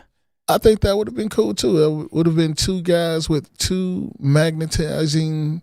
That's probably why he's not. Yeah. That would be interesting because, I don't know who gets the attention. But I do know that, talking back about the Cowboys and Prime, I think Prime would have been a great fit if Jerry would have been interested. I also think that it would have brought so much media attention that I don't even think they probably would have broke the internet. Knowing them two together, they probably would have broken the internet. Speaking of media attention, there was another Hard Knocks year in there. How was the Pac-Man year? I felt like there was a lot going on. Did you ever get to know Pac-Man? But you're on Hard Knocks twice? Yeah. Because they came back when they had Pac-Man, Marty B. Yep. Martellus was in that year. T.O. T.O. It was your era of just. Yeah, T.O. was doing the Tour de France on the bicycle. That was crazy. Yeah. He had the full cyclist uniform out there. He had the full postal service. And we looked at him crazy, like, what are you doing? He was like, well, if I'm going to ride the bike, I might as well be with Lance Armstrong. I'm like, what are you doing? But that's what he did. But T.O. he's also another freak of nature, too. You had Marty B there. You had Pac-Man, a.k.a. Adam Jones. So, yeah, both those two personalities in one body. And alongside a lot of other people with a lot of different personalities. Tashard Choice, Marcus Spears, DeMarcus Ware. Oh, yeah, you had a lot going on there. I thought you were there for a fun quarterback era where you began with Quincy, Testaverde, Bledsoe, Romo. I mean, you were there for a lot of different personalities at quarterback. Yes, I was. And all of them have their unique way of going about the game. I would say that Vinny Testaverde is probably the most gangster quarterback I've ever seen in my life. What does that mean? Vinny doesn't care at all. Like, lay it on the line? Like, no. If Vinny is talking and trying to control the huddle and someone else is talking, and I've heard Vinny stop calling the play, turn to the sideline, cuss Bill out, shut up, and then go right back to calling the play. Like, okay. Hey, Vinny's a good dude. You don't get that from Drew Henson. No. Other people may be a little bit nervous around Bill. No, Vinny did not care at all. Man, Parcells got me thinking, this is just evolution of a football fan, I guess, learning that sacks aren't always your fault. Really? The linemen. Really? So how do you do that? Because he ended up benching Drew Bledsoe, who had taken a lot of sacks. And Tony Romo didn't get sacked nearly as much. Like, a lot of it has to do with the quarterback, doesn't it? Holding on to the ball a little longer, perhaps. Stepping into pressure. Obviously, being able to elude pressure. Yeah, I will say that a lot of it has to do with the timing of it, holding the ball, making your read, getting rid of the ball, things of that nature. So, yeah, I think Bill was ahead of his time in that sense because he looked at every single aspect of the game. And if you're doing what you're supposed to do and people are doing what they're supposed to do, the ball's supposed to be here. And so if it's not getting there, then we're looking at the reason of why isn't it getting there. And if it's consistently being the quarterback, then Bill's going to make the change. He doesn't care who it is. He wants production. Who'd you play for Baltimore and Oakland? Was it Oakland? Yeah. I left the Cowboys, went to the Ravens. That was a very interesting time. Love the Ravens Who was that coach? Harbaugh. Oh, that's right, because he got hired the same year Garrett did, yeah. Yeah, so he was there. Now, I will tell you that they love nothing but defense in Baltimore. They do, but it's a great place to play. Flacco at that time? Flacco was cool. Flacco also cussed out the head coach. That was interesting as well. And when that happened, I was in the middle of it happening, and he was yelling at the head coach, and I'm literally standing in the middle of them, and the offensive coordinator called my name and said, "Hey, just come on over here." They do that all the time. I said, "Okay." I had no idea what to do. I was just standing there like a new guy on the team. But it was cool to play with Ray Lewis. Very cool to play with Ray Lewis and Ed Reed and Haloti Nut and Terrell Suggs and all those guys. Very, very interesting. Now, did you sign a one-day contract with the Dallas Cowboys at the end of your career? No, they didn't do that. So what I winded up doing was just retiring, and then I came back to work for the Cowboys in the capacity of the scouting, and then I wound up being an assistant coach. But I never did sign a one-day contract. Did you guys know Phillip Rivers had signed a one-day contract with the Chargers? Did he? Is he going to have to do it again? A few years ago. Yeah, that's what I'm wondering. Does he have to do it again? So, he has to restart. So, since he's gone kind of back in the league, I guess the clock of where he would be eligible for the Hall of Fame now starts over. So, now it's 5 years from whenever he finishes now. 5 years later that they'll have to tell him you're not a Hall of Famer. Is what I'm willing to say. Does Andre Gurode want to second that? I will say that there are plenty of guys that are in the Hall of Fame that should be there, and there are also some guys that aren't there that should be there now. So it just depends. I mean, if we're looking at Phillip Rivers, what are the metrics that we're gauging a Hall of Fame quarterback by? Or is it wins? Is it impact? Is it yards? Well, see, and this is mine is era, and you have to be one of the top 5 quarterbacks in your era, and I just don't think Phillip Rivers was. And I agree, but then this is where it gets crazy with like quarterbacks and context and situation, because Eli's going to the Hall of Fame, and you can't. I would not say that he should. I don't think he should. Will, and I don't believe he was better than Tony.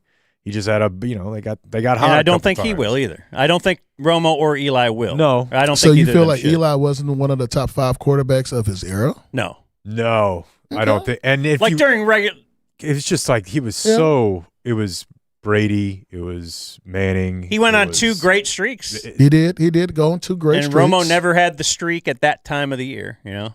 I mean, his claim to fame was that he did beat Tom Brady. I mean, Eli did. So I mean, twice, right? Yeah. He's going to get in. It just, my little cowboy heart gets broken because Romo didn't win enough.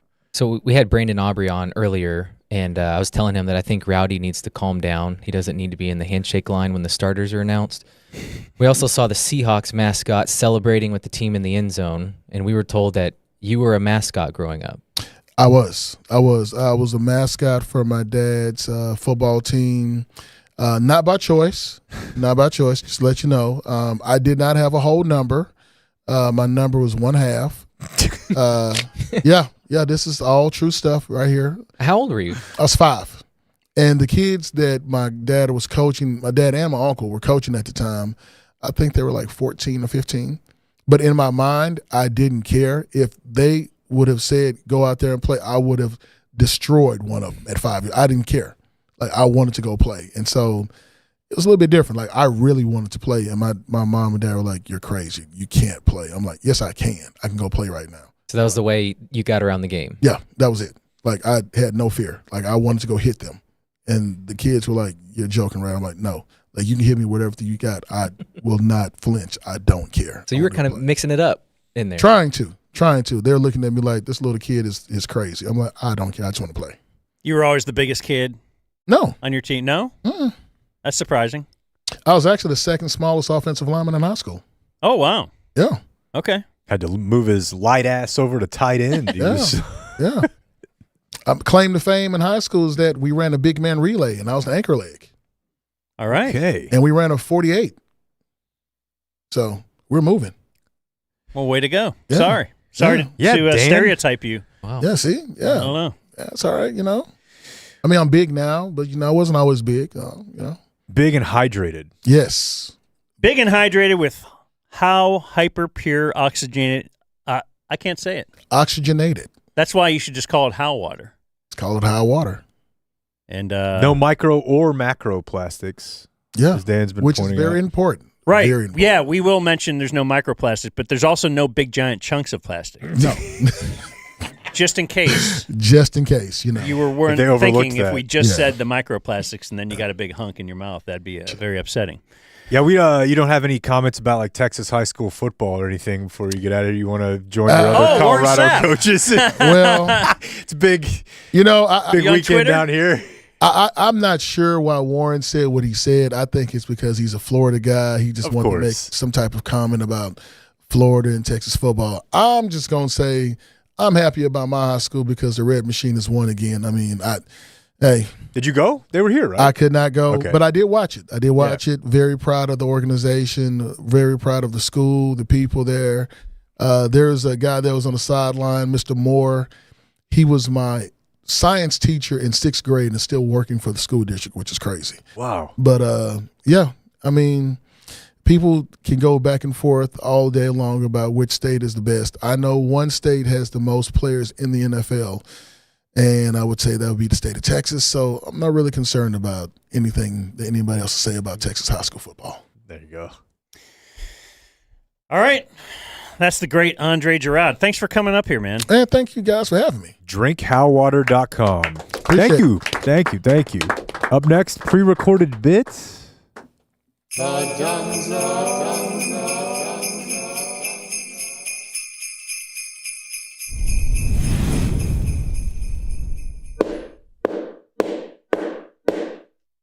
Oh, hey, I didn't see you there. Fireman Jim here with some holiday fire safety tips. Remember, we all love the smell of a fresh cut Christmas tree, but you got to keep it watered and away from heat sources like fireplaces and space heaters. Have a safe and happy holidays. I am the one who knocks. Oh, hey there. Fireman Jim here with another holiday safety tip. Christmas lights. You got a cracked light, a loose socket, or overloading your house's electrical? Make sure to check that out. Have a safe and happy holidays, everybody.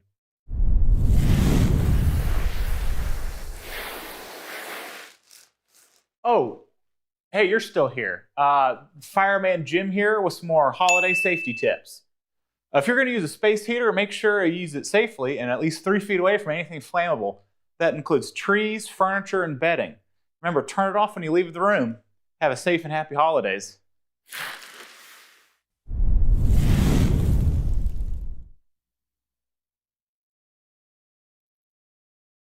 They'll do a feel-good story on you. They really love those.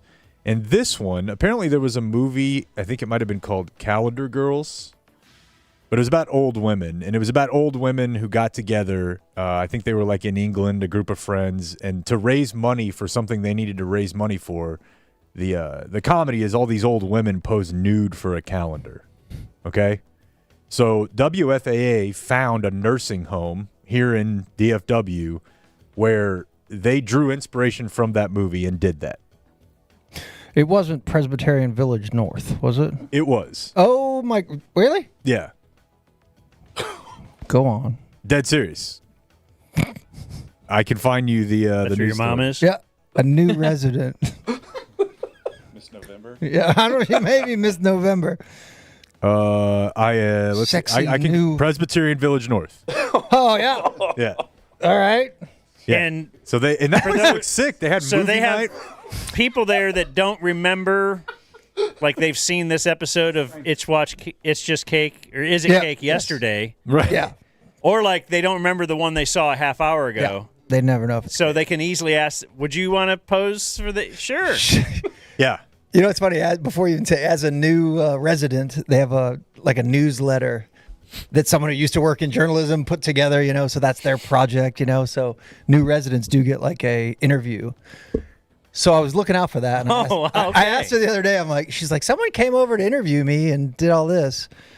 I don't recall if there was a photographer included in this. Well, I don't know. I don't know if this will be an annual thing. But WFA did a story on it. The dudes at the place are really into it. They talked to a couple of them, and they're like, I just think it's wonderful. And you can get one for like $10 online. They're all drunk off like Prosecco and champagne the whole time they're doing the interview. It's a masterful piece, but this is how it ended. And then it goes back to the news desk. I love this. Timeless beauties riding off into a sunset that they're not ready to meet just yet. In North Dallas, I'm Kevin Reese.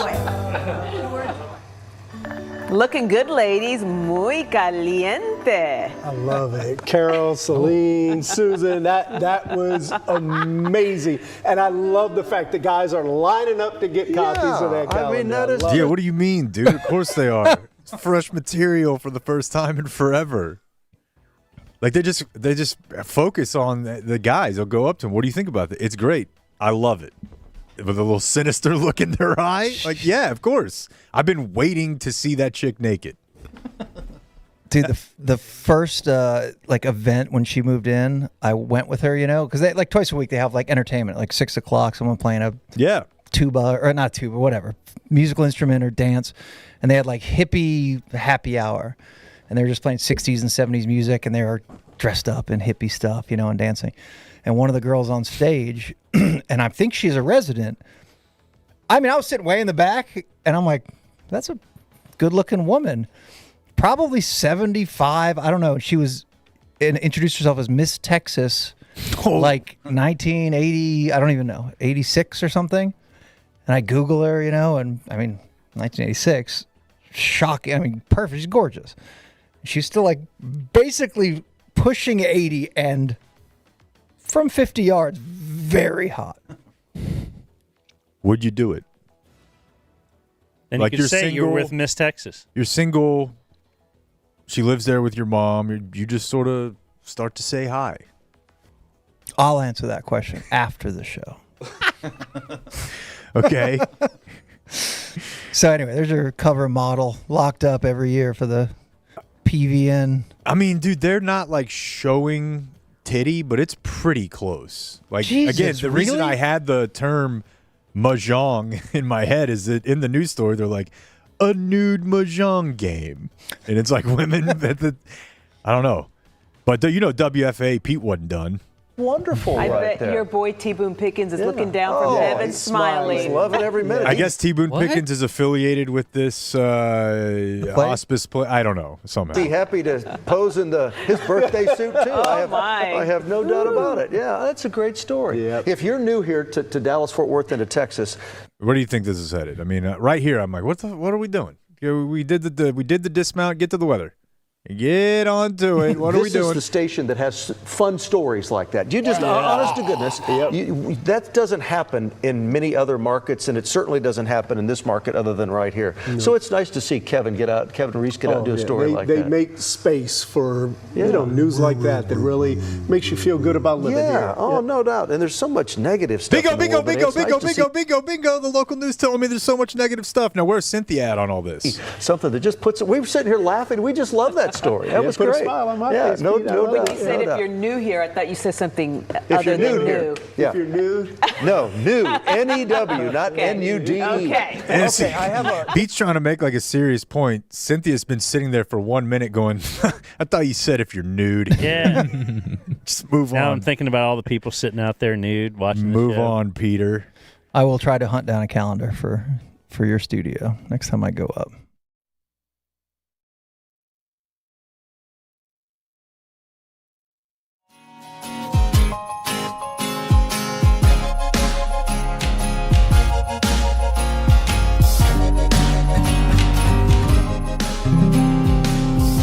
Dasher and Dancer and Prancer and Vixen, Comet and Cupid and Donner and Blitzen. But do you recall the most famous reindeer of all? Rudolph the red-nosed reindeer had a very shiny nose, and if you ever saw it, you would even say it glowed.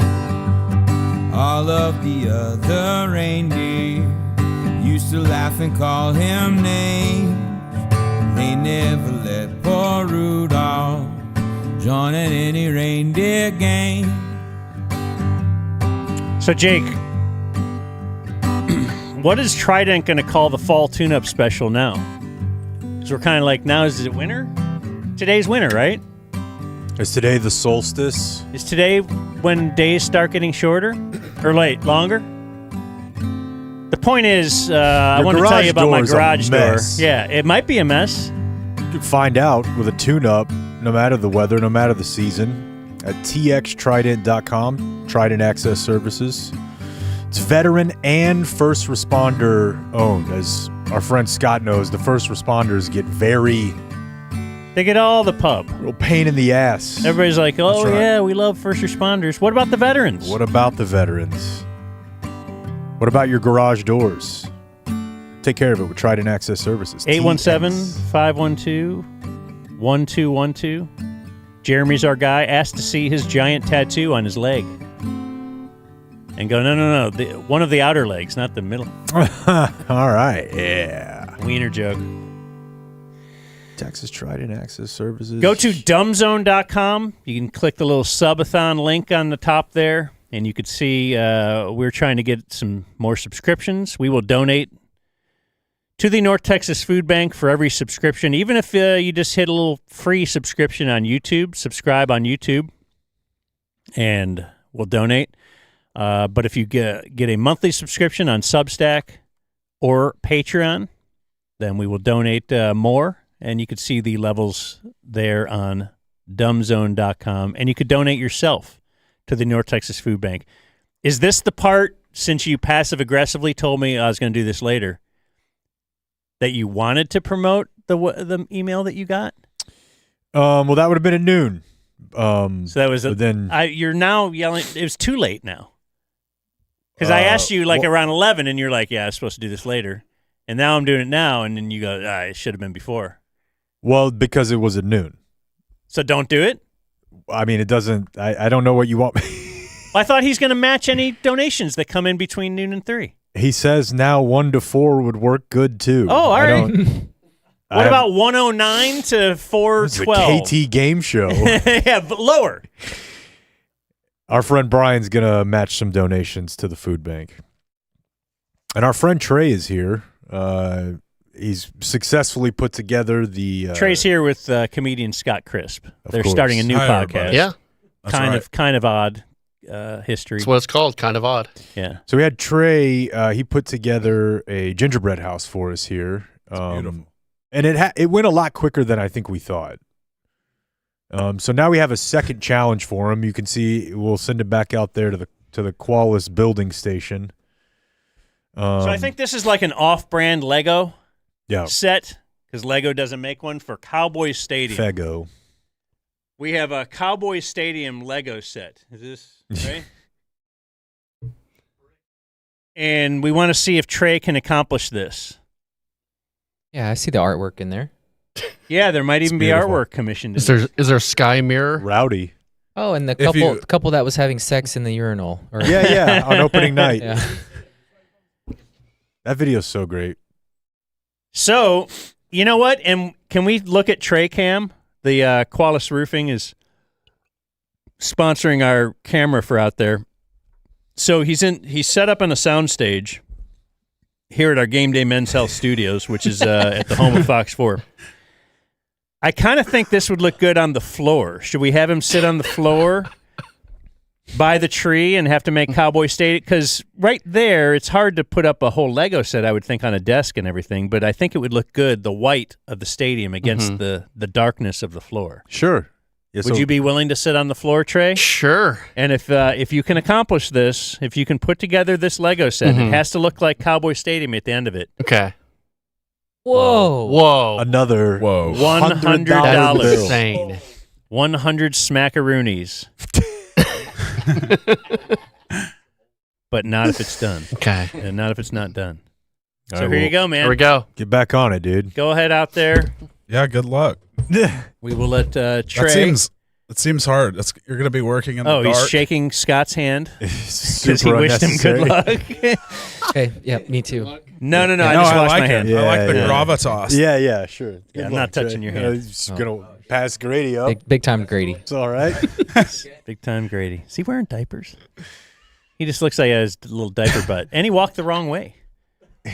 There he goes. Okay. But we're going to see if Trey does walk into. Scott Crisp hosts a podcast with his buddy Jimmy Nelson. It's true. It's called Oddball History, and we welcome Scott to the show. Hi, everybody. Scott. Thanks for having me on your subathon. So TC is moving tray away, the cart, I should say, because the guy who's putting it together is named Trey. If you're watching on YouTube and you want to scrub back and see any of our pre-recorded bits, Scott starring as Stone Cold Santa reads a Christmas story. That was voted as favorite bit here before we started the show by everybody who watched all the bits. Oh man, thank you. Yeah, it was really fun to do. I have never been a goatee guy. So that was a fun visual little side quest. I lived like 24 hours of my life as like a goatee guy. Powerful. Yeah. I walked into a Taekwondo class and just started leading it. They just started listening to me. It was amazing. By the way, as far as the visual here, I'm all for, if you want, just for at least for now, let's just leave Trey up while we talk. Because I think everybody would like to just see Trey. Go ahead and chill. That's kind of the whole point of this Trey thing. We want to watch Trey put stuff together. Yeah. Yeah, that was as far as the conceit went in my mind. It's like, all right, I think it'd be funny to watch Trey work. Yeah, I would be feeling so much pressure if I had to assemble a big, complicated Lego thing while people watched. Yeah, and he's a nervous fella by trade. Look how he's decided to approach it, too. He's sitting down.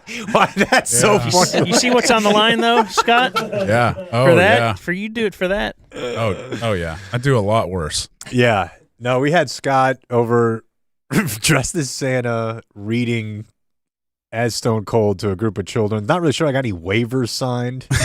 Yeah. Is he standing up ranting about the Honda Center? Yeah. You're like, you're cool with.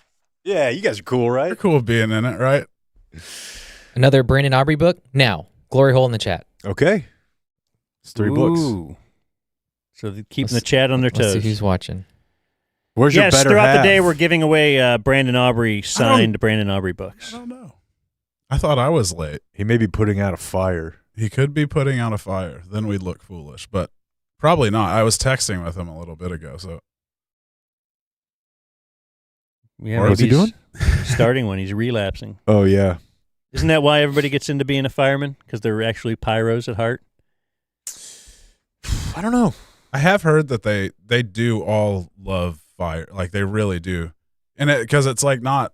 They do go on like more calls that aren't fire related. So when there is a fire, they're like, hell yeah. This rules. That's what they get in it for. A giant warehouse ablaze. Good. Do you have any comedy to promote coming up? No, not really. Nothing on the. Oh, wow. Okay.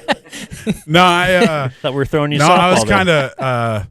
I'm kind of like done until the new year, and then the first thing I'm doing like next month is like out in some other town I don't remember the name of.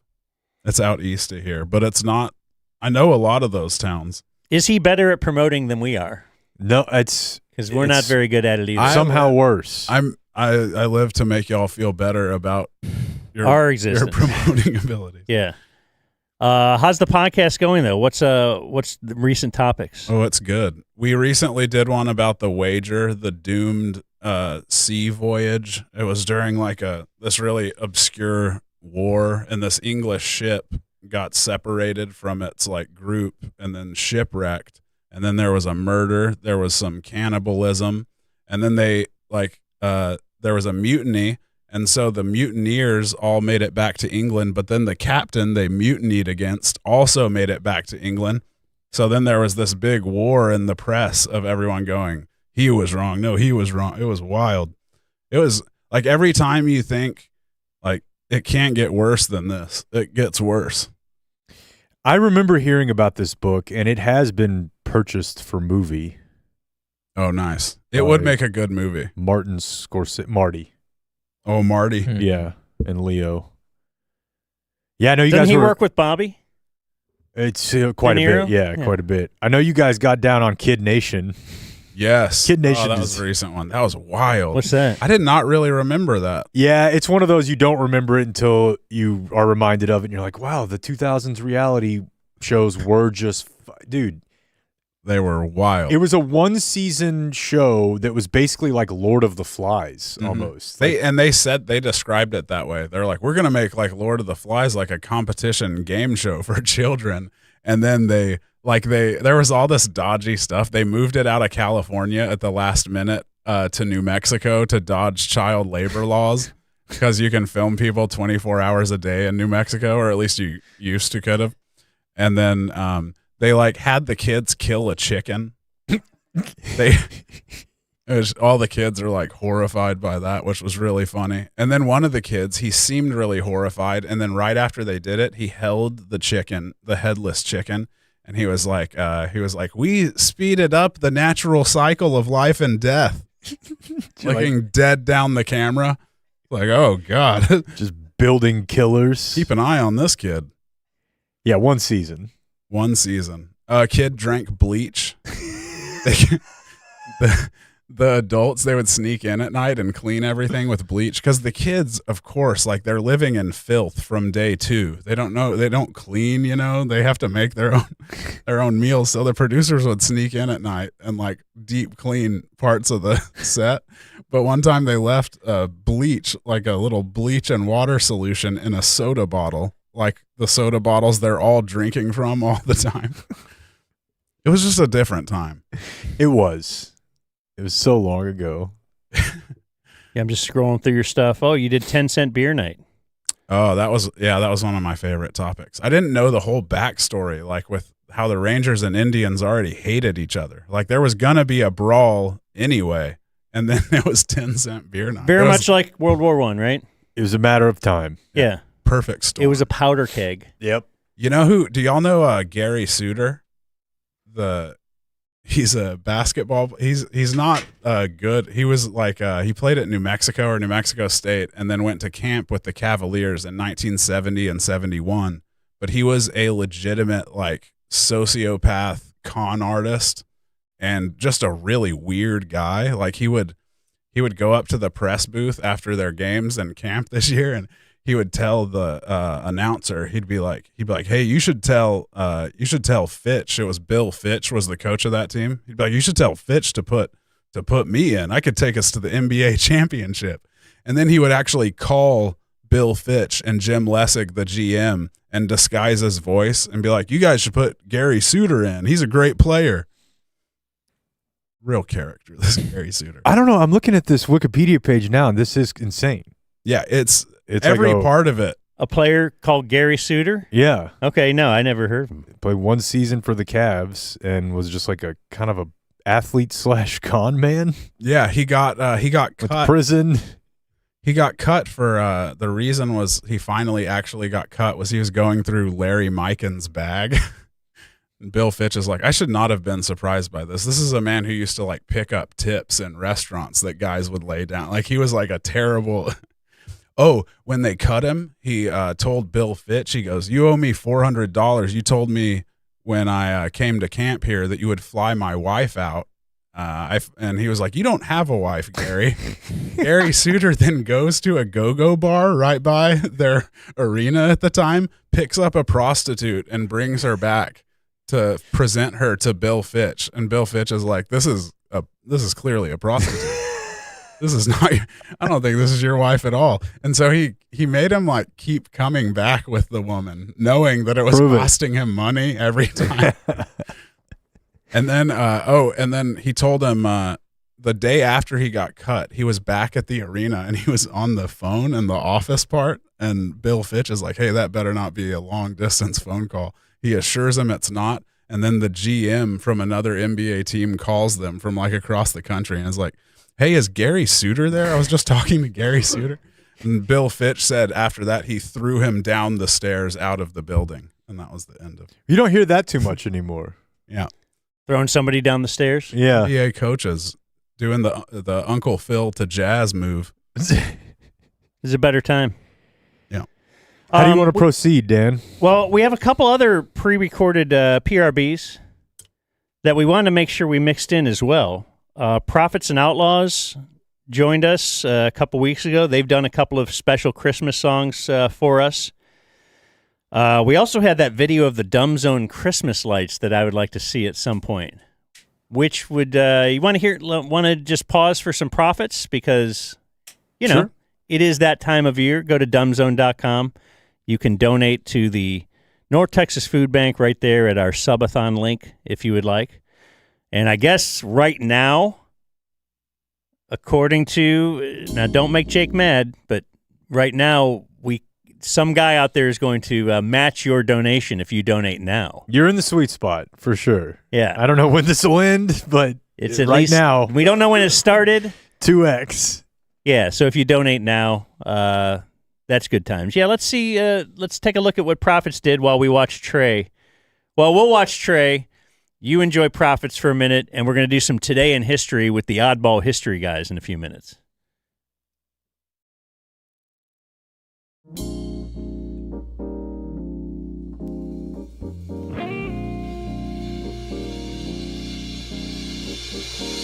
Merry Christmas, baby. So they're treating me nice. Merry Christmas, baby. So they're treating me nice. Bought me a diamond ring for Christmas, and I feel like I'm in paradise. Well, I'm feeling mighty nice, y'all. Got my music on the radio.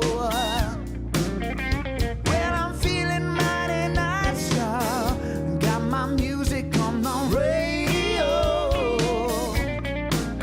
I just wanna kiss you, baby. Standing underneath this mistletoe, Santa came down to chimney, 3:30. Left all them presents for my baby and me, and I said, Merry Christmas, baby. So they're treating me nice.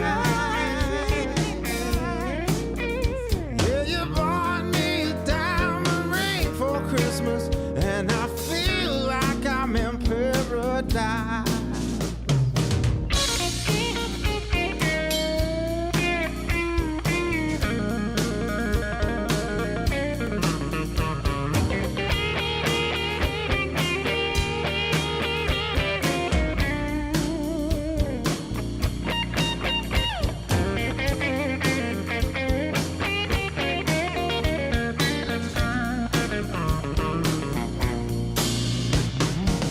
Merry Christmas, baby. Sure they treating me nice. Merry Christmas, baby. Sure they treating me nice. You bought me a diamond ring for Christmas, and I feel like I'm in paradise. Santa came down the chimney, past half 4, left me all those good presents just lying on the floor. I said, Merry Christmas, baby. Sure they treating me well. You bought me that Cartier watch, and I'm hanging out underneath this mistletoe. Yeah, let's take 'em up.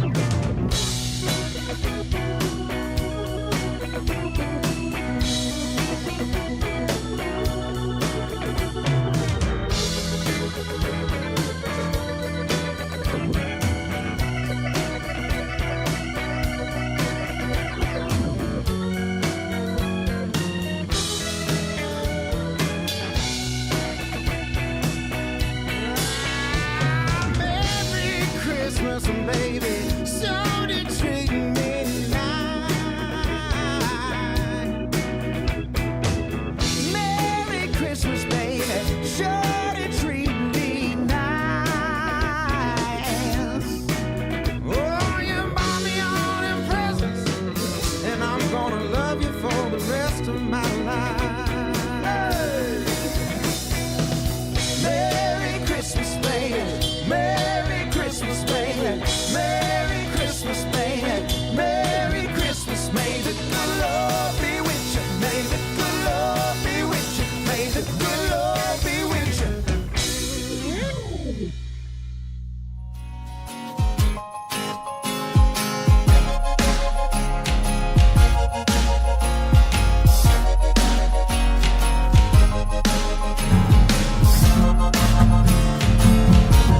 Run, run, Rudolph, Santa's gotta make it to town. Yeah, I send him, make him hurry, tell him take the freeway down. Yeah, run, run, Rudolph, I'm feeling like a merry-go-round. It goes out to Andre Gurode, who requested this song. I just messed up his name real bad, but he smelled really good. Again, Andre. This is Dumb Zone Subathon here from the Game Day Men's Health Studio. Let's give a quick shout out to 360 Wealth Management, Sean Kernan, big supporter.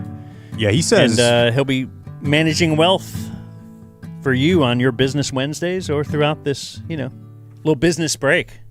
Yeah, get your You're not act gonna together. Take a break, are you? Get your act together. Taxes, investments, 360 Wealth Management.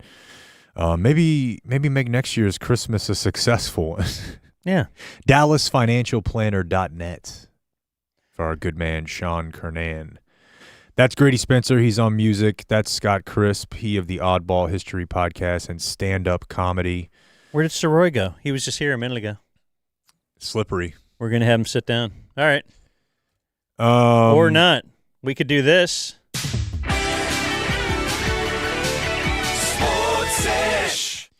I'll take the win probability tweet, Clayton.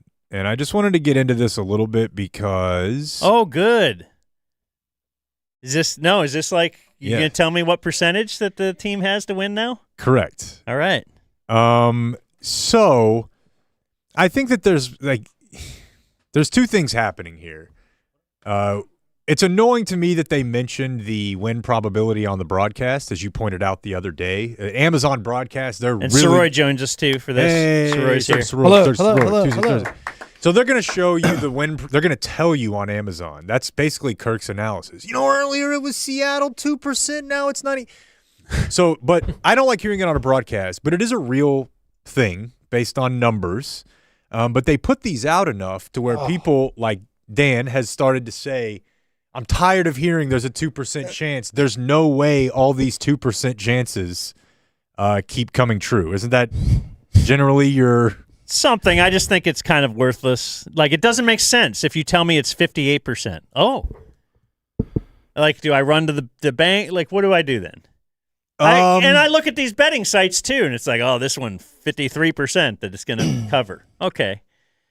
Although Mike probably was thinking about the win probability with... Yeah, I was in the high 90s. I had it. My models had it in the high 90s. For Oregon to cover? No, you're freaking this. Seattle. Well, that one too. 99 effing yards, those idiots. Dude, a triple. Yes. Oregon to cover the other night. Who'd they play? JMU? Yeah. They're just getting destroyed from the get-go. It's like 30-3. Yeah. And I'm looking at the computer like, okay, well, I mean, I'm watching the game on the computer. So why? But yes, they get the ball at the end of the game. It's all garbage time at the 1 yard line. Their own one. They somehow drive it down with a minute left. They get to 4th and goal from the 1. Yeah. And only a touchdown would do it. Yeah. And the touchdown. It was 20.5 points, and they were up by 22 or whatever, 23. Yeah, and a touchdown killed it. But we're still reeling from this Seahawk nonsense that basically saved all your a-holes. And then that on top of it, you should have seen me. I did to Christine, and I'm like, man, rough year, 2025. Can't get a win this year. But then I convinced myself 2026 is the year of Sirois. Okay. He's on nowhere to go but up. You are transferring from the year of Blake. We've determined this. Is it Why available? do we call it the year of Blake? Well, we got Angelo. Cowboys. The Cowboys stuff has been big. He had another boy. Cowboys. He had another kid. Boy. Oh, yeah. He's got the best mustache we've ever seen. It's all coming up Blake's this year. Seahawks covered. Yeah. But he's got a week left. So next year's available currently? Currently, it's open. Let me have it, please. Yeah. The year of Shale. Isn't that really just a tweet about momentum? Win probability? It's not so much about momentum, and I didn't know Mike was going to be coming in. I don't want sports talk, but... Oh, I'm sorry. Here's the thing. I feel like there's no way for me to do this without sounding like I think I'm smart. But what I'm trying to admit is that I know I'm not. And I think this is like TC and I talk about this all the time. Like Nate Silver wrote a book called The Signal and the Noise. And generally what I took away from it is human beings are idiots. Your brain is not a computer. When you do the like, oh, that happens all the time. It doesn't. You remember the times that it happens. It's constant confirmation bias in your brain. You're making sense of the world. This is survivorship bias. They don't post the games that are 98% chance of winning that then conclude with that team winning. And if you think about like a 2% chance or a 3% chance, that's like 1 in every 35, 40 games. That's about how often teams come back and win, about once a month. But is this why this is stupid stat to even have? That means every game is probably going like this, right? Oh, look, they got a 60%. Oh, no, now they scored. So now it's like they've got a 62%. Oh, no, wait. No, I mean, I think when you see it actually moving and you see it moving higher and higher and higher, that is showing you this is less likely to go the other way. Well, you're just because you're running out of time. I mean, it's not accounting. Yeah, why don't I just look at the clock? You're not accounting for a punt return touchdown. I mean, I am not arguing that this is unnecessary. I'm arguing that when people post it and every one of the replies is like, bullshit, I've seen it happen 5 times in the last year. You're not a computer. That's a computer, the closest thing I can think of to being everything. A computer. Yet people are like, I don't know. I don't think that's right. Okay, well, just show me the models. Nah, it doesn't feel right to me. It drives me crazy. And like Pro Football Talk, what's his name? Mike Florio's out there like, this is bullshit. Somebody check these computers. It's like, I'm with Florio, man. I feel like I'm an idiot, but I'm enough of an idiot to be like, I just trust the anyways. The objective. Yeah. Isn't that what we all want?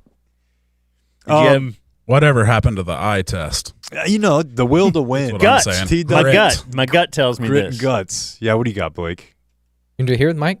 Okay, I've got a couple dumb zone Easter eggs from over the weekend because we had, as Jake likes to say, we have shooters everywhere, including on the call for pretty much all of the state championship games on Victory Plus over the weekend. As Ted Emrich did a few games, Greg Tepper did a few, then of course Ted Emrich on the Compass call, which I'll end with. But Clayton, let's play the triple play video first. Tepper, the analyst, worked these into his graphics, turned into Victory Plus, which is amazing. So go ahead and fire it.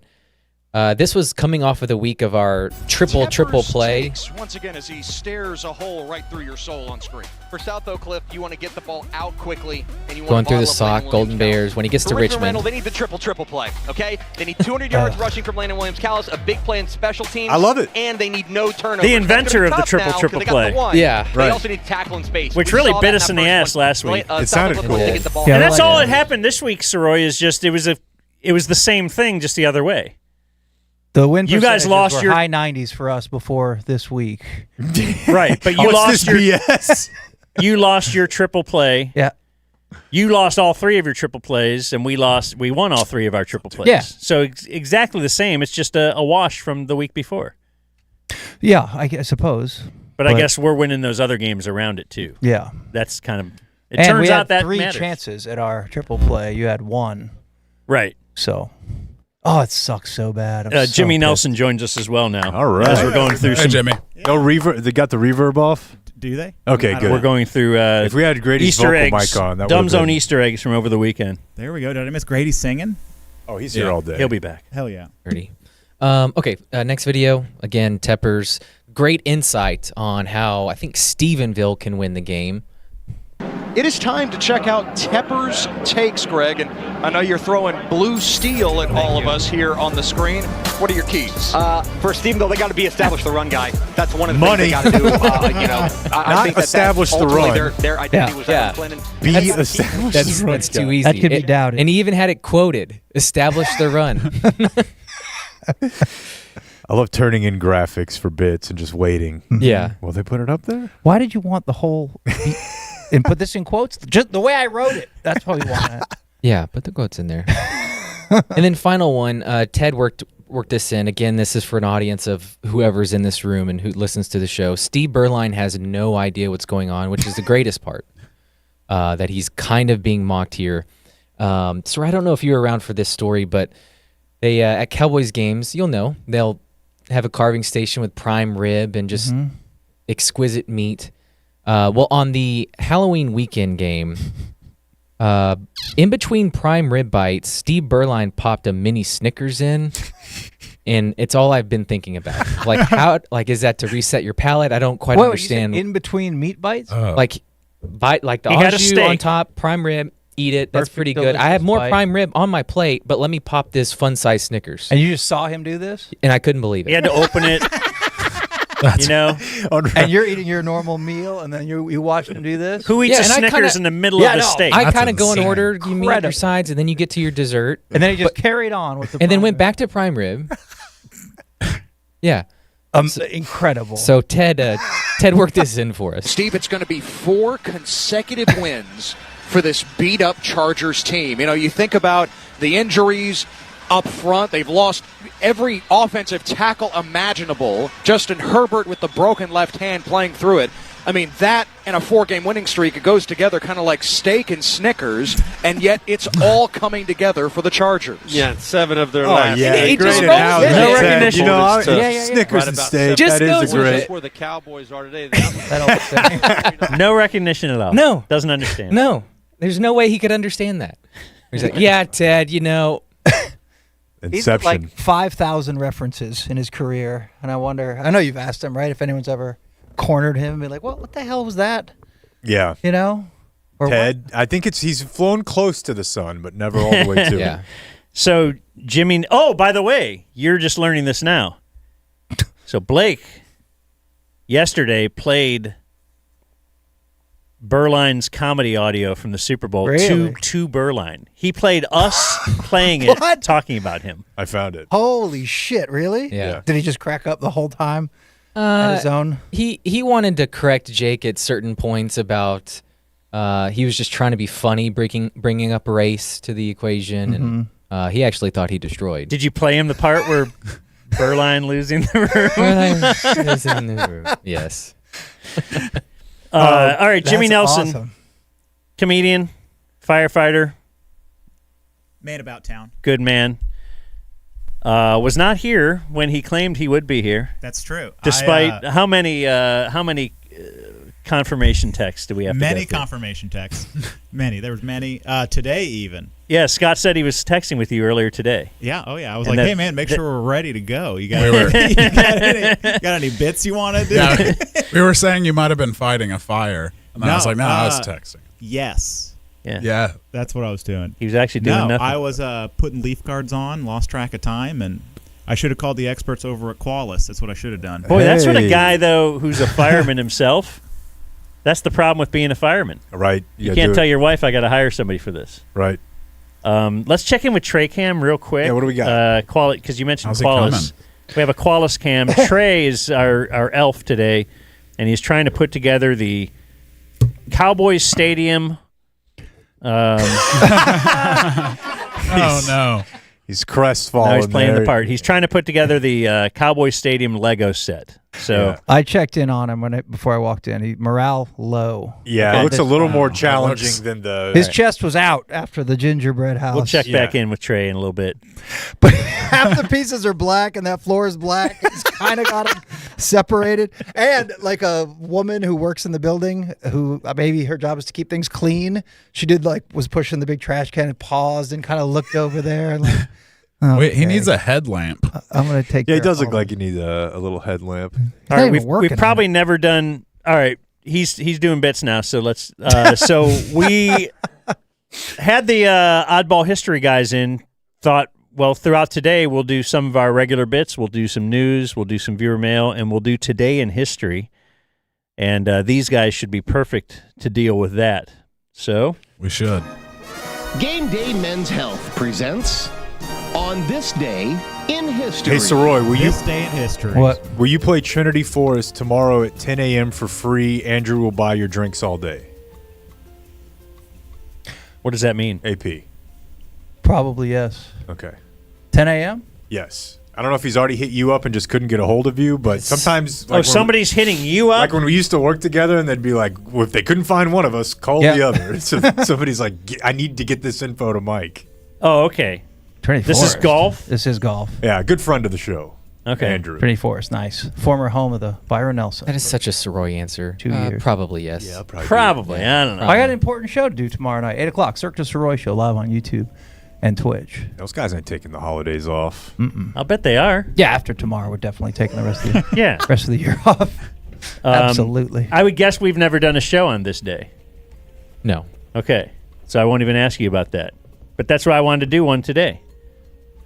Next year, it'll be epic when you go to the Dumb Zone folder. Okay, so do you remember this day in 1993? The Mavs lost their 20th straight game. Big day. And then they won the next night, and then they lost their next 16 games after that. Yeah, I mean, that was around the time where I was getting SI, and they would rank the organizations in all 4 sports, and the Mavs were always bottom 5. 1993, they finished the year 13-69. Nice. Ouch. Were the Browns below them periodically on that list? Yes. And it would be like a hockey team I'd never heard of. You're like, all right. Like the Atlanta Thrashers. Then here comes Cuban. He'll never screw this thing up. Yeah. Well, technically he didn't. Under his ownership, his majority ownership, they were a pretty good team. Yeah. I guess that's true. Sad, Jake. Fuck. You should have seen him this morning. What this happened? whole Greg Biffle thing. Dude, I go 2 hours, and these guys are like, do you remember Greg Biffle died? And I'm just crushed again. You know? No. NASCAR mid-legend. The truck series is just as important, often overlooked.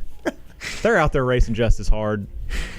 Now learning he was a truck guy. I like that you were able to tell us some other tale, like, oh, you were putting up gutters or something, when it was really perhaps the Greg Biffle thing that Nobody caused wants Jimmy to to show admit. up a little late. Yeah. I just needed a minute to myself. Just standing in the shower. Yeah. This is the day in Balling. 2010 that Barack Obama signed a law allowing gays homos for the first time in history to serve openly in the military, repealing the don't ask, don't tell policy. Gay men. So we had a question earlier. We're going to fight. That you guys could answer. It was about somebody was talking about that they were selling a stash of gay porn from the 70s and 80s. Craig's listing. I saw All it. right. Okay. Yeah. And So Scott can't play. we were saying, or somebody was saying, could this mean there's some lady porn in there as well? I don't Like accidentally? Well, I mean, ladies can be gay too. That's very true. Yeah. I think isn't that But if you under- were to say gay porn. If you say gay Nah. porn, that's man on man. Yeah. Yeah. That's some backdoor The way you like action. Yeah. Yeah. Exactly. Pure. Beefcakes. Just not So putting ladies in is kind of woke, right? Yeah. Gross. Gay. It's gay. This is the day. Do you know who Bernard Goetz is? 1984. Yeah. The Bernie gets the subway. Is he the subway? This is the guy? oddball history guy. I figured one of them would know. Yeah, it's his partner's like, I don't know. I think he's man. in He Billy nailed it. Joel's "We Didn't Start the Fire" song too. Yeah. I think you're right. I think yeah. He shot and wounded 4 kids on a Manhattan subway, claiming they were about to rob him. Oh, wow. yeah. Like he knew. Well, preemptive. like Minority Report. He was. He was a precog. He was doing the Death Wish. Do you remember in Death Wish in the beginning, before he gets the gun, his plan is just to roll around with a sock full of quarters? No, I don't. What if they All just- those movies run together for me, and I don't remember him not having the gun. So he had a plan before that? It would break. It would break when he hit. And so he was like, I got to think of something else. And then he had a friend in Arizona, so he got a gun. Chappie was a big Charles Bronson guy. Well, that's what Death Wish To the is? surprise Yeah. of no one. Yeah. Yeah, Charles Bronson's big one. So that would have to fit in your high tea movie of the month idea, right? Big time. Yeah. Anyone with Charles Bronson? And on this day in 1996, Brett Hull became the 24th player to score 500 goals. This was with the Blues. He He came joins his dad to become the only father-son combination to score 500 goals apiece. It's pretty cool. He came into Oakley one time when I worked at Oakley in the Galleria Mall. It was Yeah. amazing. Nice guy? Yeah, he was nice. Did he buy? Cool. That was a star Yeah, studded he bought a Oakley bunch of store. stuff. I always thought he was a great guy. We got a few. We got him, Alfonso Soriano. One time, Vanna White filmed a remote outside of our store, but it wasn't really in front of it. They weren't showing off the Oakley store. Brett Hull. I'm trying to find him hammered, but Oh, I got some. Oh, yeah, I remember those. The parade. You know, we went to we went on many Stars trips over the years. Were you ever on one with Brett Hull as the GM? Oh, no. No, Okay. it was well before my time. because we were there with Bob Gainey as the well, I don't know if we went on a trip, but Bob Gainey was the GM, and he was the most stoic, stone-faced individual you're afraid to be near him. And then here comes... You got Joe Neuendijk. You had Doug Armstrong. He was kind of a real hard ass, too. Like, if they lost, you couldn't whisper around Doug Armstrong. But Brett Hull was an ex-player and an ex-superstar. And so he didn't care at all if they won or lost, like, because he got it. He understood. Like, it doesn't really There's we 82 play lots of these things, yeah. And he also was, unlike the other GMs, he would ride the media bus to the game because the media bus left the latest. Like, he didn't need to get there early. And he would just yell at the guy to turn on classic rock. He would get mad if classic rock was not playing. Oh, like, he loves the Pizza Hut jukebox. You know? That tracks. Brett Hull. May he rest in peace. He bites his lower lip and plays air guitar. Absolutely. Definitely. All right, some birthdays today. Famous people birthdays. Former Cowboy Everson Griffin is 38. Man, that guy has says here serious problems. It says Kempspin next to his name. Yeah, I mean, I think that's probably either CTE or some level of mental health, but he did the old barricade. When he was in Minnesota, he tried to do some violence. They had to go get him. Like, it was a bad deal. And then the Cowboys were like, awesome. We need a little intensity off the edge. Steve Garvey of Company is 77 of Garvey and Company. Steve Carlton is 81. He was good. He was pitching great. As I recall, he would never speak to the media. And I think reading Angelo Cataldi's book confirmed that. And he would talk to Cataldi after he retired. But he also, as little Dan would remember, he was on the Cleveland Indians for at least a year because they had like 3 players in their rotation who had 300 wins at the same time. It was like him and Joe Niekro and someone else. I can't remember who. And they all sucked by then. Well, yeah, they were all like 40, but it's fun when you're a kid. It was great. Yeah. Haven't the Cowboys done a lot of stuff like that? Oh, yeah. Assembled like teams of... Oh, yeah. Vinny Testaverde. Guys you've heard of. Hot. Da Baby is 34. Ooh. Yeah, I'm a fan of Da Baby, but I think he got canceled pretty hard. I think there's probably a general assumption that most rappers are homophobic. But then he got up there and was like, hey, if you gay, leave. I don't like all that age shit. And he had a song with like Dua Lipa, and she's very popular with gays. So he kind of pissed his career away, to be honest. Now much more popular Lil Baby than Da Baby. So kind of Tim Hardaway Sr.-ish.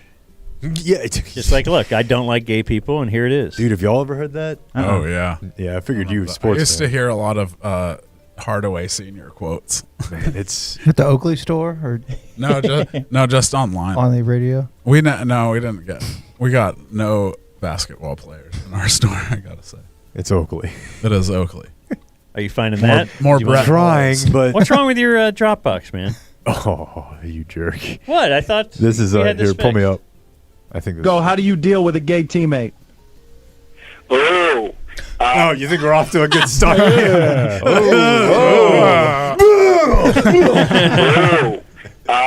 First of all, I wouldn't want him on my team, and second of all, if he was on my team, I would, really distance myself from him because I don't think that's right, and I don't think that he should be in a locker room while we're in a locker room, and it's just a whole lot of other things. So I wouldn't even be a part of that. But it's stuff like that going on, and there's a lot of other people out here like that's still in the closet and don't want to come out the closet. But I just leave that alone. You know that what you're saying there, though, Timmy, is flatly homophobic, right? It's just it's bigotry. How do you think that's going to go over? Is Tim going to say, I never considered that? Oh, wow. You know what? Now I that actually am think about going it. to think about my Right. stance. This could be harmful to a lot of people. Let me reconsider. Homophobic, right? It's just it's bigotry.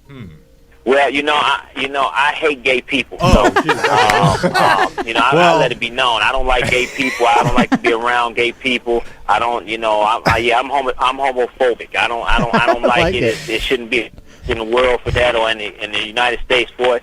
So yeah, I don't like it. Dude, it just occurred Maybe the world. It just occurred to me how homophobic saying homophobic is. Well, he's like, I'm glad you just told me what that term is. I never knew. Now Like, I have. wow. I've been searching for a group, an identity, and now I know. Like someone told you, I am actually, these actions homophobic. you're making, that makes you autistic. You're like, everything okay, I'm makes autistic. sense now. Yeah. Yeah. Thank I you. hate gay I people. didn't realize. Like, he's not upset that he was called homophobic. He's like, all right, yes, Yeah. you got it. Luke Campbell is 64.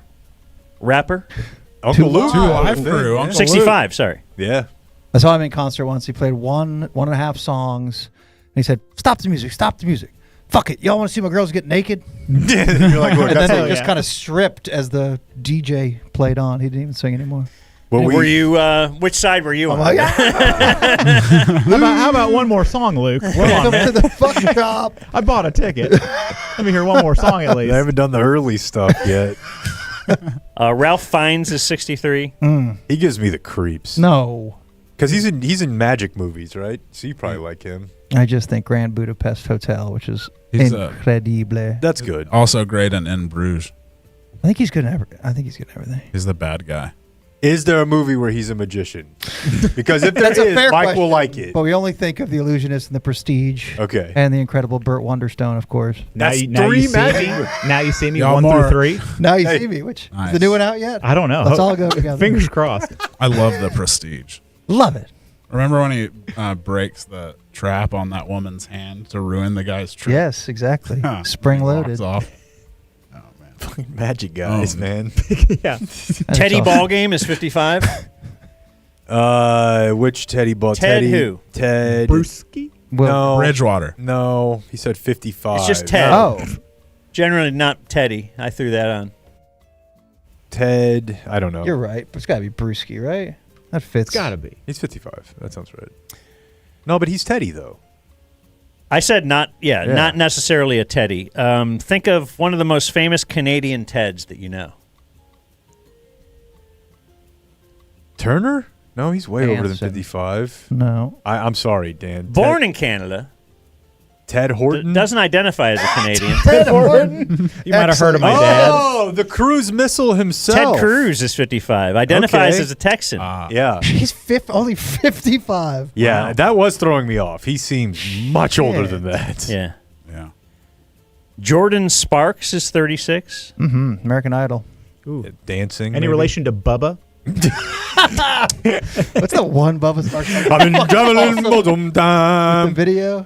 A vision ball and my bottle of shine.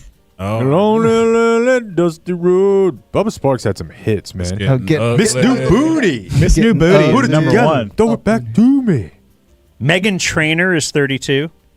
Seems like she overdosed on Ozempic. A little bit. Oh, really? Well, those commercials, Yeah. she's like thin, and I thought what was good about her was she was not. She was all about that bass. That bass. I thought she was. Yeah, Which I understood to mean wide bass. apparently something else. Looking very treble-y these days. Thick bass. Her dense Fire bass. hydrant. Yeah. Low center of gravity. Right. Try She to knock believes her in the over. run. Try Yeah. to knock her over. Right. Just Can't, try. can't do it. Jake Dina Meyer Very is good. 57. Definitely feels like a MILF I should know. If you look up the Dina Meyer, I or E. or is it Dinah? Okay. D-I-N-A. Meyer is 57. You got to know her. Oh, she's the, oh my goodness, Starship Troopers. That's right. She's the main. She's not Rebecca Romaine. Yes. Yeah, the main infantry Or Denise one. Richards. That's what I'm saying. Yeah. I You knew a fan what of you that meant. movie? Oh, yeah. Okay. Movie fucking rules. Yeah. Saw it in theater with my dad. First pair of tits I ever saw. Nice. Really? Yep. Your dad has tits? Yeah, right there. He was like, I know this is a weird time for me to show you my rack. Young man, look over here. Son, Gather every round. this Hang on a happens. second. This is the best. This is all you're going to need in life. A handful. We had a receivers coach that would tell us that. Who knows this person? Handful I is know all you this need. person. I remember this person. 68 years old, Susan Powder.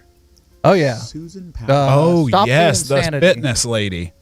So weight loss infomercials, fitness lady, stopped the insanity. She kind of had a buzz haircut. Yeah.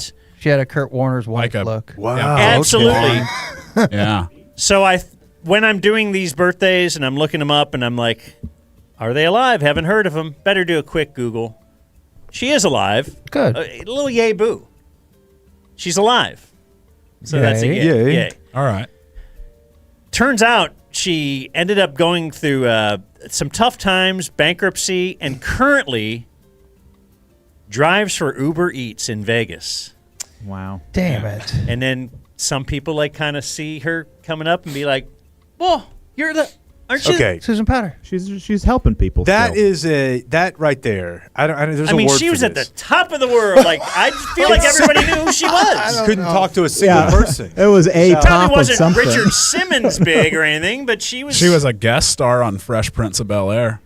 Made Will wear a fat suit, so That feels pretty There you close to go. the apex of the world to me. That's one of those deals where by simply providing the detail of what you're doing today, it makes your life sound a lot worse. Right, if no one had checked up and they're like, she's just old, but when you're like, she works for Grubhub in Vegas. Right, and it's Vegas. Yeah. Doesn't that it's like, feel dirdirtier? I don't know, just kind of live an old, respectful life. But no. Just dropping Sammys off to hookers and hotels. Have you ever seen Fresh Prince? It's honest work. I like this note that in 2010 she was living an off the grid. She was living an off the grid in an Earthship style home in New Explain. Mexico. Earthship. It's what you think it is. It's a bunch of these stupid houses from like the 80s and 90s where people are like, "What if I make my house look like a spaceship, Oh, really? Like the dome. like a biodome Yeah. looking thing?" Yeah. Now you say that with disdain, and I'm like, "Whoa, Sounds really? neat. Like Yeah. it looks like you could live in it." You mean you can live in the Caterpillar in Italy, Texas? No way. They have rooms for rent? I double take the Caterpillar every time. Dude, Every yeah, time. I just No drove reason. by it. Just there it is. Like, wow, still right. there. And our Dumb Zone birthday of the day, because we've had him in studio in the past, and it may relate to our 2 in-studio guests here. Maybe 3, if Mike Sirois ends up doing some stand-up comedy. If the Sirois choose that when they lose the Whose picks, birthday is it? D's Boy. picks. Anyways, the birthday of Anthony Jeselnik. Okay. Oh, hell yeah. Nice. You guys Love Anthony fans? Jeselnik. Yeah, Yeah. he's funny. Oh, yeah. Big fan. I saw him live at the Addison Improv back in the day. I was probably there because I saw him there too a couple times. I was there first. You'll remember. You might have actually been because you That's go to already- the early show. You remember was a guy. You'll remember the show. It was a guy to the right of the stage. He was yelling, and Jeselnik had him kicked out and yelled as he was leaving that he was stupid and that he should buy tickets to Jeff Dunham so he could understand the comedy next Okay. time. Just being able to nail somebody on their way out the door like that. Is, And Jeff Dunham catching a stray. yeah. You know? Okay. And it was Yeah. He said that, and I remember the guy from the Improv. Like the guy was being really unruly, and he got kind of slammed. It was- You guys have to love that. You're like, look, I'm. It's cool to see sometimes. One time, a guy like he was clearly like insane. He came up to me after my set. I was an opening at the time, and he was like, "Let me guess, you're for abortion." I had said nothing about abortion in my set, But was like, I mean, what? look at. I mean, you can know. tell. I am. It's healthcare. It's Yeah. basic healthcare. Sure. But anyway, so this guy says this. I'm like, oh, this guy's insane. This guy's gonna have a problem. And he starts like, I'm like, I don't have time. I kind of just walk by him, but he keeps yelling stuff out through the feature and then the headliner, and then finally at the headliner he gets kicked out. And I'm in the kitchen at Fort Worth Hyenas, and I see Eric with the guy, like his arm pinned behind his back, and he's shoving him. And in the space of the window, I can see him like fall over, like he was fully getting taken down. And I was like, that is really fun to see. At a comedy show. I love no it. less. Speaking of Now You See Me and some excellent sleight of hand, I was hosting at Hyenas many moons ago, and I broke up a fist fight at the end of the show. Two lesbian ladies. They will fight. They will fight. Both looked like CeeLo Green. You know they're throwing haymakers. And I jump off the stage. I'm doing the bullshit ending, like, hey, fill out your comment cards, tip your wait staff, give it up for everybody. Then break up a fight, and when I kind of adrenaline's flowing a little bit, my jacket's gone. I was wearing a jacket at the beginning of the altercation. At the end of the altercation, jacket's gone. It's like getting hit by a car. So that was a ruse. That was a ruse. They Yes. put on a fake fight to steal your jacket. Irish Traveler style. Oh, these women are pros. Respect that. Yeah. Yeah. Born on this day, now dead. I'll just give you George Luger, who invented the Luger Gun? pistol. Yeah. It's like, name that after me. The little pointy thing. I don't know. What is a Luger? I thought the Luger is the World War II German. one that has like the thin barrel, but it's a semi-automatic. I know Ruger. Oh, I remember. I might be It's German. confusing them. Now that you say Ruger out loud. I know Lex Luger. We have Born on this day, now dead. We have Ray Guy. DJ. Great punter. Day. Second best of all time. Sadly, today we... We have, this is an oddity. Born on the same day. It was Maurice Gibb of the Bee Gees and Robin Gibb. That's really weird that they would be born on the same day. They're brothers. Twin brothers, right? Well, I mean, being brothers, yeah, that just seems like really odd. Yep. Great documentary. It really is. Phenomenal documentary, just if you're into process. Like, are you not even, you're not really into the Bee Gees music? Like, I watched that documentary and I also like the music, so. I think I like them more than the process is cool. Yeah. I like groove music. Gay music. That's what you essentially. call that? Well, I think Lesbian you music. think of me as like, oh, it's like I'm listening It's got to to be like gangsta rap. right? and Like someone has to die or Right. sell drugs. That's not the case. talking about bang and pee and Yeah. all the things you kids are doing. Yep. Yep. Can't just enjoy some, like, just the purity of 70s music when we could just hear 30-year-olds sing about how that 14-year-old looks really hot. A better time. Yeah. You know, that's So there's just literal songs. She's only 12. God, man, I don't know. I feel like if I read between the lines here, You really seriously, man. Look at all the everything I grew up with Insane. is telling me subliminally I'm supposed to like young girls. Yeah. I've been fighting against that. There was a lady, I forget her name, but she's been in a few documentaries where she famously banged like every lead singer in the 70s, and she was very openly like a 15-year-old. Wow. And it's like, oh, that's whatever. Like, that's Yeah. why I don't blame Belichick. He's programmed to think like this. Epstein. Look, it was a different time. And born on this day, now dead, Robert Zubke. He is a football coach who invented the offensive huddle. Oh wow. Before Okay. then, they're all Just everybody. Hey. It was just like chaos that before. vibrating So far football away. game. They're just like, hey, everybody. God, I'm tired of yelling. All right, come over here. We'll just stand in a line. No, that's not going to work. No. Play Hold on. telephone. Let's Tell try a one guy couple to things. Play, sends it down the line. Yeah. What if we just stand in a row? I don't know. We're getting there. Yeah, I don't know. Let's break it up. We'll get back tomorrow. We'll come up with That's something. the dumbest I'm gonna go to. thing I got to a be chalkboard. credited with inventing. Like, Yeah. Anyway, same category as like the guy who that's invented what refrigeration. On this day in history. all right. So our good friends Jimmy Nelson, Scott Crisp.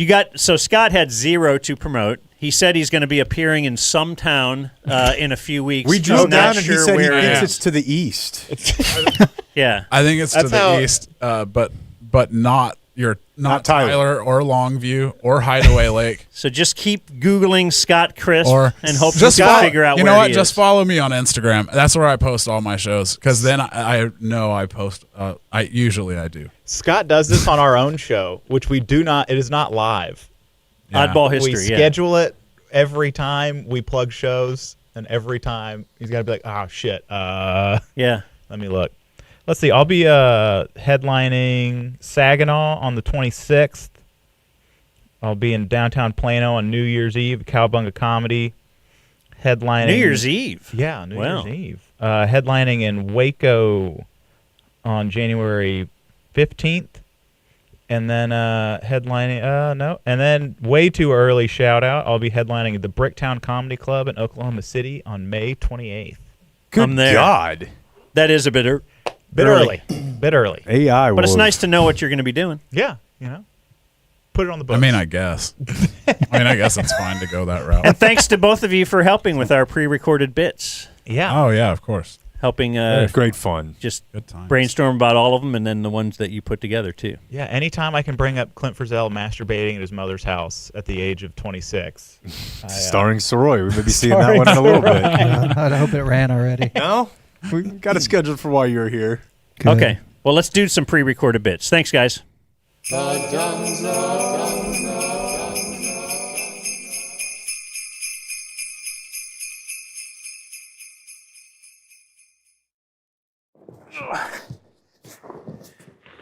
Oh, okay. Yeah, Fireman Jim here with another holiday safety tip. Hey, remember to never leave a candle unattended. You know, 12 inches away from any flammable object, and never sleep with them on. So, all right, have a safe and happy holidays, everybody.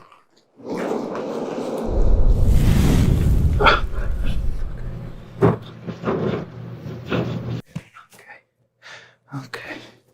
Nobody saw it. Nobody saw anything. Nobody saw anything. Here we go. Hey, again. Don't play with matches, okay? Happy holidays. Hey, Fireman Jim here one more time. Hey, remember to test those smoke detectors out in your house this holiday season. Hit the test button, change the batteries if needed, and make sure you got them near your sleeping areas. So, over and out. I'm gonna get out of here for a minute. No, you're not. You're going to jail. Y'all, if that's what you want to call it.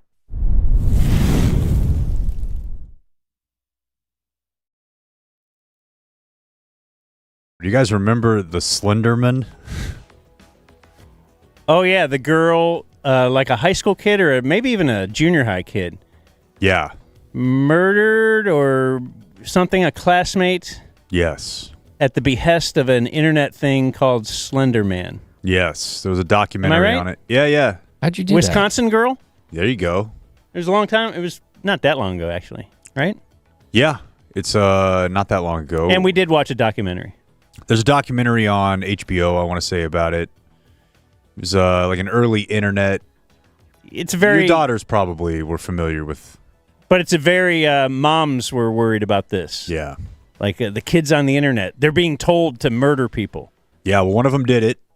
They charged the girl and her friend, like, for making her do it. They stabbed the girl 19 times. She didn't die. But this is 11 years ago. So one of them is 23 years old. Like, did they go to juvie? Yeah, they went to a bunch of stuff. They went to, Were you always thinking about juvie when you were a kid? Yeah. Not as much as military school. Because I had it in my head, and I think I was probably right about this. It kind of goes with, like, the whole... My mom was not going to let the school discipline me. Like, that happens at home. So I sort of was not really afraid of, like, the state. I was afraid of home. And I was very much afraid of military school. Because I don't know how real of a thing that was, how real of a threat it was, but it was bandied about enough. And I look at me now. Back then, I looked like a girl. I was like 100 pounds. So you were threatened with military school? Yeah. Yeah, that was a worry. Clean that act up. That fucking attitude of yours. Had you seen Red Dawn by that point? No. So as to... Because they couldn't threaten me with that. Yeah, I would have thought that's great. I'll just save the country. Yeah. And you're hanging out with Patrick Swayze and stuff? Well, so this woman, because she's a woman now. She was 12 years old at the time. 23 now. She's been living in, she was in a juvenile detention center. Then she was in some sort of like a halfway house. But over the weekend, she popped off her ankle monitor and escaped. Did someone online tell her to? That's a good question. It doesn't say, but it says that she was living in a group home and she was able to remove it. They didn't notice she was missing for another 12 hours. She had been released from a mental health institute earlier this year, She'd been there for the past 7 years. She was released after experts said that she had made progress battling her mental illness. Was she in the loony bin? I think that's probably what the loony bin is now called. Yeah, Mental Health Institute. The funny farm? Talk about a weird, I mean, how do they, you do something when you're 12, and then they're going to evaluate you as you get older, and then they're going to decide at you're 23, okay, we think you're good now. But I mean. Well, good enough to be in a halfway house. But then okay, so she pops the monitor That's why off. Now you're there, just to see. And apparently she's failed this little test, and she'll probably go back. And another thought on dating her. So if you know how it would be cool to date a former POW? Yeah, from an appreciation Jessica standpoint. Lynch, maybe? Mm-hmm. Is that a name? Yeah. That was a POW? Mm-hmm. Because, then anything you put her through. No big deal. Yeah. Right. You're home you're late? Complaining about this? You played an extra 9? Right. You've been Big through deal. worse. You're gonna get through this too. But anytime you heat up like a soldering iron, she gets the water's dripping. That's really not waterboarding. Isn't dripping, right? Nah, It's but more there of is the Chinese water torture, if that's what you're thinking of. Okay. The drop of a water on per drop on your eye. Chinese got to trademark all the cool shit, if you think about it. Finger traps. But I would think the opposite with Jessica or with the Slenderman lady, right? I don't think you'd want to be dating her. That'd be a tough one. I mean, unless you're into, she may always be plotting against you. But what's the upside? What do you look like? The upside with the other one is clear. I guess there's the danger part, though. That's pretty much it. That's like sleeping with your best friend's wife or something like that. Because, okay, imagine boss's wife. She doesn't pop the ankle monitor off, and she gets through this, and they let her out at 25, and she gets a job at, wherever. She gets a job at the UFL, and she's making her way up. Line judge. And she's just, by all accounts, you meet her, totally normal. And you're like, where'd you go to college? What's your scene there? Yeah, how She's long? Well, when I was in 7th grade. Yeah, how many other red flags does she throw? Because you got to tell your prospective boyfriend at some point, right? Yeah, they're going to Google you. But at first, are you like...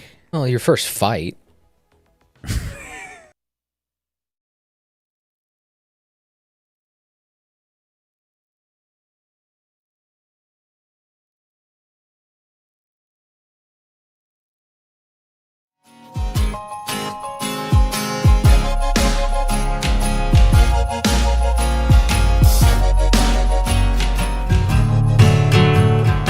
Beginning to look a lot like Christmas everywhere you go. Take a look at the 5 and 10, glistening again with candy canes and silver lanes aglow. It's beginning to look a lot like Christmas, toys in every store. But the prettiest sight you'll see is holly that will be at your own front door. All right, this is the Dumb Zone Subathon. Thank you to comedians Jimmy Nelson and Scott Crisp for helping us out throughout the day. We've got Grady Spencer here providing music. Henry and Michael Snap cutting up clips for us. And joining us now in studio, it's the Morning News' Sarah Hepola. Sarah.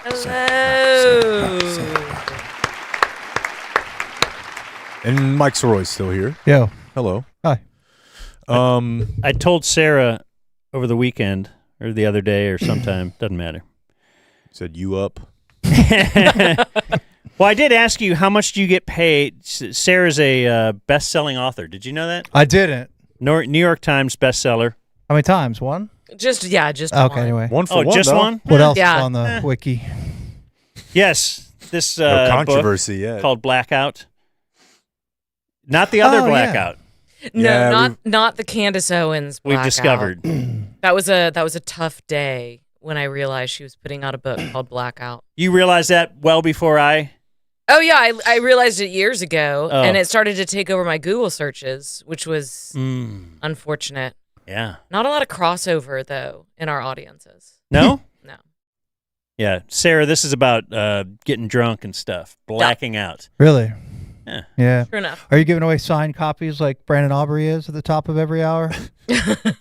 Because I'd like one. Oh, yeah. Glory hole in the chat right now. Bam, there you go. Yes, Brandon Aubrey is giving out copies of his book, Oh. which is called One Foot in Front of the Other. One Dream. One Dream in front of the other. I'm giving away copies of The Accommodation. We'll sign it. Yeah. Signed by We do us. still have a number of them. We have like 100. I just saw it in a box back there. We have The Accommodation by Jim Schutz. They were giving them away. But anyway, my point was, how much do you make? I bought one of these for my buddy. My buddy Joe very occasionally will listen to us on internet, on YouTube. And he doesn't really know anything about our show. He listens from Cleveland. He's like, I love when you have that Sarah on. I'm like, what? And then he told me, he's like, yeah, she was talking about dating and AI, and I really think that's where we're going and all this. And like, he was really loving that segment. And I said, To clarify, I wasn't actually dating him. well, you were writing about I was, that. I was writing about trying. Sure, to, you weren't. Yeah. But he was really funny. But though. Joe's a writer too, and he was telling me about he's trying to write a book. He's trying to write his first book. He's been like a magazine writer his whole life. And I was like, well, Sarah, actually, your favorite here is like a best-selling author, really. And so I said, I'm buying the book for you. I sent it to him, and I said to Sarah, how much do you get paid for that? Yeah.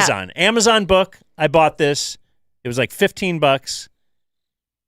I Sarah can't- Hepola. What does Sarah Hepola get? Bottom line, one book sold. I can't remember if it's 10 cents or 25 cents. That's it. Yeah. Not even $1.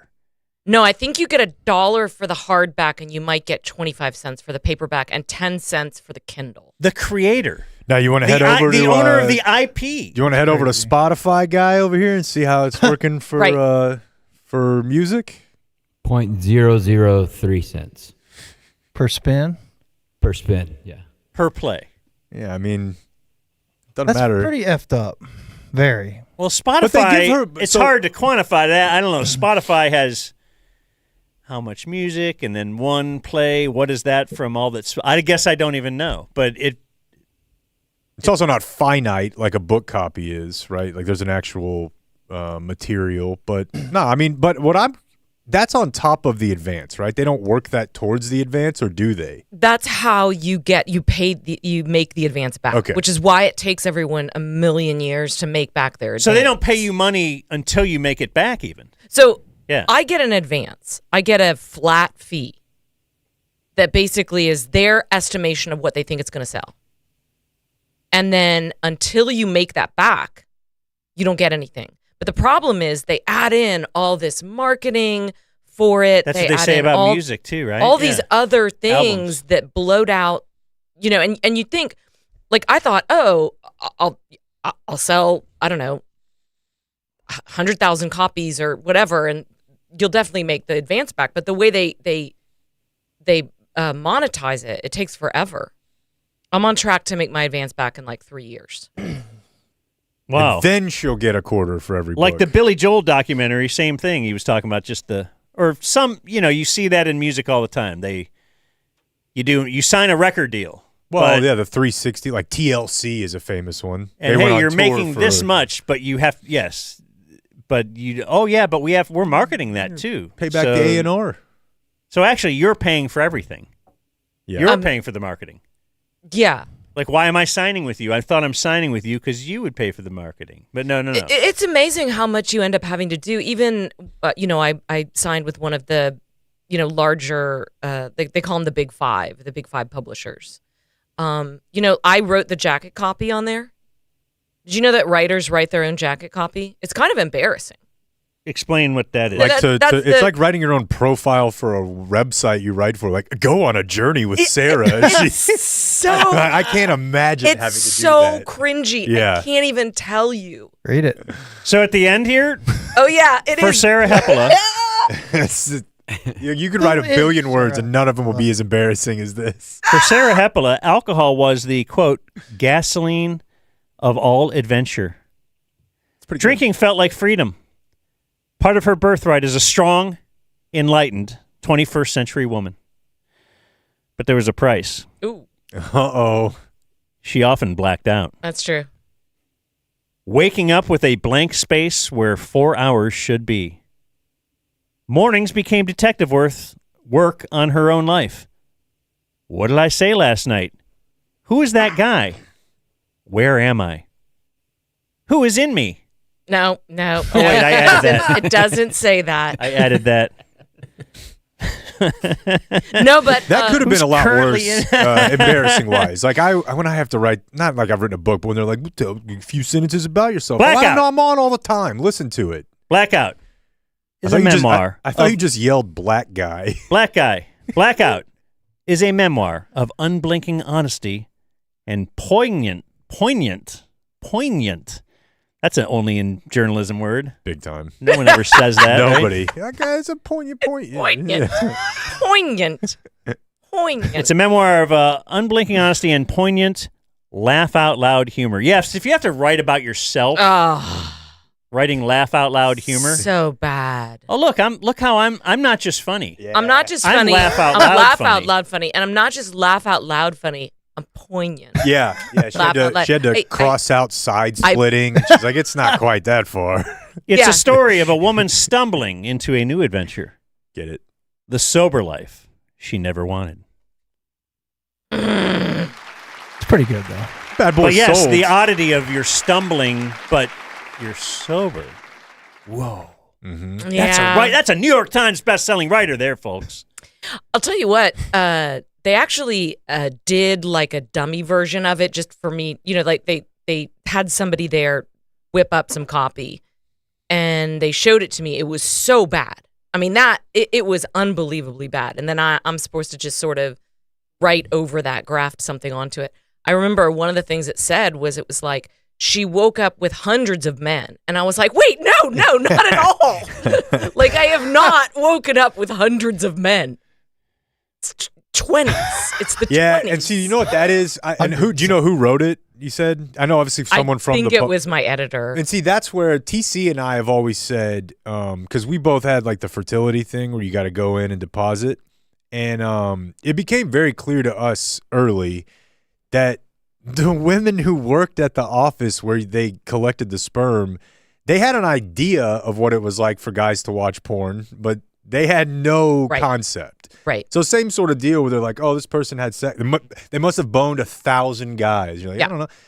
So you go in there and you're like, all right, what do you have? And it would either be like a Victoria's Secret or the most gnarly, insane porno you've ever seen in your life. And it's like... So wait, you have to request what kind? Well, they have the options for you. For me, for people our generation, we're probably just bringing in our phone. But they do have stock materials there, and none of it's like in the Overton window. It's either like nobody would use this because it's a Sears catalog, or it's like... Tulsa gay porn. Dude, it was... some of the stuff would be like, where did y'all even find this? And it's because that's what the 25-year-old woman who works there, that's what they think porn is. I saw this several times. This is why TC and I were gonna, it'd be like porn sommeliers on console. Like we can gather it for you. That's one of your best ideas you've ever had. Seriously, it would upgrade the place a lot because it's gross. Right? Like, No, like, I remember that. Who is buying this horrible? It's horrible stuff. So you're saying what's it called at the end when you write your thing? Oh, jacket copy. The jacket copy. I wonder who wrote. I have another bestseller back here, Sinbad's book. Yeah. Let's see. Sinbad's Guide to Life. Uh-huh. Yeah. You think I'm playing? Try this. Open the book and start reading. Damn. No, out loud. Louder. I can't hear you. Yeah, Sinbad wrote that. Sinbad definitely wrote that. That's pretty good, I actually. actually like that. It's pretty good. How do you find out you're a New York Times bestseller? That's a big moment, right? It is a big moment. That's got to be cool. Yeah, it's super cool. They put out the no. They put out the Cheers. list on Wednesday before it comes out in the paper on Sunday, and then it goes out to all the different publishing houses. So they look at the list. So my editor called me. Like congratulatory call? Mm-hmm. With poignant language. Yeah, it was so poignant. Are there critics who have read it and reviewed it? Yeah. And are you like bummed out or happy or? The rollout starts months before because places like Publishers Weekly and Kirkus Reviews review them before anybody else has, and before they even come out. And then they'll send them out to like tastemakers at Goodreads and things like that. So they'll start reviewing your book before it ever comes out. So before the book ever came out, I was looking on Amazon one day and it was like 2 stars. Don't bother. And I was like, it hasn't even come out yet. But that person had gotten a galley. They call them galleys, and they send them out to media people, influencers. I want whatever. Dan to be considered a tastemaker. I'll get you guys a galley. Dan reads a lot. He should be on the list. Oh, yeah, you don't read books anymore. I'll just get Dan a... That's true. Yeah. Yeah. He's kind of back a little bit. He's coming back. Yeah. We're getting him back. This is new Jake. He used to not eat sweets either. Yeah. Ooh. Did you go through that when you stopped drinking? Because I feel like he started becoming ice cream guy the second he stopped Oh, my drinking. God. Yes. Yeah. But then we had a listener like telling me, yeah, he shouldn't do that, man. That's something about... It's the same thing. You're just replacing trading addictions. the sugar. Well, no, but there is some wisdom in that. But I mean, like you're downshifting the addiction. Right. Yeah. And you're making the radius of damage much smaller in your own life. Yeah, no, it's like, boy, if you work out a lot, he's addicted. Same thing. It's just like being addicted to heroin. So, yeah, you hate to see it. Families look at him torn waking apart up having by a guys. Sunday before work. He's just lying about where he is as he eats another Sunday. Yeah, she finds Andy's wrappers in the garbage. She's crying. She's holding it out to you, holding the kid. They're all packed, ready to leave. It's me or the fudge bar. You know what? Would you like to do a little news with these guys in? Sure. Let's promote Flooring Direct DFW as well. We're taking the opportunity in this 12-hour program today to highlight some of our great sponsors throughout the year. Flooring Direct DFW is certainly one of them. Let's see here. Dan Ratliff, he's my guy over there. He owns Flooring Direct. I've known him for 2 decades. He used to be Dan the Dish Direct Man. Now he's Dan the Flooring Direct Man. They are local. They will bring the store to you. Isn't that their big bit? They are, or it is, yeah. They have a showroom here in town, but they're going to bring the flooring out to you, let you take a look at it. You're saving a lot of money compared to those, as we said, big box stores. They'll move your furniture out of the way and put it back. That's a key thing we found out. How many stars do you think their installation package has? How far does it go up? 5. 5. Final answer. Higher, lower? I don't want to do this shit again, dude. It's a 5-star installation package. That's right. They move your stuff. They won't leave a big mess. I've known people who have got their floors done. They had to hire movers to move the stuff out of the house. Insane. Flooring Direct gives them the finger. What's the website? flooringdirectdfw.com/DZ. Because then they write something about the dumb zone on there, too. So if you want to read our jacket cover, it's there, or 972-449-9456.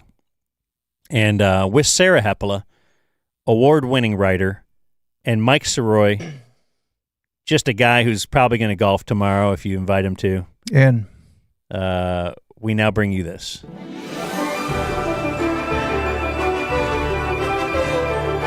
Here's Jake with the Dumb Zone News.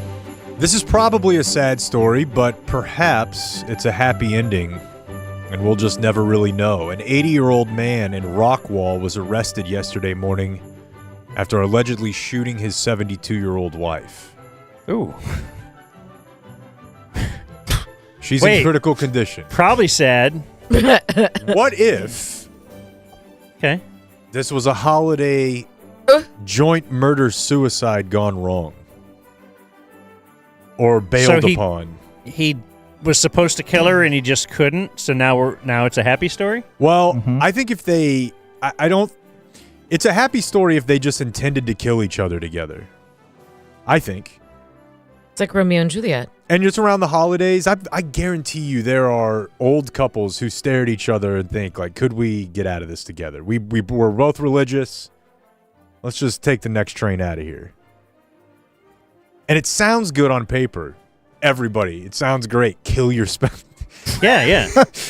But then you, like, shoot her, and she's like, and she's not dead, and you're freaking out. And it's so gross. I just don't know that everybody has the conviction for it that they might think they will.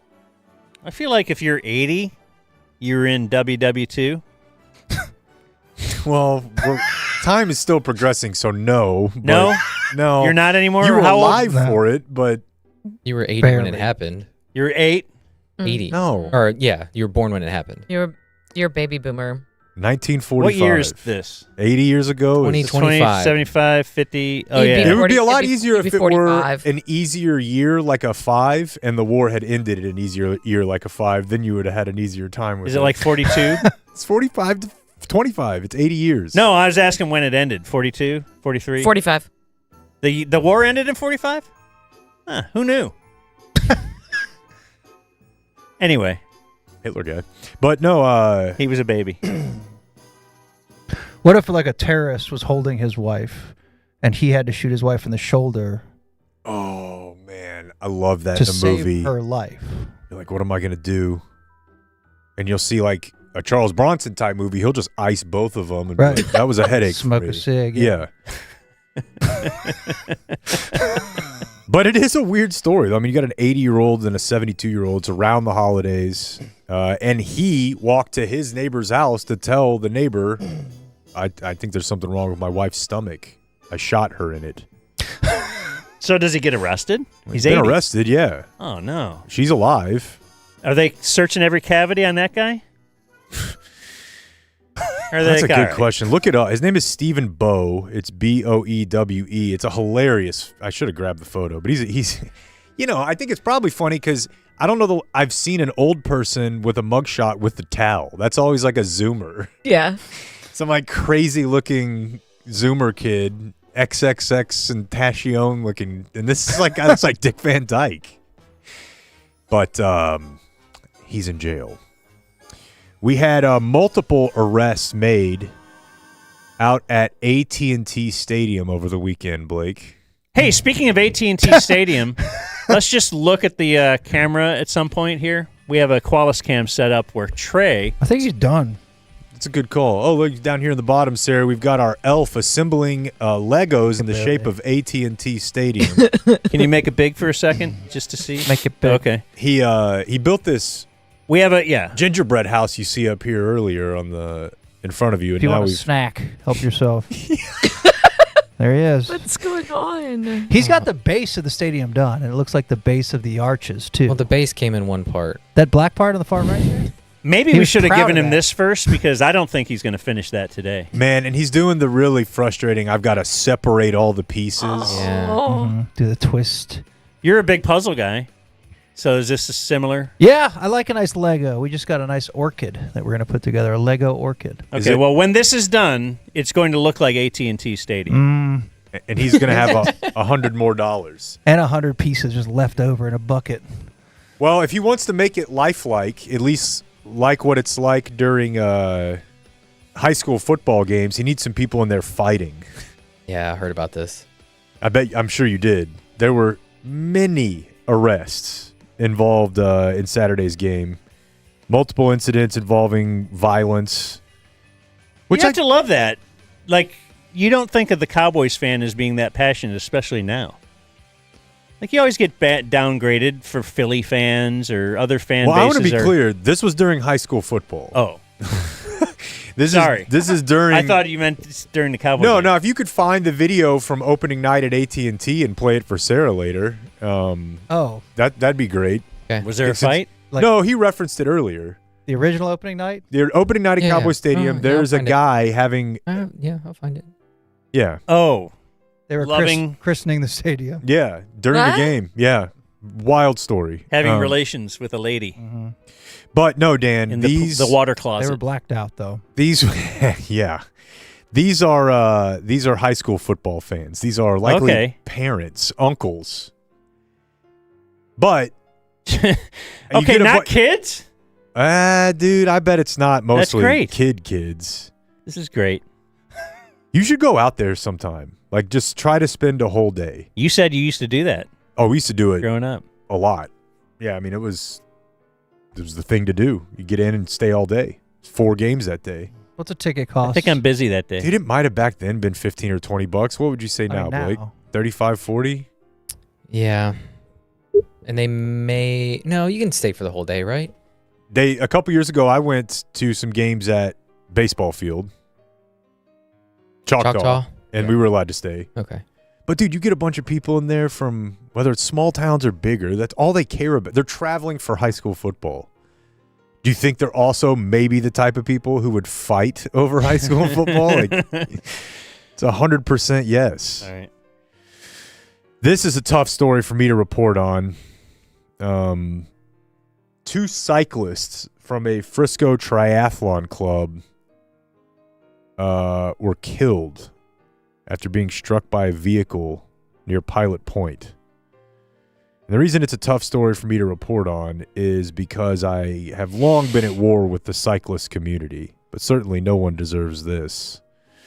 It does seem highly dangerous to me, though. Like, with the, hey, we're going to kind of be on the road and you have to respect us that way. Just like, hoping that everybody is going to respect and you? I'm going to be like, I don't love this. I feel like you're mocking me with that uniform, but I'm a sane person, so I'm going to treat you like a car. But I'm also in a car. You treat it like a glass car. Yeah, exactly. You get way around it. I am not, yes. Exactly. But a lot of people buzz them. Not everybody's on that same And wave. some people, I think, are looking at their phone, and all of a sudden they're going to hit, like, they don't mean to hit them. Yeah. Yeah, no, dude, they both got hit. Terrified. I guess that's why I can't. Did you say they were training for a triathlon, or they were? They are members of a triathlon club. Okay, so it wasn't during a triathlon. No, it wasn't during a triathlon, but they were on the bikes. Like, they were out riding. And, there's people that were like, oh, I was supposed to be on that ride. Is that going to your bit of, like, you like riding bikes, but you don't like the culture? Yeah, cycling's a big one, for sure. That's been a really popular email topic. We were talking about, because I ran the half, but I'm not a runner. So TC's family, who are runners, were like, oh, cool time. And, like, they're assholes about it because they're runners, like all runners are. And we heard from a lot of people in the Tesla community. Oh, God. Who are like, yeah, I love my car, but this sucks. Like, Aggies are a big one that we heard from. Of like, I like the school, but really don't like being associated with anything with it, right? Fish, the band. So one of the Aggies emailed me and was like, I also stopped wearing my Grateful Dead shirt in public. Right. He's like, love the Grateful Dead, don't want to talk to any Dead fans. Exactly. I think cycling probably has some of that. Jeep guy? Jeep guy. Hey. How's Jeep guy? I think they're still waving. I don't wave too much. You got Jeep? I do have a Jeep. Do you have like don't you have little figurines in the front? Ducks? People put ducks on my car, and Christina thought they wanted to fuck me. That's what duck meant. Which may be true, but that's not what the duck means. It's just a symbol of kindness. And that's a thing. Just when but that's part of, if you're going to be in a relationship with Mike Sirois, you just got to know the world wants him. It's weird. Hard to explain. But yes, I have a lot of ducks get put on my car. So that, and then they wave at me sometimes, and sometimes I'll just feel obligated. My daughter. Is that how people assemble all those? Because people put them on your car? Yes, they put them on your like hood or windshield wiper, like just randomly. And then you take it and put it in on your the little handle bite, where you open your door. So you're Sometimes like there's just a duck so there. stoked on Jeeps that you carry around ducks, and then if you see a fellow Jeep, you're like, I'm going to give him a duck. Yes. And because I know some other idiot's going to give me a duck at some point. Exactly. Then I guess you're supposed to put them at your windshield. I'm not. Yeah, yeah. And so my daughter has seen that. I was like, how did they doesn't get understand that 20 it's of a them? Jeep thing. It's a Jeep thing. And so she had some of those ducks, and she was like, let's put these in your car. I drive a Ford Explorer. And I'm like, I don't want to do that. She, why? You can get me to do anything. But now I've got them up there, and Jeep people see me, and I feel like I'm doing some combination of stolen valor and like blackface. Where I'm like, I know I don't. Can you I know start I don't an deserve Explorer it. thing? Let's No, you No, do it definitely can't be. Yeah. If I saw that in my Jeep, I'd pull a pit maneuver, spin you out. Yeah, and I feel it. You'd be right. I'd be so mad. You'd be right. We had an argument in Grapevine over the weekend that led to a stabbing. An argument over a flat tire between two friends. They were in the parking lot of Ashley Home Furniture, Dan. I think it's 34 psi. Right. A verbal argument over the situation. There's really not a ton of details other than that they were in the car together and they pulled over to change the tire. Like they had a flat. And I got to tell you, I can see how that would I cause would an argument. way rather be by myself. Oh yeah. Yeah. Like if you got a buddy there, male, female, whatever, and they're just like, God, Told you. did you do the? You definitely loosen don't the want a substance? female. Told you it was low. Because that'll be emasculating when you can't really do it. Yeah. You're sweating and groaning, trying to turn the little. If I had you change your tire right, how long would you? Ooh, let's get Trey. Let's make him change the tire. He'd Make probably Trey take do it. stuff. I don't know, because I feel like you can hurt yourself doing that. Like, just crushes his head. Isn't that the part you're always worried about? Is getting it? Like, it's not going to fall on me, right? Like getting the actual. Yeah. Plus, with the little jack lined up, the little tiny spare crappy jack that they have in the. It's attached usually. Yeah, the Ford Explorer. It's Yeah. like a little thing, and you just got to kind of. It takes forever to get it up, and I Not feel good. like I could do it, but it would take a while. Yeah, I've changed tires in my life. Have you? I have. I've done it a few times. I've done. You ever changed a tire? I have.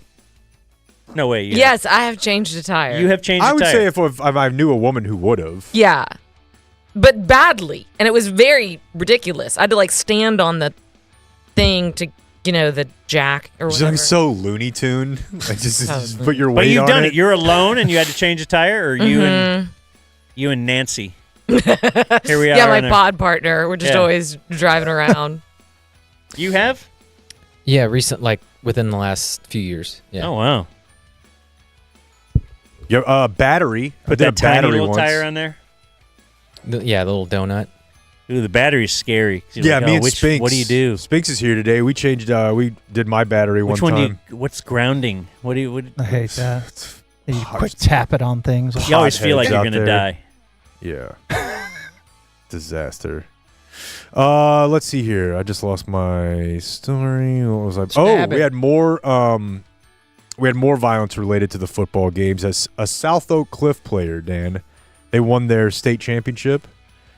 One of their players was arrested hours after that for shooting a teammate in the neck. People celebrate a win? differently. Yeah. Yeah. It does not. There's no. We don't know that it was intentional. Could have been celebratory. Yeah. What was the Yeah. neck wearing? Let's get the whole story here. I don't know why, but anthropomorphizing and whoring up a part of someone's body is. By the way, do we have gummy thoughts today?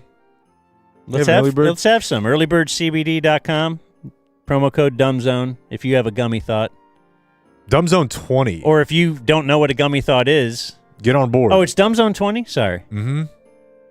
Dumbzone 20, off. earlybirdcbd.com. This is stupid, but I was just talking to my wife about this, and she said something about her hormones. Ooh. And, she was like, yeah, I think this is, kind of messing with my hormones a little bit. And I was like, ugh, what? That's a hilarious name for that.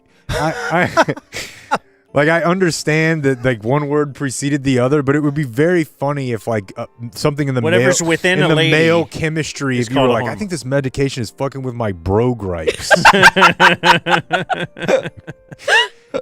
I've never thought about that. I know, and I'm like, how have I never? Like, oh, geez, here it is, the hormones. You know how those be, huh?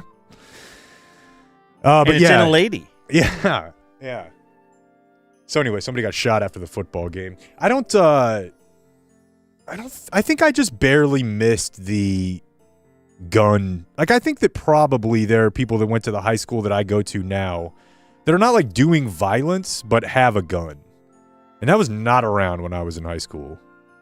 And you went to a fake high school, Blake, so I can't use you as. Mm-mm.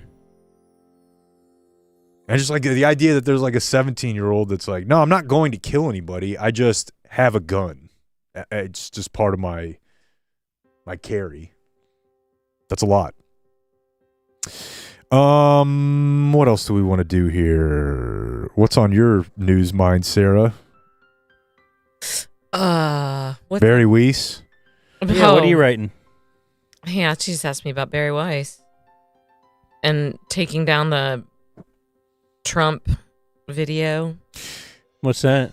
Well, the CBS News thing is that CBS News had a story last night about a detention center, and it was going to run on 60 Minutes, and then like midday, they put out a statement saying, actually, the lineup's going to be a little different tonight, buddy.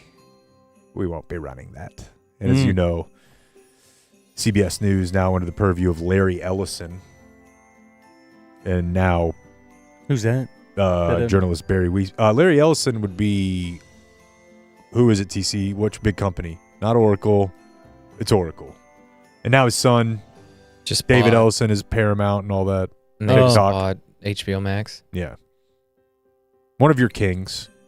And Barry Weiss, who's a sort of controversial figure in the journalism world. She was at the New York Times and then left and started this Substack magazine called The Free Press, which has been outrageously successful. Yeah. And then she got tapped to run CBS News, which was pretty head-scratching for most people. But she's a real divisive figure, so people... Well, you can say it. I mean, people are reading into this as, and I appreciated the context of our friend Brian Curtis. Be like, has 60 Minutes ever done anything like they have? There have been administrations and officials that have bullied CBS and 60 Minutes before. It's not the first time. It's not the last. But the news arm of CBS did hire someone who's kind of known for their opinions to run their operation. So now everyone is reading into their moves her opinions, rightly or wrongly. Does anyone here know who Ash Trevino is? No. She is a North Texas influencer. I'm out. She's 36 years old. Related to Lee? I don't think so. Jose? Still probably no. I don't know. She's got 500,000 followers on Instagram. What does she do? I can't really tell you. Well, she's an influencer. But she was arrested on 2 felony fraud accounts. One for healthcare fraud and one for welfare fraud, which is kind of what I just expect all of these influencers are doing. Mm-hmm. Like some level of grift. But, yeah, I don't know. 500,000 followers. None of us know who this person is, but somebody does.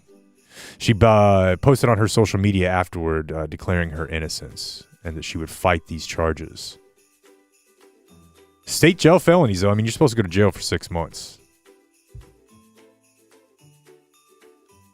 She's famous largely due to her prison wife content involving relationships with inmates. Her prison wife? Mm-hmm. Well, she'll just get more followers. I'm interested. Yeah, I am too. Just because you think I could date her then, right? If she's used to dating prisoners, like how would you feel bad if she wouldn't be into you? Or maybe that's part of the allure. I was going to say, yeah. Man, and I've never been in this situation, but it would be, you see it in movies every now and then, but it would be tough to be with a woman who the last guy she was with before you was in jail and he's going to get out. Oh, yeah. Because, he's just hungry. Who's this? Yeah. That doesn't seem like a... Like, don't talk to her that way. But the funniest thing about when these influencers... yeah, right? The funniest thing when these influencer people get arrested is they have to do mugshots. And like nobody looks further from what is going to be a mugshot than an influencer. Like there's not a single picture you see of them online where they look like a normal person. We do need filters for mugshots. Right. We need to update that. Well, that's why we have our favorite website, right? Mugshotties? Yeah. The best. You know about mugshotties? No, that sounds like very much up my alley. Mugshotties is amazing. Yeah, you need to take a swim through mugshotties. Yeah. Hot chicks with their mugshots. Yeah. Yeah. And I don't know, it's like it's somehow like redeeming for the male character and disgusting at the same time because it's all appearance based, but it'll be like a photo and it'll say like stole 20 extorted somebody and they're like, let's hear the other side. Yeah. Every comment is like, we sure? Like, did you get proper defense attorney? Blake is introducing Sarah This is now fantastic. to mugshotties. This is not a mugshot. She's in a bra. Oh, well, I mean, I didn't see that. I don't know. A stolen bra. That means she opened your... Do you think the women are excited to make photos. Do you think there's women out there that are like, I didn't even make mugshotties? How would you feel? Absolutely. I'd be so mad. That's what I'm saying. If you, I you'd mean, be like, now I'm that not it even a exists, I'm not mugshotty? even a mugshotty. I got arrested. Just keep refreshing it. All right, there's your Yeah. news. There's your news. The Dumb Zone News. Clayton, That's fantastic. Paw Patrol. Like and subscribe. I'm about to. That was a good news. All right, I don't know where everybody's going, if everybody's going to be here, and I want to make sure this happens while they're here. This is from the Kids Content Corner. I'm not going to play the open. Sarah recently, I think it's because I'm taking this game day stuff, and it's just making me horny or something. But like I'm noticing the trickiness that they do with female characters in cartoons. Okay. And it's pretty clear to me that somewhere they decided, like, well, maybe maybe a little hotter, like, right? Like, not just flat up top and bottom. Like, we're gonna, I Maybe think some curves. I think there's a boob slider on the character, and they're like, why don't we just keep going to the right a little bit? And I find it distracting. Okay. There's a new Paw Patrol movie, and most of the people in this movie are either dogs or people who look like they have proper proportions. And then they have the female villain. Bro, what are we doing? This is not an ass that needs to be on a video game cartoon character. Go to the next one when she's in a jump shoot. What are we doing? Like, is that anything else than, hey, Dad, look at this ass? Like, she's skinny, but they clearly were just like, all right, make her have like the most Kim Kardashian. Absolutely. Go back to the other one. Yeah, it's like, and then they always show pictures of her doing this, like walking upstairs. From behind her. Yeah, and it's like, From low and behind. what are we doing? Yeah, and I like turned to my wife the other day. I'm like, are you seeing what I'm seeing here? Like, they're messing with me a little bit. She was like, yeah, you're gross. Sicko. Fortnite added Kim Kardashian. Have you seen that? Mm-hmm. With the bodysuit? Mm-hmm. It's incredible. It's an incredible I don't really want topic to follow to up. talk about. The good beats. Anything to promote, Sarah? I won't have a book until fall of 26, so until then, no. But I still write for the Dallas Morning News. Okay, yeah. I thought you might specifically give us an article or something coming up next Sunday. Is there anything Thanks in the for coming paper? in. It's kind of a busy time, guys. It's Christmas. Listen to Sarah's podcast. She has one as well. If you want to subscribe to that, that is Smoke 'em If You Got 'em. True enough. You can get that over on the Substack, as you can get our podcast as well there, and Patreon. We have Mike Sirois, who has himself a nice YouTube show, Cirque du Sirois. That's right. That'll be on tomorrow night. Tomorrow night, live, 8 o'clock. Call me. YouTube and Twitch. I will. I'm around. Cool. And, yeah, good times. Well, thanks to Sarah Hepola and Mike Sirois. Yay. Thank you, guys. All right. The Dumb Zone.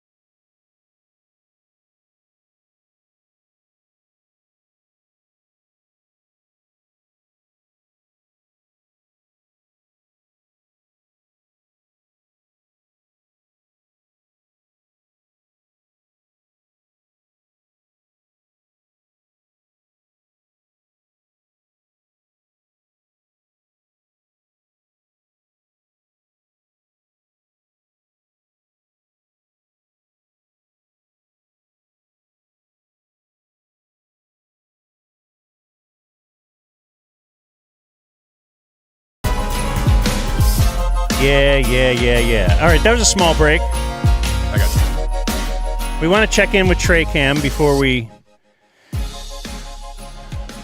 end up, throwing to our next bit, because our next bit is going to be an hour with Steve Noviello. And so we're checking in with Trey Cam there. Bro, let me just tell you one thing. Brought to you by Qualis. There's almost nobody, no matter how cool you are, if you're an adult man and you sit down, it just looks funny. He's just sitting on his bottom. Like it's immediately emasculating. Yeah, so Trey is in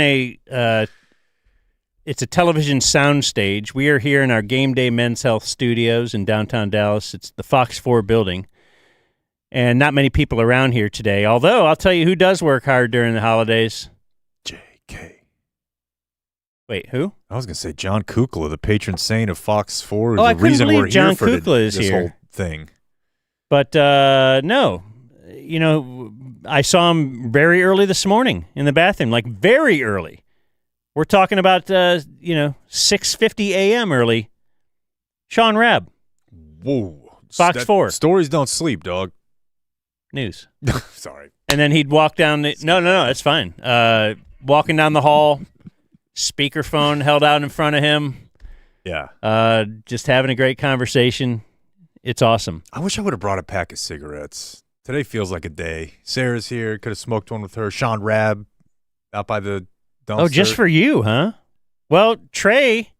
Well, now Trey's busy. We do have Jack here. We have Henry. We have Snap.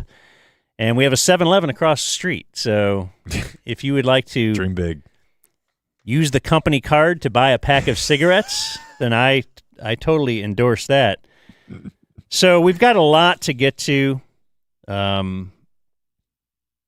Julie Dobbs will be here later. William Pace is supposed to join us. What? My daughters, known as the Roast Twins, will be here to talk about some Christmas specials we've watched. We want you to go to dumbzone.com, go to the Subathon tab, and even if you get some, if you subscribe to everything we do, well, get a friend of yours to subscribe to our YouTube page. That's just a free thing. You just click subscribe, and we'll donate $5 to the North Texas Food Bank. Any monthly subscriptions, we donate more. If we do an annual, we donate more, all that. It's all laid out there on the page, and you could donate directly to the North Texas Food Bank on your own. Also, Blake has been giving away Brandon Aubrey books all day. Want to do another one right now? Sure. What do you have to do? I'm just going to give it to this guy so he stops bitching about it. Oh. So this hour's winner is all right, already the accounted squeaky for. wheel in the chat will Yes. get the Brandon Aubrey book. So that's a bad message to send when you do that to your kids, right? All right, I'm just going to let him do it because he cried for a half hour. Well, now he's going to cry for a half hour every time he wants something. Yeah. That might have been the parenting thing I learned from Bruenig. I heard him many years ago say, like, you think you just give it to them and they're going to stop. They're going to fight either way. What if you didn't They're gonna cry publicly either say way. that, though? If you don't publicly say I'm giving it to the guy, then people won't know that. You could have just given it to him and say, hey, man, you won. I'm about ready to stop the contest altogether and keep Because all of this the guy? fucking Idea. books. I just can't stand it. You need to put one dream in front of the other, dude. That's right. So anyway, we did sit down the other day with Steve Noviello, who apparently is in New York for the holidays. And I thought it was a great conversation. Do you agree or disagree, Jake? I'll tell you after we have it. Okay. That's kind of a continuity error, too, because you were indicating. Well, what if I play the stinger, and will that lead us into it and all that? And...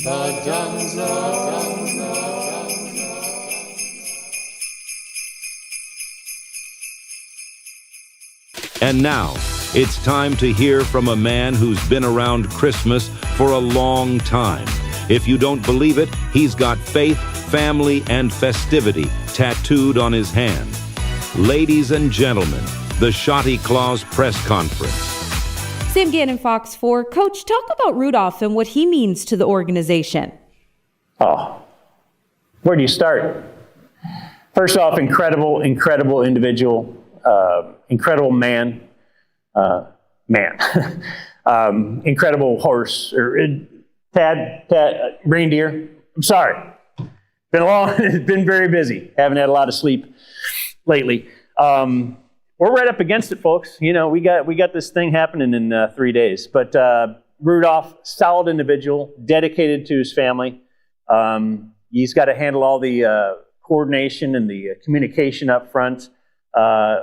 When he gets here each and every day, it's the intentionality that he will come to the table with. And everybody just falls in line. What a leader. What a leader. And then that shiny red nose. I mean, you can't duplicate that. You can't, those things don't grow on trees. So he's also maybe a unicorn, huh?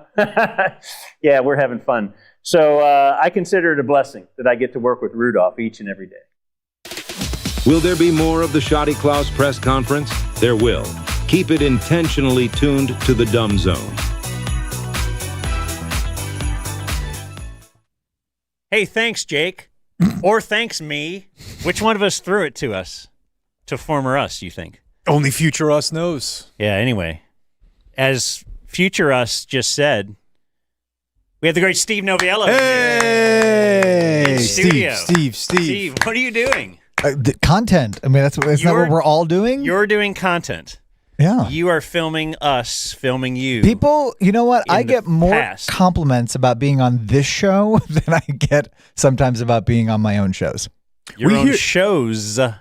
Because this That's guy's right. got so many That's two. shows. He's a factory. The That's 10? more than one. No, you have 3. Do I? Well, you have the 10. Mm-hmm. You have Last Call. Yes. And then you have whatever you call your podcast. Please no gifts. That's right. Yes. No gifts, please. There you go. Sorry. There we go. So close, Jake. So close. But they take the 10 takes off like Letterman. Oh, like in terms of being dark? Yeah. I mean? You run like TV schedule. So more Last Call, but this year, yes. So the 10 during the holidays were dark for 2 weeks. Okay. Yeah. So Last Call, no summers. The 10, just no. Yeah. So we're doing a little holiday break for the 10. Last Call, we are. I think we're going to see some exciting things from that show in the new year. Okay. Sounds pretty vague. That's my big tease. It's vague, but it's better than That we we won't got be canceled. seeing that show in the new year. Well, we'd love to have you back. I love how many people who have like big time jobs that everybody knows come up to us and say, "Boy, I hear so many people like, what are we going to get famous?" Like, oh, these Jared Sandler, Right, like, oh, everybody I'm on on our TV, show but is- everybody comes up to me and says they know Yeah. me from the Dumb Zone. Like, is this ever going to work out for us? I get the same thing. We've done so many profiles on like so many small businesses that we've turned into like huge successes. And Raul and I are like, we should have just asked for a cut.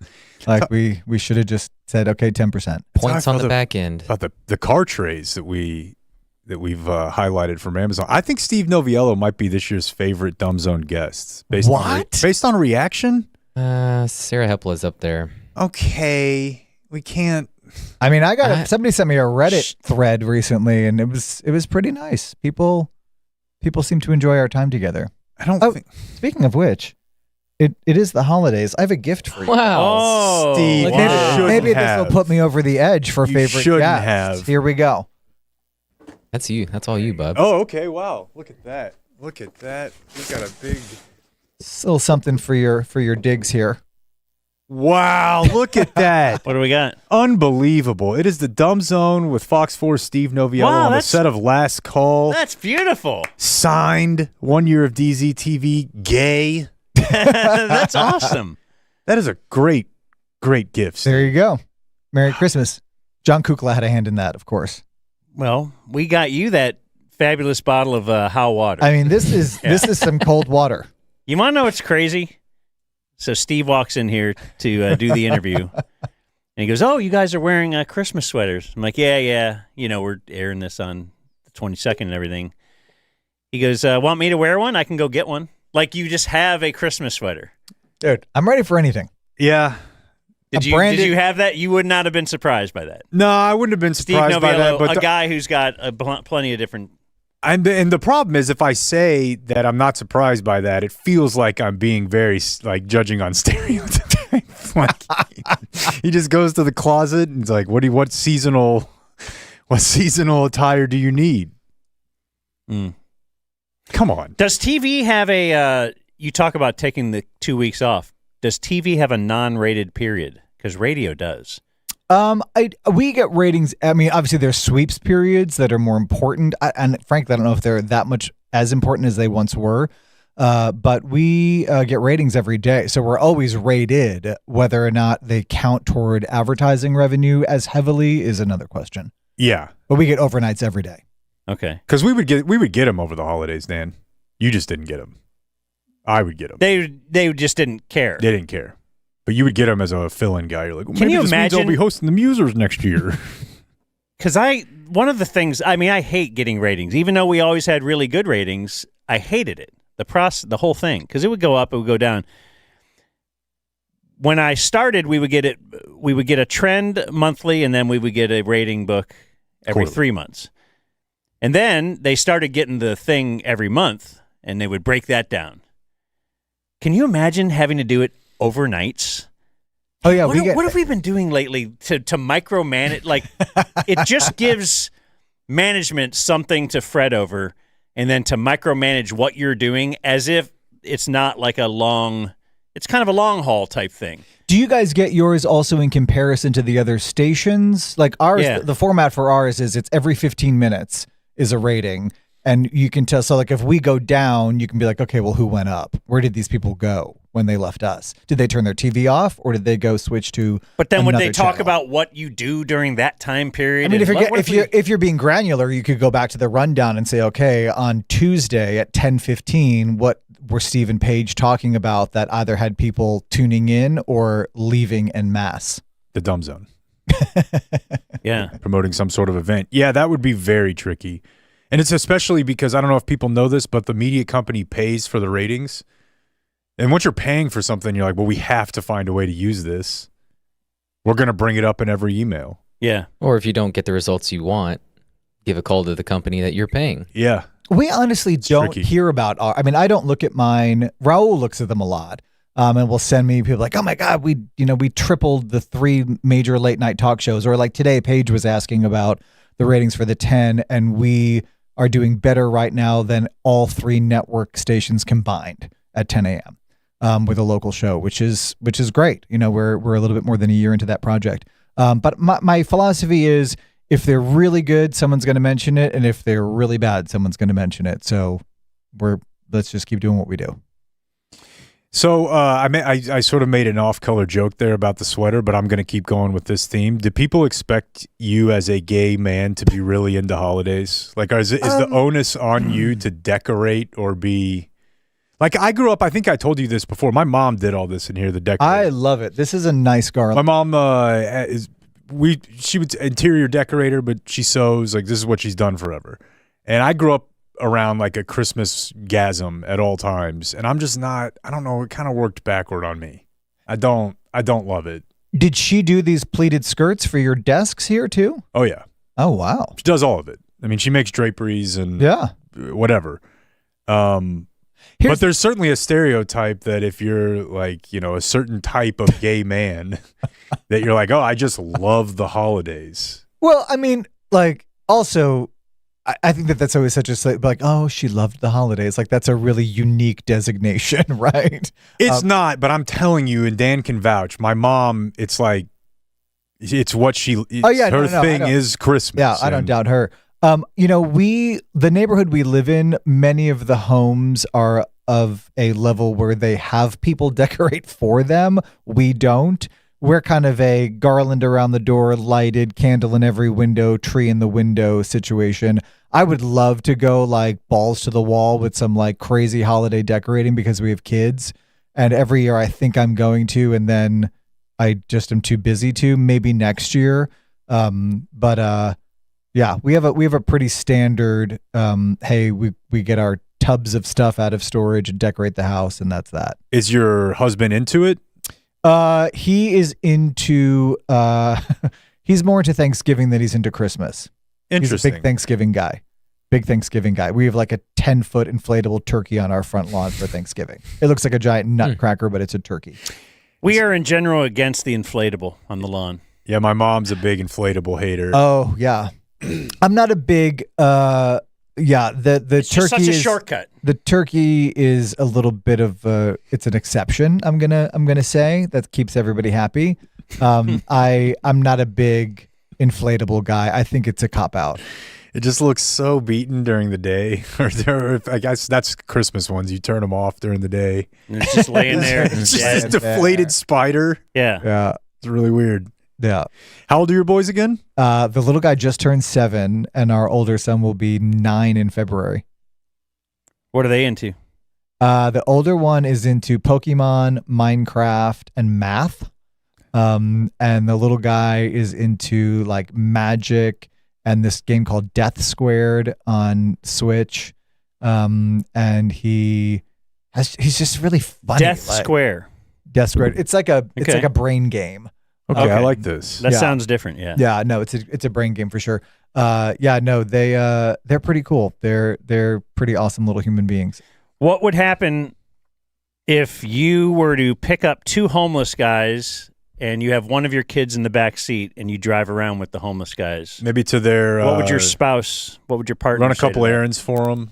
Take them to a. This is something that storage Blake unit? did with his little boy in the back seat. Is the homeless guy in the front seat or the back seat with your child? Well, there's 2 of them. 2 homeless So one of them's people. going to have to be back there with you. He was in the back. This was not premeditated. It's Okay, just like And 9 and 7, this kid's 4. Did you find the 2 unhoused people together, or did you pick them up separately? Did they get along? Is my question. He collects them. I have Pokemon. I have one homeless man, which I'm not sure if you're up to date or not. We'll get him up to date. It's a great story. It's the holidays. It's That's the right. year of Blake. It's giving. Okay, the 30-second This is the year catch-up. of Blake. I don't know if you knew that. You'll know Yeah. by the end of the. Yeah. Sure. Met a guy on the DART train, was homeless. I felt for him. I thought the chicken sandwich I bought him that day was not going to help him into perpetuity. I thought I need to help this man going forward.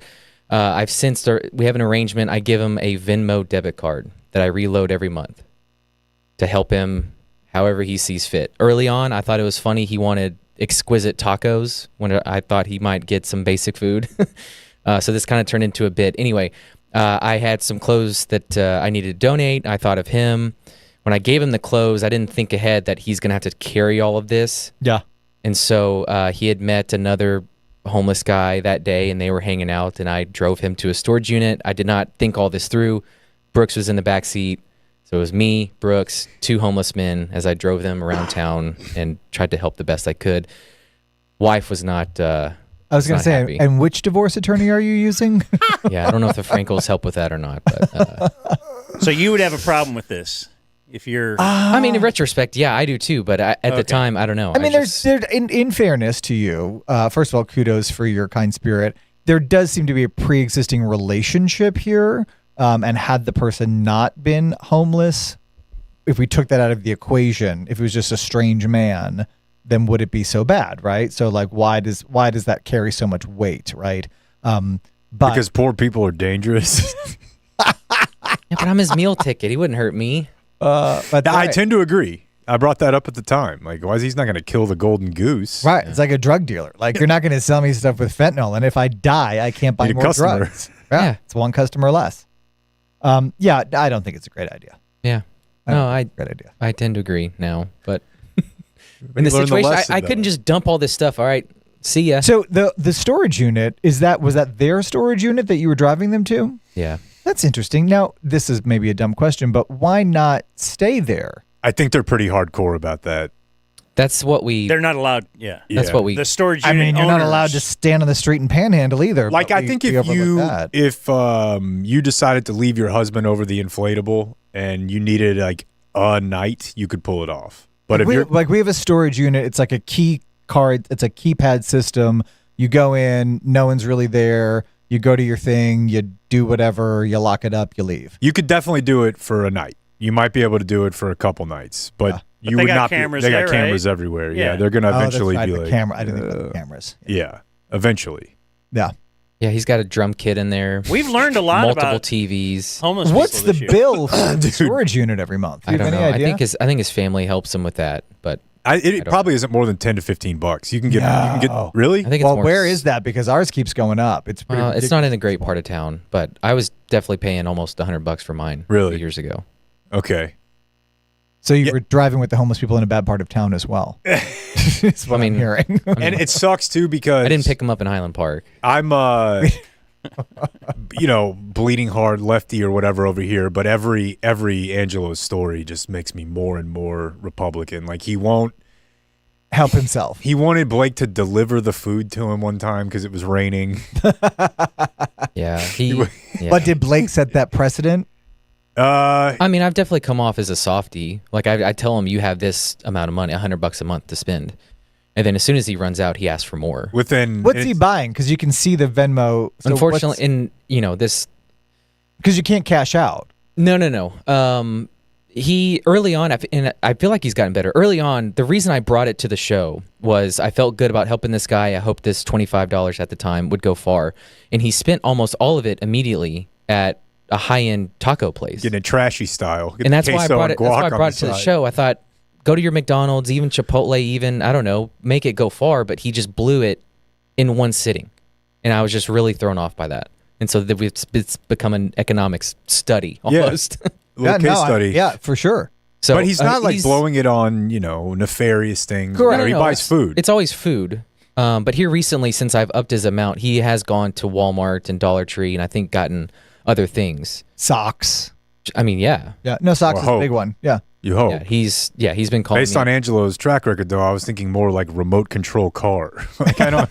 He seems to kind of go for it when he's. No, his thing now, which I mean makes me really sad. Someone stole his quilt, and so he's been hitting me up about a quilt that I need to find. I could get him a quilt. I was gonna say. And we've had nice subscribers and listeners yeah. donate to his fund, and it's turned into, I hope, a good thing for him. But it has been, it's been a lot to. What's the handle. obstacle? Like, there's something. Like, do you feel like there's something that's keeping him from becoming homed? He's a little off, but I don't know. He doesn't really have that desire. I think he's just getting by. This is who he is. Yes. Yeah. Yeah, I know somebody like that who he lives in the Oak Lawn area, and I'll see him sometimes. He's kind of in and out of recovery. I'll see him sometimes. Sometimes I'll see him on the street, and he's like, this is my place. Like, this is where I want to be. Yeah, he has Like, family okay. that he's talked about, but he's just off on his own. Yeah, and I don't think that's like everybody, but I think it's more common than people think. Like, you almost just get used to it. Especially if you've been in and out of treatment. Like, I personally, I know that there have been times this year where I was like, damn, I miss it in there. Like, there's What do you mean? You miss it at rehab? Yeah. Yeah, because it's so the structure easy. The structure, but also just there's something around just being around a lot of people who are kind of all going through it that I could almost see, like, if you were homeless, you'd want to be around other people who are experiencing. They get you. They get it. Like, how are you going to do? You're going to talk to Steve and be like, oh, this is what. I don't know. I mean, certainly empathetic people could, with your plight, they could see it. But most people are not going to have a clue what you're going through. Yeah, the magic of identification. Yeah. Is great. And sometimes I do feel that way about the treatment. It's like, everybody in there kind of got it. Well, that's why people go to meetings, right? Sure, and that is a big part of it. That's Yeah. the whole thing. It's like, hey, we're all doing this together. Yeah. Steve Noviello, very popular DFW personality on television. Where did you come from? Where was your first job? Where'd you go to college? Oh, wow. Okay. Well, let's go all the way back. Undergrad, I went to the State University of New York at Geneseo. It's about a half hour south of Rochester, New York. I'm very now familiar. My daughter goes to, where does she go? Ithaca. Ithaca Oh, College. yeah. So I not should have too remembered far. that. Not too far. Kind of the same, I mean. What a beating getting there.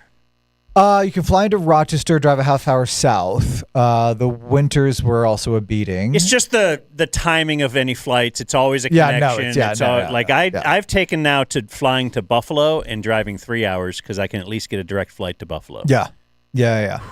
I don't doubt that. Then I left the U.S. Lived overseas for a little bit, bartending and kind of figuring some things out in London, and then did some traveling After college. between college Okay, and so you grad grew school. up in New York, I'm Grew up guessing? in New York. All Yep. right. Yep. Grew up in New York.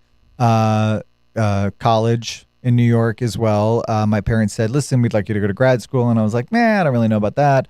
Then about my senior year, I was like, well, another couple of years of this just much like we were discussing earlier, might not be so bad. This is kind of a comfortable life, and I'm enjoying it. What did you major in and stuff? Did you want to be TV guy? No. So I originally went to school. I got in special talent theater, and then was all sorts of things. I was a philosophy major. I was an English major. I was and then one semester, I think it was my sophomore year, I took a communications class because it started later than another class, and that was an option, and kind of fell in love with it and was like, wow, you've got a bit of a knack for this, and kind of continued down that route. My freshman year of college, I almost failed out. I was on academic probation. I had like a 1.36 or something.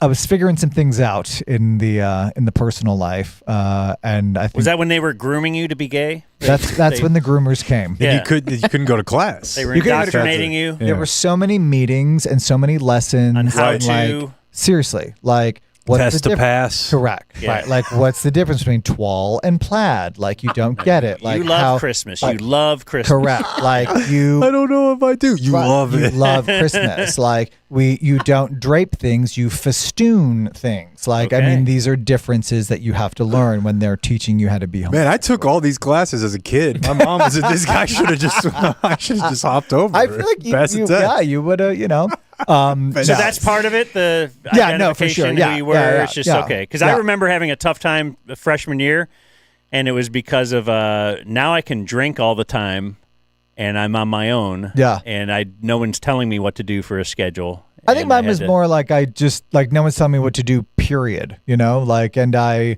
wasn't doing great academically and like kind of figuring out who I was and like all of that other kind of stuff. And then I stayed over intersession that first year, I remember, and took like a photography class, something that I knew I would do really well in to get my grades up enough to be able to stay. And then I stayed, and the second semester went a little better. And then I think I might have even stayed during that summer because I wanted to be an RA my sophomore year. So I had to get my grades up a little bit more, which then, of course, happened. Communications, yada, yada, yada. Did you get to be the RA? Because I applied to be an RA. And I didn't did. get I it. got to be an RA. I also pledged a fraternity my freshman year, which I loved. That was a great experience. You're like, haze me. Still.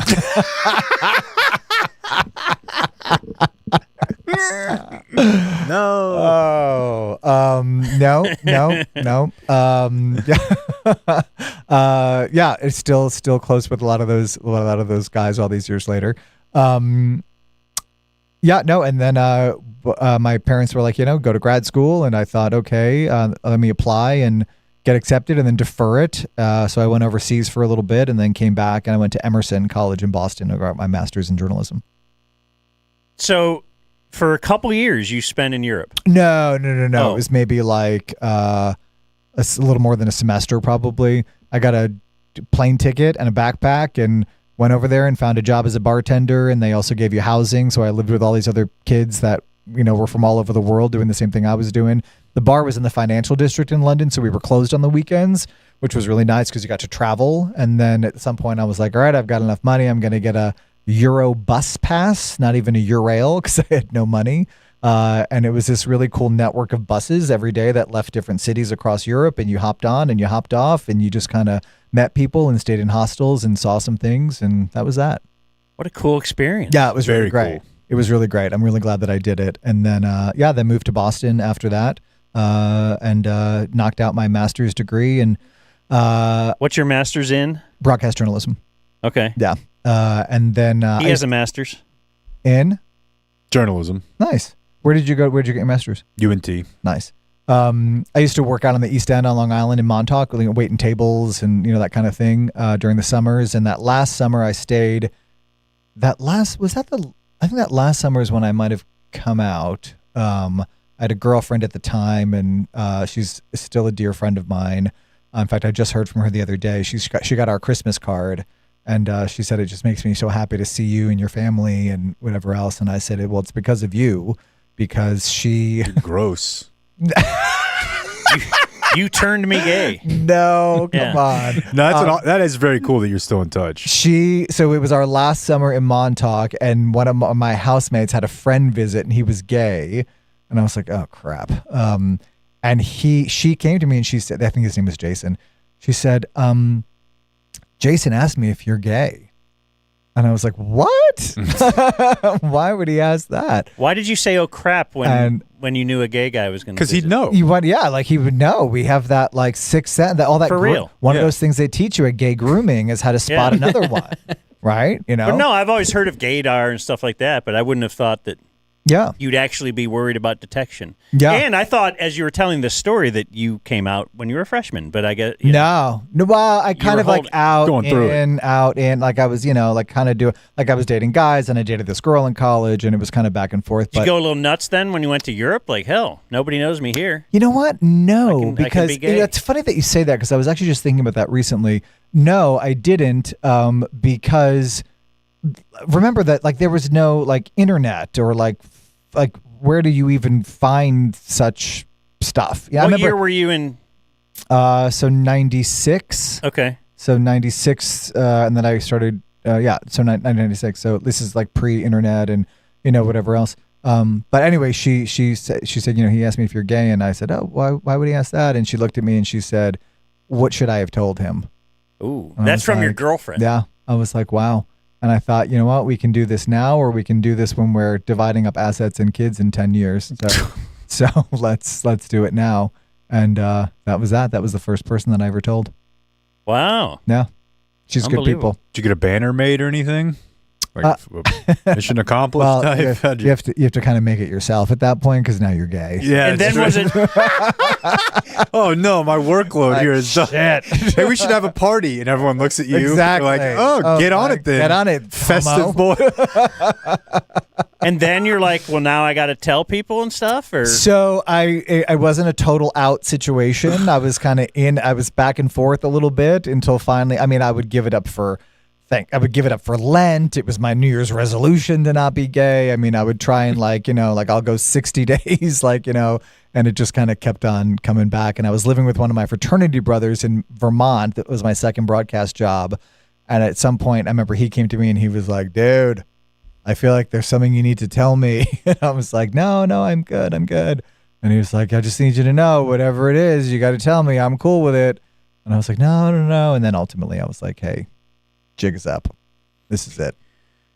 Man, did anybody receive that information poorly? I don't know that anybody received it poorly. I think that everybody in my life did the best they could with the tools they had available to them at the time. I know that my parents were, my mom's like, well, did you meet somebody? Like, this would be a lot easier for me to understand if, like, you met somebody and, like, that's how you know. Like, it's kind of like being like, I want to be a nun, but I've never been to church. Yeah. And I was like, well, no, I haven't, but, like, trust me, like, I know. And she was like, well, frankly, we've known also. So. Oh, wow. Yeah. The signs were there. That doesn't surprise me. The signs were there. You talk about your kids. Sure. And what do you think they may be? Or I guess whatever. it's just, and I know times change, and it seems like you've done a pretty good job of processing whatever was happening there, but it seems like you had a generally supportive upbringing, and yet still, like, it was this thing, like, that you couldn't just do. There was I don't know. I guess I don't think about my own kids, but any kid, like, is there a way to make it where it's not that? Is it just cultural? Is it just societal that because it's not, quote, normal, it's just that where you don't ever have to have you're because giving we're not it up for asking Lent. Like, that's how I was with alcohol, right? A thing that I knew in my head was like, I would lay there and This be is like, wrong. I've got to stop doing this. Yeah. Like, I hate this about myself. And to have that grouped in with something that's part of, who you are in your soul, like, I don't. Right, you're somehow thinking this is wrong. I've got to get rid of it. I've got to stop it. Yeah. Well, I mean, I was relentlessly bullied as a kid as well, right? Like, I mean, people had, it's weird to have something that other people have a name for and you don't, if that makes sense, right? I mean, people told me I was gay before I even knew that was what that was, and they weren't saying it in a, hey, you're gay, let's hang out kind of. It was like a very pejorative, you knew that it was wrong. You knew that being different was not okay. You knew that you spend a lot of time hiding who you are, which, is funny because on the back end of that, I think that that's why a lot of gay people grow up to be such overachievers, right? Because you spend so much of your life proving that you're worth something, that you try and overachieve in decorating your home for the holidays, like throwing a great party, being an overachiever at work, like whatever all of those different things are, to show that you have value because you've been told for so long that who you actually are intrinsically is worthless. So you're saying that you think a higher percentage of gay people are overachievers than of the general public? 1,000%. So we should hire gay people. If you want to get something done, you hire a theater kid or a homosexual. A gay autist. I was gonna say I'm gonna hire a gay, well-acting autistic kid. Just Yeah. run Yeah, our- there you go. This Perfect. kind of makes me feel worse about myself, though, because I was bullied and called gay as a kid too, but I wasn't actually. You like, missed the off ramp. I wasn't hiding this thing. I just sucked.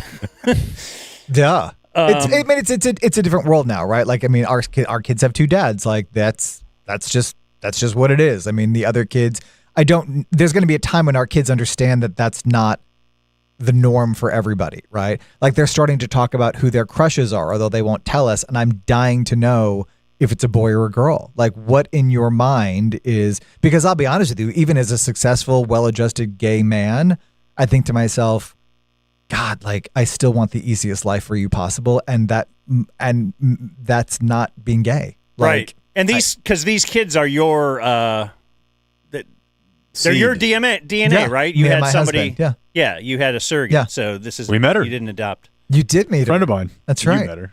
She was on the air with you at the Rangers thing, right? At opening day. That's right. That's crazy. That is crazy. It What a will be small interesting world. someday when you just don't care, because I actually started this conversation because I want to lead through your career. Yeah. But then we got there, and We that got is like sidetracked. an interesting thing. But like, you just would never ask, if we had a female reporter in here, or even a male reporter, and be like, "All right, when did you first, grab a boob and stuff?" Like, we don't do that. I know. Like, we don't. But I think to get to care the point about where that. it Or is normal, when were you first you have to sure have that- people that are okay talking about it like this to make that the case. Yeah, probably. It is interesting though, like you said, No, it's from the still son, interesting like to me. your sons, what you'd want for them, and it makes total sense. But it's like with let's say that you were a minority racially. I think there's some level of, if you have a child that's like, oh, I have a black son, you want them to experience what you did, and then like improve upon it for the future. Well, for sure. Yeah. Whereas like is that a thing in the gay community of like, take this on and make it easy? You don't hear that quite as much. Not that either one of them is right or wrong, but like, I think that there are like, people who want their kids to advance the cause of this or that, but it's like, that's going to be, it's going to be a hard life. Well, and I think that there's also, I'm not militant about my homosexuality. I guess that's you know a what I big part mean. of it. Like, Yeah. this is like it's a very fundamental part of who I am, but it's also a very small part of who I am. Right? Like, gosh, I hope that when people think about me, the first thing that they think of isn't like, oh, that's a gay guy. Like, I mean, and not because I think that's a good or a bad thing, but because I hope that there's 20 other qualities about myself that somebody could name off as well. Certainly, would it be in the top 10? I would be a fool to think that that's not something that people think of. But I hope that when they do think of that, it's in a more positive way, right? I mean, we're very matter of fact. I'm very matter of fact about my life, and it is what it is. There's nothing I can do to change it, right? Trust me, I've tried. I remember when I first started working at Fox, the very first day, I put my stuff on my desk, and there was a picture of me and Doug, and another reporter came over who no longer works here, and she said, "Who's that?" And I said, "That's my boyfriend." And she said, "Do they know you're gay?" And I said, "I bet you if they don't, they're about to." And then she asked how much I was getting paid. So the more important question. The more important question. Right. But it's like, listen, this is, it is what it is. Like, I want my kids to know, like, we have gay dad families that we hang out with, and we have straight families that that we hang out with, right? But again, like, despite when people always talk about, well, aren't you concerned, like, you're two men, like your children are going to automatically mirror that behavior and fall in love with men even if they're not gay or whatever. And it's like, you know what, I look back into my own childhood, every story we read in school was about a nuclear, heterosexual family. Every play, every TV show, all of the characters, all of the heroes, all of the things, and yet somehow, despite all of that grooming, I ended up liking boys, right? So it's really it's a bit nonsensical when you think about it. Yeah, I've thought about that too, in a sense of having daughters, and I think of representation then in media, and you didn't Now, if we would talk to Blake's grandpa today, he'd say every show has gay people in it, and right, the gay people on commercials, like that's just an oddity if you're an old to see that on TV now. But I'm sure growing up, like, do you have any memory? I have one memory of somebody that was gay in media, but I was too young to really understand the person. They weren't gay openly. It was an act. Billy Crystal played a gay character on a sitcom. Mine, if I'm thinking back, the first two people that came to mind when you just asked me that were Jack Tripper from Three's Company, who had to pretend he was gay to live with two women. Yeah. And then Monroe on Too Close for Comfort. Do you remember that show? Jim J. Bullock played like the downstairs neighbor who the parents seemed to be super okay with him hanging out with their daughters, like with no issue. Okay, that was a gay person and you're a kid, like, whoa. I think it was an implication. This is the late 70s, early 80s, so I don't know that anybody was saying. Right, so it was kind of like, hey, like this is, But speaking of that, and it's similar, like a black family might want more representation, all that kind of stuff. Do you have a gay Santa on your, because they do have black Santa. Our gay Christmas character is the dentist from the Land of Misfit Toys. Hermie. Fantastic. That's our guy. Yeah. That's our guy. Paige and I have been talking about this lately. She's like, you're out of your mind, not gay. And I was like, that guy is gay. Oh my gosh. It's so, how much more? I mean, he is gay. Overachiever, right? Overachiever, the hair, I mean, the whole thing, right? It befriends all the other misfits. I mean, come on. Gets bullied. I mean, the whole thing, right? Like dolls. Loves dolls. So you get your master's degree. Back to the story. Then you first job, like what happens after that? So I applied to about 92 different television stations to try and get one job. And you're sending out tapes and resumes? VHS Literal tapes. Okay. Literal VHS tapes, shipping them. I used to order tapes. You could buy them online, or I would order like free VHS tapes from like infomercials and tape over them to save money. Wow. And I was swinging for the fences. I mean, I remember my first job, I was applying to like Philly and top 20 markets, thinking like, you never know, like maybe I'm the guy. I was not the guy. I got one job offer. It was in Jeff City, Missouri. I went sight unseen. I drove out there, and I remember I said to the news director, how will I know? Because I'm from New York, where like we have street addresses like 7. Like, and he was like, oh, we're 362-14 FM 146. And I was like, wow, that is a lot of letters and numbers. I said, how will I know where that is? And he said, you can't miss us. We're the only thing on the street that's not a horse farm. And I said, okay. And he was right. KRCG TV 13. Mid-Missouri, which I didn't love. I felt Central Missouri would have been a better name for the place, but whatever. Yeah, even before things being called Mid-Missouri. Mid-Missouri kind of sounds like nowhere between here and there, right? I made $12,500 a year and was a one-man band, shot, wrote, reported. I was a nightside general assignment reporter covering, crime and murder and, some features and whatever else. And the way that I learned to be a better reporter was, luckily, because we were in the middle of the state, they would rebroadcast the news out of Kansas City and St. Louis at like 1 o'clock in the morning after I got off work. And I would stay up late every night and watch what they were doing in bigger markets and learn how to tell stories, learn how to use Nat Sound, learn how to, edit things and, volunteer to do projects and so on and so forth. And, ultimately that got me a ticket out of there. What was your dream? I want to be an anchor. I want to be on the nightly news, CBS News. I think that not CBS. I think that the dream was to go home at some point. Back to New York. All my family is there. And that didn't end up happening. But honestly, when I look at it now, I'm kind of living my dream. I mean, I am really lucky to have earned the responsibility of creating my own content, right? I mean, the shows that I work on have very little oversight. I mean, it's like with you guys, right? Like you have ideas that go from your brain to people's podcasts, right? I mean, that's about the process for me as well. And like how wonderful that is, the days of... Oh, I agree. I think we're living the dream now. I love this. But my dream was to be a baseball play-by-play announcer. I feel like there's time for that. No? Yeah. No, I mean, it was, I'm saying. But as I now see the world, this is I would what have you to want to go be doing. I would have to go to all the games. Right. I'd have to stay Long till the end. baseball games. Sure. Yeah. You'd have to travel. Get away from your family. Really, the same stuff happens all the time. Yeah. You just ask the same questions to the manager before, whatever. Yeah. It's very repetitious. I remember Whereas when I this was is not. working in Jeff City, speaking of baseball, that was when there was a big controversy about like how much certain teams got to pay their players. And the Yankees obviously were a big, deal. So they were coming into Kansas City to play the Royals, and one of the sports anchors, she said, well, I want to go because the Yankees are going to be there, and I want to do a story on this, the disparity between the salaries.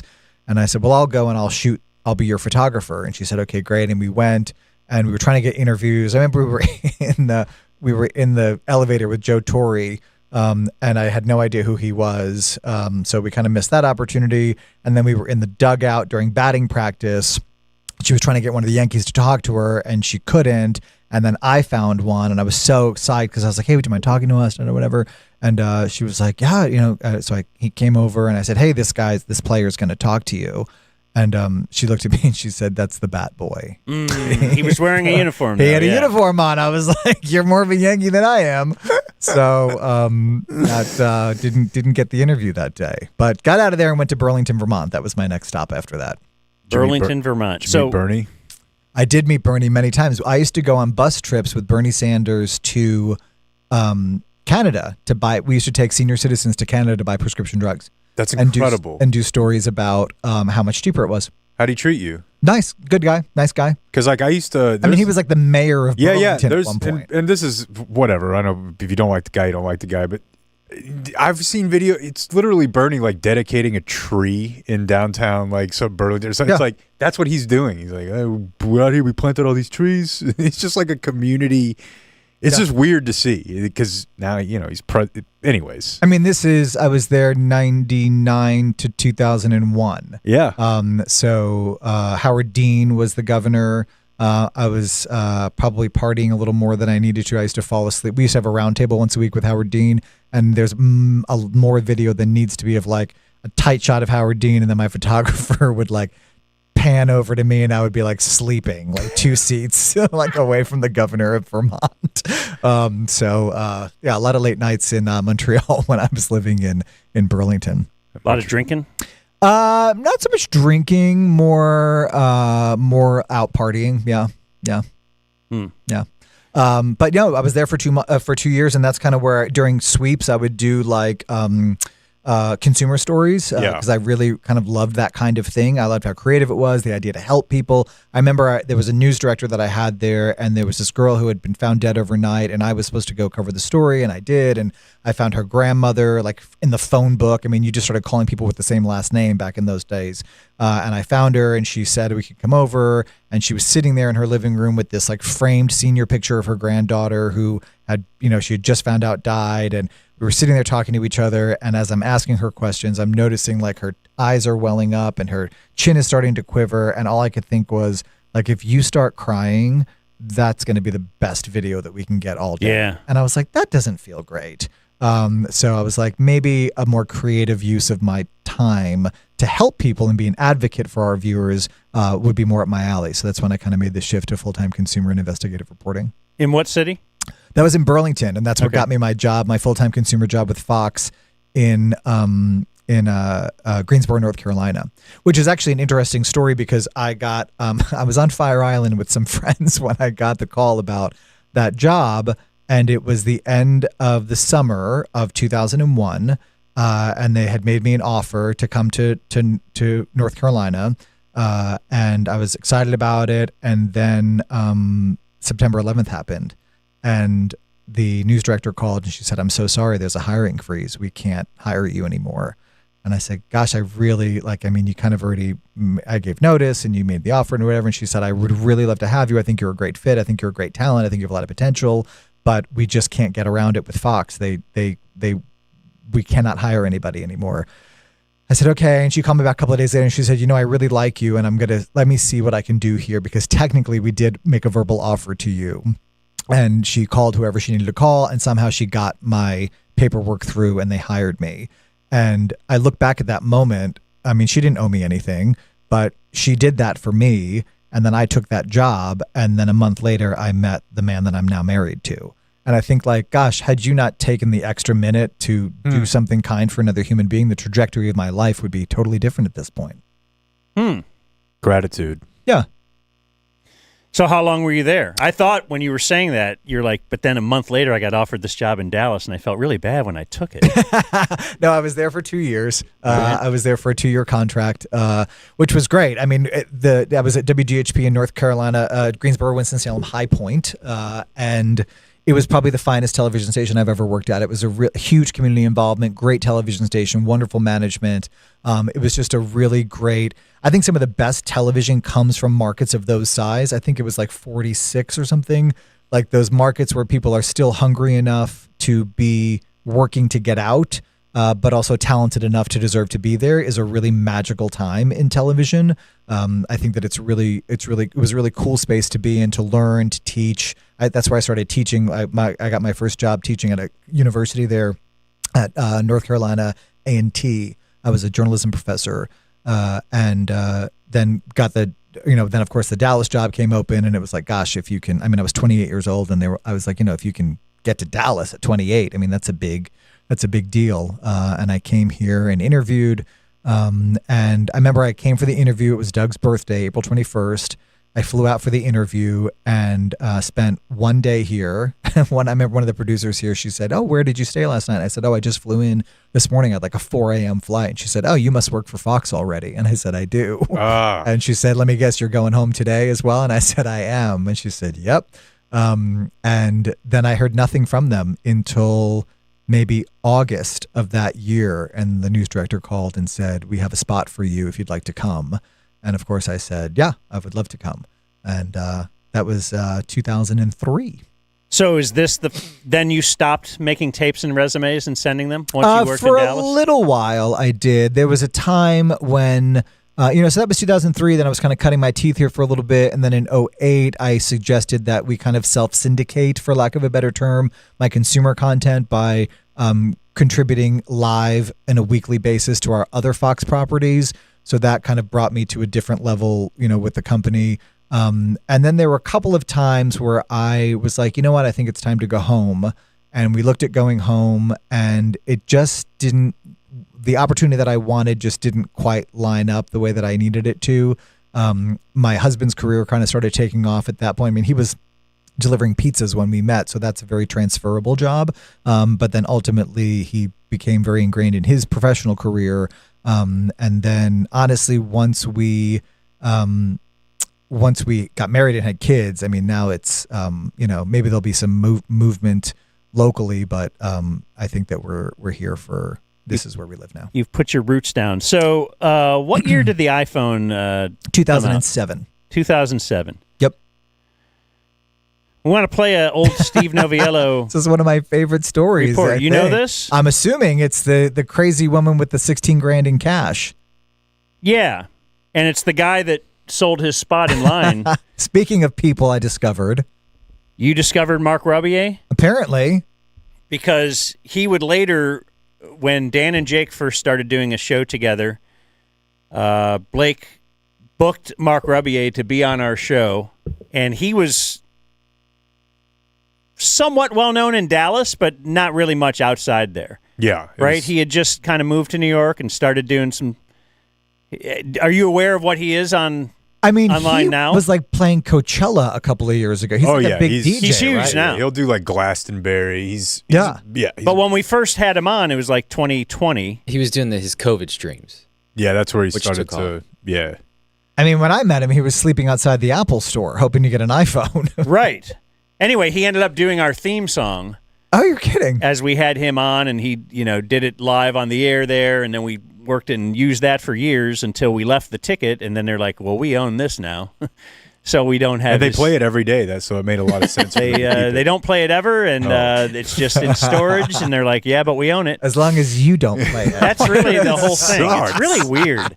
Even when, what's his name? We were talking to somebody the other day who had, a podcast. He had, Kirk Henderson had to change, for the athletic podcast. Like, let me have the podcast name. Is this going to hurt the New York Times somehow? But anyway, but for those who don't know, let's play it now, and then we'll remark on Steve. This was Steve reporting, doing a consumer report. Baby. Number one. There are those who try. I'm buying $100,000 worth of iPhones. $100,000? Correct. I'm going to sell them all on eBay. And those who try to buy. I've been here since 6 o'clock this morning. While Marc Rebillet spent the last 12 hours waiting in line for an iPhone at the AT&T store on Oak Lawn in Dallas. So how much would it cost to buy your position in the front of the line? 15 minutes before the 6 o'clock launch after others spent hours. We've been here since 12:30. And hours. I'm in line for a friend. Waiting patiently. I guess we're going to water away from the cameras. How about that? This woman rolled up with 16 grand in cash in hand. 7, 8. And bought Marc's number one spot in line for $800. She gave me $800. Money talks. A worthwhile investment, she thought, because I know some more on eBay, so it's all right. Yet when the doors finally opened, I'm first. Yup, she was first, but maybe instead of stopping at the bank, she should have stopped to read the rules. Her plan to buy out the store? Sorry. Can you buy more than one phone? Unfortunately, we can only sell one per customer. AT&T imposed a one phone per customer rule to make sure that there were enough to go around. That's a serious package, folks. That is a serious package. As for Marc and his $800 spot, turns out he didn't really need it. There were 3 people in his party, and they only wanted to buy 2 phones. We have a little signature leather case here. So he's stocking up a phone with all the trimmings and the knowledge that there are some things. I don't think she was too happy with you. I don't think she was, and on top of that, she didn't get a free phone. That money can't buy. Steve Noviello. I think you got the short end of the stick there, America. Fox 4 News. I'm so glad you pulled that. That is one of my favorite stories that I have ever done. It's one of my favorites. In It's fact, super well crafted. I use that story still to this day when I teach young journalists how to tell a story. Like, it could have ended without her getting screwed, and it's still like, this is a nice story that set the scene of what the line was outside. But there's like, but wait, there's more. And then Marc Rebillet is the perfect character for it, with a little sly Grinch grin to the camera. America. Yeah, I mean, I always get asked a few questions about this story. One, did we know they were going to be there? And of course we didn't. I mean, that day, I mean, I had been upset. I was all over Good Day doing live shots and talking to people at the Apple store. And at the last minute, because we were trying to get access to the phone, because you remember no one had ever seen one, right? Because it's 2007. And AT&T, which was the exclusive carrier at the time, said, you can come to this one store. We'll have an executive with one phone that you can take pictures of, but it's embargoed until the 6 o'clock launch. And we said, fine. And we went. And we had shot an entire story about the phone and like how many gigs and what an app is and like how does it boring. And then this woman rolls up in the Porsche Cayenne, navy blue. I will never forget it, with a biscuit interior. And I was like, holy crap. Like this, we shot that story in about 12 minutes and it was on the air 2 hours later. Dang. I mean, it has a beginning, a middle, and an end, right? We transition from outside to inside with the opening and then that sound of the, steel door and whatnot. And we knew the entire time that there was a limit on how many phones you could buy. That's so good. As you're talking to her. As I'm talking to this woman and listening to her plan, I'm thinking to myself, you are about to get screwed, lady. And as if that's not bad enough, the gold here is that Marc is the kid who is doing the right thing. He's out there sleeping on the street, wants to get an iPhone, saved up his money. He's playing by the rules. The fact that he sells her what is essentially an extra spot so that he gets the money and the phone was just golden. It was such a great moment. Is loading up with accessories he doesn't need. Give me that. Yeah, Toss that up. And they're at the cash wrap literally next to each other. He's at one register, she's at the next. So while she's being told, he's like, and I'll take this, and I'll take this, and how about one of these, and a leather case, and this. And I mean, it was so awesome. It was such a great story. Biscuit, another word you learned at the. I knew it. The groomer. As soon as I said it, I was like, "Oh, that's going to come back to bite me in the ass." I love that. Well, that's good stuff, man. We've taken a lot of your time on this day. What are you doing he's on so this? generous with This us. is past us and past you. What are you doing in the future from today, but the current time when people are first seeing this on December 22nd? I am celebrating Christmas with my family. So I'm at this point with my extended family and our kids, and we've just come back from seeing the Rockettes in Manhattan, and we you got a big smile Jake on gave your a face tepid there. review to the Rockettes. Well, it's more just the Rockette. I didn't complete the class. I only grew up in part of the class. I went to Manhattan with the wife and 7-year-old daughter last weekend. And? I mean, it's magic. Yeah, it's magic. Absolute magic. We did Rockettes, which I'm just not, I don't know. But they liked it. But the whole vibe of just Manhattan, like we have a buddy who lives in Connecticut. He came down with his 2 kids, and we did like the Saks windows. Yeah. Did Bryant Park Christmas market. Little market. I mean, it was magic, man. It was unbelievable. Didn't get stabbed. They didn't seize any of my assets. It's for the state or whatever the communists are doing. It was with the new mayor. Yeah. No, it was just magic, dude. We were there 48 hours, and it was like perfect. All of Christmas. That was my mother's profession when I was growing up. She was a Rockette? Mm-hmm. Wow. Yep. So that, like, to me, like taking our kids with her to see the Christmas show at the music hall is like super magic. That's not a nowhere fun fact. It is out of nowhere, and I hate to quit being like a stereotype gay guy, but that's kind of like finding out that like Shador Sanders' dad was Dion.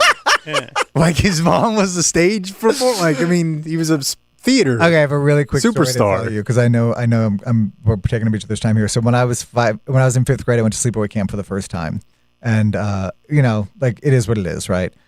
Liked it enough until visiting day. My parents came, and it was visiting day, and I was like, "You got to take me home. Like you can't leave. Like you cannot leave me here." And they're like, "Steven, like we can't take you home. Like my dad had a job. My mom, who was a Rockette at the time, they rarely have a show in the summer. It's always the Christmas show. She'd done the Super Bowl and a whole bunch of other stuff, but never a Christmas show, right? Or never a summer show. That summer, they had Disney Summer Magic at Radio City Music Hall. 5 shows a day with a movie in between each show, the intermission, whatever. And she was like, "Steven, we cannot take you home." I said, "You have to take me home. I can't stay here. I don't want you to leave. You leave me here. If you loved me, you wouldn't." All of the stuff, right? She was like, "Steven, we cannot. I'm working. Your father's working. We have no one to take care of you during the day. It's a logistical thing. It's not because we don't love you, but we cannot take you with us." I said, "You've got to take me with you." And she said, "Steven, I'm at the music hall every day. What are you going to do? Sit in the audience for 5 shows a day, 6 days a week?" And I was like, packed bags in the car, honking the horn. Like, it was the best gay summer ever, man. It was the not take your son to work day. I knew that show left, right, and center. Like by the end of the summer, she used to sneak me into the auditorium, find me a seat, and then when the stage show would be over and the Rockettes would finish dancing, I would walk out, meet her by the stage door, on 51st Street or whatever street it was, and just feel like $1 million waiting. Then we go to lunch and go shopping between shows and stuff, and then we come back and do it again like 3, 4, 5 times a day. That sounds incredible. It was the best. These other kids out here shooting BB guns or something. What are you doing? Like, enjoy your lanyard, loser. Thank you so much, Steve. Noviello, You're the best. the great Steve Noviello. Merry Christmas. Tell me about, this is a subscriber-a-thon? Is that what's happening here? Oh, yeah. What are we doing here? Kind of. Well, we're raising money for the North Texas Food Bank. Oh, okay, great. And if we can get some other subs in the process, we will do that. So if you I love it. Great cause. Subscribe to our YouTube channel, even though that's free. We'll donate $5 for every new subscription we get on this day. Wow. To the North Texas Food Bank. And if you subscribe on Patreon or Substack, we'll donate even more. And same thing, if you get an annual, we'll donate like $50. So it's, and we'll just invite people to go subscribe to your podcast too. What's the VIP here? I mean, that's a big payback. What am I getting if I'm a VIP on your Substack or Patreon? That is what are you getting? Well, as the VIP, yeah. or what is the North Texas Food Bank? Well, they're getting $250, but like what? The VIP. We hold quarterly meetings on Zoom. Oh God. We have shareholder meetings. Oh, is that you're being serious? It's a quarterly it's QBR, like an hour and a half, 2 review. hours. Sounds like grooming to me. Maybe for a small and, fee. Any special events, they get first crack. We had a Christmas party recently. I think you were busy. And then I didn't think the I was Christmas party invited. we ended up throwing a really nice Christmas party and invited them in person to that. Very nice. Yeah, cool. Awesome. Yeah, no, you gave us a shout out as well. Yeah, Jenny and Chandra and I, No Gifts Please, our parenting podcast. It's a good time. It's a really fun show. A lot of great topics, a lot of real stuff and useful information. And it's pretty funny as well, I have to say. Well, All right. Steve, we appreciate you. Hey, always good to see you guys. Merry Christmas. Back to the telethon. Just you clap.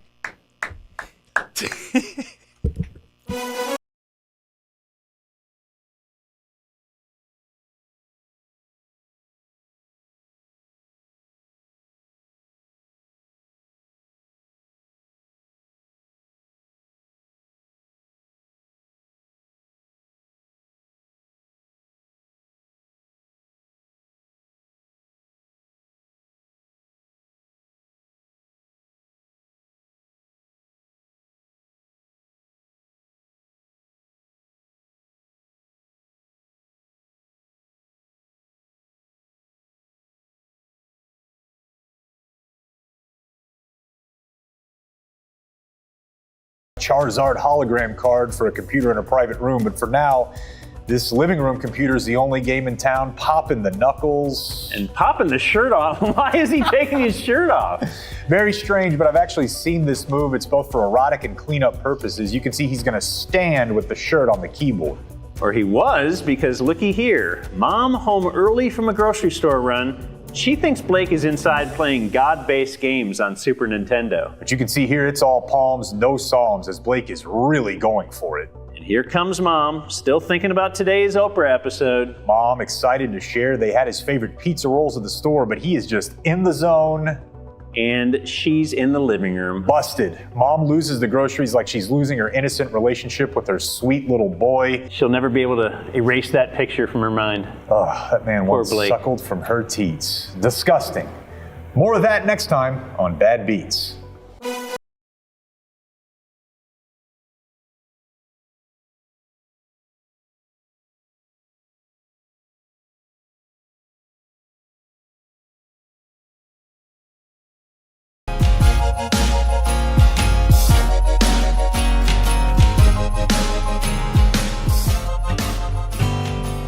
Have a holly jolly Christmas. It's the best time of the year. I don't know if there'll be snow, but have a cup of cheer. Have a holly jolly Christmas when you're walking down the street. Say hello to friends you know and everyone you meet. It's the Subathon. How you guys feeling? Are we 2/3, 3/4, 3/8, 3/4. We have a few hours left. 3/5. I feel 6, pretty 7? good, dude. So, God, what, you get Bro. youth around and all of a sudden you... 6-7, bro. No, I'm shoddy. Sham did that. He worked in the 6-7 this week? Yeah. I don't think we're going to get to... That's a shame that we can't get to audio from yesterday's game. Maybe we will. Not too much. Before the You day is over. But listen to these two. You What? forget the wilderness that awaits us. the next 2 weeks? The we're next we're gonna break off a 6 stream? months. I'm just saying, when we get back. Well, What are we going to... On the 5th, we're going to go... Remember that game on the 21st? Brad and Babe are funny no matter the weather. They really are. We're going to need stuff. We'll be knee deep in star season. We need Brad and Babe. You're right. Yeah. So let's... Okay, before we even get a Trey update, let's welcome our next in-studio guest. It is... Oh, here we go. My daughters. Yay. The Roast Twins, Yay. as they are known on internet. Yay. I thought you were going to play like a clip of them at 4 or something. Oh, I certainly could do as that. an intro. We do have them. Oh yeah, maybe we'll do peeing pooping dinosaur before the show is over. Because classic. That elicited a drop that was played at the American Airlines Center for years to come. Anyway, this is Eden and Ava. Hello. They are college girls. They are in town for the holiday season. And how's everything going? Super. How are we feeling? Really good. We're very excited. Did we watch a couple of Christmas specials to get prepared for this program? Yes. Mm-hmm. Okay. A few, meaning two. At least two. Yes. Eden was on the game stream. Eden has been on the game stream. Yeah, Ava's been on the show ago. before with her boyfriend to discuss the Savannah bananas. Mm-hmm. Eden has been going through the last few minutes a very difficult time. Yes. Because she walks in here and she loses an earring. Yeah. It's gone, I think. Yeah. You have like 12 of them, right? How many earrings do you have? Hey. You have a That's very, nice. very decorated ear. Not really. I got 1, 2, 3, 4, 5, 6. No 7, y'all. Okay, 7 no fell 6, out. 7. We're done. No 6, 7. Yeah. It's here. You knew it was in your. If somebody has a magnet. No, If we had an extra 2 hours. If Kind of a somebody big has giant- a magnet in 2 hours. like a big giant Breaking Bad type magnet.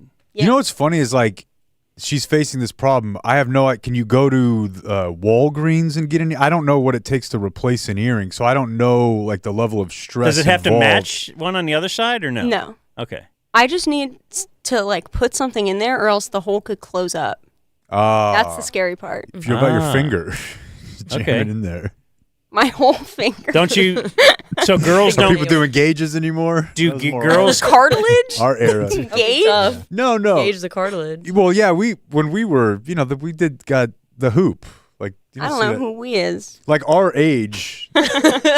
Do people not do that anymore? Like the massive gauged earring, Not really. I think that's I haven't like seen in your it. thing that- earlobe. Like the giant. yeah. I've seen that. It'll just keep stretching. So like in the 2000s, people started putting gauges in their earlobes, and they just. I know what you're talking about. Okay, I thought you said I don't know. They'd be No. like dollars, like silver dollar size. Yeah, I Horrible remember look. As a kid, I'd only really see it at like Hot Topic. It was and, a Hot like, Topic one. The amusement Yeah. park line. That's what I think is interesting about you having kids. I want to see everything, not to say everything's cyclical, but you're like, all right, what culture comes Bell back? bottoms came back. And I love the idea of a future where kids are gauging their lobes again. It's the dumbest looking. What do you guys think of the hoop thing through the nose, like the bull thing? Septum. Yeah. Eh, You're on It's board? not for me. It's fine. Looks good on some people. Did you guys see the other day in Hard Knocks the most Sirianni thing ever when they showed Sirianni's highlights? No, what? He's a double hoop earring guy. Oh. In college, he Okay. pops his helmet off, and they're like, "Is he rocking?" I did hoops?" not know that. It makes sense though. You think Shoddy was earring guy? 100%. He's from fucking Florida. Shoddy's got studs for sure. And of course a tattoo. Faith Family That Football. says Faith Family Football. Where do you girls stand on tattoos? Not currently tattooed, correct? No tattoos. I don't How think I want one.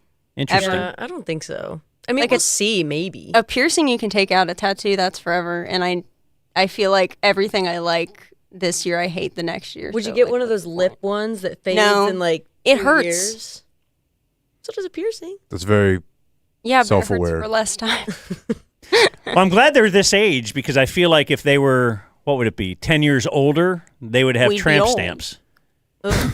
Like, didn't everybody around some era when they were like little? Oh yeah. All the girls that we knew Big at the time. office or whatever getting tramp stamps, and then now they're Yeah, that's what they would call them too. They they're would go 40. in and ask for well, that. no, but we would. But it became commonly known as that, right?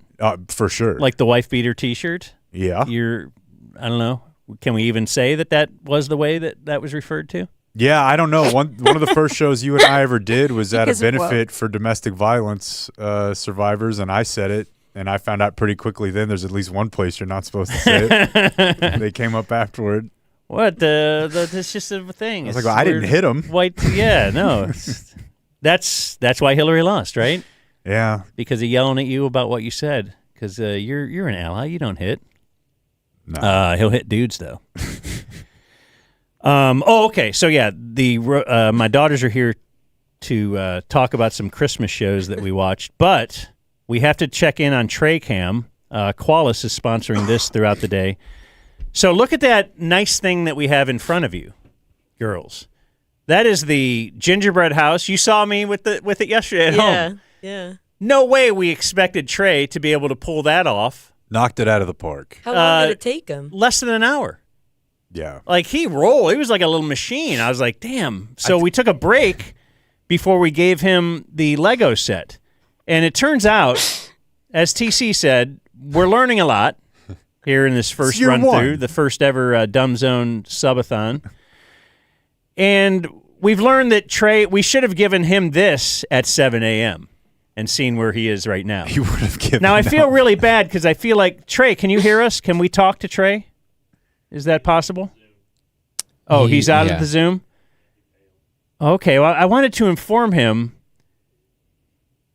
that if he wants, he should get up. Like, I feel like we're killing his back. Yeah, so Dan thought this was a good idea, and now Dan's back is starting to secondhand hurt looking at Trey. Yeah. Because he's hunched over. I He's wanted been like that for like 3 hours. Legos on the black too. ground. You want to let him just do what he wants. If he wants to lift it all up onto a table, or, I don't know, should we let him quit? His legs are dead. Give him any option. We did walk by him on the way in here, and it was very sad. I know. I waved And at we him. He did looked not. So happy. To we see did you not. human. I did not say hello. I waved. He looked so excited. I think he's having fun. Did he give any recognition Oh, like he would, dude. to you two? No way. I think he knows us. Do you guys remember the We've been time? met. Okay, since he can't hear us, Perfect. he used to watch our dogs. I mean, he still will if we go on vacation or something. And he'd certainly break something. Might be the towel rack in my office. It might be a flower pot. Oh, a flower pot that said, Happy Mother's Day, written by a 4-year-old, one of you two, but he broke it. And one year it was the washing machine, if you recall. We had to get a new washer dryer set because Trey, he's like, calls me while we're on vacation. He's like, does your washer usually work? Because, like, yeah. Tends to. Poor guy. So the one time we came home, do you guys remember this? Because you were much younger. But we came home, and Trey was still there. You know, he stays at our house for a week. And I'll be like, hey, we're going to be home Saturday about 4 o'clock or something. Just to let him know, you can let the dogs out like at 10 a.m., and then we'll be home by 4. You're pretty much your day's done. Yeah. After. Well, he was still there. And then we brought our luggage in, and he's still there. I do recall. And then we're getting our stuff together, and he's just sitting there. Like, not moving? And I was just don't like, remember no, that. I mean, he was like talking, and how was your trip? And He all was this. missing a social cue. And I was just like, then I had to go up to him and say, dude, why don't you bolt? Like, you don't, what are you doing? Why are you still here? There wasn't a confusion over like payment? No, There's no, yeah. I'm sure it wasn't that. So anyway. That's not surprising. But social cues, yeah, are not his specialty. Neither are Legos, apparently. He's what? fine? He's good. He doesn't want to move. He doesn't want to move. Back doesn't hurt. It's dedication. He is in shape He's now. young. He's sprightly. He's not like you. It hurts. Oh, damn. Yeah, it does hurt to look at him. Can we give away another book real quick? Sure. Glory hole in the chat. We're Whatever giving that away means. Brandon Aubrey books. Brandon Aubrey. Who knows who Brandon Aubrey is? I know who Brandon Aubrey is. Eden, who's Brandon Aubrey?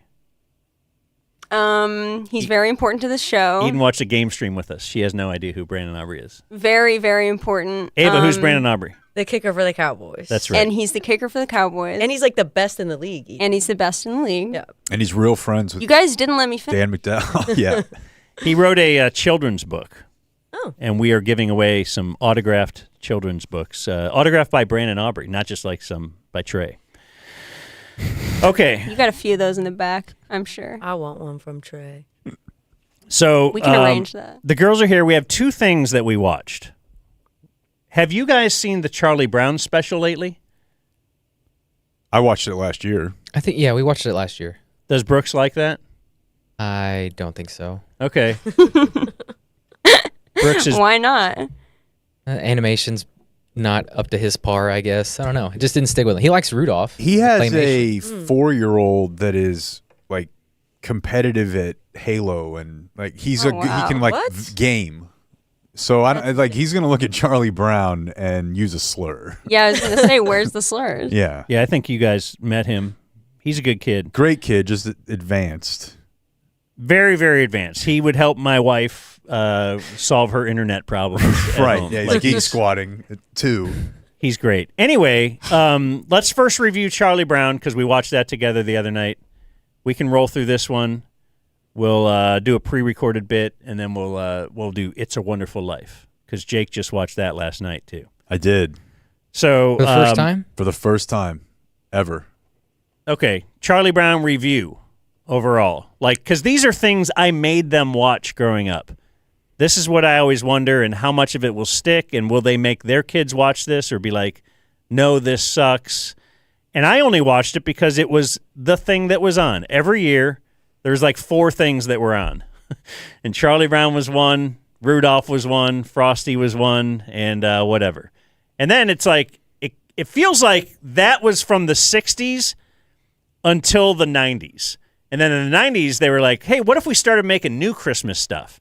That's when Shrek and all this other stuff. And now they do new Christmas stuff all the time. Elf? They have a Shrek Christmas special. They do? Yeah.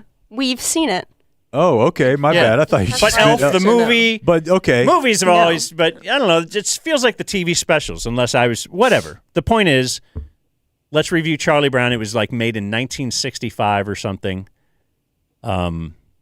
Just any thoughts? You can definitely tell it's made by a guy who only works with 3 panels at a time. Because if you go through it, you can like pick out the little parts that are like the comics that he must have just like thrown in there. Like if you count the beats, you can go 1, 2, 3. And sometimes they just like run it over and over again. Like they do that with Schroeder and Lucy on the piano. They just do like a couple of comics in a row and then they move on. And it's like, okay, not really plot relevant, but I don't know if that's what we're here for. We're here for a little fun special. But my first thought watching this was, how is that boy so dirty? How? Who is letting him out of the house like that? Who is abusing this child? I think it's like the easiest signal for poor. Yes, that was in my notes. Is we have to just Pigpen be like the poor kid in school? Poors are like dirt. We Because can't you always show knew the poor kid, right? Oh yeah, and they typically, they're dirtier. Yeah. So the hot girl didn't want to be hooked up with the poor kid in the play. Well, it'll mess up her naturally curly hair. Right. Right. My thing is, how old are these kids? Linus sucks his thumb and has a blanket. Yeah. Yeah. Charlie Brown, like... Well, I know the order goes like Sally, Linus, Lucy, and Charlie Brown are like on the same level. But like... Linus is younger? Linus is younger than Lucy. Okay. And Lucy and Charlie Brown are the same age. But what age is that? Like 7, 8, and 7, 9. 8. Like, Well, I feel like old. Lucy is like 4. And then Linus has to be like 6 or the number above that. Yeah, whatever that and 6.5 Right, perhaps. 6.5. Do you guys hate the 6'7" thing? I'm a little above the age range for that one. Okay. I'd say. Well, it was funny for our age, like I don't 5 think it months was. ago. No. Like Maybe the memes your on Instagram were age. coming- Oh damn, they're It's- different generations it from skipped each 21, I'll tell you that. No, it didn't. It didn't skipped skip me. your Instagram feed, I'll tell you that. It did. No way. Yes, it did. It was funny for like 4 minutes 5 months ago. Who else didn't laugh? All right. You asking the wrong crowd. We know. I'm not asking. They like it. I'm asking the kids at home. Okay. I'm certain you guys find it hilarious, but You'd be very proud to know, if he hasn't told you this, my daughter is walking around at school, and anything that kids are into that they think is cool, like that phrase, she tells them like that's ruining your brain. She's a real awesome. buzzkill. Brain rot. I brain rot warrior. She will walk up and be like, "Oh, you've been on your tablet a long time. It's rotting your brain." That's awesome. so good. She's making a lot of friends. I Yeah, didn't start This being is that way like until like 2 months ago. New age SJW. yeah. You find the tablet. So Charlie Brown, it does seem like a very adult theme that his problem is that he feels especially sad, ironically, here in this most joyous, happy time of year. Yeah. which a lot of people do. Yes. But And you wouldn't think 6-year-olds or 7-year-olds are dealing with this problem, though. I see what you did there. Yeah. I'm sorry, I didn't mean to do that. No, but you wouldn't think that. It's just that Charles Schultz, here's the deal. He writes a comic about kids, not adults. So whatever he's feeling, the adult theme. he's just Charlie putting Brown in is Charlie Brown. Definitely a self-insert character there. Yeah. He's like, everyone hates me. And everyone else is like, yeah, we hate you. Yeah, but it's just an Maybe odd his thing. editors Everybody were, calls him like, stupid. affirming that. Yeah. Which I also think is weird because at least there was an era, my wife was part of this, when you girls were, 4 years old, you're not allowed to say the word stupid. Yeah. Yet, here, we're not allowed to say that today. You think that went away when we were 4? Come on. You Let's think walk we you over- aged out of that one? Let's walk you over to the TV and sit you down in front of a fun cartoon where they just berate this kid the whole half hour. We the 50s and 60s Disney comics hammer the word idiot. And that's one that we can't say, right? But Cruella, when she says, you idiots. That's what I mean. You learn idiot. You learn the word hate. I hate you. From movies, it doesn't typically come up at home. Anymore. Typically. Little kids hating things is so funny, though. It's so unserious. Because they mean it with their whole heart. That's all they know is the hate. I noted no black characters, and I noted that too. I noted they only got woke a couple years later when they added Franklin to the Thanksgiving one in 73. This one. Oh, did you didn't look make the that up cut. when the? No, I just looked at the dates on the when we looked up Charlie Brown. Okay. It just shows the dates on Apple. That makes sense. I was wondering, was there criticism that, hey... They probably didn't... What, you think people were woke? I think they just did it because society was getting more progressive. Or maybe Franklin didn't exist as a character back then? I don't know. Okay, who knows how old they are, but they were old enough to go to the tree lot and buy a tree. He could be Jewish. Franklin...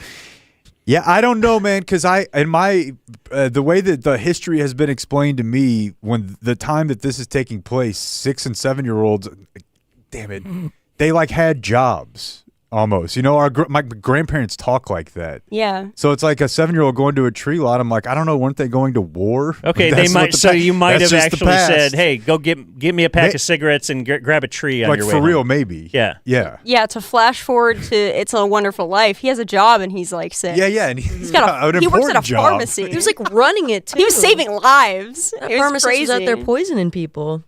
Hey, no spoilers. Oh. It just feels too. Okay, yeah, we're gonna get to there very quick. So. It just feels like, to me at least, it was illogical. I didn't really, at the end, understand the meaning of Christmas just because he said a few things from the Bible. What does that mean? I really took issue with that because Linus, he's like, what's the meaning of Christmas? Linus goes up, he says his little speech. He's like, okay. Then he goes out with the tree.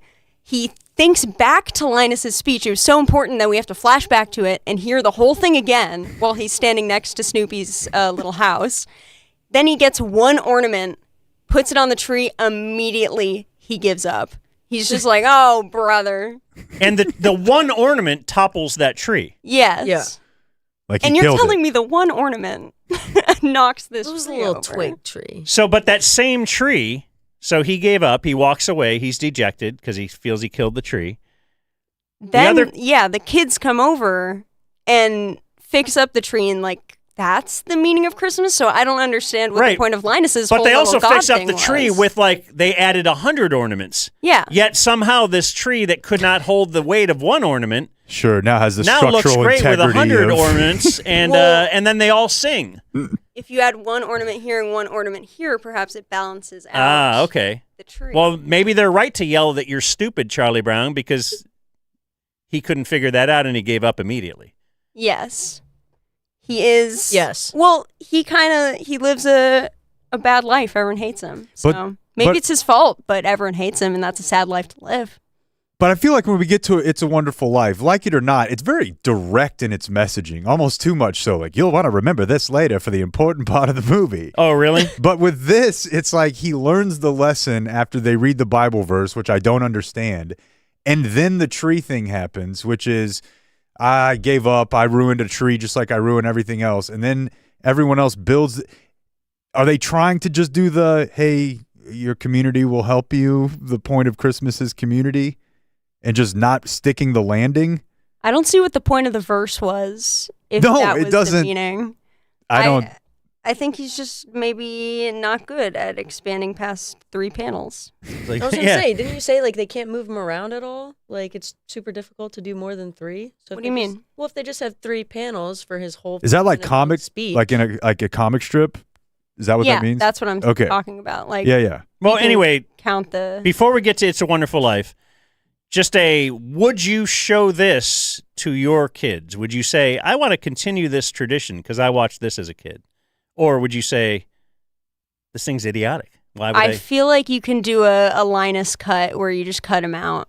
And I feel like it would be a little better and make a little more sense, perhaps. I don't want to push that random Bible verse onto my kid if it doesn't make any sense. Like, even if I'm someone who's religious, I'm like, well, what does this mean? This doesn't mean I would anything. just show the whole thing, though. It all flows together. If that's how it was, that's how it is, you know? So we have what if your kid comes up to you after and is like, Mommy, what did that mean? Well, then you would simply just explain the Honey, baby Jesus loves you. Baby Jesus in the manger, and there you go. Yeah, go ahead. No, Yeah, it's but what super if you're not simple. religious? Oh yeah, because I need some pointers. Yeah, what do you mean I've you recently would been simply through this. explain? Yeah, go ahead. Explain baby Jesus in the manger. And again, here the word that they use is he is the Messiah. So go ahead. What does You know? Messiah mean? Yeah, what's that? Well, that's getting a little. See, you don't need to be getting that What that detailed with kids, but But in this specific comic, they have a child read that message. That's like true. that's the thing. That's He's like, true. oh, I guess I we'll didn't- go to Linus for some theological underpinnings here. right. I didn't think about it that deeply. To be, I just want to know if he was like, I haven't read that many of the Peanuts comics. I want to know, was he running the God stuff in the comics? I don't think a lot, right? No, I it think was like it's because it's background. Christmas time, and, yeah. and the whole thing seemed to be against the commercialization of Christmas. And we have to I feel remember. like Linus drops a verse in The Great Pumpkin. Does he? I don't know. I feel like I remember that, but it's been a while. Well, we'll have to have you back in October. Might be busy. But we also have a pre-recorded bit, PRB, we like to call it, and then we can review It's a Wonderful Life.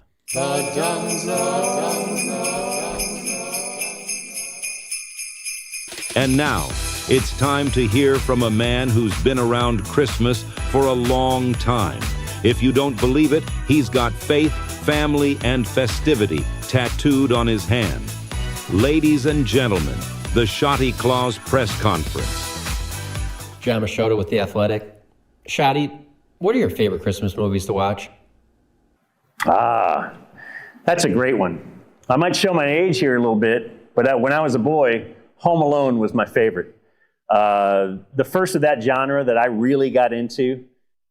I may have even slapped a little aftershave on the old face now and again. But I do love the classics, though. Love the classics. Grew up in a Christmas household, as you know. Miracle on 34th Street. We got It's a Wonderful Life. Jingle All the Way. I'll pull that one out. Huh? What do you think of that one, Tad? Yeah, the Arnold Schwarzenegger. And if you know me, you know I love me some Sinbad. So just love all the Christmas movies.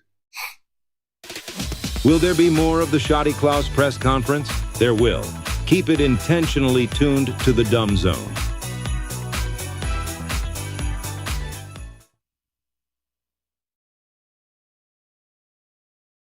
Jim, you want to go up there? Awesome. Want to go up? The bus? Yeah, let's go the bus. Let's go. Has he, didn't you send me a video where he jumped off the bus? He totally jumped off the bus. Should we recreate that today? Yeah, that's what I told him we should do. We've got a few larger guys here. I'm pretty fit. I think we can catch him. Okay, so he'll jump off and just let you catch him. Yeah, let's. All right, here we are. Jim Knox went on top of the bang bus. And here's the guy that orchestrated the whole deal, Jason. Jason, this is how many straight years opening day? What did we decide, 19 years? At least. 19. Man, 19 straight years. Can you believe that? It's ridiculous. We actually have disposable income to do something like this now. Give me, out of 19 years, what was your best opening day memory? Paycheck to paycheck, Blake. I think it was when we played Cleveland and it was 35 degrees with a wind. we were bundled up underneath, and it was like not even fun, but it was actually the fun part of being at opening day. So anyway. So you got about, what, 80 people here? 90? 80 people going in. There's probably 100 plus here. There we go. Got it. Okay, awesome. Okay, who else we have up here? Are there Where's any the of New them York Asian? guy? Oh, You hey. got any Yeah, Asians? hold on. Hold on. Let me get we're gonna get New York. Where's the New York guy? Got any tail up there? So, Jim, can you hear me? Yes, I can hear you. All right, Letty question? says he is challenging you to jump off of the bus, and that he'll this get a bus. couple guys catch you. I did Would this. you do that? Oh, man. Is that the old Jim Knox? Yeah, I can still do Do that. you think you have it in you? Does Jim Knox have the guts? I think I can. To jump off of the bus. But where's the chair? Here, live on the World Wide Web. Do we have any? We'll get you there. So this guy flew in. This is from brought to you by Oregon. Fairly. All right, so we've got a couple of guys Fairly's here. not Oregon. Okay. Wire Will is one of them. Where they have Like a bad idea. staff. Jim Knox is going to what? Doesn't look like Hold Jim on, I got somebody up here telling me something. What was that? I was going to say, this doesn't look like the most stable chair, but then I changed my mind. I think it's going to be fine. So wait, what are we doing I don't here? know. That doesn't look too stable, Dan. No. I mean, really, I don't even think I could fit in that thing. You need a bigger chair? Do we have? So what is the bit? He's going to jump into a chair? You need a better chair. What is happening? You guys see that video of that lady that got naked at I don't know. the We airport? should plan these things. Yeah, she was kind of hot. I don't know. Oh, okay. We're looking for a big, stable chair. Now that's a little better. Now we got to move. We got to move the benches and the tables. Hey, was He's she really one going of to jump off ice the queens? bus. No, but she'd probably remember them though. Let's no, see. they were older than, or younger than her, me though. So, maybe So not. Jim Knox. But dude, Okay. she knows. Here we go. When we talk about the, it Think just it's a bad We idea? need it. Okay, do you think? Okay. Let me get over here. All right. Jim Knox about to jump All right, Jason. off of the bang bus. Why are y'all making him do this? Into Caught a on the chair. wire. All right, guys, you think you can? He might really? get hurt. He What do you really think? might. Huh? He doesn't A look little mad. further out. I don't want to go back to the boat. Oh, thanks. Don't have it in there. All right, here we go. All right, let me just say this. Good luck, Look, I can Jim. only see his feet. Good luck, Jim. If I have a perfect landing, that means the Rangers are going to have almost a perfect season. All right. God bless America. If I don't, it's going to be a train wreck today. Okay? I don't know, dude. All right. This is like Here a we go. groundhog. I don't So know. fucking Ready? bad, dude. Countdown. Let's do this. Yeah! Yeah! Hey! There we go.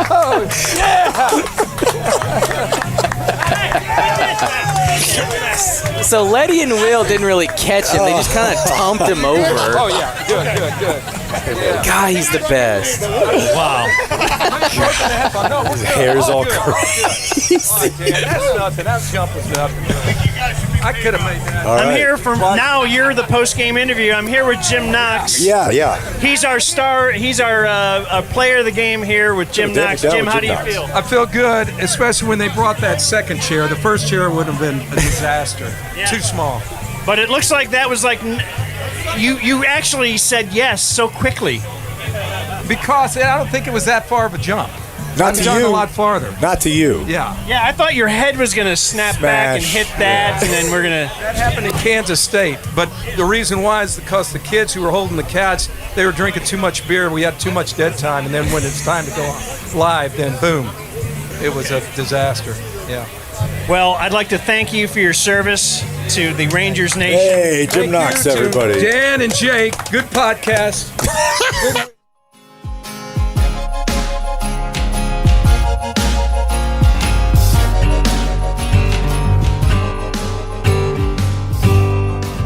I'm dreaming of a white Christmas, just like the ones I used to know,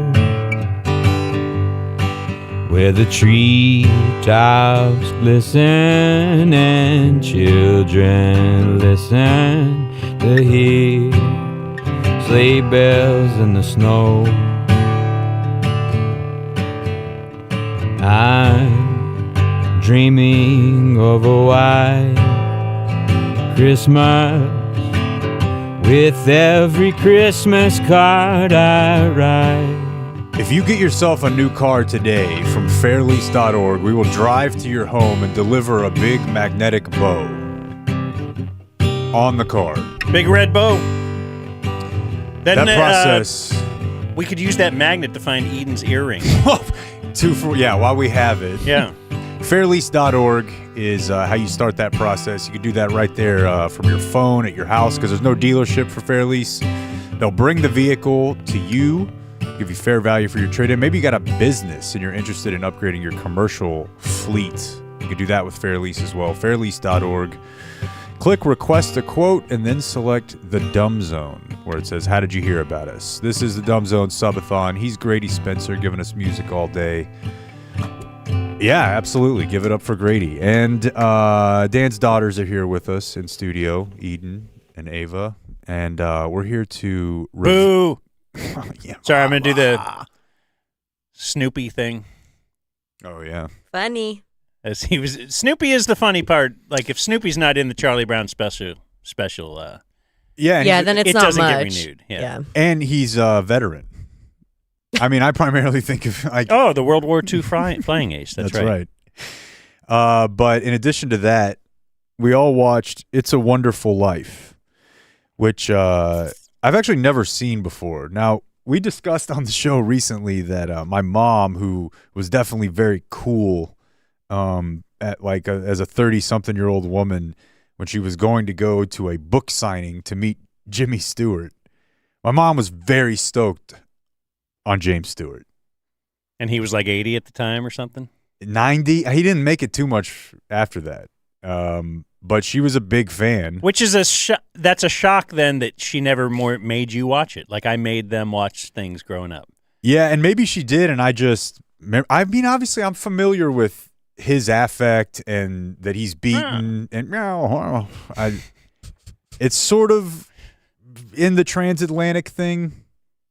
Like the accented announcers and all that that's very annoying. You don't hear it as much anymore. Oh, the old-timey? Yeah, see? Look on graphic for final 2 bullet points. That bit. But I don't know. I'd never seen this movie. Mary. And, I got to tell you, maybe it's just because I'm not as bad of a person as I used to be, maybe, and I'm trying to be a better one. I thought this was a good movie. Like, I actually enjoyed this movie. I think it's well done. I think there's parts where I actually laughed, like it carries today. And I'm actually not gonna tell you that I hated it. I'm not gonna rip it. I thought it was cool. I think it's a good movie. Yeah. And I don't really like that many movies. I don't know. In 2 hours, I was like, I knew you obviously know what's gonna happen, right?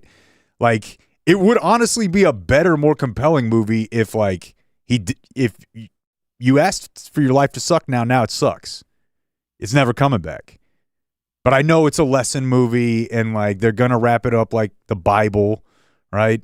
I assume that's how shit went in the Bible. Did they wrap up the Bible with a cool? Well, the idea of hey, your faith in your faith in humanity will be redeemed in some way, right? Like that's the point of the movie, and it does at the end, right? Like everybody comes together for him. Did you tear up at all at the end? Because I found myself at the end when everybody's bringing the money in and pouring it, and then a telegram, and it's like, oh, I'm so happy, it's a happy. No, I feel you. I definitely welled up, even after I've seen it the 5th time. It's just makes you feel great. Yeah, it's compelling, and I'm a little bit of a homo. Yeah, so I don't know, man. Homo sapien. Obviously, there's stuff in there that you're allowed to say is a little bit corny, but I even kind of thought for a movie in the 40s, there were some comedic parts of it that I thought were okay, that's not bad. So yeah, sorry. I liked something. The worst thing you could do here. Go ahead. Us now? Yeah, I don't know. What did you think? I liked it. Was there any tear possibility with you guys or no? Do people still cry? Or if we phase that out? I don't think I've ever cried in front of you. Oh. While watching a movie. It's never been the vibe to cry. I've seen some tears when we watch MasterChef. That's because you're actively strangling me on the floor. That's what does it. Everyone has their breaking point. MasterChef Junior, by the way. Yeah, MasterChef Junior. Why do they put the kids anyway? It's just It's sad. But I liked the movie. I thought it was good. liked it. And it was refreshing to see like good acting. I think I've been the watching guy, stuff with the like, main bad guy acting. sounds and looks exactly like David Lynch, so that upped my enjoyment of it immensely. And I thought that he was good. But I also have watched this before, but I've only seen half of it. But I actually found out that I've only seen like 30 minutes of it because I thought that I watched half of it, but like the first 3/4 of the movie is just his life, and then like bam, we're gonna have like 10 minutes of him regretting his life, and then he has this huge change, and it's the end of the movie, and you're there. And I thought that Clarence was like a way bigger part of the movie than he was. Yeah. I haven't seen the one with Scrooge recently. Christmas Story? But I Or feel Christmas like Carol? in that one they get into the like, hey, we're doing the retrospective like alternate bit like way earlier, and that's like the meat of the movie. Do you know what I'm saying? That's what we thought because this one would that's the be. part. That's what you're. That's a good point. They do spend a lot of time in the setup. Yeah, piling up. But And then he spends a lot of the time where he's supposed to be learning, like just being confused as to what is happening. So I thought that they could maybe dwell on that a little bit longer. Not that he didn't learn that's a his good lesson, point too. So but he's really it happens only very dealing with the angel for 15 minutes of a 2-hour movie. And for the first 10 of it, the guy's just the angel's entire lines are, "I'm an angel." And Bailey's are just all, "No, you're not, man." What the fuck? Like, it's just 10 minutes of him like, no, we need to get to the part where you believe me so we can move this forward. And instead he's like, "Boy, you're a strange cat, see." It's like, yeah. No, that's a good point. But I don't know. I'll tell you something else. White people used to have a good time, man. The dancing, like if that's what pop culture white parties looked like when they're at the high school dance and they open up the gym floor, everybody's like that looked great. Do you know the trivia? I don't even know if this would affect you at all. The trivia on who opened up, who is the guy with the key? I don't. That, yes, didn't George started dancing, but the guy wanted to open up that floor? I don't even know if anybody will understand what this means, but it was that person was Alfalfa in the Little Rascals. Oh. In the early... Isn't there like a Little Rascals curse where they all died in like horrific ways very early on in life? Alfalfa would die within a couple of years of being in that movie. It's a Wonderful Life. Wow. I did mention to Ava that like everyone nowadays has like iPhone face and they all have like a bunch of filler. And so I feel like we couldn't shoot something like this nowadays and have it pass for the 40s or whatever. But that guy, Alfalfa, looked like a guy I'd see on the street nowadays. Everyone else looked old, very old. Yeah, he looked like he could be a high schooler at that high school. Mm-hmm. People did just look old, man. We've talked before about now, like the filler thing used to be if you were 50 and you were trying to hold on to it a little bit, you do that stuff. I see now girls in their 20s doing that stuff, and then it makes them look like old. That 40. Vice photo shoot that just dropped with Caroline, what's her name? She's in the... Caroline Levitt. Oh, yeah. And you can see the injection marks on her lips, and she's Yeah. like 28, and she looks 50. White House lady. Yeah, okay, yeah. The press secretary. Yeah. It's crazy. Like, everyone just looks super old. It's weird that people are... Because that look is old because it's like 50-year-olds trying to look younger, and now it's like you just become ageless in a way that like I can't tell if you're 20 to 50. Which is possibly a good bit. It's with my bald theory. Yeah. My Bob Sturm bald theory. You guys know Bob? Yeah. Well, He went bald when he was like 25. We worked together then for, 15, 20 years. People would see us when we first started working together. He's bald. I was not. Then they saw us 15 years later, and they'd look at Bob and be like, "Man, you look great. You look exact, And they'd look at me and go, "Oh, hi." You listened to you a long time. Can I help you across the street? Right? Yeah. It is similar. The thing you're leaving out is the women are paying for that. Yeah, but Like, I mean, they're paying for that ambiguous. You pay for it. But in 20 years, somebody will look at her and say, "You look the same as you did when I knew you." It will work. When you were 28. It's just a different way to do it. To be Right. like, I'm going to make myself look Make 42 yourself look older, at 27. But that stuff doesn't last too well either. You have to stay on it, or else it starts dragging you down, and then you do look 60. Well, filler like migrates across your face if you don't get it dissolved. So that's another thing about looking bad. Squish it around. Yeah. Okay. Let me tell you something else. At first, you know that George is going to kill himself at the end of the movie, or try to, because he's getting divine intervention from his angel. Like, hey, you need to go down here and save this guy. Like, What if he got that and then at the end he just jumps? that's what I'm saying. Is that there are a couple decisions here that would have made this A funnier movie. Yeah, funnier. But so it's 1928. And George has a business partner. They work in finance, and they work at a place that needs to obviously have their deposits covered because they give out loans. 1928, his business partner, who is I think his uncle, is carrying around $8,000 in cash, which we are come to learn is the full reserve of the bank. If they don't have this, they are insolvent. And he's carrying around this $8,000 on his person. I think we learned earlier in Kevin's game show, that's like $1 million in today's money. It's like 130 grand. Yeah, I looked it up when we were watching it. 130 grand. So that'd be quite a bit to be carrying around. So he has that $130K, and he's dicking around with the bad guy in town, the big, mean, bad businessman, and he's giving him a hard time. And he accidentally drops this $8,000 in that guy's newspaper, trying to just slap him. And the guy finds it later. Of course, he's not going to give it back. But now the $8,000 is gone. Everything's we're talking Bernie Madoff levels of they're going to prison. And so now George is pissed. And at first you're like, God. He goes home and you feel like he's going to hit his kids because he's like, get the kids away from me. I wish we didn't even have these kids. And it seems irrational unless you considered you or me doing that to one another. Like, if we run this business together and somehow I take into my possession an item that if I lose, you're going to jail.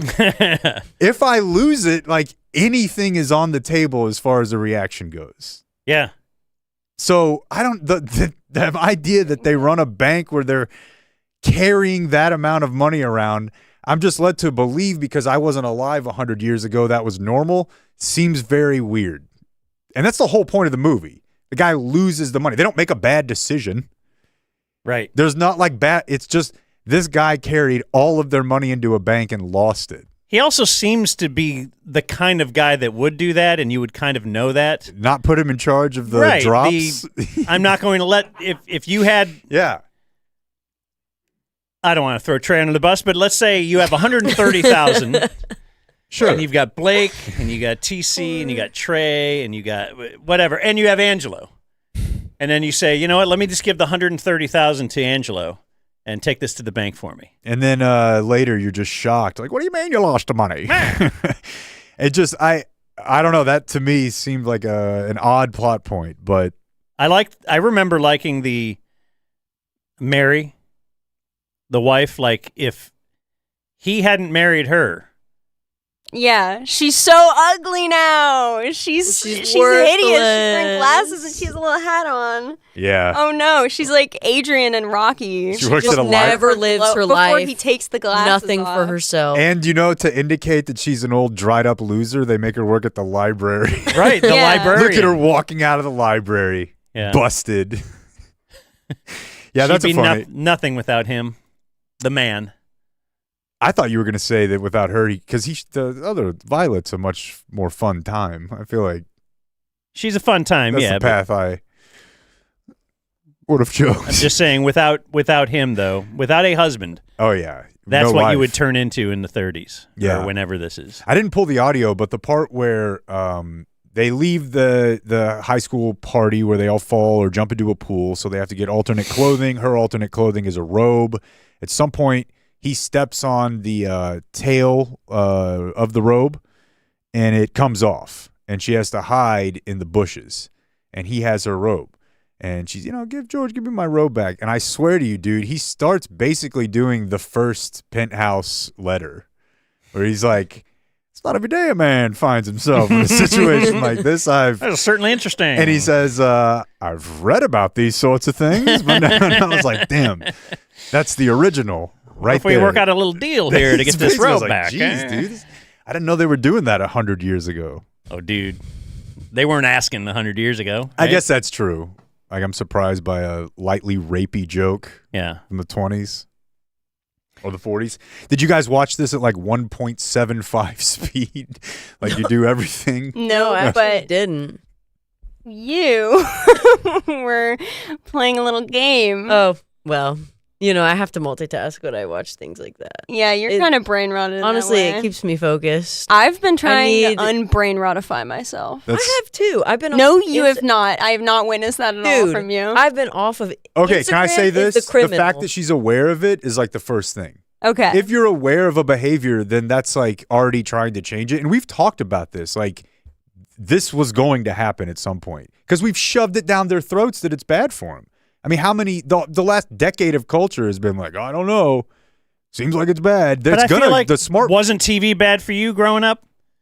Didn't you just hear? Yeah, and I mean, then they limited it, right? But it feels like when we put it all in the phone, there was like, I mean, I was not allowed just to watch as much TV as I wanted all the time. Yeah, because Tepper Gore or whoever told my mom this is bad. Yeah, but they're in their 20s now.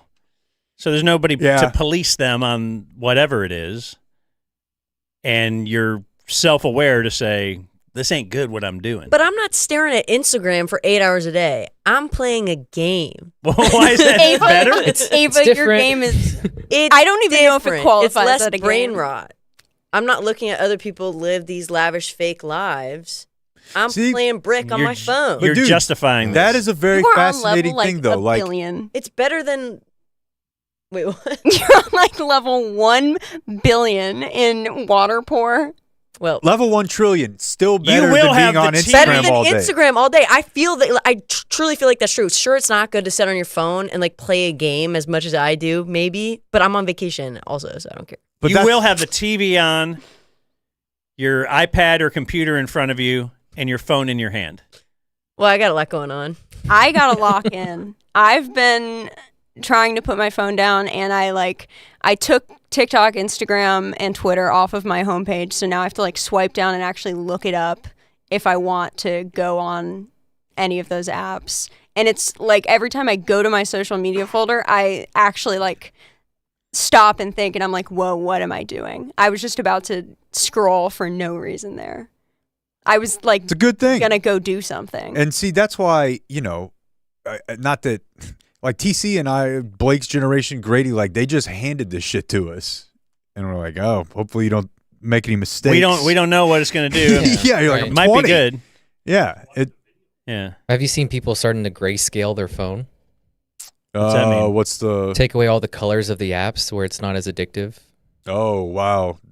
Because I know for a fact that I can tell, and I'm sure TC, like when you put on certain YouTube channels or whatever, they've hacked the color to grab your kid's eyes. Like they know, they fine-tuned this now to a point where, and I'm telling you, dude, like the Japanese cartoons are just, it just locks their eyes. It's manipulated to be attention grabbing. So it would make sense if you remove that. TC's just seething, I'm sure.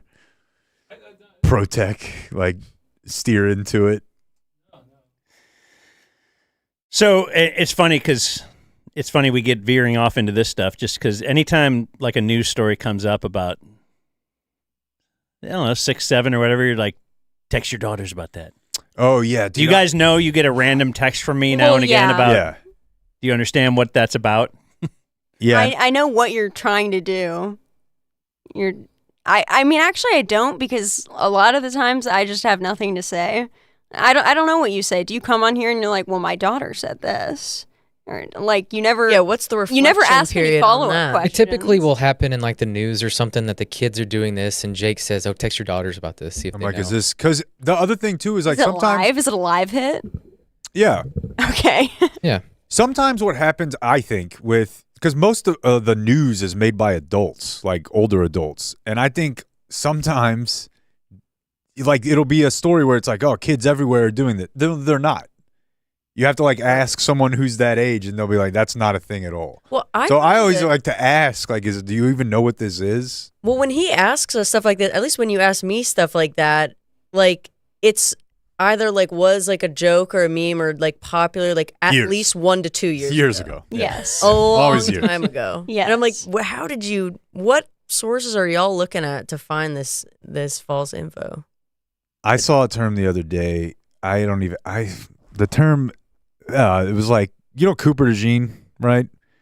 Already my hero. You know who he is, right, Ava? Yeah. Eden does not. Eden does not. He's a football player, young football player, and he has a speculation that he's dating like a 43-year-old wrestler. Which all of this is my white NFL player, and the headline was like, fans are already shipping Cooper DeJean, and I'm like, that term is too much. Shipping? Yeah. They know. Do you know what that means? Yeah. Do you know what that means? It's like wanting people to be in a relationship, so you ship them together. Usually it's just with like characters in the media, I feel. Or like Yeah, but characters in also- TV or something. It can happen with celebrities too. Yeah. I feel like I mostly see Especially it with, like actors who are in the same show. Hoping two people in a show. yeah. Two people in the same show. Like characters. Yeah. But not like real, like not like football players, I'm I like- would say. So if No, I'm there's shipping, actually a huge community of people for hockey specifically who are crazy into that To like It's hook hockey fascinating. players up with other people? with other hockey players. Oh, wow. Oh. Okay. There is like a gay hockey show on HBO right now. That's probably why. It's That'll do it. I don't know They're that it's plugged in. I don't know if it's fiction or not. so we're shipping to hope that they. I don't think you need to that sounded weird. We'll leave it alone. All right, so you will show your kids this movie? Maybe. No. This movie? I would probably. It's Sure. so classic. I feel like it would be good. Well, they're probably not going to like the black and white. They're going to tune out. We'll just After flip all on the that color, Cocomelon. Didn't they have a color version on? Oh, they do have a They have color version. But we didn't watch Yeah, that. we didn't watch that one. We had to I keep thought it it'd be OG. strange. That doesn't feel right. Yeah. But I remember watching this in the past and being like, I don't want to watch this. This isn't black and white. But think about how far we've Oh, come. really? 10 years ago, we would have asked them to do this, and they would have watched like a 2-minute reaction video. I was going to say. Hey, Eden, what's up, idiots? I watched It's a Wonderful Eden Life. is like- It's like, I've already seen the movie. I watched it. Not a film made, but whatever. You're into film. Yeah. You're into production. And I asked once if you've seen The Godfather. I've seen it with you. But this was a while back. Well, but the first time and you were like, well, I watch clips on YouTube. I get That's it. not true. There's been some classic movies I've been like, have you seen? And I saw clips on YouTube. I get it. This is a long I time swear ago. it was This The Godfather. It was probably like good. I long have time seen ago. The Godfather with you. All right. Oh yeah, I remember. I don't recall this. Oh, one more thing. Are we going to keep our tradition? We have a Christmas tradition that started last year. Are we going to do it every year? Do you remember what it was? Texas Chainsaw Massacre? You brought it to the table. Well, we watched Texas Chainsaw Massacre 2 last year. Okay, so we did so one we did 2 one years the ago? year before. We could go for 3. Wouldn't recommend it. Is that the Okay. McConaughey one? No, That's but gotta oh be my like gosh, 10. we should not watch that one. Oh. The that's- McConaughey one? That is Texas Chainsaw Massacre: The Next Generation. Which sounds awesome. Obviously, Star Trek: The Next Generation is awesome, but Yeah. like this is no. McConaughey's agent begged them to edit him out of the movie, but they wouldn't. Because they were like, Is that bro, bad? he's in the movie. He's like a character in the movie. I can't just take him out. He's like part of the family. Have you watched you like horror, right? Yes. Have you watched the Ed Gein Little docuseries? No. depiction? Yeah. But there is a lot of inspiration taken from that in Texas Chainsaw Massacre. I'll watch it again if you want to watch it.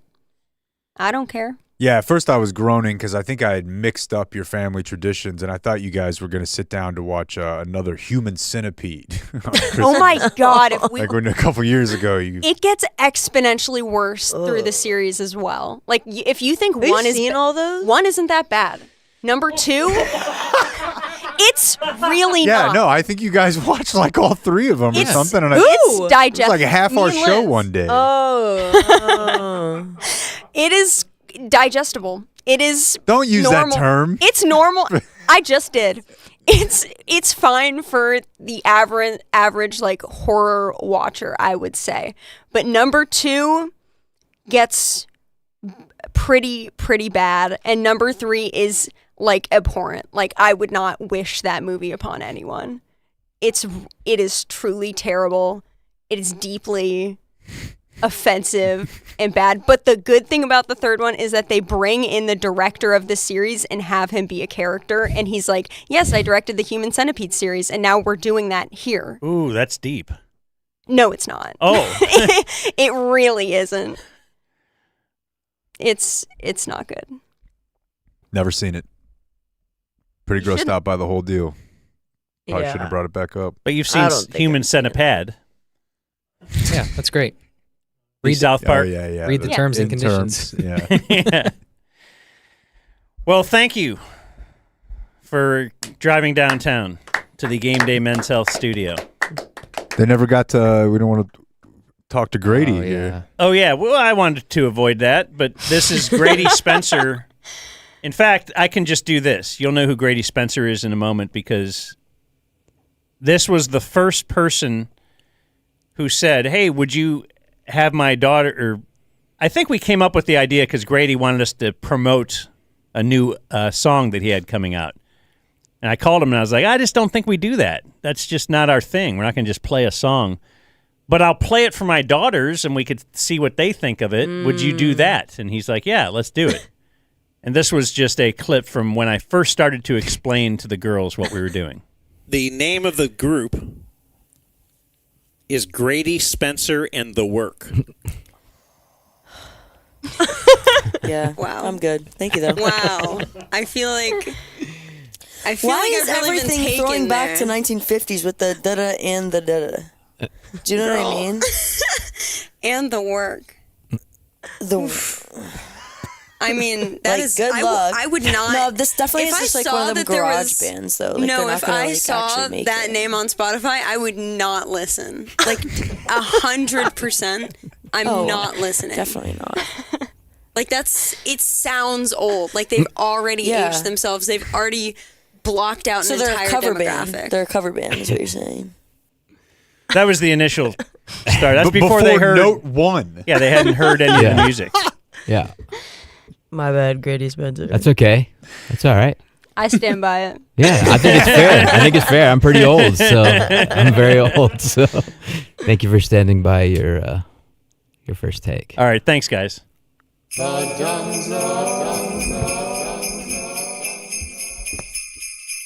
And now, it's time to hear from a man who's been around Christmas for a long time. If you don't believe it, he's got faith, family, and festivity tattooed on his hand. Ladies and gentlemen, the Shotty Claus press conference. John Machota with The Athletic. Coach, how do you feel about the reindeer heading into Christmas Eve? Great question. I feel great. Feel fantastic. Rudy, RD, Rudy's Rudy, right? He's got the red nose, raring to go. Dash had been coming off a hoof problem, but I think he's feeling pretty good. Prance is going to do what Prance does. You set your watch to Prance. Vic's looking good. Coop is really been coming on recent days. I'm very excited about what Coop can bring to the table. So feeling fantastic. Raring. Wish it was today. Wish it was today. Will there be more of the Shotty Claus press conference? There will. Keep it intentionally tuned to the Dumb Zone.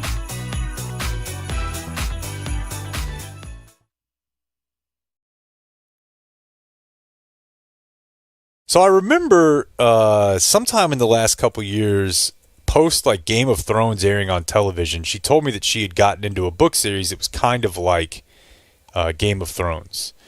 And it was called A Court of Thorns and Roses. A Court of Thorns and Roses. And I would hear her kind of talk about it, and I'd be like, man, that sounds really weird. Like there's fairies, maybe dragons.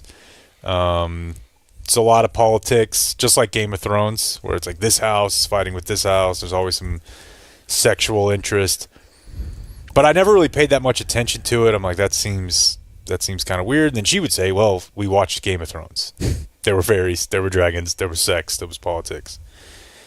And, like I said, I never really paid that much attention to it. So I was talking to her this morning about the book club, and she's like, yeah, I started this because I asked another group of friends if they wanted to have one. They said no, so I hit up all the moms from the two schools Nora's been to, and I got them together. She's telling me this morning, she's like, well, I'm going to do the Jewel Thief book next time because this time the book I suggested didn't get picked, because it was one of the Court of Thorn and Roses books, and I didn't sell it that well. I'm like, well, what do you mean? And she's like, well, it's fairy smut. And I said... You're like, no, I don't know. I'm sorry, what is that? Is that like a recognized genre? And I'm Googling it as she's telling me. She's like, oh, yeah, it's fairy smut. She's like, it's a whole genre. Like, that's what this is. And we're talking about it, and I'm looking it up, and... Fairy smut. Yeah, I'll pull the So is this like witches and warlocks? Fairy smut refers to a genre of erotic fiction within fantasy literature, specifically focusing on sexual encounters involving fairies, often characterized by magical elements in a whimsical, otherworldly setting. Leading fans to commonly label this type of story, like A Court of Thorn and Roses, fairy smut. So she's talking to me, and I'm Googling, and I'm like, okay, fairy smut. I needed to learn a little more about this. And she starts saying something that I couldn't really understand. It sounded to me like she was saying the Avatar. She kept saying, like, oh, that's what they do with Avatar. And I was like, what are you saying? How does this have to have anything to do with Avatar? And she goes, no, ACOTAR. She's like, this is part of the ACOTAR lore. And I acted like, okay, what is she saying? I'm going to keep just letting this slide. Finally, I was like, what are you saying? She's like, ACOTAR, A Court of Thorn and Roses. Oh, okay. Oh. So she's like, well, that's what we call it. I would guess these are not I think I wrote the name down wrong. 16-year-old kids. I would guess these are all older ladies. Yeah, and they want to go home right away and read the book and come. Is that what this is all about?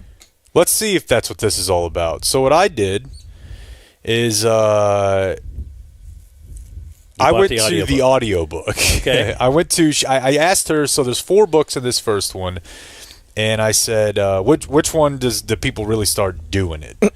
And she's like, it's in all of them. She's like, but in the second book, the protagonist, who's a female, she actually becomes a fairy. And now she's in fairy world fucking with fairies. And I'm like, okay, well, this audiobook is 24 hours long. How am I going to figure this out? Well, the good news is the horny people of the ACOTAR community have their own Reddit. And one of the tabs on that Reddit page was kind of sheepishly like, hey, not for me or anything, but like, has anybody taken the time to separate like the chapters with all the sex scenes out in these 4 books? Like, just wondering. And pretty quickly there was a reply that had the steamiest chapters in all 4 books, and all the replies were like, oh, I can't be the only one who listens to this on the way to work. Just a bunch of Susan Boyles is what we're talking about here. Wow.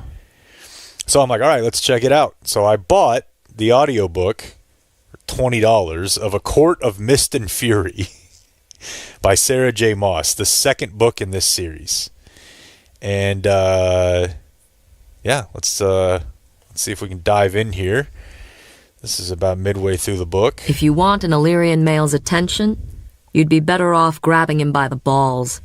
We're trained to protect our wings at all costs. So we have the male character now who's talking. And she asks the female character who just became a fairy, is like, what's up with your wings? Can I touch your wings? We're trained to protect our wings at all costs. Some males attack first, ask questions later if their wings are touched without invitation. And during sex? The logical thing to follow up with. The question blurted out. Reese's face was nothing but feline amusement as he monitored the mountains. During sex, an Illyrian male can find completion just by having someone touch his wings in the right spot. Oh yeah, we're talking about a male G-spot on the wings. Why did this detail need to be added? Presumably, the male has a penis. But we needed to make sure that you knew, like, hey, there's a way a woman can get to him here. Through his wings, his weakness. My blood thrummed. Dangerous territory. more lethal than the drop below. Have you found that to be true? His eyes stripped me bare. I've never allowed anyone to see or touch my wings during sex. It makes you vulnerable in a way that I'm not comfortable with. Too bad, I said. So we're talking now, that's a thumb in the butt. Yeah. That's That's the thumb in the butt.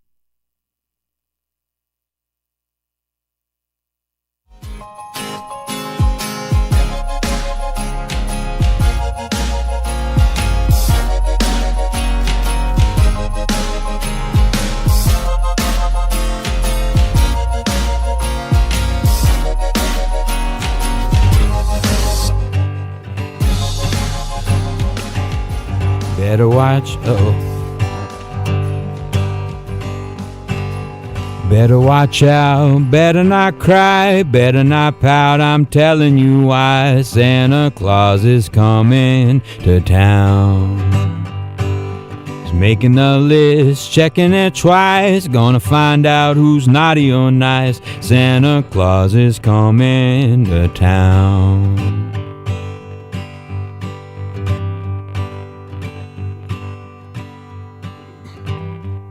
We continue on with the Subathon today. Thank you, Grady Spencer. The work is not here. We invite you to go to dumbzone.com. You can go to the little Subathon tab at the top there.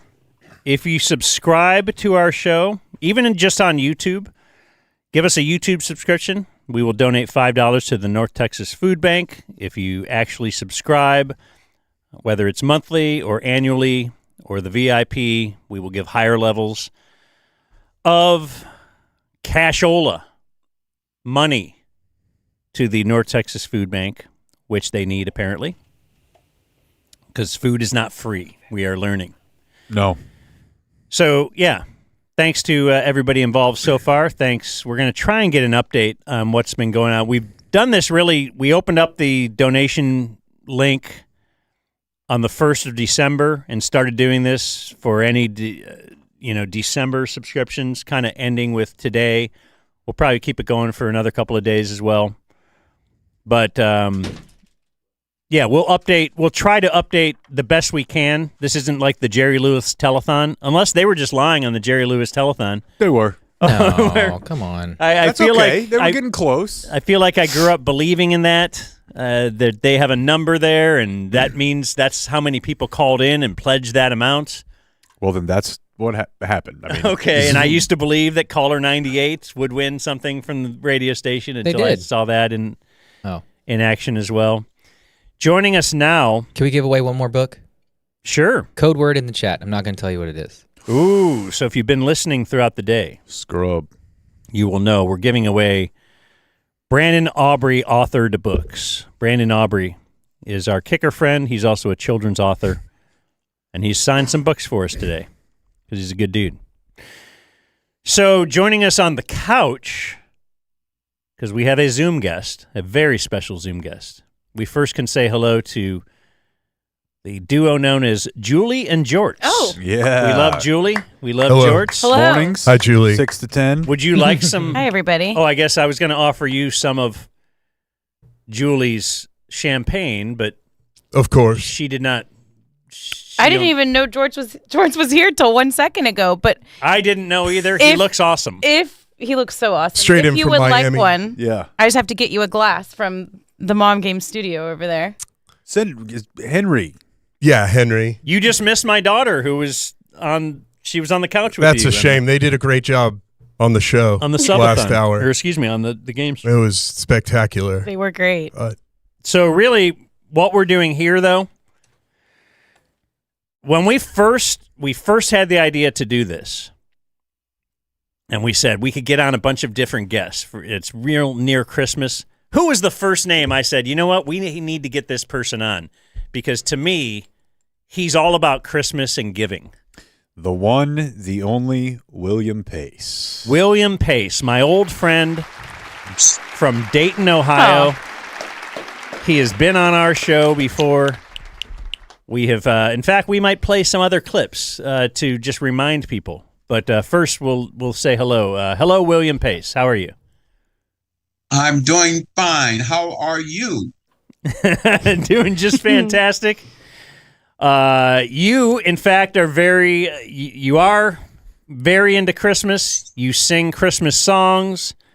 Let me just prove that. William, what do you think of the studio? Oh, I love it. Thank you. I love it. Very festive, very Christmassy. We've heard some of this on our show before. William Pace just did a concert himself to raise money for a local area food bank in Ohio. Yes, and it was very, very successful. And this is William Pace. Whoa!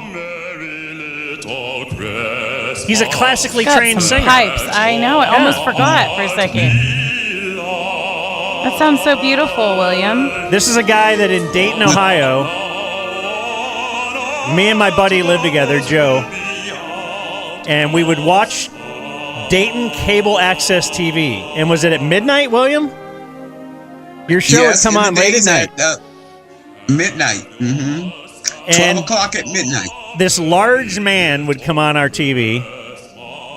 He would be wearing a tuxedo. He was big. Weren't you? You're probably 350 back then. Dan. Probably. Well, he's gotten in way better shape now. Wait, it looks great.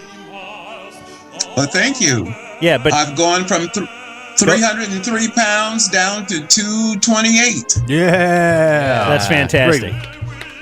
Anyway, this guy would just fascinated us. Like, he'd have celebrities on his show. He'd just talk. He would take viewer mail. He would whatever. Then he would just sing. You would just break out in singing. And then we booked him on our radio show. And then he booked us on his TV show. And it was a friendship developed. Now, we were talking last week. Who did you say the William Pace and Dan friendship resembles to you?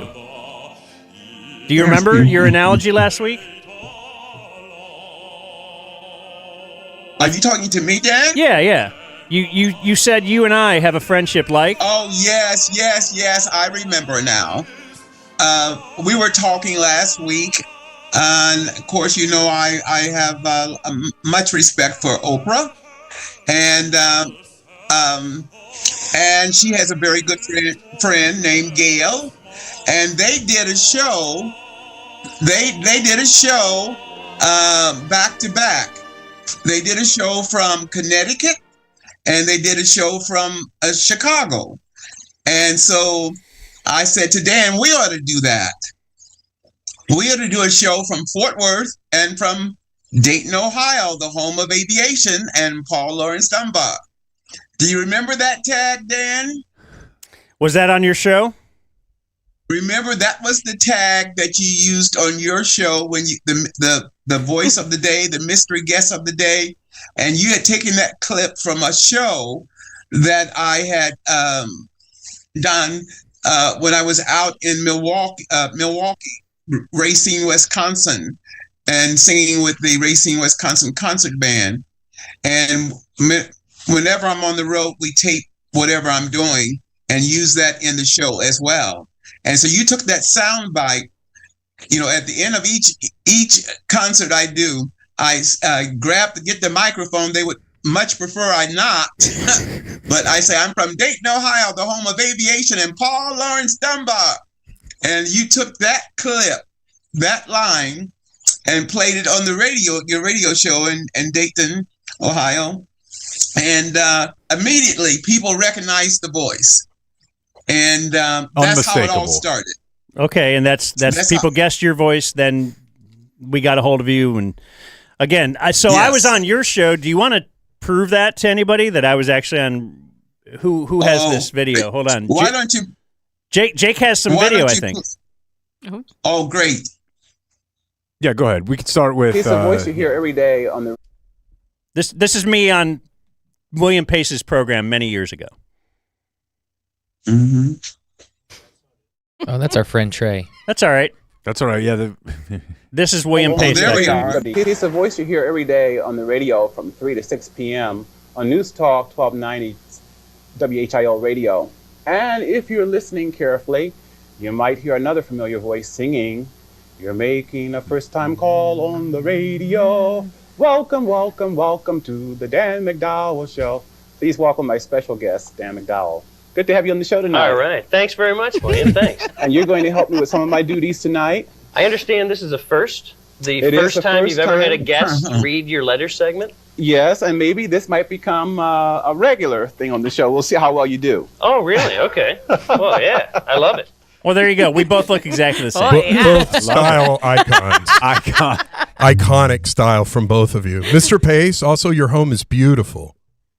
I love your home. Well, thank you.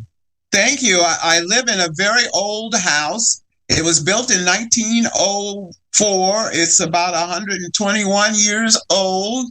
And it was a farmhouse at one time. And it's the oldest house in this area.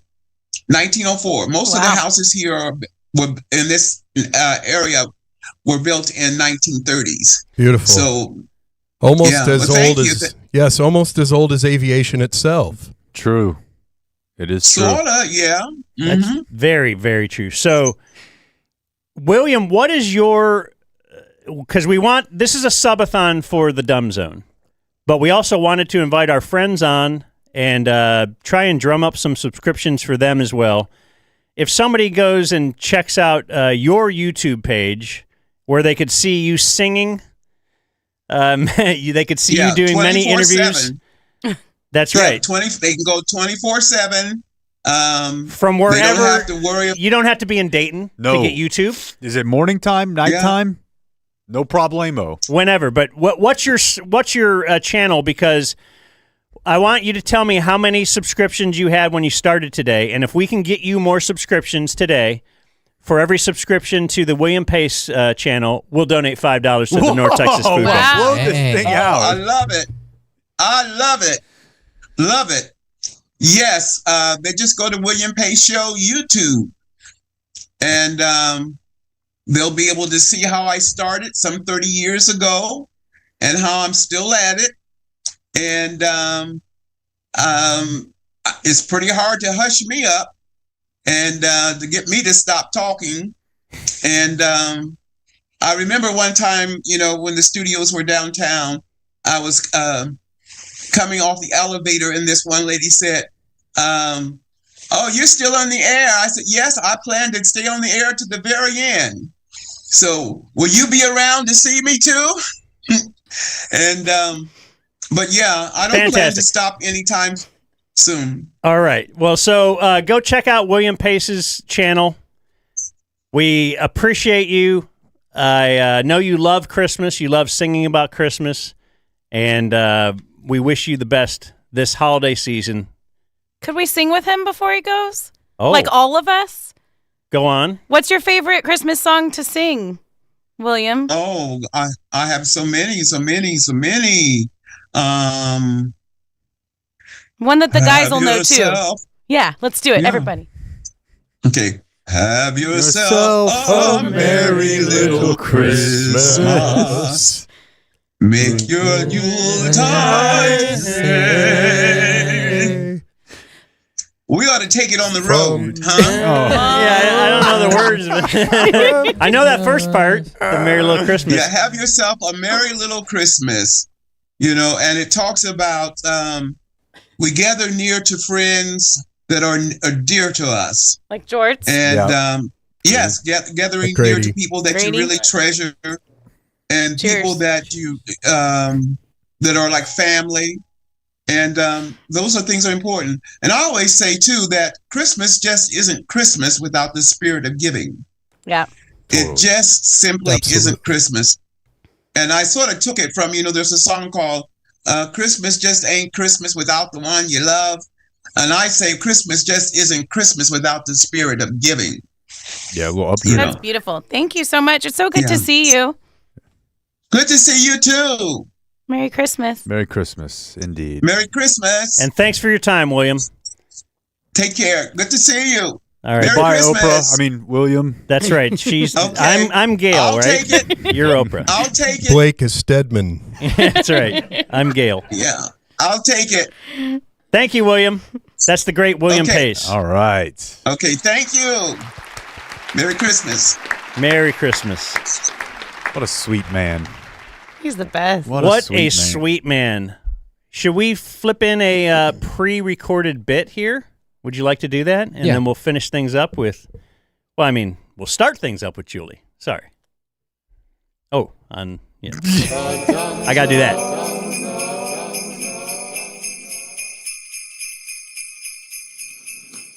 Hello, ladies. How are you doing? I'm the cigarette elf. Free cigarettes!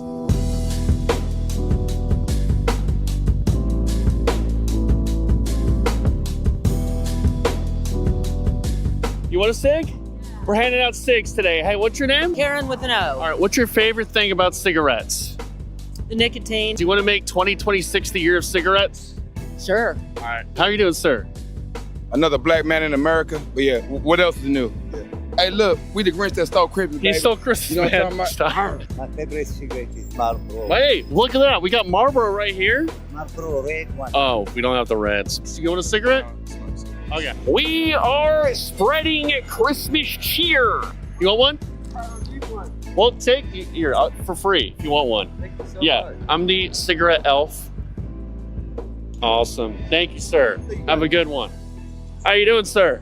You look like you don't smoke. I was gonna say you look like you got. I don't know. Okay, I appreciate it. Not in a bad way, but like a cool way. Yeah. We didn't ask to be born, We bro. didn't. The only thing that matters is our parents. So you got a daddy and a mama. So your mama, your I don't know what to say anymore. I'm all scatterbrained. I'm handing out cigarettes today. I'll see if you guys want any cigarettes. No cigarettes? Okay. Merry Christmas, though. Yeah, Merry Christmas. Of course. Happy holidays. That's yours, too. Now you're good. Here you go. There we go. Go hit some right here. Go hit some. Freestyle? Come on, go freestyle. We're gonna freestyle right here. Freestyle? Walking through the street with you know it's me. It's that boy Young D. And you know I'm just a man trying to make this money. And you know it's just me. From the deep town, did you got my family? Got a family. I'm the Grinch, come through the chimney. Put bad bitches all up on their knees. I done came down, making history. I done came down, smoking juice. Okay. Oh, just one more, because I want to do some more. That's all right. Or you can take it. All right. Well, there. You know what? Hey, Merry Christmas. Yes, Merry Christmas. Merry Christmas. We got all of them done. All of them. That's all the cigarettes.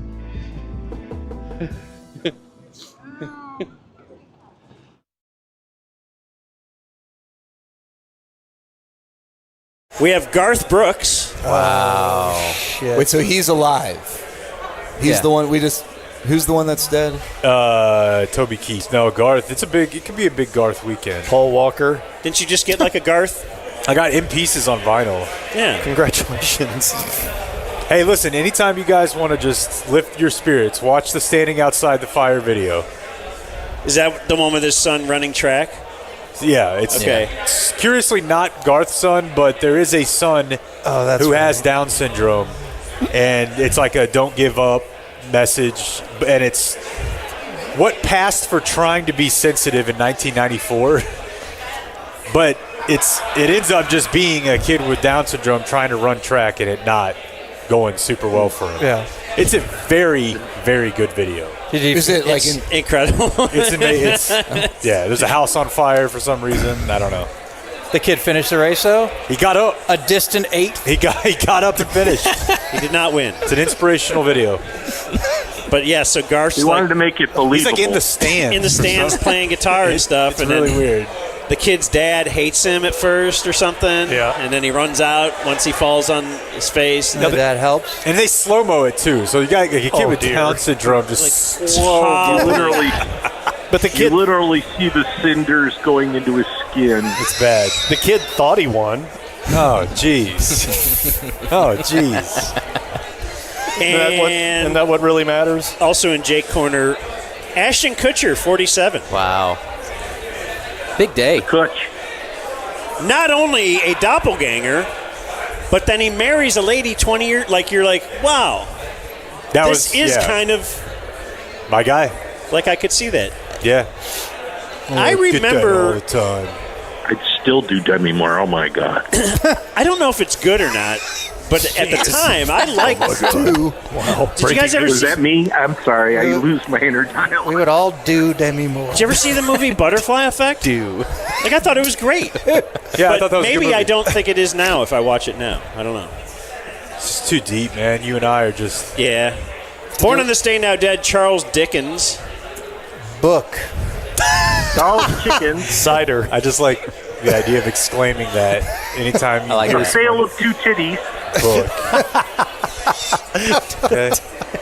And Milt Holland, he is credited with creating the sound of Tinkerbell and the sound of Bewitched when she would. Oh yeah, the sparkling little thing, twitch your nose or something. Yeah.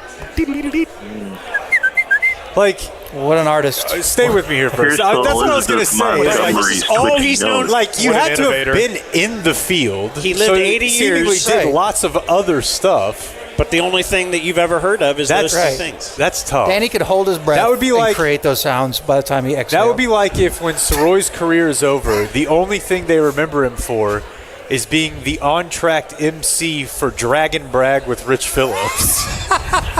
the one thing. That's all it says. 20 years from now, Yeah. the podcast. As the officer That of the works drop for me. and Rich Phillips just throw it down to Sirois to interview Glenn from North Richland Hills. Also There's starring a souped-up Honda. Also starring John Michaels. Were you as Those were Tank? fun days. Were you as Tank during? Yeah. Yeah, I didn't smoke the infield? giant joint that John Michaels tried to get me to smoke before we went on the You air. did, or those were fun. I Dude, it was didn't. Friday night radio at a racetrack. It was fun, and my only With job. Rich, John Michaels, and Mike Sirois. I would come into work at 9 or 10 for the overnight, and I'm like, this is going to keep me awake all night. Like, this is fun. I would just monkey wrench everything, and I'm like, "That's, I guess, we're cool with. That's what you're doing." I'm like, "Rich, be honest. Your whole life, how many hamburgers you think you've eaten?" And then he's like, "It's an Oldsmobile, and it's got a T260 in it." And I just wouldn't stop, and they would just ignore me. I was just. That was fun radio. I for really me. kind of loved it. I loved it. Dead on this day, still dead. You have Doug Henning. No! Magic. Ooh, it's an illusion. No. You have Joseph Mengele. Oh, the angel of death. The Nazi concentration camp doctor who died in the year 1979. Wow. Wouldn't you have thought Let me guess. they'd have taken Buenos care of Aires? him? Dude, he flew free. Is that a Buenos Aires death? Probably. Beautiful beachfront home. By quite a bit, he outlived Picasso. I don't think they were ever able to find him.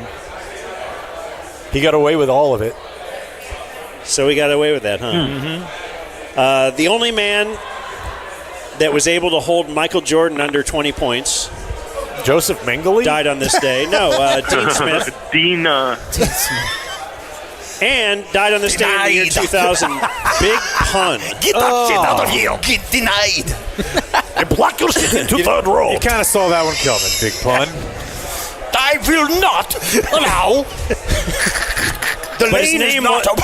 it wasn't that he would have funny little quips, right? No. It was pun. No, it was not a size of. And starting center for the LA Clippers at rookie. 6'3", Joseph Mengele at 79 years old.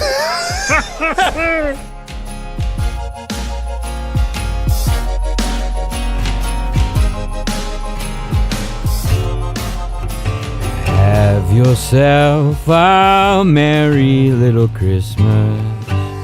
Let your heart be kind. From now on, our troubles will be out of sight.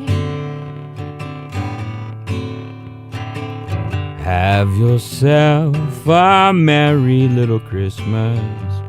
Make the Yuletide gay, Dan. From now on, our troubles will be miles away.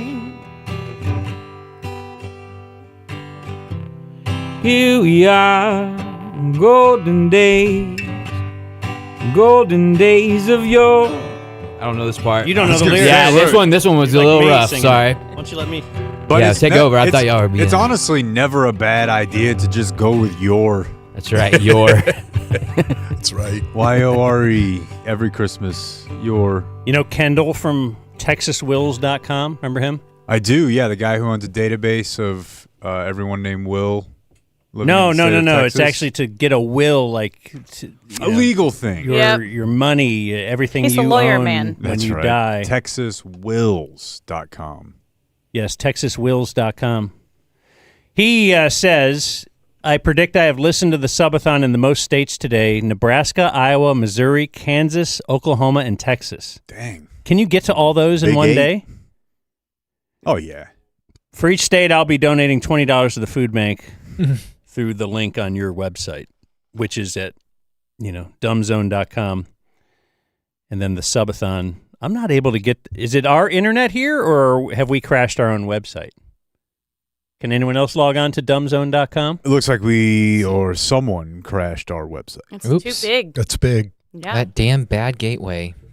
I know. That's the thing is like most of my days, I'm just seeing good gateways. Dumb's on here for good gateway. Yeah. But every now and then I get an error and they're telling me bad gateway. Well, that's a I don't even know what that means. pretty negative thing. Or positive? I don't know. Were we supposed to be happy? I don't think we should be happy. I'm hopping mad, as a matter of fact. Well, it's up now. It's up now. Oh, Dumb Zone, it's back? Yep. Okay. Can you unhop? No, you can tell I'm still seething. So Jorts is still here. Julie is still here. Julie, corrupting Jorts. Mm-hmm. He's now drinking. This is the first drink I've ever had. Yeah. Is this Dear. Is this a Riesling, a You just need German a wine? subathon to get you there. Yeah. Yeah. It didn't take much, but I just haven't done anything fun in a very long time. Aw. So this means a lot. Oh, well. It's been all work. Happy to help. Sorry about the Christmas. That was a lot of fun. For quite some, I worked with a guy who apparently was drinking some while on the air, and we didn't even know it. But I still will contend this person has drank more on the air than anyone else I ever knew. Thank you. Like I've been working very hard at that. Yeah. And I'm finally, someone's recognizing this. yeah, the Mom Game is her podcast. Mm-hmm. Where I don't think you're allowed to be on that show without drinking. That's right. We have a wine sponsor, and we can't upset them by not drinking their wine. Thank you to Hepola. We just hit 300 episodes. I think we've drank wine on just about every single one. So there. That's something. Scoreboard. 300 episodes in how many years? Well, we're doing one show a week, so we're at 5. You knew I was trying to scoreboard you. I just wanted to mention that. Whatever you y'all say. probably Today's have more. episode might be. Yeah, and let me tell you, Okay, it really comes almost down 6 to, years. Does that it sound really comes down in the podcast game of riches to how many episodes you've done and how many years you've been doing it. That's why TC and I are both billionaires. better? Oh, yes, of course. We've done infinitely more than anybody in this room for 15 years. It doesn't matter. You couldn't just let me have my moment there for 1 second. I was trying to help you by saying the numbers don't matter. He was trying to invalidate your scene. Either way. I was just trying to, I was trying to invalidate it by saying we've done many more episodes than that of the Dumb Zone. But yes, the years That's thing true. sounds impressive. I think everybody's shows are great, and I love you all. Well, let's keep that drinking Who's the coming and you'll least? start telling the truth. Yeah, who's your least favorite female media personality in DFW? Me? Yeah. I don't have any that I don't. Besides Gina Miller. Go I ahead. love Gina Miller. And Jane's Been on off our the show air a now. couple times. Jane McGarry's not even on the air anymore, is she? No, so you can't rip She's her not. anymore. I know your thoughts on her. No, Jane's great. We You know went on her mine. show one time. She was wonderful. Big fan. Big Are you? fan. Oh, yeah. Of Jane? Yeah. Yeah, we went on her fan. show because they had a segment called Poppin' Podcasts. Oh, yes. And so they featured us for a second, and within 2 seconds, Emily's like, "You look so much younger in person." She just said one of her Emily Jones things where she's being nice, but it's like a backhanded compliment kind of thing, and I just stand there like, "Ugh."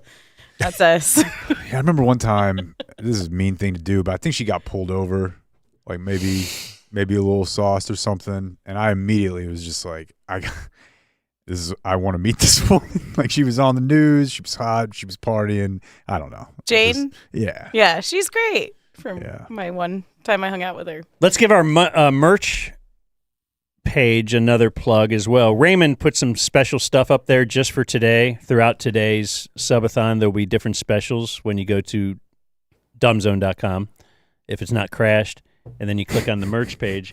But he also has like a special up where you can order a monthly item. So it's kind of a Christmas gifty type thing. If that's your game, you can get a new hat or a T-shirt, a hat like this one. He's got a couple new designs up there. So I just wanted to mention that. Also would like to check in on Trey. Do you know what Trey's doing out there? Yes. I Building saw a him stadium? when I walked in, but I'd love a good hard reset. Yeah. Gosh, he's still in separation I'll mode. give you a good hard reset.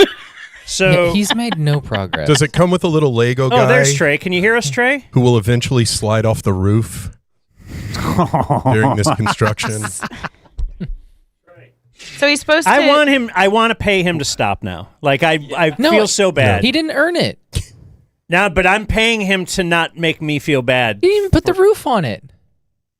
Like, that's just a football field.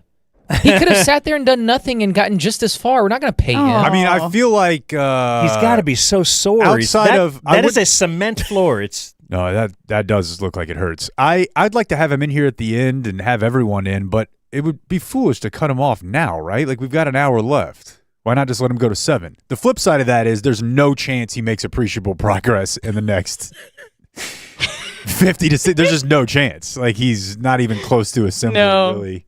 No. He's got it laid out very nicely. He really does. All the parts Honestly, this around is it. what I want my YouTube TV to do whenever there's a space there and no commercial. And this is your moment of zen. Instead of Zen, Yeah. like Trey Kim. So I think we make him stop at the end of tonight, and then he has to pick back up where he left off next year. Oh. And we just see how many years it takes to get this thing that's a built. great idea, Clayton. I like that. Link letter. You know, Dan's after the time lapse. Oh, that's right. He loves Little Boyhood too. Yeah.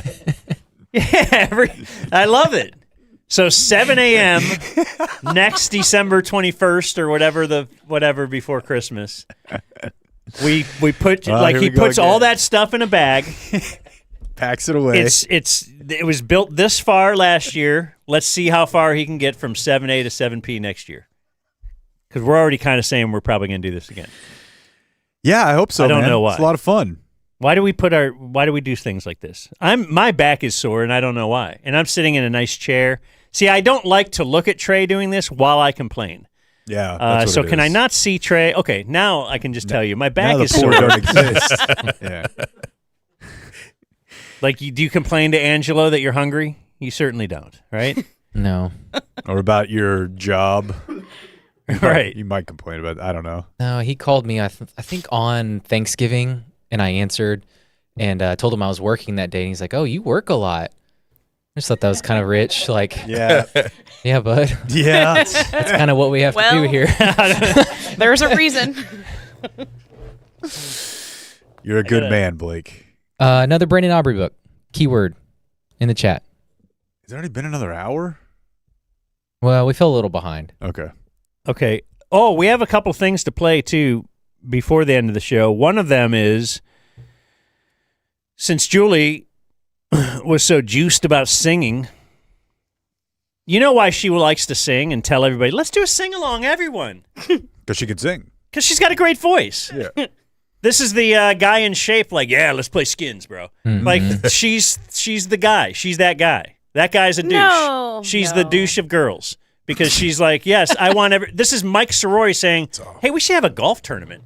Yeah. You know? Right. Julie's like, hey, let's all sing. Well, I can't sing. I just wanted to share a warm, cozy moment with William Pace and all of you for the Okay. Christmas season. We're all the better for it. It was not self-serving. What if you have him on the mom game and do some That's singing? a great idea.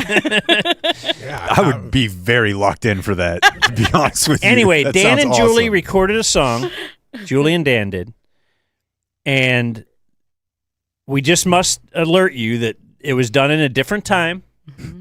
There were things, we don't want it to be canceled today because we feel like it is art and it should just be the way it was written way back then when we wrote this song. we should just air it the way it was. We were thinking, do we change the lyrics for 2025? And we decided let's keep it as is because that's just the way it is. I think you're safer in 2025 than That's maybe also well, you don't when understand recorded. what the song is. But also, I think what you mean is it was wrong then and it's wrong now, but we can learn from it. Maybe. I mean, it's for you to judge. Mm-hmm. And we recorded it with our friends, the Prophets and Outlaws. So let's play that for a moment. Christmas, Christmas.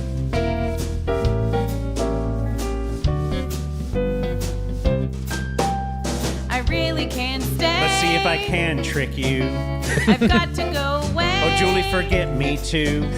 I haven't got time. Maybe just have some wine. Tickers to ride. But women suck driving on My ice. hubby will start to Beautiful, worry. what's your hurry? My hubby has been feeling so down. He is always out of town. So really, I'd better I'm scurry. taking shots like Steph Curry. Hey, don't you have to dress like a clown? Why don't you put on your nightgown? Just leave me alone. But Julie, a man has needs. I'm grabbing my phone. Why don't you just hit this weed? I thought cancer was bad. You want to stop by my pad? But this is worse. Don't tease me, I'm about to burst. I'm going to HR tomorrow. Think of my lifelong sorrow. Your sexism is making me gag. Why don't you just sniff on this rag? It's 2018. I'm gonna hashtag me too. I'm not a bad guy. I'm not a bad guy. You know HR can't see you. You're a cutie pie. This is the age of Me Too. Your tickers are fine. I think you have crossed the Look line. at that face. How about I grab this can of mace? Gosh, your lips look delicious. I think you are malicious. But Julie, you are making me sad. Aren't you supposed to be a good dad? Gosh, your lips are delicious. I think your mind is vicious. It's time for us to act really bad. Okay, I'm starting to get really mad. What do you think? Dan, I've just gotta go. Take a sip of this drink. I said the answer is no. Can I convince you This is the age of to Me hit Too. this vape? How come you're so obsessed with I'm rape? way too shy to make you see. Just how think bad this would be. I'd really like to shoot my shot. But I'm only press box Oh, Julie, don't tell. Gonna hashtag me too. Gonna hashtag me too. Oh, you too.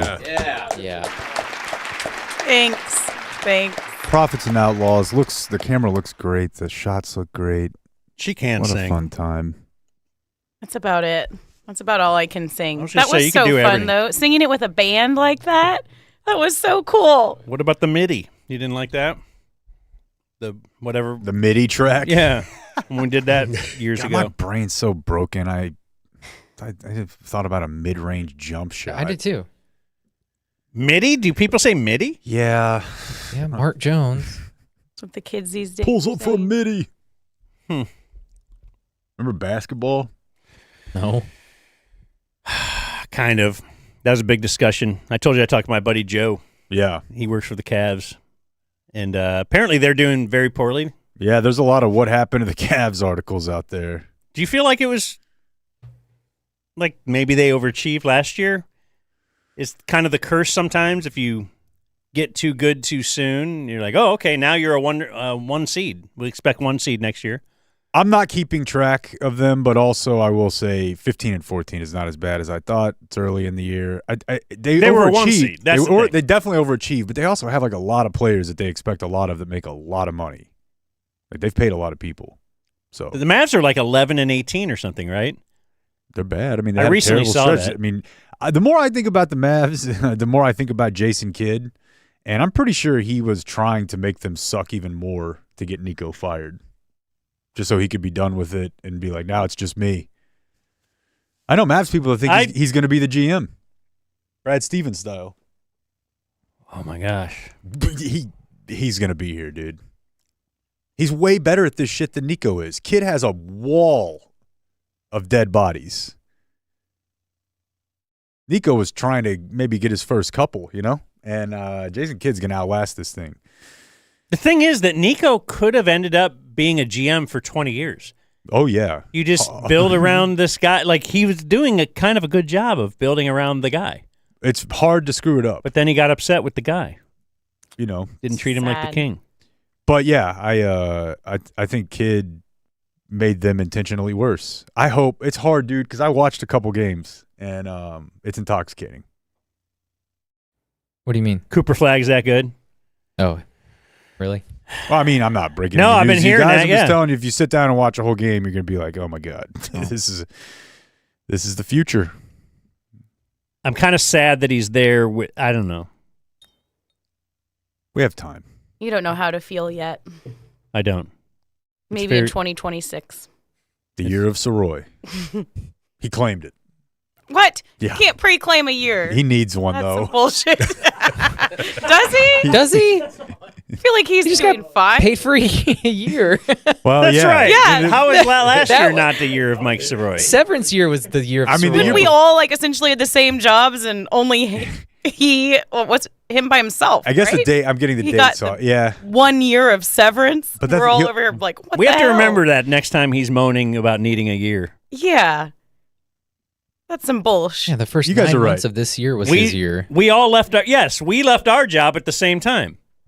Yeah. We ended up having to pay the amount that he ended up Out getting the paid. nose. Yeah, to He's be had really his honest. year. I never thought of that. Like, as the exact opposite. Yeah, basically we paid No, his not for that his different. year off. That's fine. That's fine. What do you got going, Jorts? Was your Man. first year married in Christmas? No, this is year 3. Oh, damn. Time has flown. Yeah. Yeah. I thought you might have been wearing a Greg Biffle uniform under your No, this is a jacket. new company I wanted to bring to you guys today because I know on podcasts that's what you do. This is a place called Blockbuster that I've pivoted sectors a little bit from making music into helping out companies. It was a good year for crypto. I'm splitting time between Vegas and Miami right now. I lived a little bit in Vegas this year with Mike. Our buddy, Vegas Mike. Our buddy, and he kind of got me on the right track. Right. Within the last 3 weeks or so, Uh-huh. and things are different. I've got these glasses now. You seem super confident. I feel super confident. I had the ability to ask Julie to move her stuff that was in this chair when I got here. He Old did. Jordan, no chance. With confidence. I thought that was interesting. I would have just sat right on the water bottle. Right. You would have. Yeah, he gave me a little shoo your stuff away from me. But things are different. I'm helping out a company this year called Blockbuster. I just wanted to come on and kind of rep things. I might still be doing music. If you guys ask, maybe I'll do something. But if you guys want to get into the studio, we could probably work on something together. I've actually have taken over Diddy's place in South Florida at a very good premium.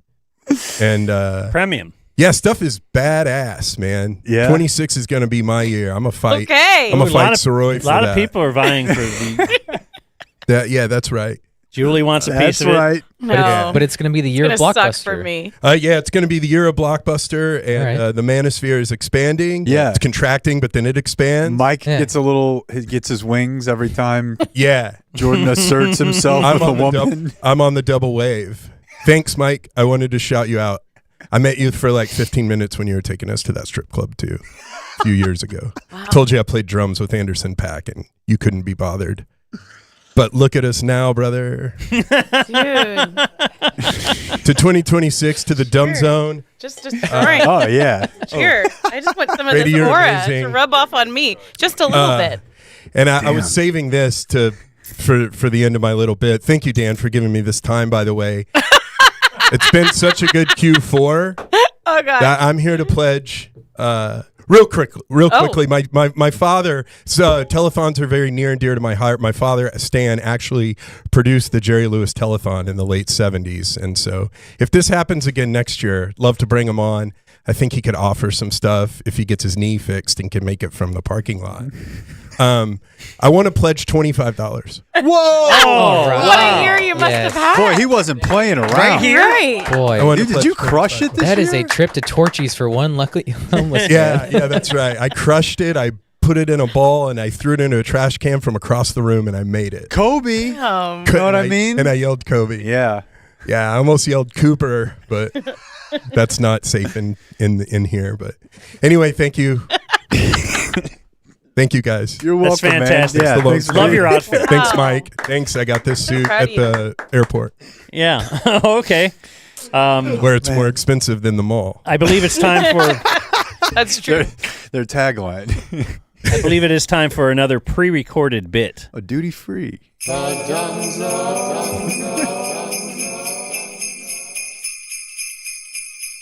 And now, it's time to hear from a man who's been around Christmas for a long time. If you don't believe it, he's got faith, family, and festivity tattooed on his hand. Ladies and gentlemen, the Shotty Claus press conference. Joe Hoyt, Dallas Morning News. Coach, we saw on Instagram that a reindeer had gotten into your family residence the other day. Can you explain what happened? They caught me again, Tad. Yeah, guilty as charged with the reindeer. So, it's kind of a funny story. When we first got together in the off season, I told every elf and every reindeer that our door would always be open to them, whatever they needed any time of day. You guys know me, right? All about relationships. Want to bring everyone together. So turns out Donner took that a little too literally when I said anytime, anywhere, all that. So Mrs. Claus, Mrs. C, as we'll call her, MC, she will lock the door on the inside. We had this like little latch thing because we had a time period where various podcast producers were just coming in the middle of the night and sleeping on our couch and then leaving. So she got to locking that door. Well, Donner one night just charges through the door, breaks everything up. It's just a mess. My kids are going crazy. The elves are going wild. And, well, you saw it, right? You brought it up. I didn't bring it up. Did I bring it up, Tad? So, I don't know. It's hilarious. Just one of the other hilarious things that you get when you follow Shotty Claus. Brad Sham, Cowboys Radio Network. If I may bring it back to Christmas here, what have you seen from Blitzen that causes you to trust him with a bigger role on Christmas Eve? Oh, clearly, great question, Brad. His intentionality. He practices well. What do I mean by that? He does a good job when preparing for the big night. Will there be more of the Shotty Claus press conference? There will. Keep it intentionally tuned to the Dumb Zone.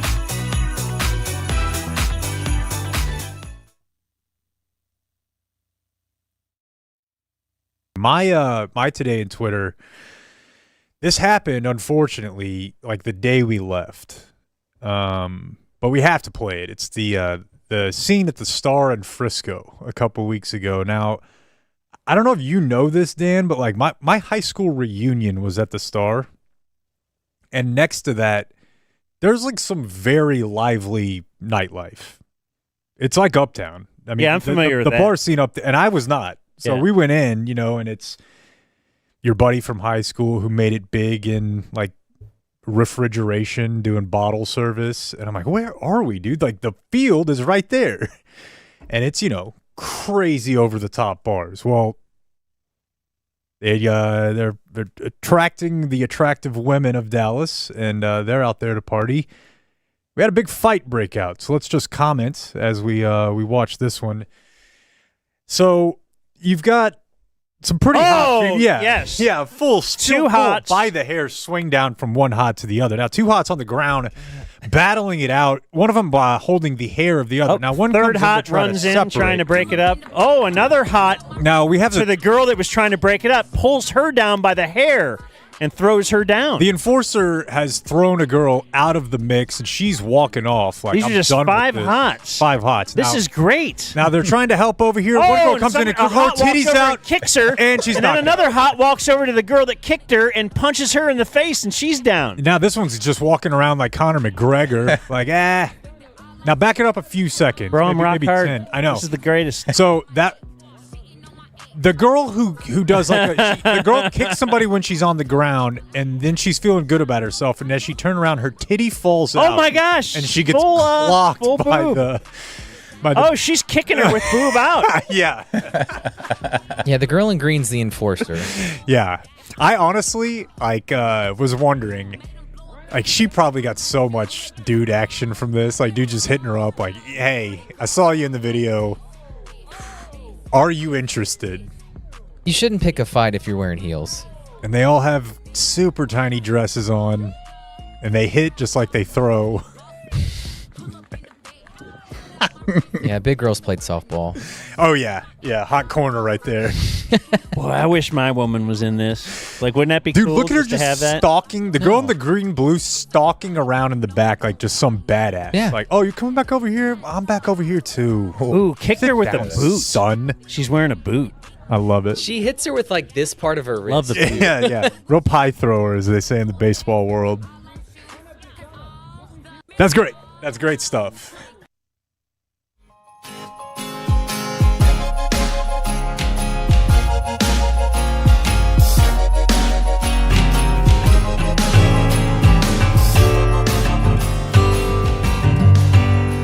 Wish you a Merry Christmas. We wish you a Merry Christmas. We wish you a Merry Christmas and a Happy New Year.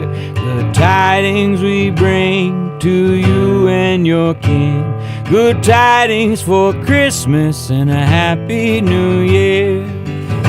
You know, when I think good tidings, I'm thinking of nailing those fantasy picks with Underdog Fantasy, Dan. Oh, yeah. Great. We got an NFL game tonight. We got Niners, Colts. Really? Get you a little Mac Jones, Jonathan Taylor, higher, lower. It's very simple, very straightforward. I fell in love with Underdog during baseball season because there's so much you can have fun with there. It's basically just selecting a certain player, higher, lower on certain stat totals. The more you add, the odds change. And we're going to hook you up with some bonus cash right now. Download the app today. Use promo code DUMBZONE to score $75. Bonus entries when you play the first $5. Promo code DUMBZONE. Underdog. Make picks. Win money. Whatever contest you got, you can make it a little more interesting by firing up that Underdog app. And like I said, it's very straightforward. It's higher or lower. And, Underdog. Promo code DUMBZONE. And you're going to want to say promo code DUMBZONE. Be 18 plus, 19 plus in Alabama and Nebraska, 19 plus in Colorado for some games, 21 plus in Arizona, Massachusetts, and Virginia, and present in a state where Underdog Fantasy operates. Terms apply. See assets.underdogfantasy.com/web/play and get terms _DFS_.html for details. Offer not valid in Maryland, Michigan, New Jersey, New York, Ohio, and Pennsylvania. Concerned with your play? Call 1-800-GAMBLER or visit www.ncpgamblining.org. In New York, call the 24/7 Hope line at 1-8778 HOPENY or text HOPENY 467-369. I think it's Hope and Y. Don't tell her. Oh, I like that word. Hopeny? Hopeny. Hopeny. Hey, look what it's time for. Hi there, folks. It's time for Hood County News with Blake Jones. Did you know that it was time for this? I guess I didn't. Oh, it's Christmas. We got stuff to complain about in Hood County. To reset the bit for the people in the studio and for people watching. I don't know maybe it was a gummy. I think it was a THC gummies in an elementary school that took us to a Hood County breaking news Facebook group. And this is where people in Hood County go to help a lost dog. They have opinions on TxDOT, whatever. Yeah. It's just where Hood County people go to really complain. Can I give you one Hood County update? The other day we were talking about a guy who has a house on Lake Granbury where he built a probably going to end up being $70 million golf course for himself. And I've spent a lot of time out there. TC and his family have spent a lot of time out there. And I said, Granbury, it's not like a place you don't think of it as like uppity. And I said, well, there's some nice houses out there, but somebody sent me an article from 2010.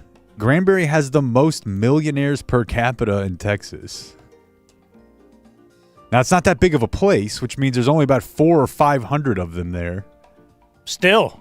You would never have said that. Never. Yeah. It's like the Bohemian Grove of North Texas. In a weird way, you're like, they live out there? The people, but wow, those people have to, those millionaires live in a place with Facebook comments like this. Let's see. John is asking, anyone in town have 4 dozen tamales for sale? I just thought that was very oddly specific. Right. Wait, I need 4 dozen. Right. No more, no less. And be clear, he's willing to pay. These are for yeah, sale. he'll pay, but you need to have the specific number. I love these. This is posted anonymously. It says, "Hi everyone, I want to start this post with no intention of receiving gratitude, hence why I'm posting anonymously." And then they go on for 3 paragraphs about how nice they were because they bought a homeless guy a meal. Oh, okay. We see where this is. Right. We see So what you want this a is. little bit of credit. Yeah. A little bit. Not everybody has their podcast job they can take it to and let everybody know what good people they are. And then a separate second podcast about that. Yeah. Well, that's his podcast. Yeah. Sponsored by Cardboard Box. Yeah, it feels like you can do anything. It feels like some people know you're not. I probably shouldn't say that, but well, okay. Like, have you ever seen Theo Vaughn talking to Drewski about the N-word?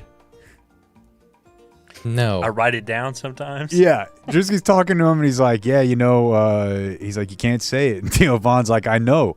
Sometimes I just get real mad, and I know I can't. I just write it down." Oh God. And I feel like that's what this person is doing. They know that they're not supposed to take credit in the religious way for this homeless person, but they also need to say it.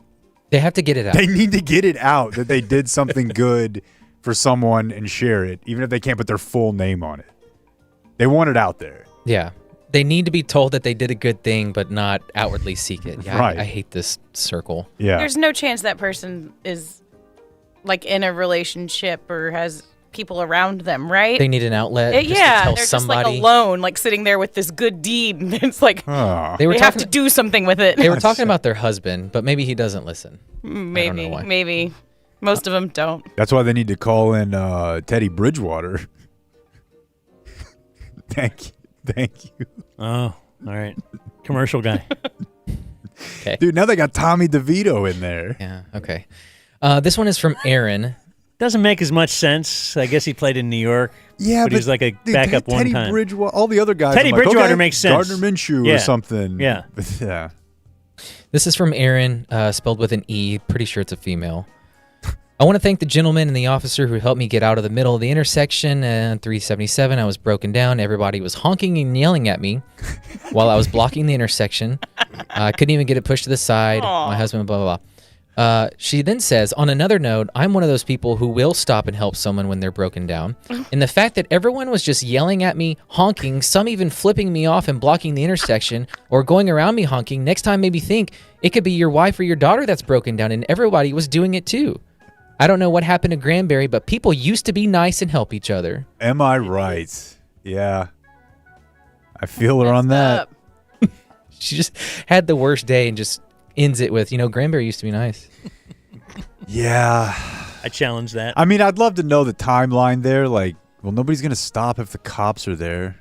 Because I think they probably got it handled. Don't the reason you don't stop is because you don't want to create more problem on the road. That and I can't help you. Yeah. I don't know no, what I'm but you looking could at. be like, hey, is everything okay?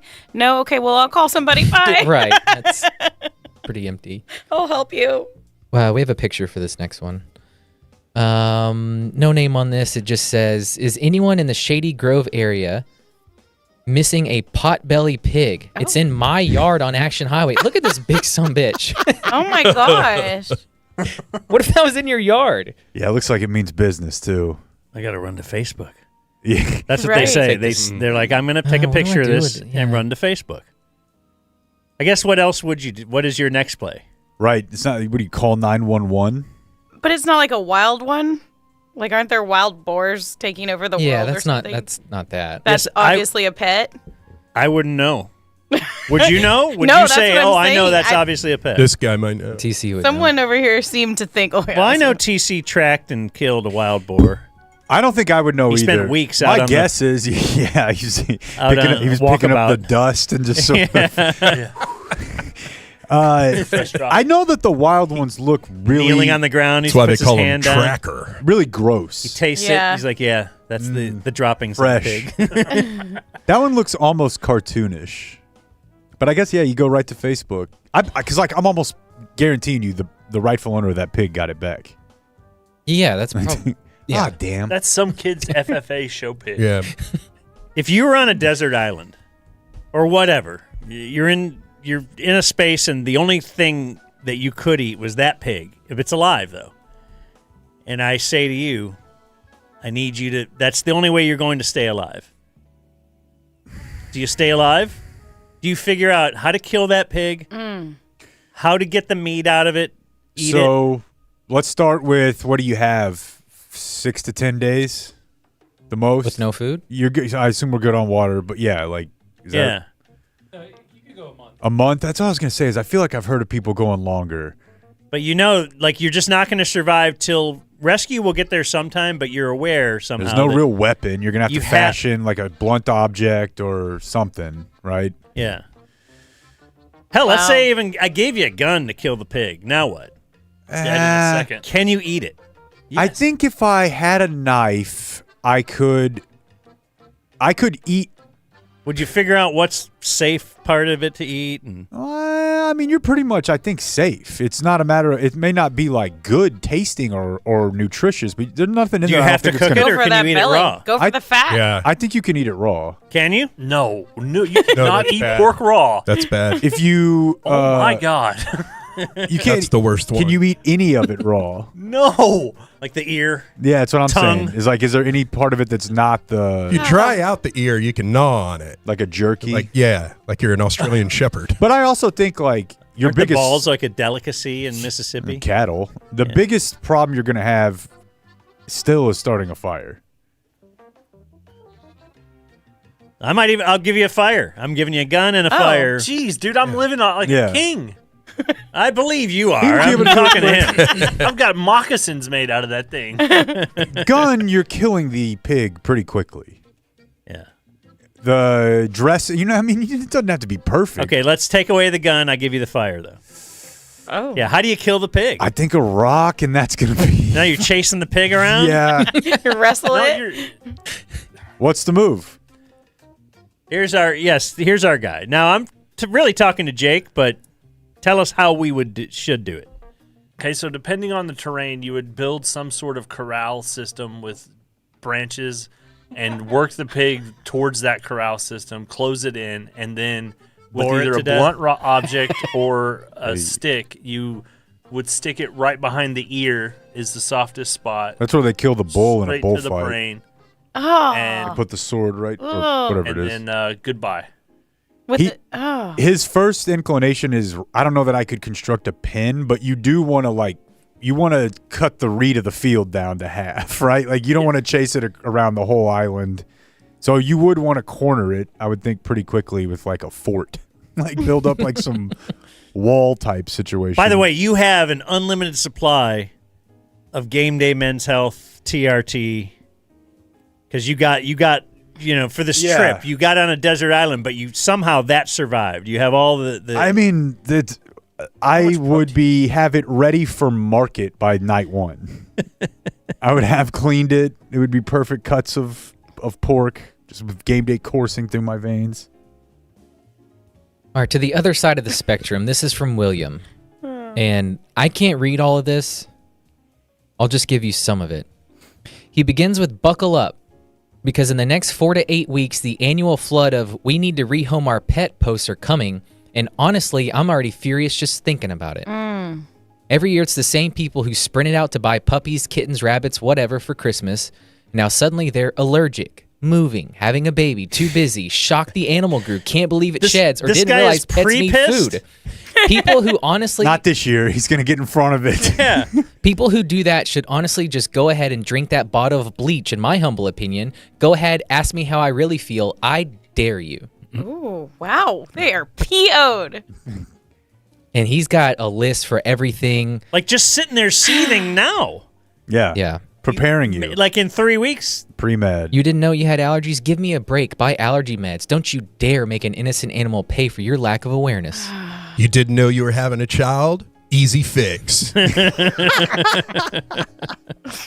Within a few weeks. Yeah, that's really weird to rant about. He ends it. Here's the part that really burns. Oh. If the roles were reversed, your dog would never give up on you. There's no way that's true. The second you stop feeding a dog. Yeah. And then 2 more. This person, Cynthia, is trying to help a homeless couple in need. Big Hood County name, Cynthia. Oh, wow, yeah. Yeah. Homeless couple needs an apartment or mobile home rental for $800 a month for their budget.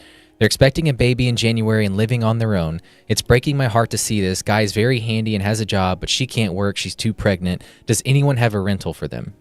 Okay, Cynthia's trying to be nice. Justice comes in. Justice. Oh, that guy's bad. Let me remind you, a homeless couple in need, they're looking for somewhere to rent for $800. Not unlike Joseph and Mary.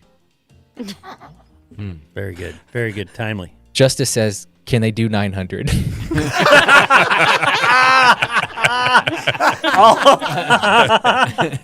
Always scheming. Got to find that angle. And then I'll leave you with this. It's very sad to wake up. This is from Natasha. Very sad to wake up this morning to find someone stole our Christmas inflatables. Oh. Our daughter is 3 years old, and this is the first Christmas she is really into the season. Our neighborhood has been nothing but good to us, but it was devastating to wake up and see a true Grinch has stolen this from our family. That's a victim of Christmas mischief right there. Did you ever participate in Christmas mischief? Oh, yeah. You know, like stealing the inflatables? Yeah, I was thinking about this the other night, and it wouldn't always be Christmas focused, but it would just happen during Christmas. It was something about people having stuff in their yards that made you want to mess with everything. Yeah.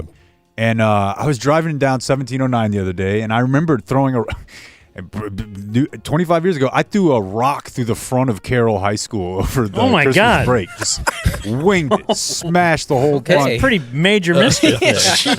I know, but it was the same night that we were driving around and gluing the red circle stickers on people's Lexuses and Beamers or whatever that had their Southlake sticker on there. And that's the thing is you say Christmas, nothing had to do with Christmas. Right. But there was something we were off. Yes. And it's like, all right, now let's get out and it wasn't because it was mess stuff up. But yeah, people Jake created Antifa. Dude, and I remember there was a story, probably everybody has one like this, of somebody who was out messing with doing Christmas mischief, and you just you'd get one light string and then just drive off. And it would rip the entire lights down from a house. Oh no. Just come outside and it's gonna be the last straw for some 50-year-old dad. Oh, dude, think about how many to get those things up. It's the last Finally straw got for it him, done. and it's that's again downstream effect for her. How many domestic situations from kids just There's one step further. Yeah, you took that in a dark area. There's no doubt it spikes during the holidays. There's no doubt, right? Why? Just because of all domestic of violence, all of proximity, the booze, pressure. like you said, and you're just off and right, yeah. Mother-in-laws And how many mother-in-laws died? She tends to get a little lippy. Yeah, I mean, think of it. And let's look at both sides of this. She knows how you get when you drink. Yep. You do any mischief? I mean, she made the eggnog. Yeah. What's she expect? Package not delivered. Should be road. Oh, yeah. Thanks for stopping by Hood County. Y'all come back now. I hope that guy found exactly 48 tamales. Okay, we have about 40 minutes left or so. We're going to have one more pre-recorded break. We have some viewer mail, and we have some viewer mail birthdays. Exciting. You want to do... Let's do one of them. Let's do a few birthdays. Happy birthday. Thank you. And then we got some good viewer mail, but a lot of people send in their birthday. So we should get that out there. We generally do this daily on our program.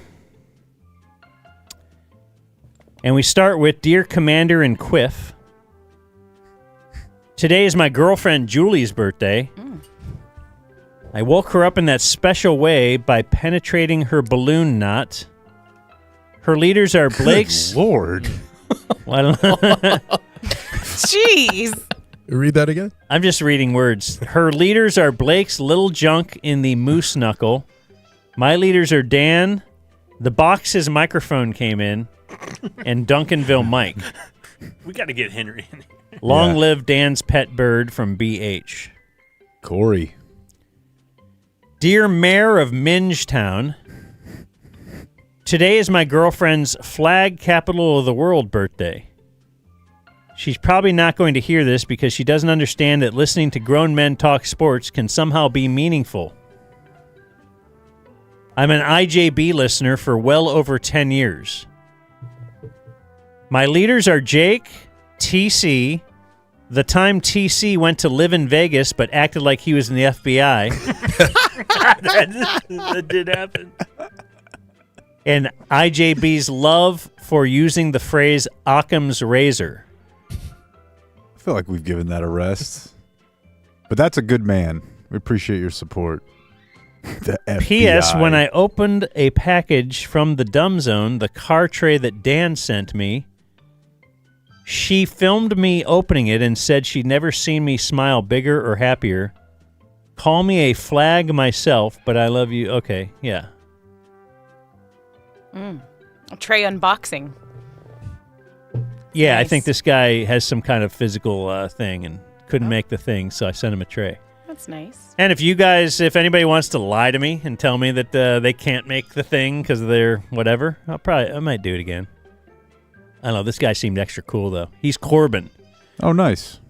Dear Uncle Ham Fighter, it's my guy Daniel Gardner's Lawrence Vickers' birthday. Great callback. A fullback? Yeah, number 17. Wow. Well, he says 47. Yeah, it would be 47. Not in Colorado. He was 17. Ooh, now we're fighting. Well, we're He gave both you right. all the Goodfellas poster. Oh, yeah, that's a good one. Leaders. Hepola's Sherman tank she's working with.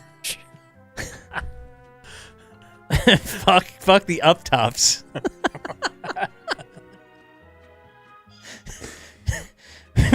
Didn't we want to do a thing for the history year fan. for me to look back through all the things that people have said about Sarah? Or to we have a people will send in euphemisms for Sarah's Yeah, I've heard. I've heard. So has she. Oh, well. What does she expect? Dang, Julie. Does she Julie's know the where one she writing is? Like, does she know? Has she listened to the show? Drop request racist Sirois from Ryan Payne. I don't think I've laughed harder this year. Than when we found the racist Sirois. I don't think we should play it without him here. Right. We need to let him defend himself. Yeah. Because he said the word. Dear Dumb Zone leaders, I'd like to wish my coworker and fellow DF Sean Bloodgood happy birthday on Tuesday. Hope he got woken up in that special way. It's almost Christmas after all. Let's see. This is from Johnny Outlaw. Good dude. Great dude. Mm-hmm. What's up, Dan, the manual stimulation man? Birthday to one of our dear friends in the chat, Carly, December 30th. Awesome. Oh, yeah, Carly's in there now. The other birthday shout out Always in the is chat. to me. She'll chat and drive on you. He says also Tuesday, December 30th, it was 1975. Your one and only Eliseo Airrod Fighting Machine Rodriguez. My leaders are Jake Squawk Laughs, weekly chat interactions with my dumb friends, ripping on Vegas Mike, loving my new son Henry, and of course the dumb Bite that effing tongue. Oh, and Carly sent in her own birthday thing, but we got some for you, Carly. Her birthday, it's her Joe Milton plus M. Raffle birthday. Dude, don't even. I don't. What was M. Raffle? Was 43? No. Well, she claims her birthday is 28. So I'm Raffle. He was a big part of things. It was not. Y'all just love his name and it cracks me up. Raffle. And Zach says, shout out to birthday shout out to my buddy Josh Loynette. You may remember him as the marketing guy who helped you guys in the early Dumb Zone days, or so he claims. He absolutely did. He has his 44th birthday on Christmas Day, and just like Jesus, he too likes being nailed on a cross. His heroes are Jake when he was a sexy baby, joint birthday and Christmas gifts, and Kevin Farley's sports opinions. Man. Joint gifts. Because he's born on Christmas Day. Yeah. Oh, I see. Birthday, Christmas, Yes, joint. not Yeah, the, yeah. I'm doing that for my husband currently. He's Yeah, not the kind of gift Is you his give. birthday on Christmas Day? 29th. It's such an afterthought. Yeah, I feel like a 29 is week rough. is the cutoff. Kristen's birthday is a week from Valentine's, and it's like, well, Just if I can put it together, I can get you Right. something big. Get big Lego sets. His whole life. An extra $100. Honey, every day is Valentine's Day if I'm with you. oh my god. Do you ever hear about dudes who did stuff like that? You'd hear They ruin your life. and like, what are you doing? But Guys who like he's write doing a it note so that every day or whatever. Right, his lady will tell my wife, and Yeah. like, oh, how come so-and-so writes a note? And yes, he opens the fridge and finds a note on the milk. It's like, oh, these are bad people. They're not. Yo, but okay. They're real. They just truly have that much love to give. Julie, you would terrified. laugh a man Men are out terrified. of your life if you got home and he'd put a little note on I the bet Julie milk would or love it. I would love Julie it. would. She would love it. I would love it. That's why we can't be with Julie. That's the that reason. and the Well, it didn't stop the other guy. It's not like he's This is behind the scenes, bro. well, still. I mean, everybody's got he their does not write limits. notes. Yeah. He does not write notes. Okay. All right. Jake's right on with all that. Well, let's Still have our our last PRB of the day. Dilly dilly. Yeah. All right.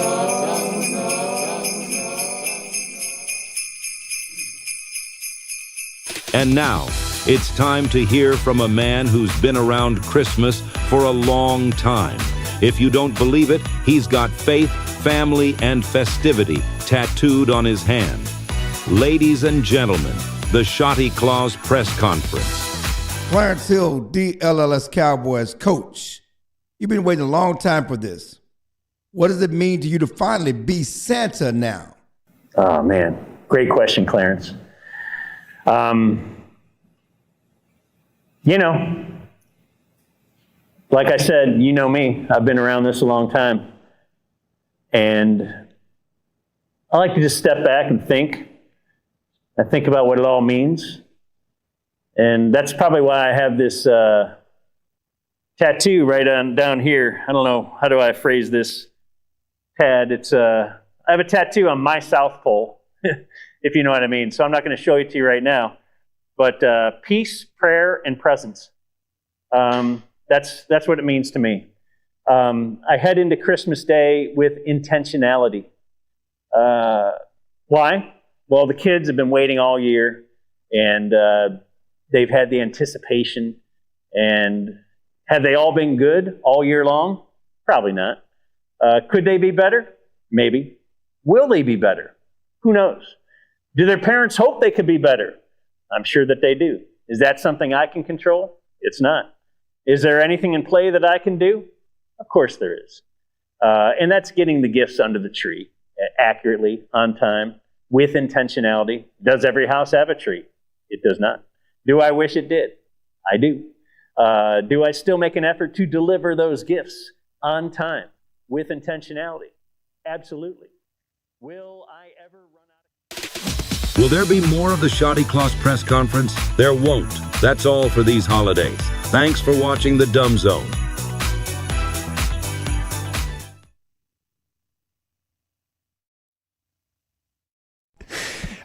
Blake's situation on Friday regarding the flight being late getting out. It was not, as he said, a cyber attack, which felt That's what I saw. very 1998. It wasn't Friday, right? It was Saturday. Saturday morning. Oh, okay. Then maybe we're talking about two different things here. The We cyber must be. attack was Saturday morning. Okay. That's when Chloe and does cyber attack just feel so Oh yeah, no, it feels Mr. Robot. Mr. Robot, yeah. But on Friday at both, They have the guy with the mask and everything. the Guy Fawkes mask. How do you say it? Is that how you say it? Yeah, Guy Fawkes. So hundreds of cancellations at DFW and Love Field on Friday, which were the result simply of 2 fiber optic cables being accidentally cut during a repair. Oops. Dude, the biggest oops. Sorry. It's so good we don't have a job like that. Yeah. Did they fire that guy right away? You know, it's a contractor, so I mean, they're not going to put it in the news story, but I would imagine so. But it's You're just some guy. how many millions of dollars lost from Dude, that? you get up, you pop into Quick Trip on Friday just like normal. You're headed in. You're like, oh, today's going to be a great one. I'm going to knock off early today. I'm going to go knock out this one more project up here. Quick electrical job. Then you instead ground tens of millions of dollars of flights. You go to the good contractors list. There's a 1-star review by DFW Airport. Cut our fiber optic line, had to ground thousands of flights. 0 of 10 would not recommend. Right.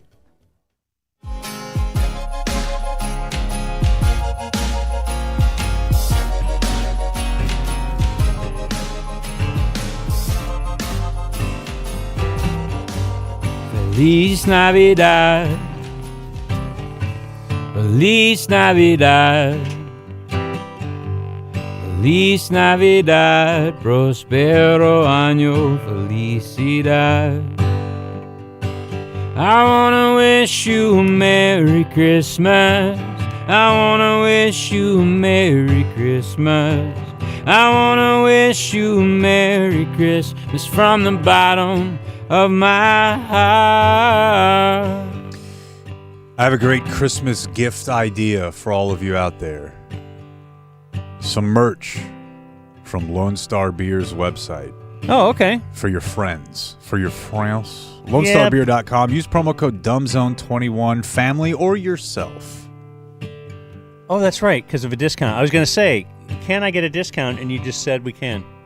21% off, right? Dumbzone 21? Dumbzone 21 get you 21% off. Of course, you can keep your family gatherings fueled by the red can or the blue can. Yeah. We love us some Lone Star Beer. Thank you for your partnership with the Dumb Zone. The national beer of Christmas. Sure. I can go with that. Julie looks different. Julie's been replaced on the couch by TC. I think I'm just as beautiful. I did not say anything about worse. I said different. I like freaky stuff. 2 more Brandon books. First 2, get it, and then we're done. Oh gosh, this is a guy who's short on time here. Not happy dealing with the chat, are you, Blake? Now we're done. Okay. Thank you to Brandon Aubrey. So let's have everybody come in here before we sign off. But do we want to try to do some viewer mail? Yeah. Before we roll. Let's see. What do we got here? We got this. Oh yeah, wait a Hey, it's Prophets and Outlaws. Again.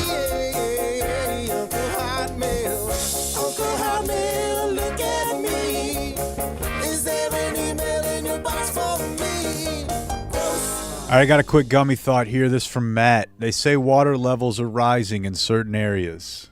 Antarctica, Dubai, etc. If the water is all connected via the oceans, why wouldn't it rise a little bit everywhere? Actually, I don't know if it ruins it to know, but go on. How is the water rising isolated to a certain area? I think it's the glaciers. As the glaciers melt, it's not just that the water level's rising everywhere, it's that certain glaciers are melting, and then it pushes the water in a certain direction. Like Miami's especially in the path. Yeah. And I think it's because diagonally up that way, there's a big glacier that's pushing the water that direction. And Lake Michigan doesn't go up like 0.00001. I mean, the Great Salt Lake is drying out. Huh? It's because of all the salt, right? Yeah, that's totally. Doesn't sound so great to me. What's Lake Mead? Is that the one created by the The big dam. There's something unique about Lake Mead, so that I'm going to say yes. I think it's been very, very low for a while. Well, there you go. We're feeling it in Vegas. Yeah. Being down. Yeah. I got a couple follow-up things. Movie stuff. We talk about the movie Fire. You know how I'm upset about the movie Fire. The baby. Yeah, Justin says you're dead on about that. You never see a movie guy using a Duraflame log to get it started either. He says, even more egregious representation in movies does exist. I submit to you, digging a hole. Oh, my God, yeah. These fools will dig a shallow grave that is 5 feet long and 3 feet deep in 30 minutes to bury a body or whatever. God, that's with a just great one point. shovel. It is so hard to dig a hole. Meanwhile, it takes me half a day to dig 2 holes to plant new plants in the spring. Digging holes is quite hard and effing exhausting in real life. Yeah. I have an idea. This is me now. After reading this, I thought this is a bet payoff for next year. Dig a big hole? Dig a grave-sized hole. Or just grave a live... you could not do. Like a live stream... What if it's a hole contest and it's, we somehow 3 of us are on the live stream. Try to win that whole contest, bro. This will never show up in court in my Google search subpoena. How long would it take to dig a grave with a shovel? Couple other follow-ups there. Anchor words. By the way, the guess is like 4 to 5 days. Yeah. Like you're just round the clock, dude. Okay, we're not doing that. This is a drug school punishment. I've done some digging in the prime of my life, and you're not doing a grave in a day. The problem is, as I found, and is, it looks when you perfect. move the dirt, there's more. There's so much more. It just keeps being more falling in there. Like, think about it. It's easiest at the beach, and whenever you and Carter are digging something out, still, you think you could do a grave? No. Some of these anchor words might be repeats, but who knows? We have from Scott, tribulations. That's on there, yeah. Trials. Okay. No, actually, I've just been going through tribulations lately. Nothing else? No. No trial. No. And then one for this time of the year. He says, Mary. Merry. That is a weird one that doesn't really... Go ahead. Say. Come drink and be merry or something like that. Occasionally you'll hear that, but that's have I ever heard somebody say that? You might have seen it written, and they're trying to be it's in a Christmassy. song or something. Yeah. But if I say the word Mary, what's attached to it? Juneteenth. Could be Juneteenth. I've got 2 anchored phrases. First, dispensation. It's always special. Yeah. Never common. That's true. Average. Yeah. And this is from Tim after watching the Army-Navy game. Away. AWEIGH. Anchors. I didn't even know that's how you say away. I just would have assumed it was the regular The other one. way? Boat Yeah. people Never are is. just trying to do their own language all Yeah. the time. They live in another world. Starboard. Mm-hmm. What is that? It's left. Oh, what if you just said left? Well, what if you Nah. were facing the back of the boat? Then it wouldn't be left. And that's So is starboard always left looking forward? Yes. Okay. What's right? Port. I used to know that. Dad had a boat. Aren't you glad you don't anymore? Hey, me too. Dad number 2. Hey, okay, go ahead. We got one about where are all the clothes going. I thought that was an interesting email. We had a gummy thought email where, like, where are all the clothes? Like, all the clothes. There's a new fall line of clothes. All the winter stuff. And then spring, now it's not in the store anymore. Didn't all get sold. And then next year, they have new line of clothes. They don't put those old crappy. Where are they? Are they in Guatemala with the Rangers 2011 World Series winning T-shirts? Yeah, with the Cuomo wins NYC. Yeah. Turns out you're not that far off. I mean, there's probably a bunch of different places, but Garrett sent us a National Geographic article about how this works globally, and there are massive, like, clothing graveyards. One of them is in Chile, in the desert. Chile has apparently become the world's dumping ground for our old clothes. And between 2000 and 2014, clothing production doubled, and consumers began buying 60% more clothes and wearing them for half as long. So we're just burning through them. 3/5 of all clothing is estimated to end up in landfills or incinerators within a year. And a lot of that ends up in Chile. And the photos are dystopian, but cool. It's just a dump that's stories That high. seems really wrong high, when you full of are clothes. doing clothing drives for the homeless and this and that. And, I learned a term. You would just throw all that away. Well, I mean, yeah, you're trying to give it another life. Yeah, and some of this stuff does get recycled, and there are, I guess they call like circular economic, like people are trying to make sofas out of them and stuff. But as it stands, Chile is like a dumping ground, massive dumping ground for the fall line of fashion at Gap. I was talking to our good buddy Justin at AT&T Stadium, who had to work all the high school games, and he said if you thought like the Rangers 2011 shirts were bad, picture the 1A high school that had state championship shirts made for all 70 players. Yeah, they do have big rosters. That now have to be shipped somewhere where, I don't know, somebody gets to wear a Duncanville 2025 state champion shirt that didn't see the light of day. You probably don't have to ship it as far. Yeah, it's true. You don't think about that, though.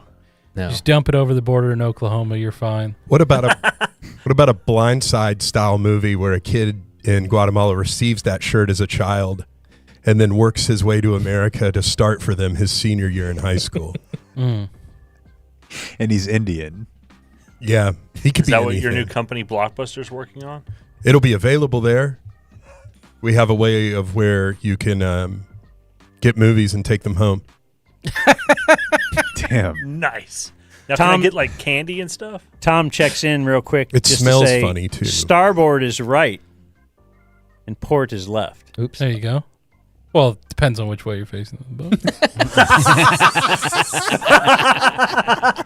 Just said it confidently, knowing you'd have a 50% chance of being right. I have a really good one here. You want a really good one? Yeah. Always. And this is my last one. This just came in today, but it's called subject line, and it's not signed. Insane Elementary Immersive Experience. Maybe you need to first lay out why this is a follow-up. Yeah, so we've been talking about this. I had just had the memory of an exercise we did. I think I've narrowed it down to social studies in 6th grade. So this is 95, 96. And we did a game, an immersive experience in class where they divided the students up by class, by race. I guess you kept your same gender. They gave you a job, and they would give you little cards to tell you what your life was going to be like. Like, you can go to this school. You can afford this meal. You cannot. You live on this side of the room, and you're poor, and you can't have snacks, and you have to do extra homework. And so they were just trying to display, like, hey, if you've got this, life works one way. If you've got this, most of you, life's going to work another way. And it was pretty, it was I remembered it. And then when I spoke about that, heard a bunch of people who had similar experiences, be it about economics or like the Holocaust and the experience of being, subjugated because of your demographic. Okay, well, this might have something to do with one of those things. He said, I heard some of the listener immersive experiences growing up. I think mine might take the cake. For context, I went to a private Christian school very close to Jake's current neighborhood. And in the mid-2000s, in the 6th grade, we read The Hiding Place. This is a book that's centered around building hiding places for Jews during the Holocaust. Do all small Christian schools read the same books?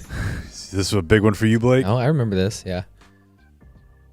My school decided to do a weeks-long immersive experience while reading the book.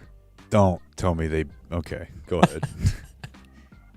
Where a rotating group of kids in the class was selected to be Jews that week, outfitted with Star of David pins.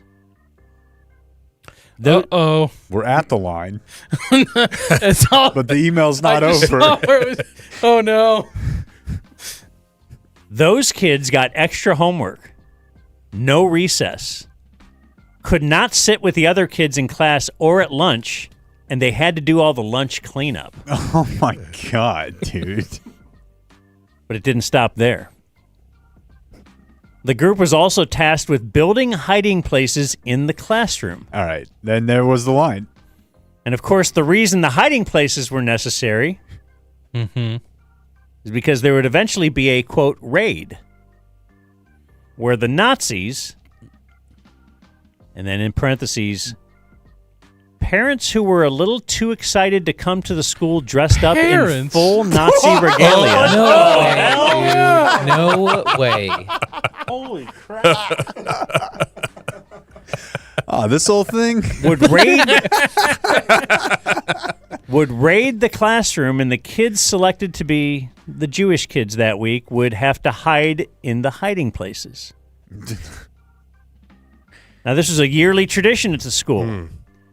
But I believe my year was one of the last, but they did it because the Nazi parents went a little too over the top, pulling fire alarms, blaring air horns, screaming into bullhorns. It really scared us kids, and one of the kids who had to hide that week, I could certainly say I was traumatized in a way that certainly was immersive. 20 years later, looking back on the experience, it was so insane and insensitive that I don't even feel good to have my name connected to this.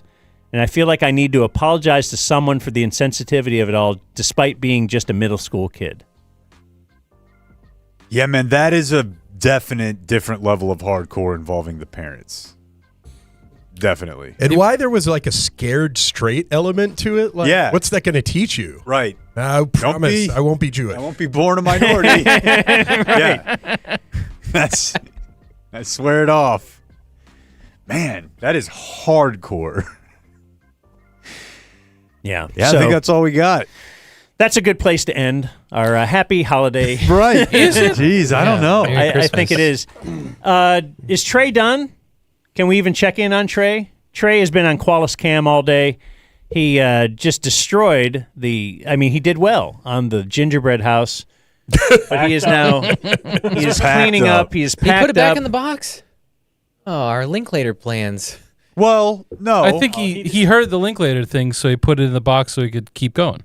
And he has the constructed part constructed. Bring Trey. Okay. Can you yell to Trey to come on in here? Yeah, he was walking. Oh, he's on his way, and I forgot it takes him 10 minutes. I was going to say, go you just assumed he was already going to be. It's like 4 steps Give away. it another beat. Yeah. Anyway, congrats to Trey for all you did today. There's our guy. I promised you a shiny $100 bill if you had finished that. Did he finish it? He did not, but we're going to give him 2 shiny $100 bills right here. Yes. We took it out of the North Texas Food Bank. And we Give him participation trophies. No, the I North see. Texas Food Bank, we're actually not going to be able to know the final tally until late because it's just can't follow it as we do it. Like you said, Jerry Lewis is probably lying. I will tell you, the Dumb Zone, we here at the Dumb Zone will make a pledge that no matter what the donations, we will donate a minimum of $10,000 to the North Texas Food Bank. 10,000. That will be coming out today. Because of the listeners. Right, but then we'll be able to follow, or by the time we get back, we'll be able to track like how much did our listeners give and how much did we raise on this particular day, thanks to William Pace donations and all that kind of stuff. And Ben and Skin, the Haymaker Network. And Ben and Skin, Put and some bucks. to the $25 from the crypto over here proceeds. as well. I'd like to thank Grady Spencer. Yeah. Thank you, fellas. Thank y'all, man. Not the work. What did they do? All the guests we had on today, and then the guys helping here behind the scenes. We have Michael Snap, who does everything with DZTV. Yeah. When you tune into DZTV, It's Michael Snap's work. On More 27, you will see Michael Snap's fine work. Does he list his name on the credits? Yeah. He should, yeah. Okay. Well, yeah, cut that. That's a little too long. I've noticed the credits run a little too long, and there's not quite enough of, get me saying something really cool, really awesome. And then, but as an executive producer, we can do that, right? And thanks to intern Henry, the nemesis of Clayton. Just to watch intern Henry and Clayton interact off the air is incredible. Yeah, no, it reminds me of my parents who were divorced. So, Shout out to intern Jack. He's not here right now. He's also has a birthday. I don't think you did his birthday, did you? No. B.O. wanted us to do his birthday. Oh. Papa B.O. It's New Year's Eve. So happy birthday on New Year's Eve to Jack. Okay, that's pretty cool, I guess. Would that be cool to have your birthday on New Year's Eve? Yeah, there'd be years Who where cares? it would suck. I think once you get older and you don't want to celebrate your birthday. I think if something sucks or not is entirely up to you. So, I don't know. If it's your birthday, it's Christmas, New Year's Eve, who cares? Whatever. Have a good day, man. Look at this guy. You know? I just watched It's a Wonderful Life. I'm positive now. That's true. Sorry. Every time you're positive, somebody gets their wings. Oh. Anyway, anything else, Blake? Any final remarks from you? No. Got a message for the people and Earth and peace? Do you got anything? Thanks to TC. TC. Yeah. MVP put together all of the those production. All the pre-recorded bits. Got to get those things out there. Yeah, those things are awesome. Jimmy, Scott, good people. Sarah. Prophets, those parents at that high school or middle school looking for those kids dressed up as Nazis. Bruenigs. The Bruenigs. Noviello. John Kukla. Brandon. Kooks. Brandon. Brands. Obbs. My kids. William Pace. All right, so, yeah, well, thanks. I think the final video that if you're watching on YouTube that you'll be able to see, this is when TC went out and found that guy who actually decorated his house in Dumb Zone decoration. Like there's a guy in Dallas that if you drive by his house, like the tree lights up and says the Dumb Zone and it plays our theme song. Did you know this, George? No. It's I had true. No idea. Can't wait for the package. It's true. And the theme. Okay. See y'all next year. I get it. All right. I never listen. I'm gonna listen. I wanna listen to the Dumb Zone.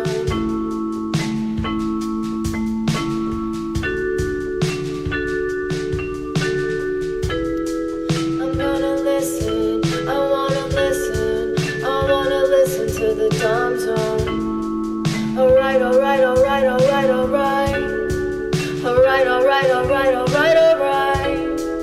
I never listen. I'm gonna listen. I wanna listen to the Dumb Zone.